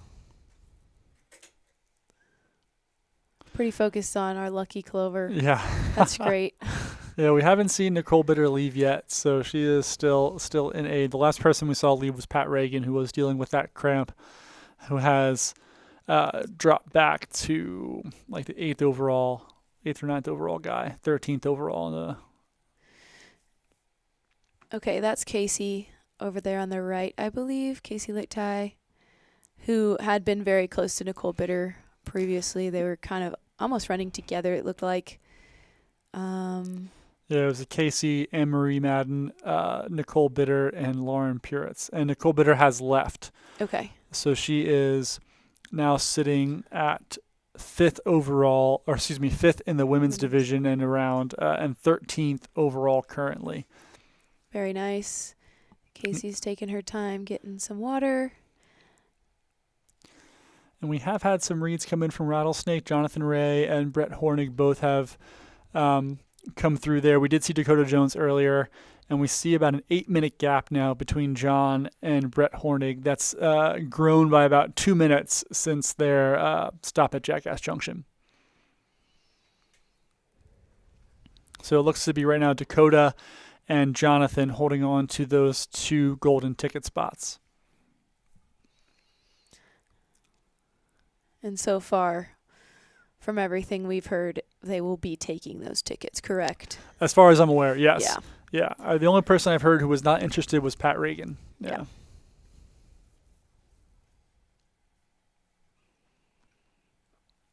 Yeah, that's always interesting to me. Who wants it and who has the legs to get it and decides I'm uninterested. It's I don't know. It's always kind of cool. Absolutely. Like to me, it shows a level of mental wisdom, I guess, from some of these runners. If their heart's not in it, to pass it down or, what have you. And I think this is a really beneficial time to get the ticket, for the runners who do end up taking it, because they're not going to have to race. Some of these golden ticket races really bump up so close to the Western States itself. Yeah, canyons. You got to be ready. That's a tough turnaround to recover. Yeah, that's a tough course and a tough turnaround. So getting it now gives you just an opportunity to pick what race you want to do to tune up in the spring, and you can really put in a good dedicated build up. So for whoever does get it here, I feel like that's a huge advantage and a big benefit looking towards Western States in 23. Yeah, I think that's a very good point. Yeah, take a breather, take a little break, a little rest maybe before you start hammering again for the big dance. And here we are still looking in here at Jackass Junction with the famous ducky pool and the duck themed costumes here. We just saw, looks like Nicole Bitter, Riley Brady, and Casey Lichtai have all taken off here from this aid station just about a minute apart from each other. So that for our women's golden ticket division, that it looks like it's going to be 5th, 6th, and 7th in that particular division. Currently about a half hour behind our leader, Heather Jackson, and only 21 minutes behind Devin Yanko in second. So still within striking distance of that second golden ticket right now. So we are now moving to Rattlesnake Aid. This is mile 57.4, where we saw Dakota Jones earlier, Jonathan Ray, Brett Hornig have both come through here. So now we're awaiting. It looks like, was that maybe Arlen Glick sitting over there? We'll need to get another. I just glance. saw a flash of an orange T-shirt. So, that's Jackass Junction. Sorry. So that wasn't Arlen. We're still on Jackass here. Okay. Thank you for the duck costumes for making this easy to suss out. Okay, back to Rattlesnake. Now we're at Rattlesnake. Yeah.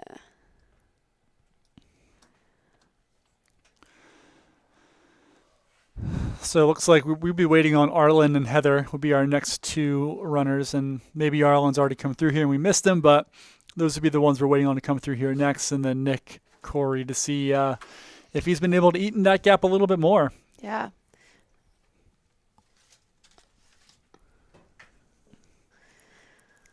So this is them finishing the third loop, correct? We're still on the third loop. We are on loop number 3. Great. So there's still a lot of day left. I'd say a lot that can still happen. 43 miles of racing to go. Yeah. That's Surpassed the halfway mark, but that doesn't mean anything.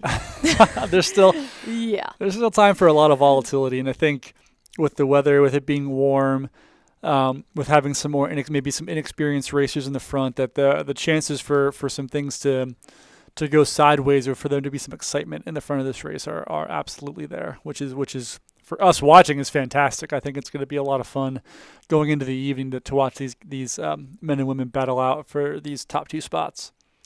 Yeah, absolutely. Yeah, it's interesting to hear some of the training approaches for the heat. I know a lot of people have really latched on to the sauna. And I'm curious if that actually helps or not. So, or if it's more of a mental thing. There are actual academic studies on the sauna, Yes. or any kind of heat training, that there is an improvement in your ability. What it does essentially is it just helps improve your sweat rate. So you sweat earlier, you sweat sooner, and it changes the Chemistry. the chemistry of your sweat. Yeah. So there definitely is some. There's some literature out there. There's some literature out there, and there's something more so than with other training strategies, I would say. Oh, yes. Yeah. That's for darn sure. So I think there's something to be said for that. Plus, I mean, who doesn't love to sit in a sauna? It's great. Yeah, it is nice. pretty. Can get you in a meditative zone. There were stories about before the Beijing Olympics athletes, or before the Rio Olympics, athletes putting a treadmill in a sauna or a steam room and just doing marathon-style workouts in that type of environment to prepare for the heat and humidity of that particular Olympics. So people go to some crazy extremes and lengths to prepare for these conditions. Yeah, very true. And even I remember for races like Western, guys like Jim or people who train in Flagstaff coming down to Phoenix and just running in the middle of the day when it's 105 degrees outside to get their body prepped. So Yep. Yeah, I think that's an interesting, another one of those fine lines in ultra running where, you could potentially overdo it with the heat. I've run in 115 degrees just 'cause, it's probably good, heat train. But the toll that takes on your body is significant, even if you're going out for a 5-mile run. The recovery, the recoup of the electrolytes, hydration, and that sort of thing. If you're doing a long run in this heat, it takes a toll. So if you're training like that day in, day out, it's a lot. So the sauna might even be the happy medium. Yeah, where you're only getting 30 minutes of exposure to it in increments. And less intense, you're not running in it, so your Mhm. heart rate isn't going crazy. And yeah, I think there's something to be said for the safety of that limited exposure, as long as you're doing it correctly and not, pumping it up to 200 degrees or whatever. Yeah. And boiling yourself. And we are looking here. This is Coyote, Rattlesnake. Sorry, I'm getting my animals all mixed up. Rattlesnake mile 57.4 for runners on their third loop, and for runners on their second loop, it would be mile 38. And this is just a couple miles away from the finish, or from the headquarters. So I'd imagine most runners will be pretty quick in and out, quick fill up before heading back to the headquarters and their crews and the aid stations to be had there.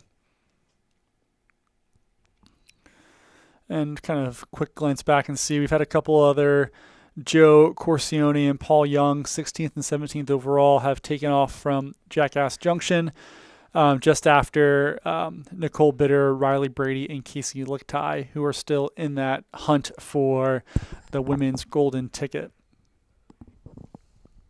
And right now we're waiting on Arlen Glick, Heather Jackson, and Nick Corey. So those would be the big three that would be the next ones to come through this aid station. It's about a 5-mile segment coming from Jackass to here.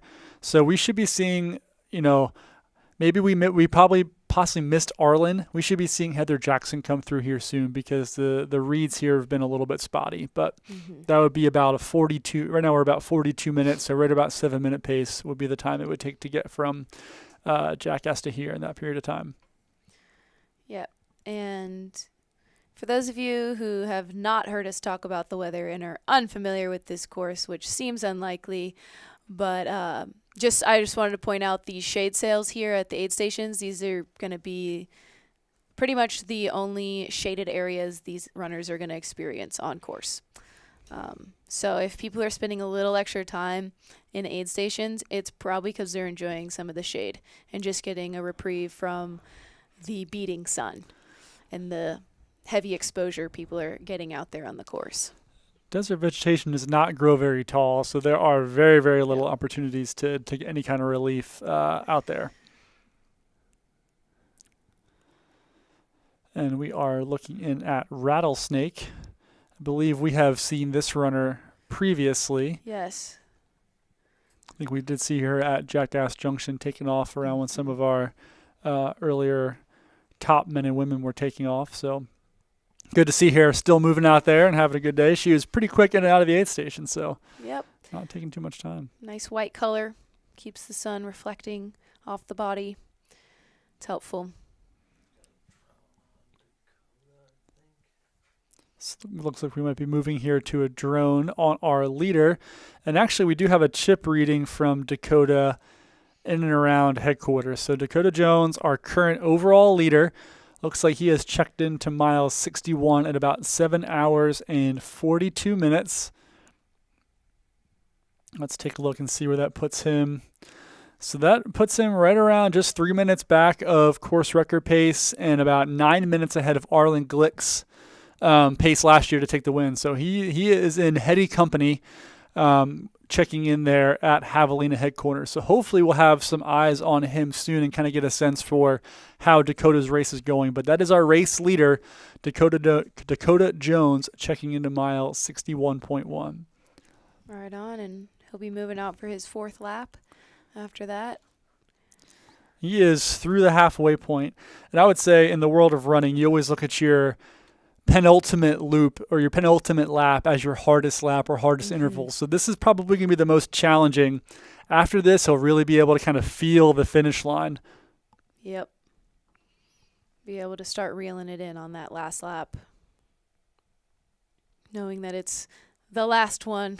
Yeah. Last time you're going to have to do each wash.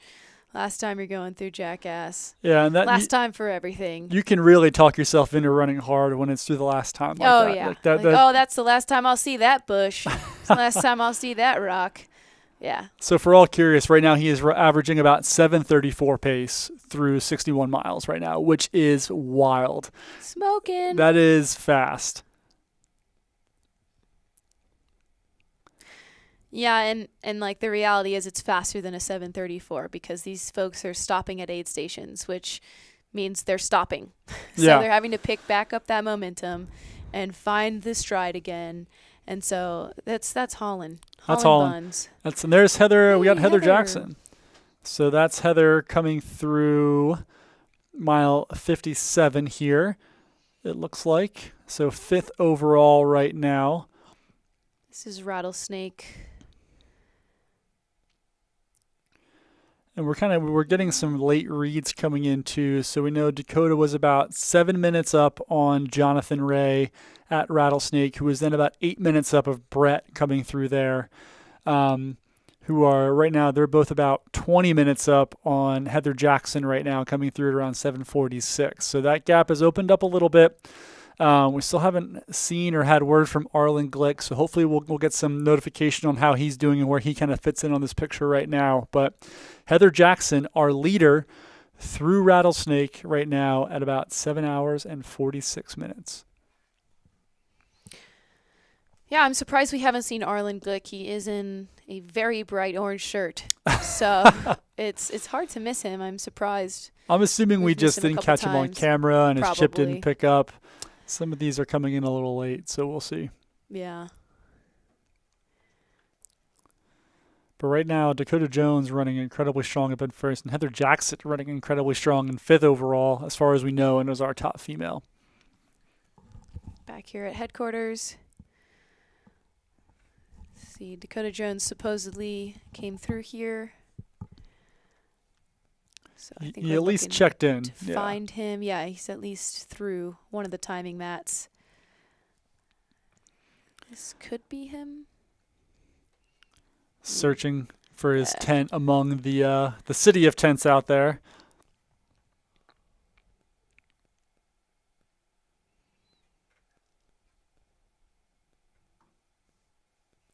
And So- close up at headquarters and drone at headquarters.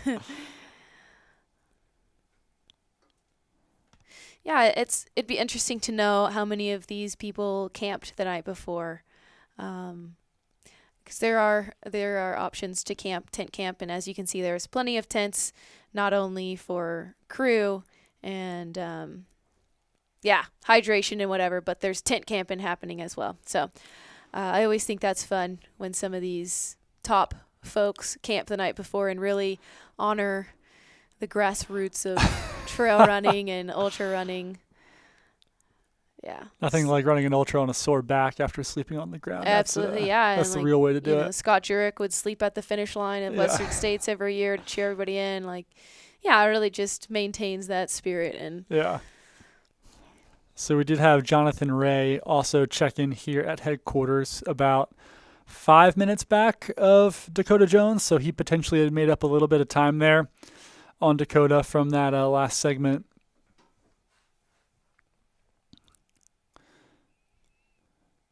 So right now our top two spots are Dakota Jones and Jonathan Ray.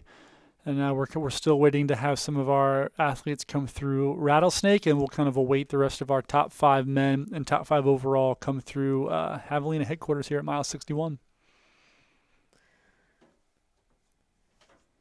very nice. It's looking a little less lively than the start this morning, I'd say. I think people are a little more scattered out. Maybe they're hiding under their shade sails and in their tents, hanging out with people, and probably taking care of their runners that are coming through as well. Yeah, it's a lot. There's a lot to do when you're a part of a crew. It's not a small undertaking. Yeah, no easy job. Logistically, a little easier when you're not having to drive from place to place. But I mean, these people are working hard. They're making sure they have everything they need for their runner, and it really is. These people are the angels of the ultra course. Having a good crew just goes such a long way to having a good experience in a race like this.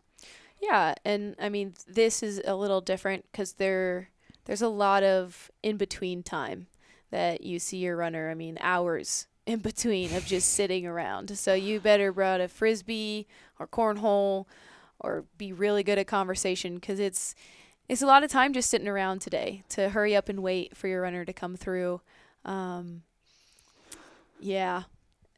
And like a lot of these runners, the goal is to get in and get out. So you're really seeing them for 2 minutes, and then you wait another 2 to 3 hours before they come back. Yeah, it's 2 minutes of high stress sponge baths, filling bottles, and then we'll And see you in then- 3 hours. Frisbee. Yeah.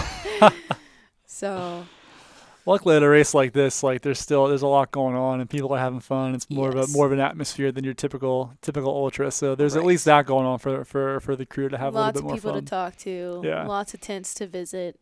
Yeah. I feel like a lot of people know each other here at this race too. Yeah, especially if they've been coming back year after Mhm. year. Like, you build these relationships, you set up your tents next to each other. Everyone's having a good time. Right. Yeah. It's like an annual RV trip that the retired folks take. You know, they all like I don't know if you're familiar with that, but they all kind of meet back in the same place every year. It's like the Swans to Capistrano. There It's you go. yeah, retired folk to their RV spots. Yes. Maybe a little less glamorous, but I don't know. I'd argue that this might be more glamorous with all the festivities happening. well, this itself might be more glamorous. Yeah. Yes, with the DJ and the party once the We have nighttime some comes people in. dancing on the start finish line, so there you have it. The vibe is not dead. Yeah, they're trying to keep the vibes going. It's tough middle of the afternoon. You know, everyone's kind of is. feeling a little tired, a little hot, a little dry, a little dusty. It's not quite Mhm. time to get the drinks flowing yet. So everyone's, Yeah. it's could be that. dragging. You can see that. And it looks like we did get Nick Corey passing through at Rattlesnake. Sorry, just make sure I get the right animal there. And about 20 minutes back of Brett. And he has closed that gap a little bit. He was about, looks like 23 minutes behind at Coyote Camp. There's Arlen. And we have eyes on Arlen Glick, 7:52. Yep, he just came across the timing mat here. So he is about 5 minutes back of Jonathan Ray, who is in turn about 5 minutes back of Dakota Jones. So about 10 minutes separating the top three here. So very much still a race here between these top three men. Yeah, it's not over yet.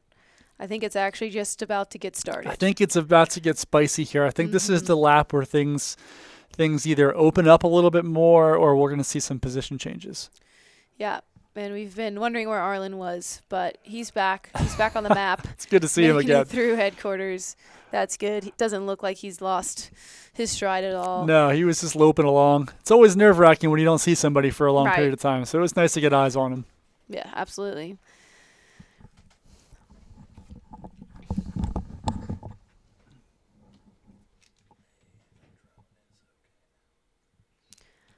Getting a drone over headquarters right now.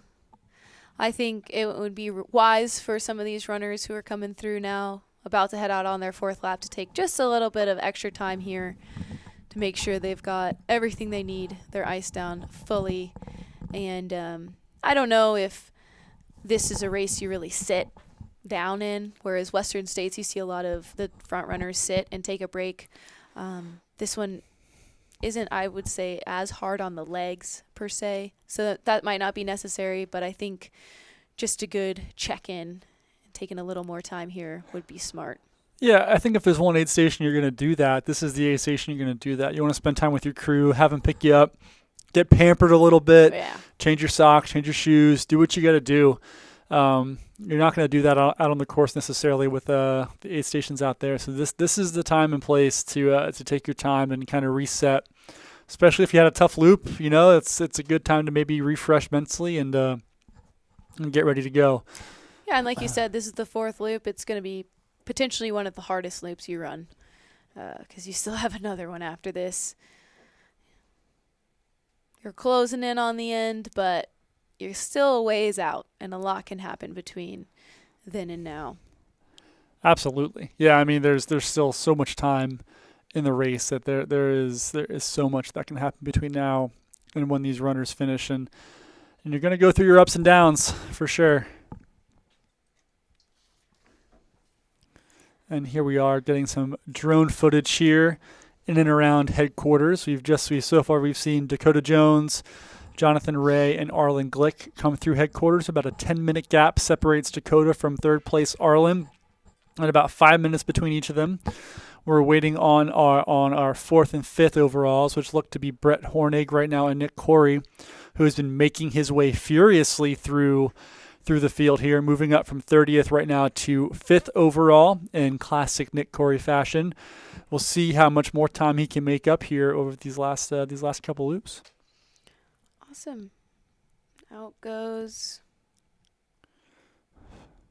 I don't know. That could be Pat Reagan. That could be Heather Jackson. That could be. It could be anybody. I just don't know. Yeah, it could be runner A, B, C, D. There's a lot of options out there. It's tough to say. Yeah, hard to say. How is the back half of the top 10 looking for the women? So for the women here, let's see. Heather, Heather, Devon, Brittany, Manuela, Nicole, Casey, Lauren, and then we get to Catherine Drew. Okay. Yeah, these would be what Catherine looks like to Drew, be Anne-Marie our Manet. Yeah, our ninth and 10th, somewhere in this range here. Okay, so yeah. So there's still some like big names that aren't even in the top 10 right now. Annie Hughes is one of them I can think of, and then Stephanie Flippin as well. Yeah, so Arden is 11th, Annie Hughes 12th, Stephanie 13th, Priscilla 14th, and Brianna Grigsby, Tucson native, right now sits in 15th. Okay. Interesting. I wouldn't be surprised if some of them, I mean, it looks like they're not too spread out. 20 minutes from Arden back to Anne-Marie, and another about 30 minutes to Catherine Drew. So yeah. there is some time that opened up there. Brianna Grigsby sitting about an hour back of Catherine Drew right now. Yep. So there definitely is some time there, but still some time to make up those gaps. For sure. And right now, I'll get a quick sponsor read. We'd like to thank Katula. Katula will keep you moving forward with a gaiter so light and breathable, it's like you're running on air. The Instigator is built to protect your feet from dust and rocks so that you can focus on the trail ahead. Order your pair today from Katula.com or check out your local outdoor retailer. Katula, Arizona company based out of Flagstaff. Check them out. They're awesome. Also got a nice read here from Koros. I won't read what the paper says. Should have checked that first. Koros, awesome GPS watches, industry best GPS durability and length. Nothing else like them on the market. I've got one on myself right now. Thank you to Koros for sponsoring this race and probably being on the wrist of about half of these competitors out there.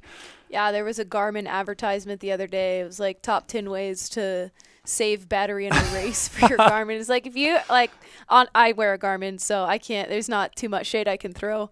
But it's like, if you're having to save battery in your race because you're scared that it's going to fail you, like, we live in 2022. Koros exists. Like, yeah. You can get through almost a 250 with those things. So absolutely, maybe it's time to upgrade your watch. Yeah, the basic Koros at at their basic $200 price point, you can get up to 24 hours of battery life, which is pretty insane there. Use code Javelina at checkout for a free band with watch purchase at Koros.com. Be sure to add the band to the cart and apply the code at checkout. I just want to say here that there's tons of typos on this sheet, so thank you for that one. Yeah. Looking at the producer's chair here for giving me this sheet with all these typos. Trying to trip you up. Yeah, I feel a little bit like Ron Burgundy when I was about to read this Koros ad copy. Thankfully, it's a little bit more G-rated than what he had to read in an Anchorman, but we're doing all right here. So thanks to Katula, thanks to Koros, and sorry for that miserable ad read copy there. I promise I'll do better next time if you're listening right now. And it looks like... to get back to the action, Brett Hornig has checked in here to headquarters about 7:58:46. He is about 6 minutes behind Arlen Glick. So right now, almost 5 or 6 minutes separating all of our competitors now. So not too much, about 3/4 of a mile for everybody at this point in time. And it looks like did we get visuals of Heather Jackson at Rattlesnake? Did we see her out there?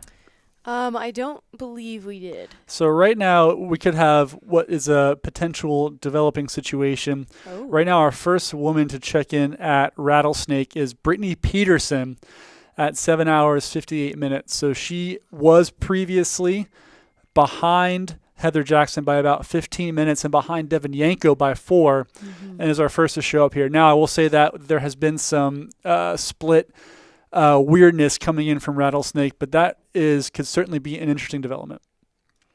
Yeah, that definitely changes things up a bit, and would be interesting to see how that shakes out.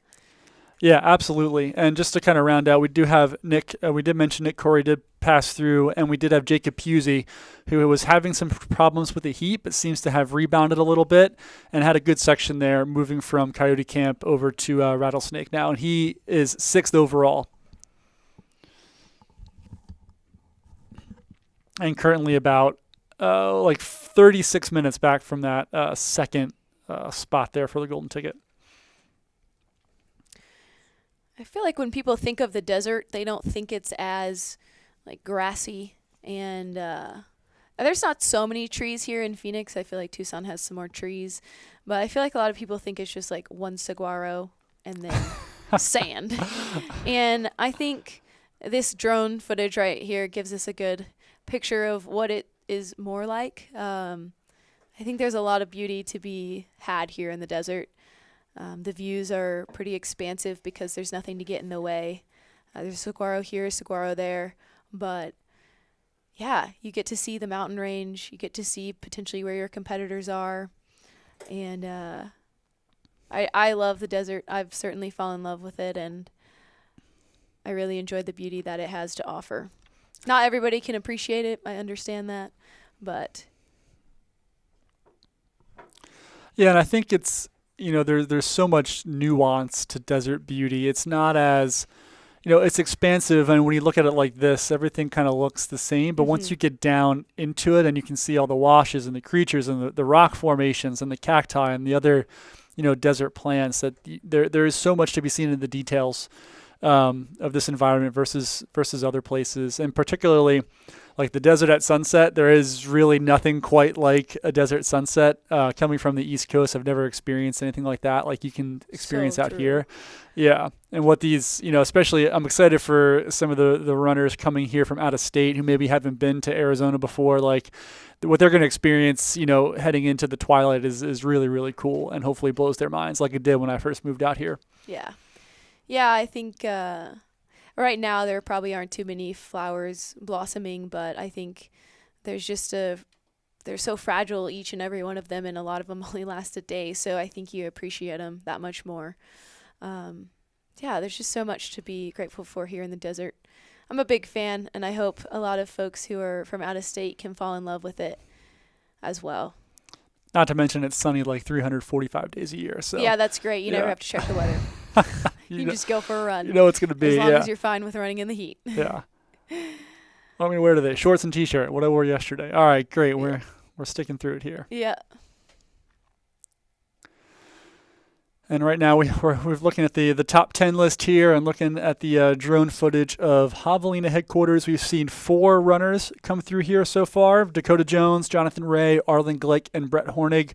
All about 5 minutes separating each runner, about 16 minutes separating our leader, Dakota Jones, to our 4th place runner, Brett Hornig, right now. So, yeah, somebody says, I thought the entire state of Arizona was a sand dune, so full of cactus. So, yeah, I mean, that's a lot of people's, thought, and that's what they assume. There's some more details. Absolutely. And somebody else had a question in the chat. We haven't really been able to see that for the last hour or so, but they ask if people are sleeping in those tents. I don't think that's the average method of racing this. Most people, I don't think, are sleeping in those tents. I think there might be 1 or 2 that need a break, but I don't think they scheduled it in like somebody would for the Cocodona 250, where you have to sleep. These 100-mile races are mostly run consecutive 100 miles with very little stopping outside of the aid station. Yeah, and maybe some of them maybe slept in those tents last night. Maybe they're going to stay overnight. But in terms of in race sleeping, I would doubt that many of these. Maybe some of the runners who are out there beyond 24 hours potentially. Yeah, could be taking some cat naps, but nothing like you'd see, like you said, in like a Cocodona 250 where there's some legitimate sleep going in there. Yeah, I don't think many people factor that into their race strategy. I think it's more of a, oh darn, we have to do this because my body's shutting down. So it's an emergency measure more than anything. Absolutely. Well, it certainly has been a pleasure spending my morning with everyone here. Thank you all for having me. It's been so much fun. I will be out on course getting Brianna Grigsby through her aid stations and probably filming some as well. So I will see y'all out there on the course for those of you who are out there. And good luck to everyone. I'm so excited to see the costumes in person. I'm just here for the costumes. Yeah.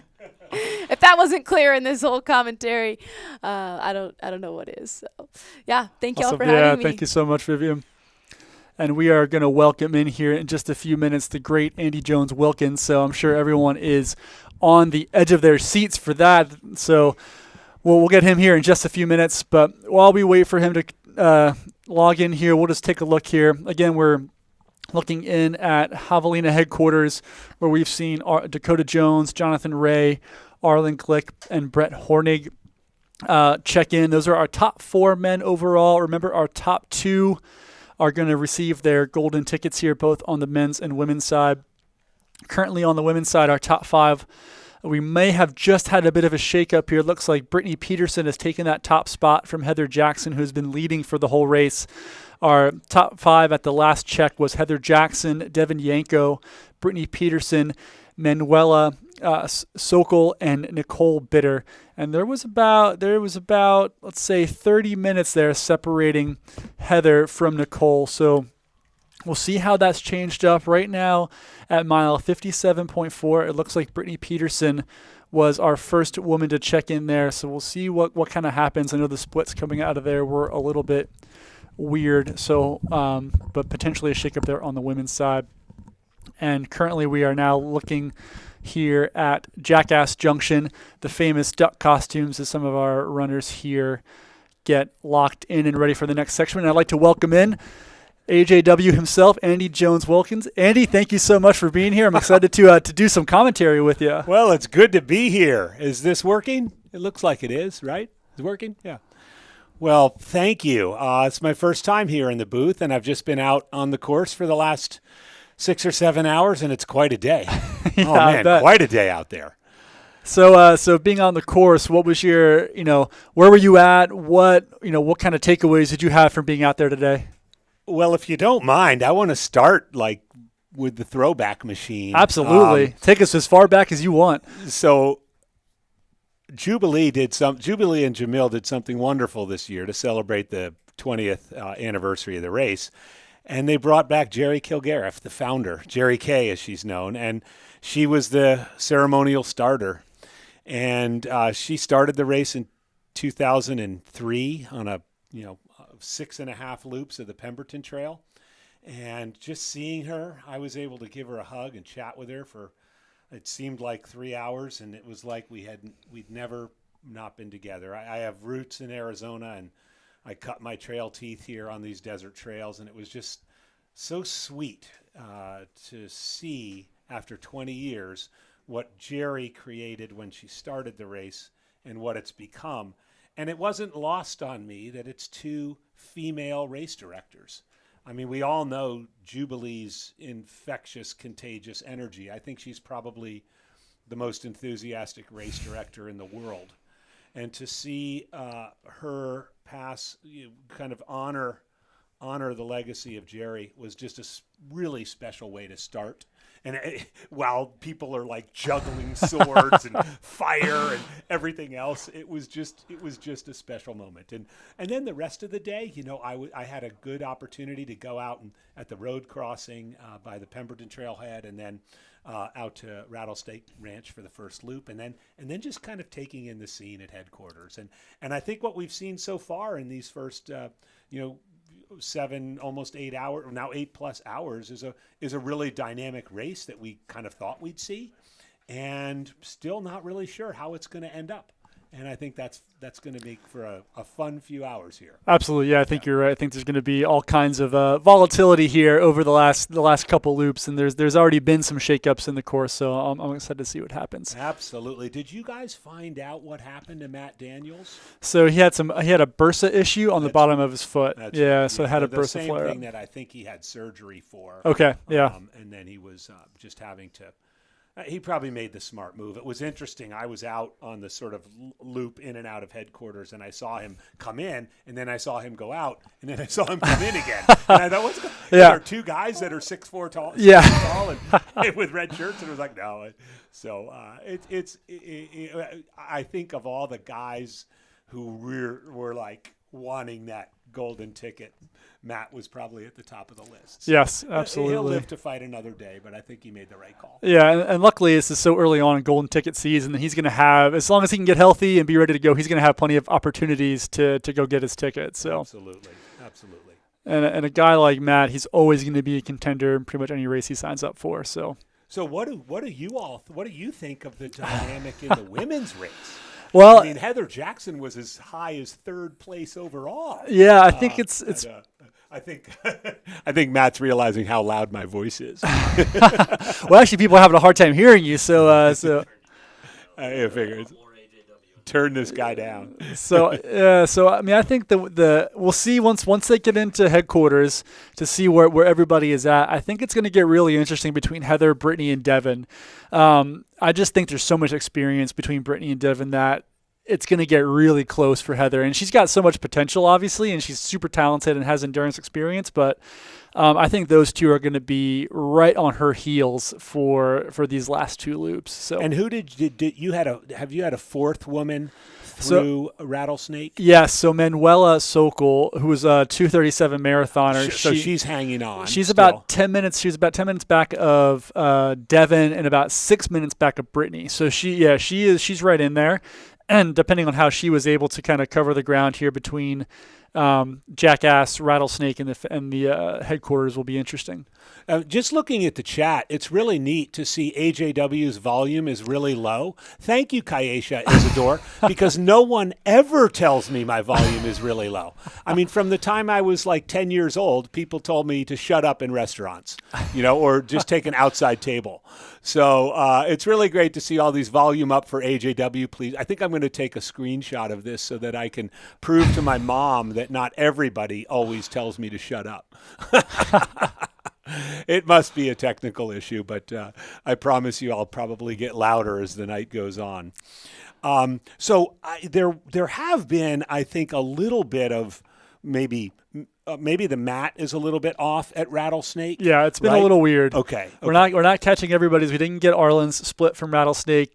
Dakota's and Jonathan's took a long time to come through, so it could very well be that Heather's and Devin's we never got a reading from them, so we might see them come through ahead of Brittany still when we get to headquarters, because that would be a pretty big gap. 15 minutes over the course of 5-6 miles would be a lot to make up. And knowing Brittany like I do, I don't think she would make a move like that. Yeah, it's still pretty early. This early in the race, so I suspect that there might be something that might have happened. But when you think about it, this in the women's race, this is kind of shaping up the way we thought, with some newcomers never experienced in the race before and some seasoned vets. And let's not forget about the gals not too far back, the Nicole Bitters, the Casey Lichtais.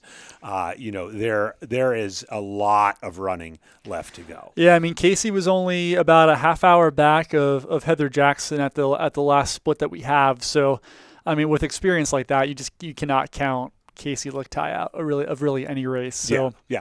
And I mean, Nick on the men's side is doing the Nick thing. Yeah. He's doing it a tiny bit earlier than he normally does the Nick thing. He still has a lot of time to make up. He's making up looks like almost 3 minutes per checkpoint we've seen him at least on Brett and some of these other runners. So he's got his work cut out for him sure. He does. But he is absolutely doing the Nick thing, which is fun, which is going to make it really exciting. Great to see. So look, what do we have there? That must be... I think it's Rattlesnake. Yeah, that's a drone from Rattlesnake. Oh, that's nice. That's great. Pardon me, viewers, but this is the first time I've been here in the studio, and by the way, it's really cool. There's AJW. Who is your favorite athlete out there that you don't coach, and why is it Arlen? I'm gonna be biased here. I mean, I have, from the first time I met Jim Walmsley and I don't coach Jim Walmsley, from the first time I met Jim at the 2015 JFK 50, I've been impressed with the guy, and telling me his story of his experience in the Air Force and maybe having some things not go so well for him there, to his wrong turn at Western States in 2016, to kind of finally getting it right there. But until someone proves me wrong, Jim Walmsley's my guy. Now, Arlen, I had a nice chat with Arlen yesterday. He's a fascinating guy. By far, he's the best person to watch in an aid station because his crew is just amazing. His sisters are remarkable, and his support crew. But I have lots of favorite athletes, as I think anybody know, whether I coach them or not, and nobody in this race is not one of my favorites. I will say it's really nice to see Devin get through her second loop and kind of well on her way to her third loop. Because through her third loop, I should say, because Devin, as I think most people know, is battling a little bit of health issues, and yet she's here and she's come with her game face on, and she's been at it a long time, and I really respect anybody who's got that kind of longevity. So thank you for that question, and please let's keep the chat going. I love it. So as a coach, we talked about, Vivian and I talked about a little bit, how many different types of, training styles we see out there, from all these different athletes. And her question was, do you feel like that, is there going to be like a more standardized method to ultra training than what we see now in the future, more similar to what we see with like 5K, 10K marathon runnings? What's your opinion on that, and on where at least the training aspect of ultra running is going? As we see more sort of standardization and coaching and kind of accepted practices and so forth. Correct. Because we're seeing more of that come into the sport itself, but I still feel like there's a big variety of methods out there. I think it's still the Wild West. Yeah, very much so. Still the Wild West. I think for every 5 people that have what might be considered an orthodox training style, you have 1 or 2 that are like just doing their own thing. Courtney Dauwalter is a great example. Yeah. Well, yeah, but having seen, I lived in Flagstaff, and seeing how the Cowboys or Walmsley and some of those guys trained versus, even someone like Sensman who's in that group, or some of the other runners, or runners who didn't come from like a track or cross country background. It's fun to see all those different varieties. So and at the risk of calling again the turn back the clock machine, there were sort of 2 little periods in the later 2000s and the 2010s, a little group that developed in Ashland, Oregon, around Hal Kerner's store, and the Skaggs brothers and Anton Krupichka. Yeah. And so forth. Chris, you can check your bingo. I've been on the show 7 minutes. I just mentioned Anton, so got that out of the way. But there was a kind of the contagiousness around it, and then that era. I call it the Jeff Rose era, but also Nick Clark and others that were just crushing the vert. Yeah. It was just like they'd go out for a 6-mile run and have 3,000 feet of vertical. Yeah. So I think the beauty of this sport is there'll always be room for that kind of unorthodox style of training, but it probably will become a little bit more standardized, especially if somebody wants to say, do something like, I want to run 100 miles in 24 hours. Yeah. Or I want to do a qualifier for Western States, or there will be more of a recipe for that, like there is with marathoning. Yeah. This is what you have to do a 3:30 marathon or yeah. something. Yeah. So a couple notes here Coming in from the results. So we did have Nick Curry come into Javelina headquarters at 8:17. So he is right now about 19 minutes back of 4th place Brett Hornig. He has cut into that by about a minute from their last checkpoint, so he continues to move up little by little. And we did have Heather Jackson check in at Javelina headquarters as well, too. So our first place literally right now. 8:18:29. She must be on the. So she is right there. So she was not crossed the mat. Yeah. So the Brittany thing was a little bit that would have surprised me. Correct. Yeah. And we saw Nicole Bitter check in at Rattlesnake. So some changes there, but will be interesting to see where everything shakes out after this loop. And we did have Dakota Jones check into Coyote Camp, mile 65.1. So he just keeps clicking away, just putting on the miles. We'll see if he has been able to open up a bigger lead on Jonathan Ray at all. But right now our top 5 is Jones, Ray, Glick, Hornick, and Corey, all checked into Javelina headquarters for the 3rd time. And Heather Jackson as well, our 6th overall first female. It is clear that our man Dakota Young Money has come to play. I remember literally the first time I met Dakota, he was 18 years old, and he was at Western States, not to run, but to hang out and take in the scene. It's hard to believe he's been in the sport this long, and he's only like 31 I was going to say, I was shocked when I saw his age. I thought he was going to be 36, 37, because he's been around. 31 years old. Yeah. And so, and people, I mean, I know many many remember, because it was just a couple of months ago, his really wonderful second place performance at Hard Rock. But folks should be reminded that Dakota has some flat and fast chops. You know, he had 2 impressive wins back in the day at Lake Sonoma 50, as well as a really impressive win at Transvolcania when Transvolcania was first becoming a thing. So I'm not surprised to see Dakota up there, and I think he's going to make that chase group catch him. Yeah, I don't think he's the kind of guy who's going to make a lot of mistakes out there. He knows himself. He knows his body so well that you're not going to see him blow up in a major way. But that gap still stays right at 5 minutes. So it looks like we do have eyes right now on Jonathan Ray. They're at Coyote Camp, checking in at 8:20:38. So still just under 5 minutes behind where Dakota was there just a few minutes ago. So that gap is not growing yet, nor is it shrinking. It's kind of staying about the same. As it looks like it's also nice to see Jonathan taking care of himself. He knows it's still early. He's doing the ice in the arm sleeves. He's not panicking, and there he goes. In and out quickly, getting what he needs. Yeah, but not in a panic. There's a lot of racing still to go. That was a nice aid station stop for Jonathan.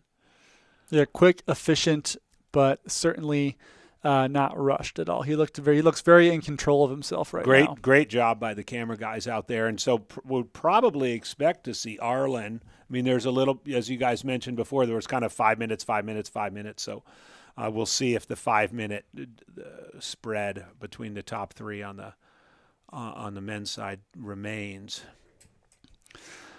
And then we have now Heather through Rattlesnake, right? Heather has come through Okay. headquarters. Yeah, she just finished up with her laps. 1800K. Yeah, 1800K. That's a. And let's see where she's at in comparison to where Camille was during her course record run last year. So let me get the right. So 8:12. So she's about 6 minutes off of that pace. So she has kind of gradually been losing time on that Camille Herron record, which is, I mean, that record is off the charts incredible. So I guess not overall too surprising. So we'll kind of see. She's been bleeding time to that record, but has she also been bleeding time back to Devin and Brittany Peterson? I think will be the real question as we come into here into headquarters. And it looks like Nicole Bitter, Riley Brady, and Casey Lichtai have all checked into Rattlesnake. So that's our 3-4-5 or 4-5-6 on the women's side right now. Again, I'll mention Riley Brady is listed as non-binary, but she is competing for the women's golden ticket, as we were informed earlier. So she is also in that race, and that group has been together now for quite a long time. Yeah, and I think they can help each other out. I mean, you've got incredible experience with Nicole and Casey. And Riley's no slouch. She ran an incredibly fast Vermont 100K not too long ago. So it's not a very high end race, but man, So I think you could see some movement from that group of 3. I think so too. Yeah, I think they're gonna be feeding off each other, especially if they get any kind of view or get an idea of what's going on with Heather. Then they're gonna be smelling blood. They're gonna be going after it for sure. We had a question here from Lindsay asking about what happened to Devin. We don't have a read from her from Rattlesnake, but we have not been getting reads from everybody from Rattlesnake. So that's been a little bit hit or miss. So I'm assuming she's still kind of in that Brittany Peterson, Heather Jackson range, somewhere between there. But we'll find out once she crosses the line at Javelina headquarters here. Harvey asked about some finishing time predictions and sub 13. Any of the men thinking sub 13? I mean, right now, they're on the bubble. Dakota and Jonathan, they're kind of on that 13-hour bubble. I think it might depend on what kind of tactical race comes to pass. I don't think Dakota cares about his finishing time. I think he cares about his golden ticket. If Jonathan starts closing and it means that he's going to have to run a 12:57, he's going to do it.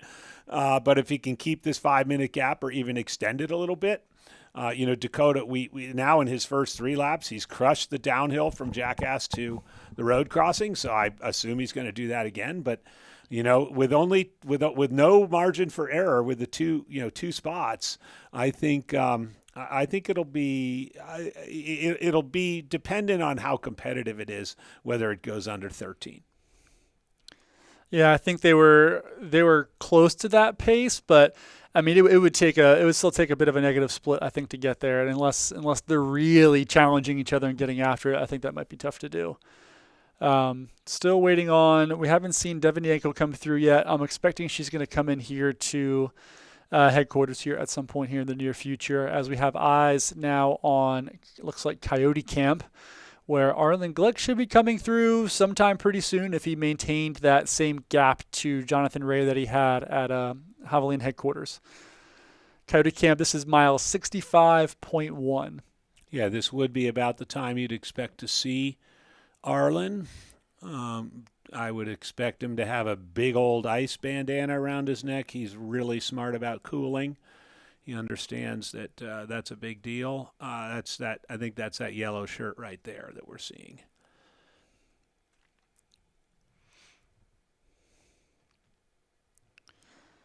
And this looks, where are we at now here? This is still Coyote, okay.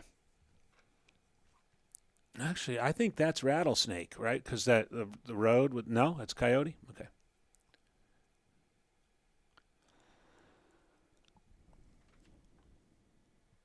Yeah, Robert, I hear you. Pure triathlete, pure runner. Robert says, I'm shocked with how well Heather Jackson is doing. And this late in the race, I mean, we know world-class triathletes are accustomed to going deep for 8, 9, 10 hours. But, you know, we're getting into that range. And she's continuing to, you know, to let it rip. You know, I have a good friend who worked for a bike wheel manufacturing company in Bend and did some custom wheels for Heather, and he's a longtime ultra runner, and he admitted, you know, she's a real deal when it comes to running, but kind of in that unknown world. After anybody who's run 100 miles or sometimes even 100K knows, you're kind of in an unknown world when you get beyond 10 hours. And it looks like Devin has made it to headquarters, and she's closed. It's an 8-minute gap. It was 11 at that's Jackass. Yeah, it was 11 minutes it was at 11 Jackass at Junction. Jackass, and it's 8 at headquarters. So that's going to get interesting, I think, here shortly. Really that's is. Yeah. That's what 3 minutes cut off over about 9 miles, 8-9 miles. So depending on how much time they've each taken here at the aid station, there could be some that could be getting tight coming at the conclusion of this loop. Tightening up, yeah. And then I would expect to see Brittany within a few minutes. Yeah, and we did have Arlen Glick here come through. Oh, there he is. So at he Coyote lost a Camp. minute, Yeah, so he's still about 6 minutes. He's about 6 minutes back. Did lose about a minute there from Jonathan Ray. So kind of see how he maintains and holds on. Still lots of time there. 6 minute gap is nothing, and 11 minutes back to Dakota Jones right now in first. Yeah, and Mike, good call in the chat. You know, Arlen already has his he's really the only person in the competitive end of the field who already is in Western States. So in the race within the race, you know, if Arlen were to move up to second or first place, the golden ticket would move down to third place. On the women's side, there's nobody already in the big dance, so it makes it all that much more interesting. But that's a great shot. And that's Rattlesnake right there. That's Coyote Camp. Sorry. See, I was right. I saw the porta potties in the road in the back. Smarty pants producer over here. So we've got Coyote here. We've just seen Arlen Glick. We didn't see him, but he did check in and come through. Next up would be Brett Hornig, who was about 6 minutes back of Arlen. Arlen did lose a little time on Jonathan, so we see if Brett and maybe gained a little bit of time there on that top three, put himself in that mix. I gotta say, I'm impressed with Brett's race, and the 3 times I saw him out there, he looked solid. He was running solid. He was running smart. He wasn't hesitant. He was just running a good, strong, solid race, and I think I can't imagine him not staying in the mix for these next couple of laps. I mean, yeah. he'll probably I suspect he'll be in he'll be into headquarters in the next few minutes, and we'll see, and then probably Nick close behind. So that's an interesting top 5, and out of that top 5, there's only room for 2 golden tickets. Yeah, it's a really interesting mix of newcomers, maybe some unknowns, and some obviously very known quantities, guys like Dakota and Arlen and Nick. Yeah. Whereas Jonathan and Brett maybe a little bit newer to the scene. So Jonathan did get a golden ticket. Was that here, or did he get it at Black Canyon in the past? One of the Arizona races, I think he did have a golden ticket in the last. Here we go. Oh, he did. He has run. He was 16th at Western in 22, so he did get a golden ticket somewhere. He got a golden ticket somewhere, and I think he probably was slightly disappointed with his 16th, which I think would motivate him even more for today. And a lot of these runners in the context of the golden ticket, since the system returned back to having 300 milers as part of the 7 races in the golden ticket. You may remember it wasn't that long ago that was only 100 Ks. I think it's opened up the door. I mean, when I think of the runners in the race that know like this is their shot because it's a 100 miler, they may not have the 100K foot speed. Jonathan's definitely in that conversation. Devin's in that conversation. Brittany can bust out a fast 100K if she wants to. Well, she's a previous winner at Black Canyon, and so an impressive. Yeah, and it looks like Brittany is back to in. Headquarters and only 3 minutes off of Devin. So she's cut that gap a little bit. That was it was still about 3 minutes, little over 3 minutes back at just a tiny bit at Jackass. So she's kind of maintaining that a little bit right now.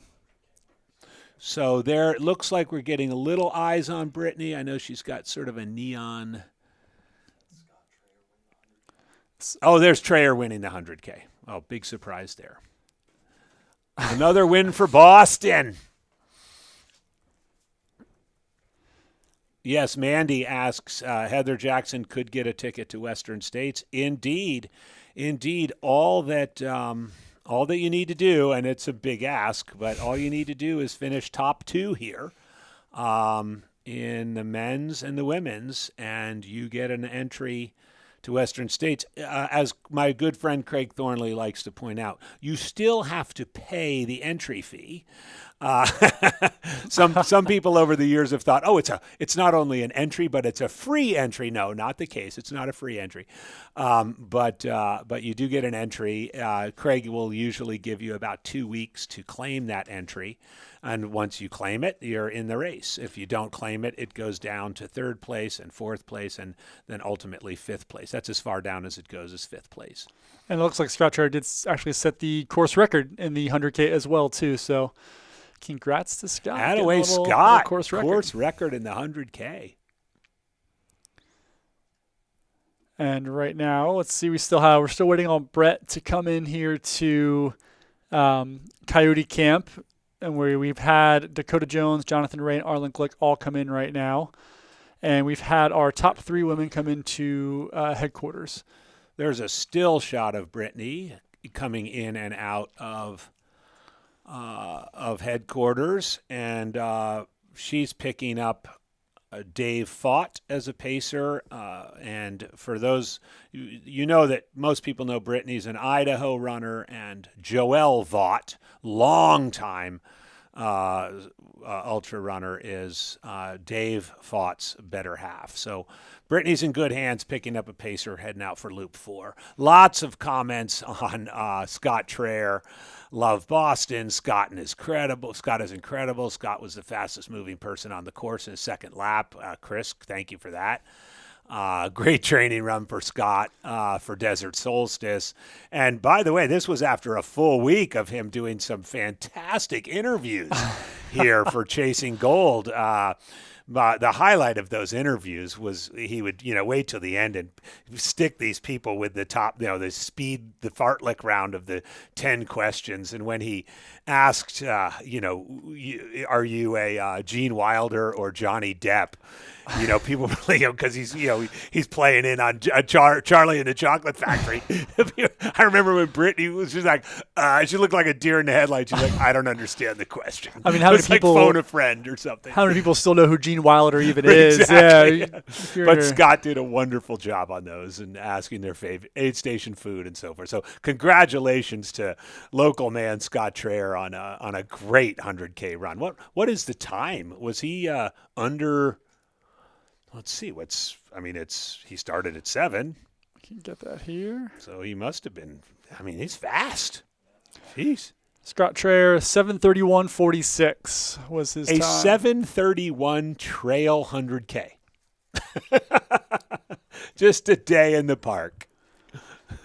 And we've had Bobby Harrington come in. He has moved up to 9th overall, and our 6th man coming into headquarters there, 8:33. He's about 16 minutes or so back of Nick right now, so he's actually made up a ton of time from where he has been. Look at that! Historically in the race, so he's moved up quite a bit. Tell me about Bobby Harrington. I don't know much about Bobby. I Harrington. don't know very much about Bobby. Chris Warden, if you're out there on the chat, tell us about Bobby Harrington.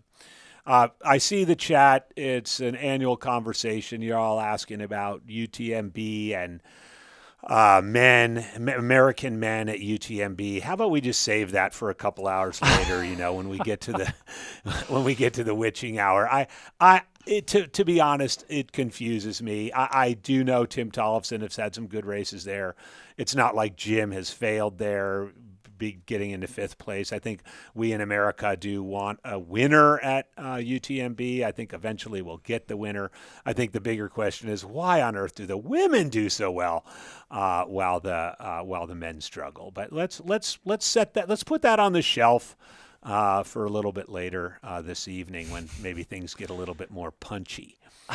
But it's nice. So we've got the podium through 100, the women's podium through 100K, and we've got the top 6 men through 100K, and then the men's podium through Coyote through a little bit more, 65 miles. So things are getting real here. And Bobby Harrington is definitely more of a veteran of some slower 100-milers. His 100-miler PR is 20 hours, and that's from Grindstone. And he's ran that. He was 2nd there back in 2021. So okay, that is where his background is. 39 years old from Greensboro, North Carolina. Well, I'll tell you what. A 21 hours at Grindstone is no slouch. It's 25,000 feet of vert. That's a lot. It's usually humid, but it's nice to see someone transition to like a fast race like this and get it done. Showing off the wheels a little bit for a 39-year-old. Right now, he's the oldest male in the top 10. So good for him. Yay for the old guys. Yeah.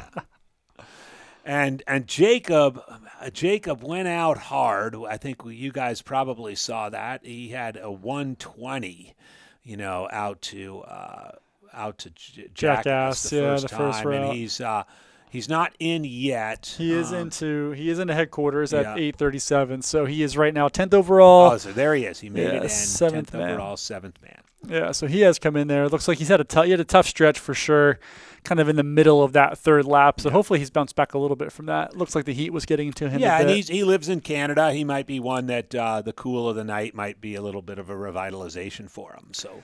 And it looks like Brett Hornig has checked in here to Coyote Camp at 8:38. So that gap from Arlen to Brett has opened up quite a bit. It was 6 minutes at headquarters and is now up to 12 minutes thereabouts here at Coyote Camp. So that top 3 beginning to separate themselves. We'll see how much Nick Curry has closed that gap to Brett once he comes through Coyote Camp. I would guess that he's eaten into that a little bit. A little bit, but probably not too much. He's gonna take nibbles at the lead instead of big bites at the lead. Couple minutes at a time. Yeah. Thanks, Chris Harrington, getting us some feedback. He has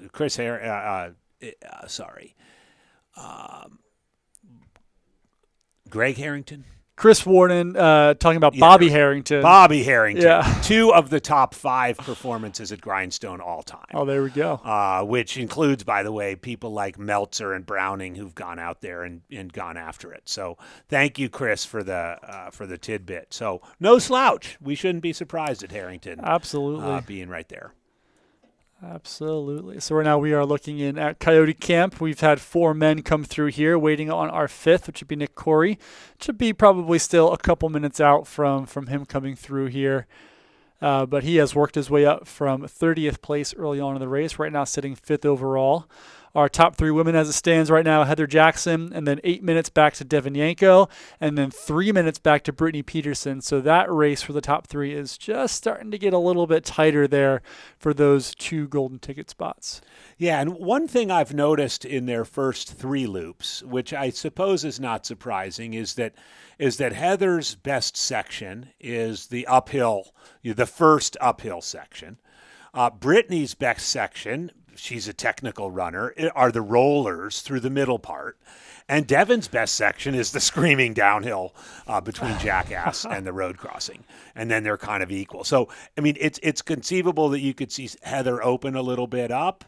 By the time she gets to Coyote, you could see Brittany maybe make a little time on Devin through the rollers, and then Devin making a little bit more time coming back down that downhill. I do think if I was Heather, I would be a little bit worried about Brittany and Devin coming together. I think if Brittany reeled Devin in, knowing the 2 of them, they may work together. I mean, not like any sort of secret handshake thing or anything, but I could see them kind of just enjoying talking to one another and getting through these last little couple hot hours, and maybe carving into that lead that Heather has as well. So, I mean, this is a the hair has clearly gone out the front. And she's being chased. And whether she gets chased down is just, it's going to make this really intriguing. Yeah, her biggest gap was about 12 minutes back around mile 38 or so. And that's just slowly started to chip away from what it was, about 38 miles ago, down to about 8 minutes now. So just slowly kind of eating into that gap. We'll see what happens there. So what are we, you guys have been on this all day. What are we looking at there? It looks like a drone footage. Is that coming into Coyote, right? So it's down in that low point. Yeah, that's a little bit of a dark zone. Well, you just left your crew, so you had all this energy, and then you realize you've got another 16, 17 miles till you see him again, especially as we get into the later stages of this race. Mm-hmm. Mentally, that's got to be a hard spot when you're so far away from coming back to that finish line again. Fantastic. Love the support on the chat for the Beast Coast. North Carolina represent. Thank you, Warrior Girl 123. North Carolina, come on and raise up. This is good. It is nice to see. I mean, out there in the Beast Coast, we don't have smooth, buttery trails like this. So we often can't, throw down sub 8 minute miles like Scott just did for 100K. Someone chimed in that his pace was a 7:16 per mile. Thank you, Domino Fuel. 7:16 per mile for 100K.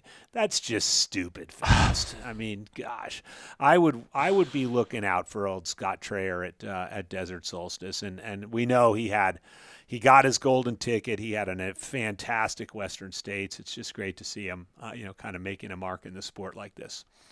But out there in the rocks in North Carolina, you're not running very many 8 minute miles. Let me tell you. maybe at Grindstone, Clark being the masochist that he is.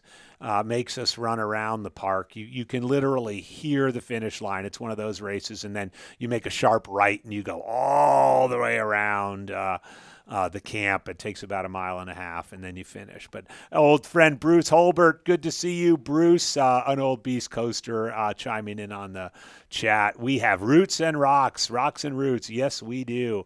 Morgan, yes, Riley Brady is moving, another Beast Coaster.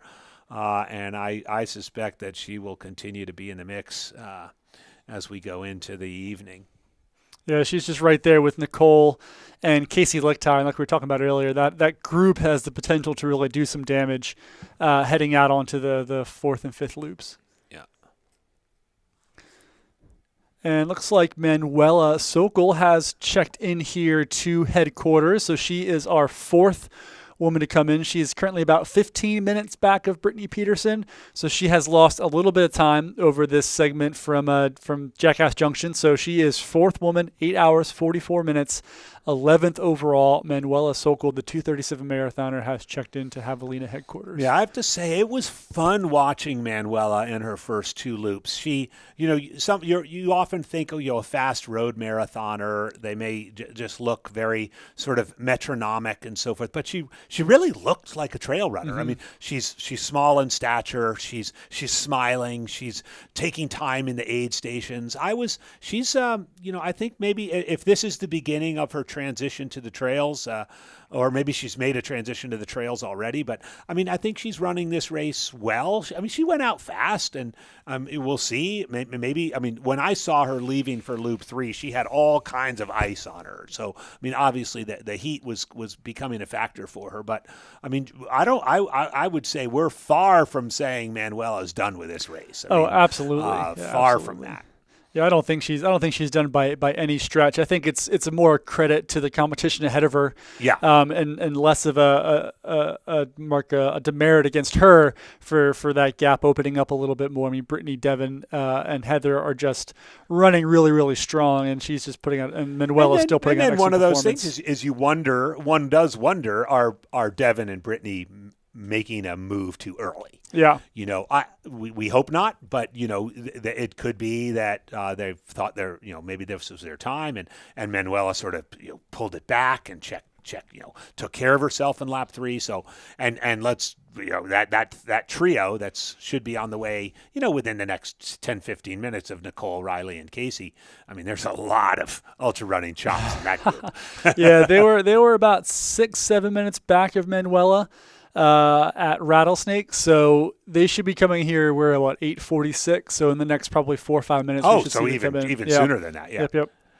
Yeah, I always forget that you only do the long loop once, and then it's really fast from Rattlesnake to back to headquarters and all the other loops. Who had AJW quoting PD Pab on their Javelina bingo card? Not me. Okay. Part 1, what's PD Pab? I'm old, remember. And part 2, what's a Javelina bingo card? And if you can chime in on the chat, I'd be happy to embarrass myself more. If my sons are watching, they'll probably take screenshots of it and make it into Christmas ornaments and put it on our tree to show everybody what a dork their dad is. But I'm afraid if I quoted PD Pab, I did so unconsciously and unawares. This is a great shot from Jackass. That's a great shot from Jackass. Just kind of all kinds of stuff going on. And this is one of the things I realized just being out there for those 6-7 hours this morning. There's just so much going on. And so much fun. I mean, not to mention the joy and fun of a day in the desert that the crews have is one thing, but also just, there's 900 stories out, or with the 100K, 1,200 stories out here.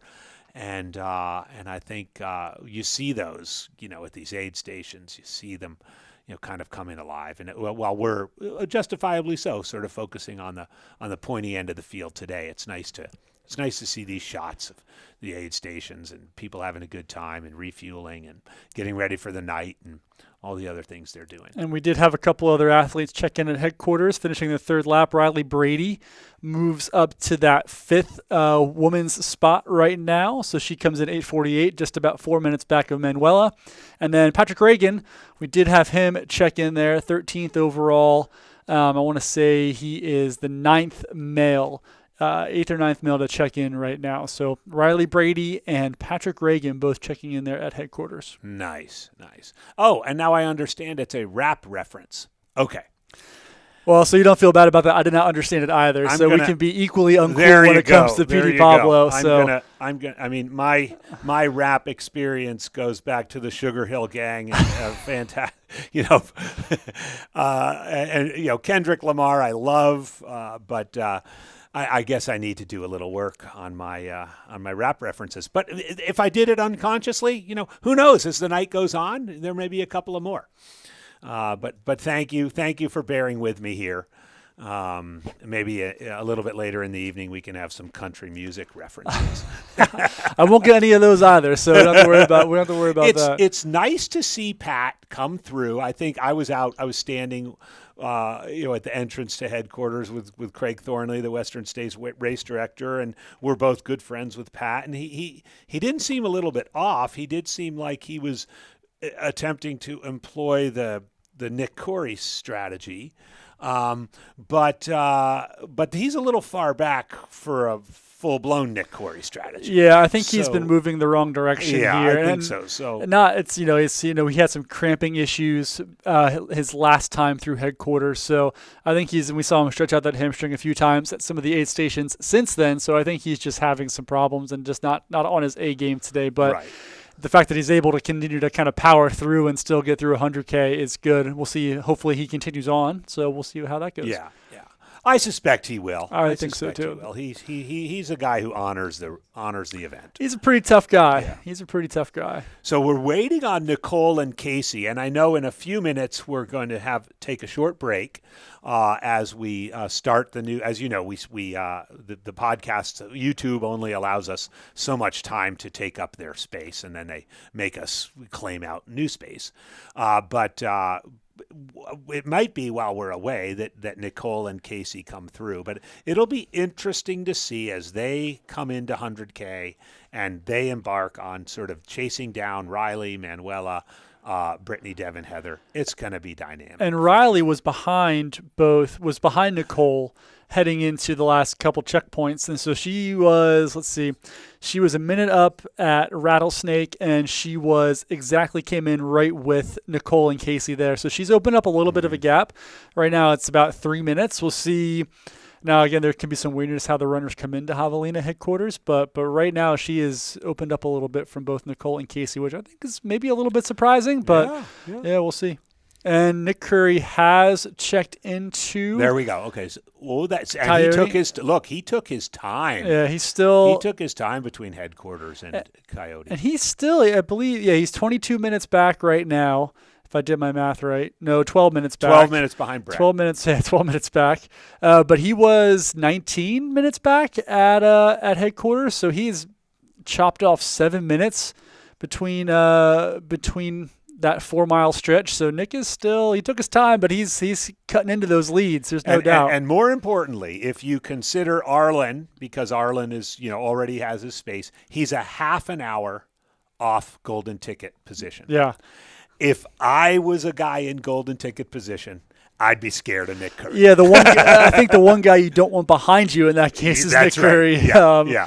You feel better about virtually everybody else, but he's making some moves, and he's getting within striking distance of Brett there in fourth. So yeah, in fact, you're right. I'm doing the math. It was 19 minutes, and now it's 12. Yeah, that's 4 miles. Yeah, that's a big chunk. Yeah, it took him only 34 minutes to cover that 4 miles, so he is just... So he did. I stand corrected. He didn't take his time. He moved pretty well. Just through over what we were referring to as the kind of flat, boring section. somewhere around 8-minute-ish pace during that period of time.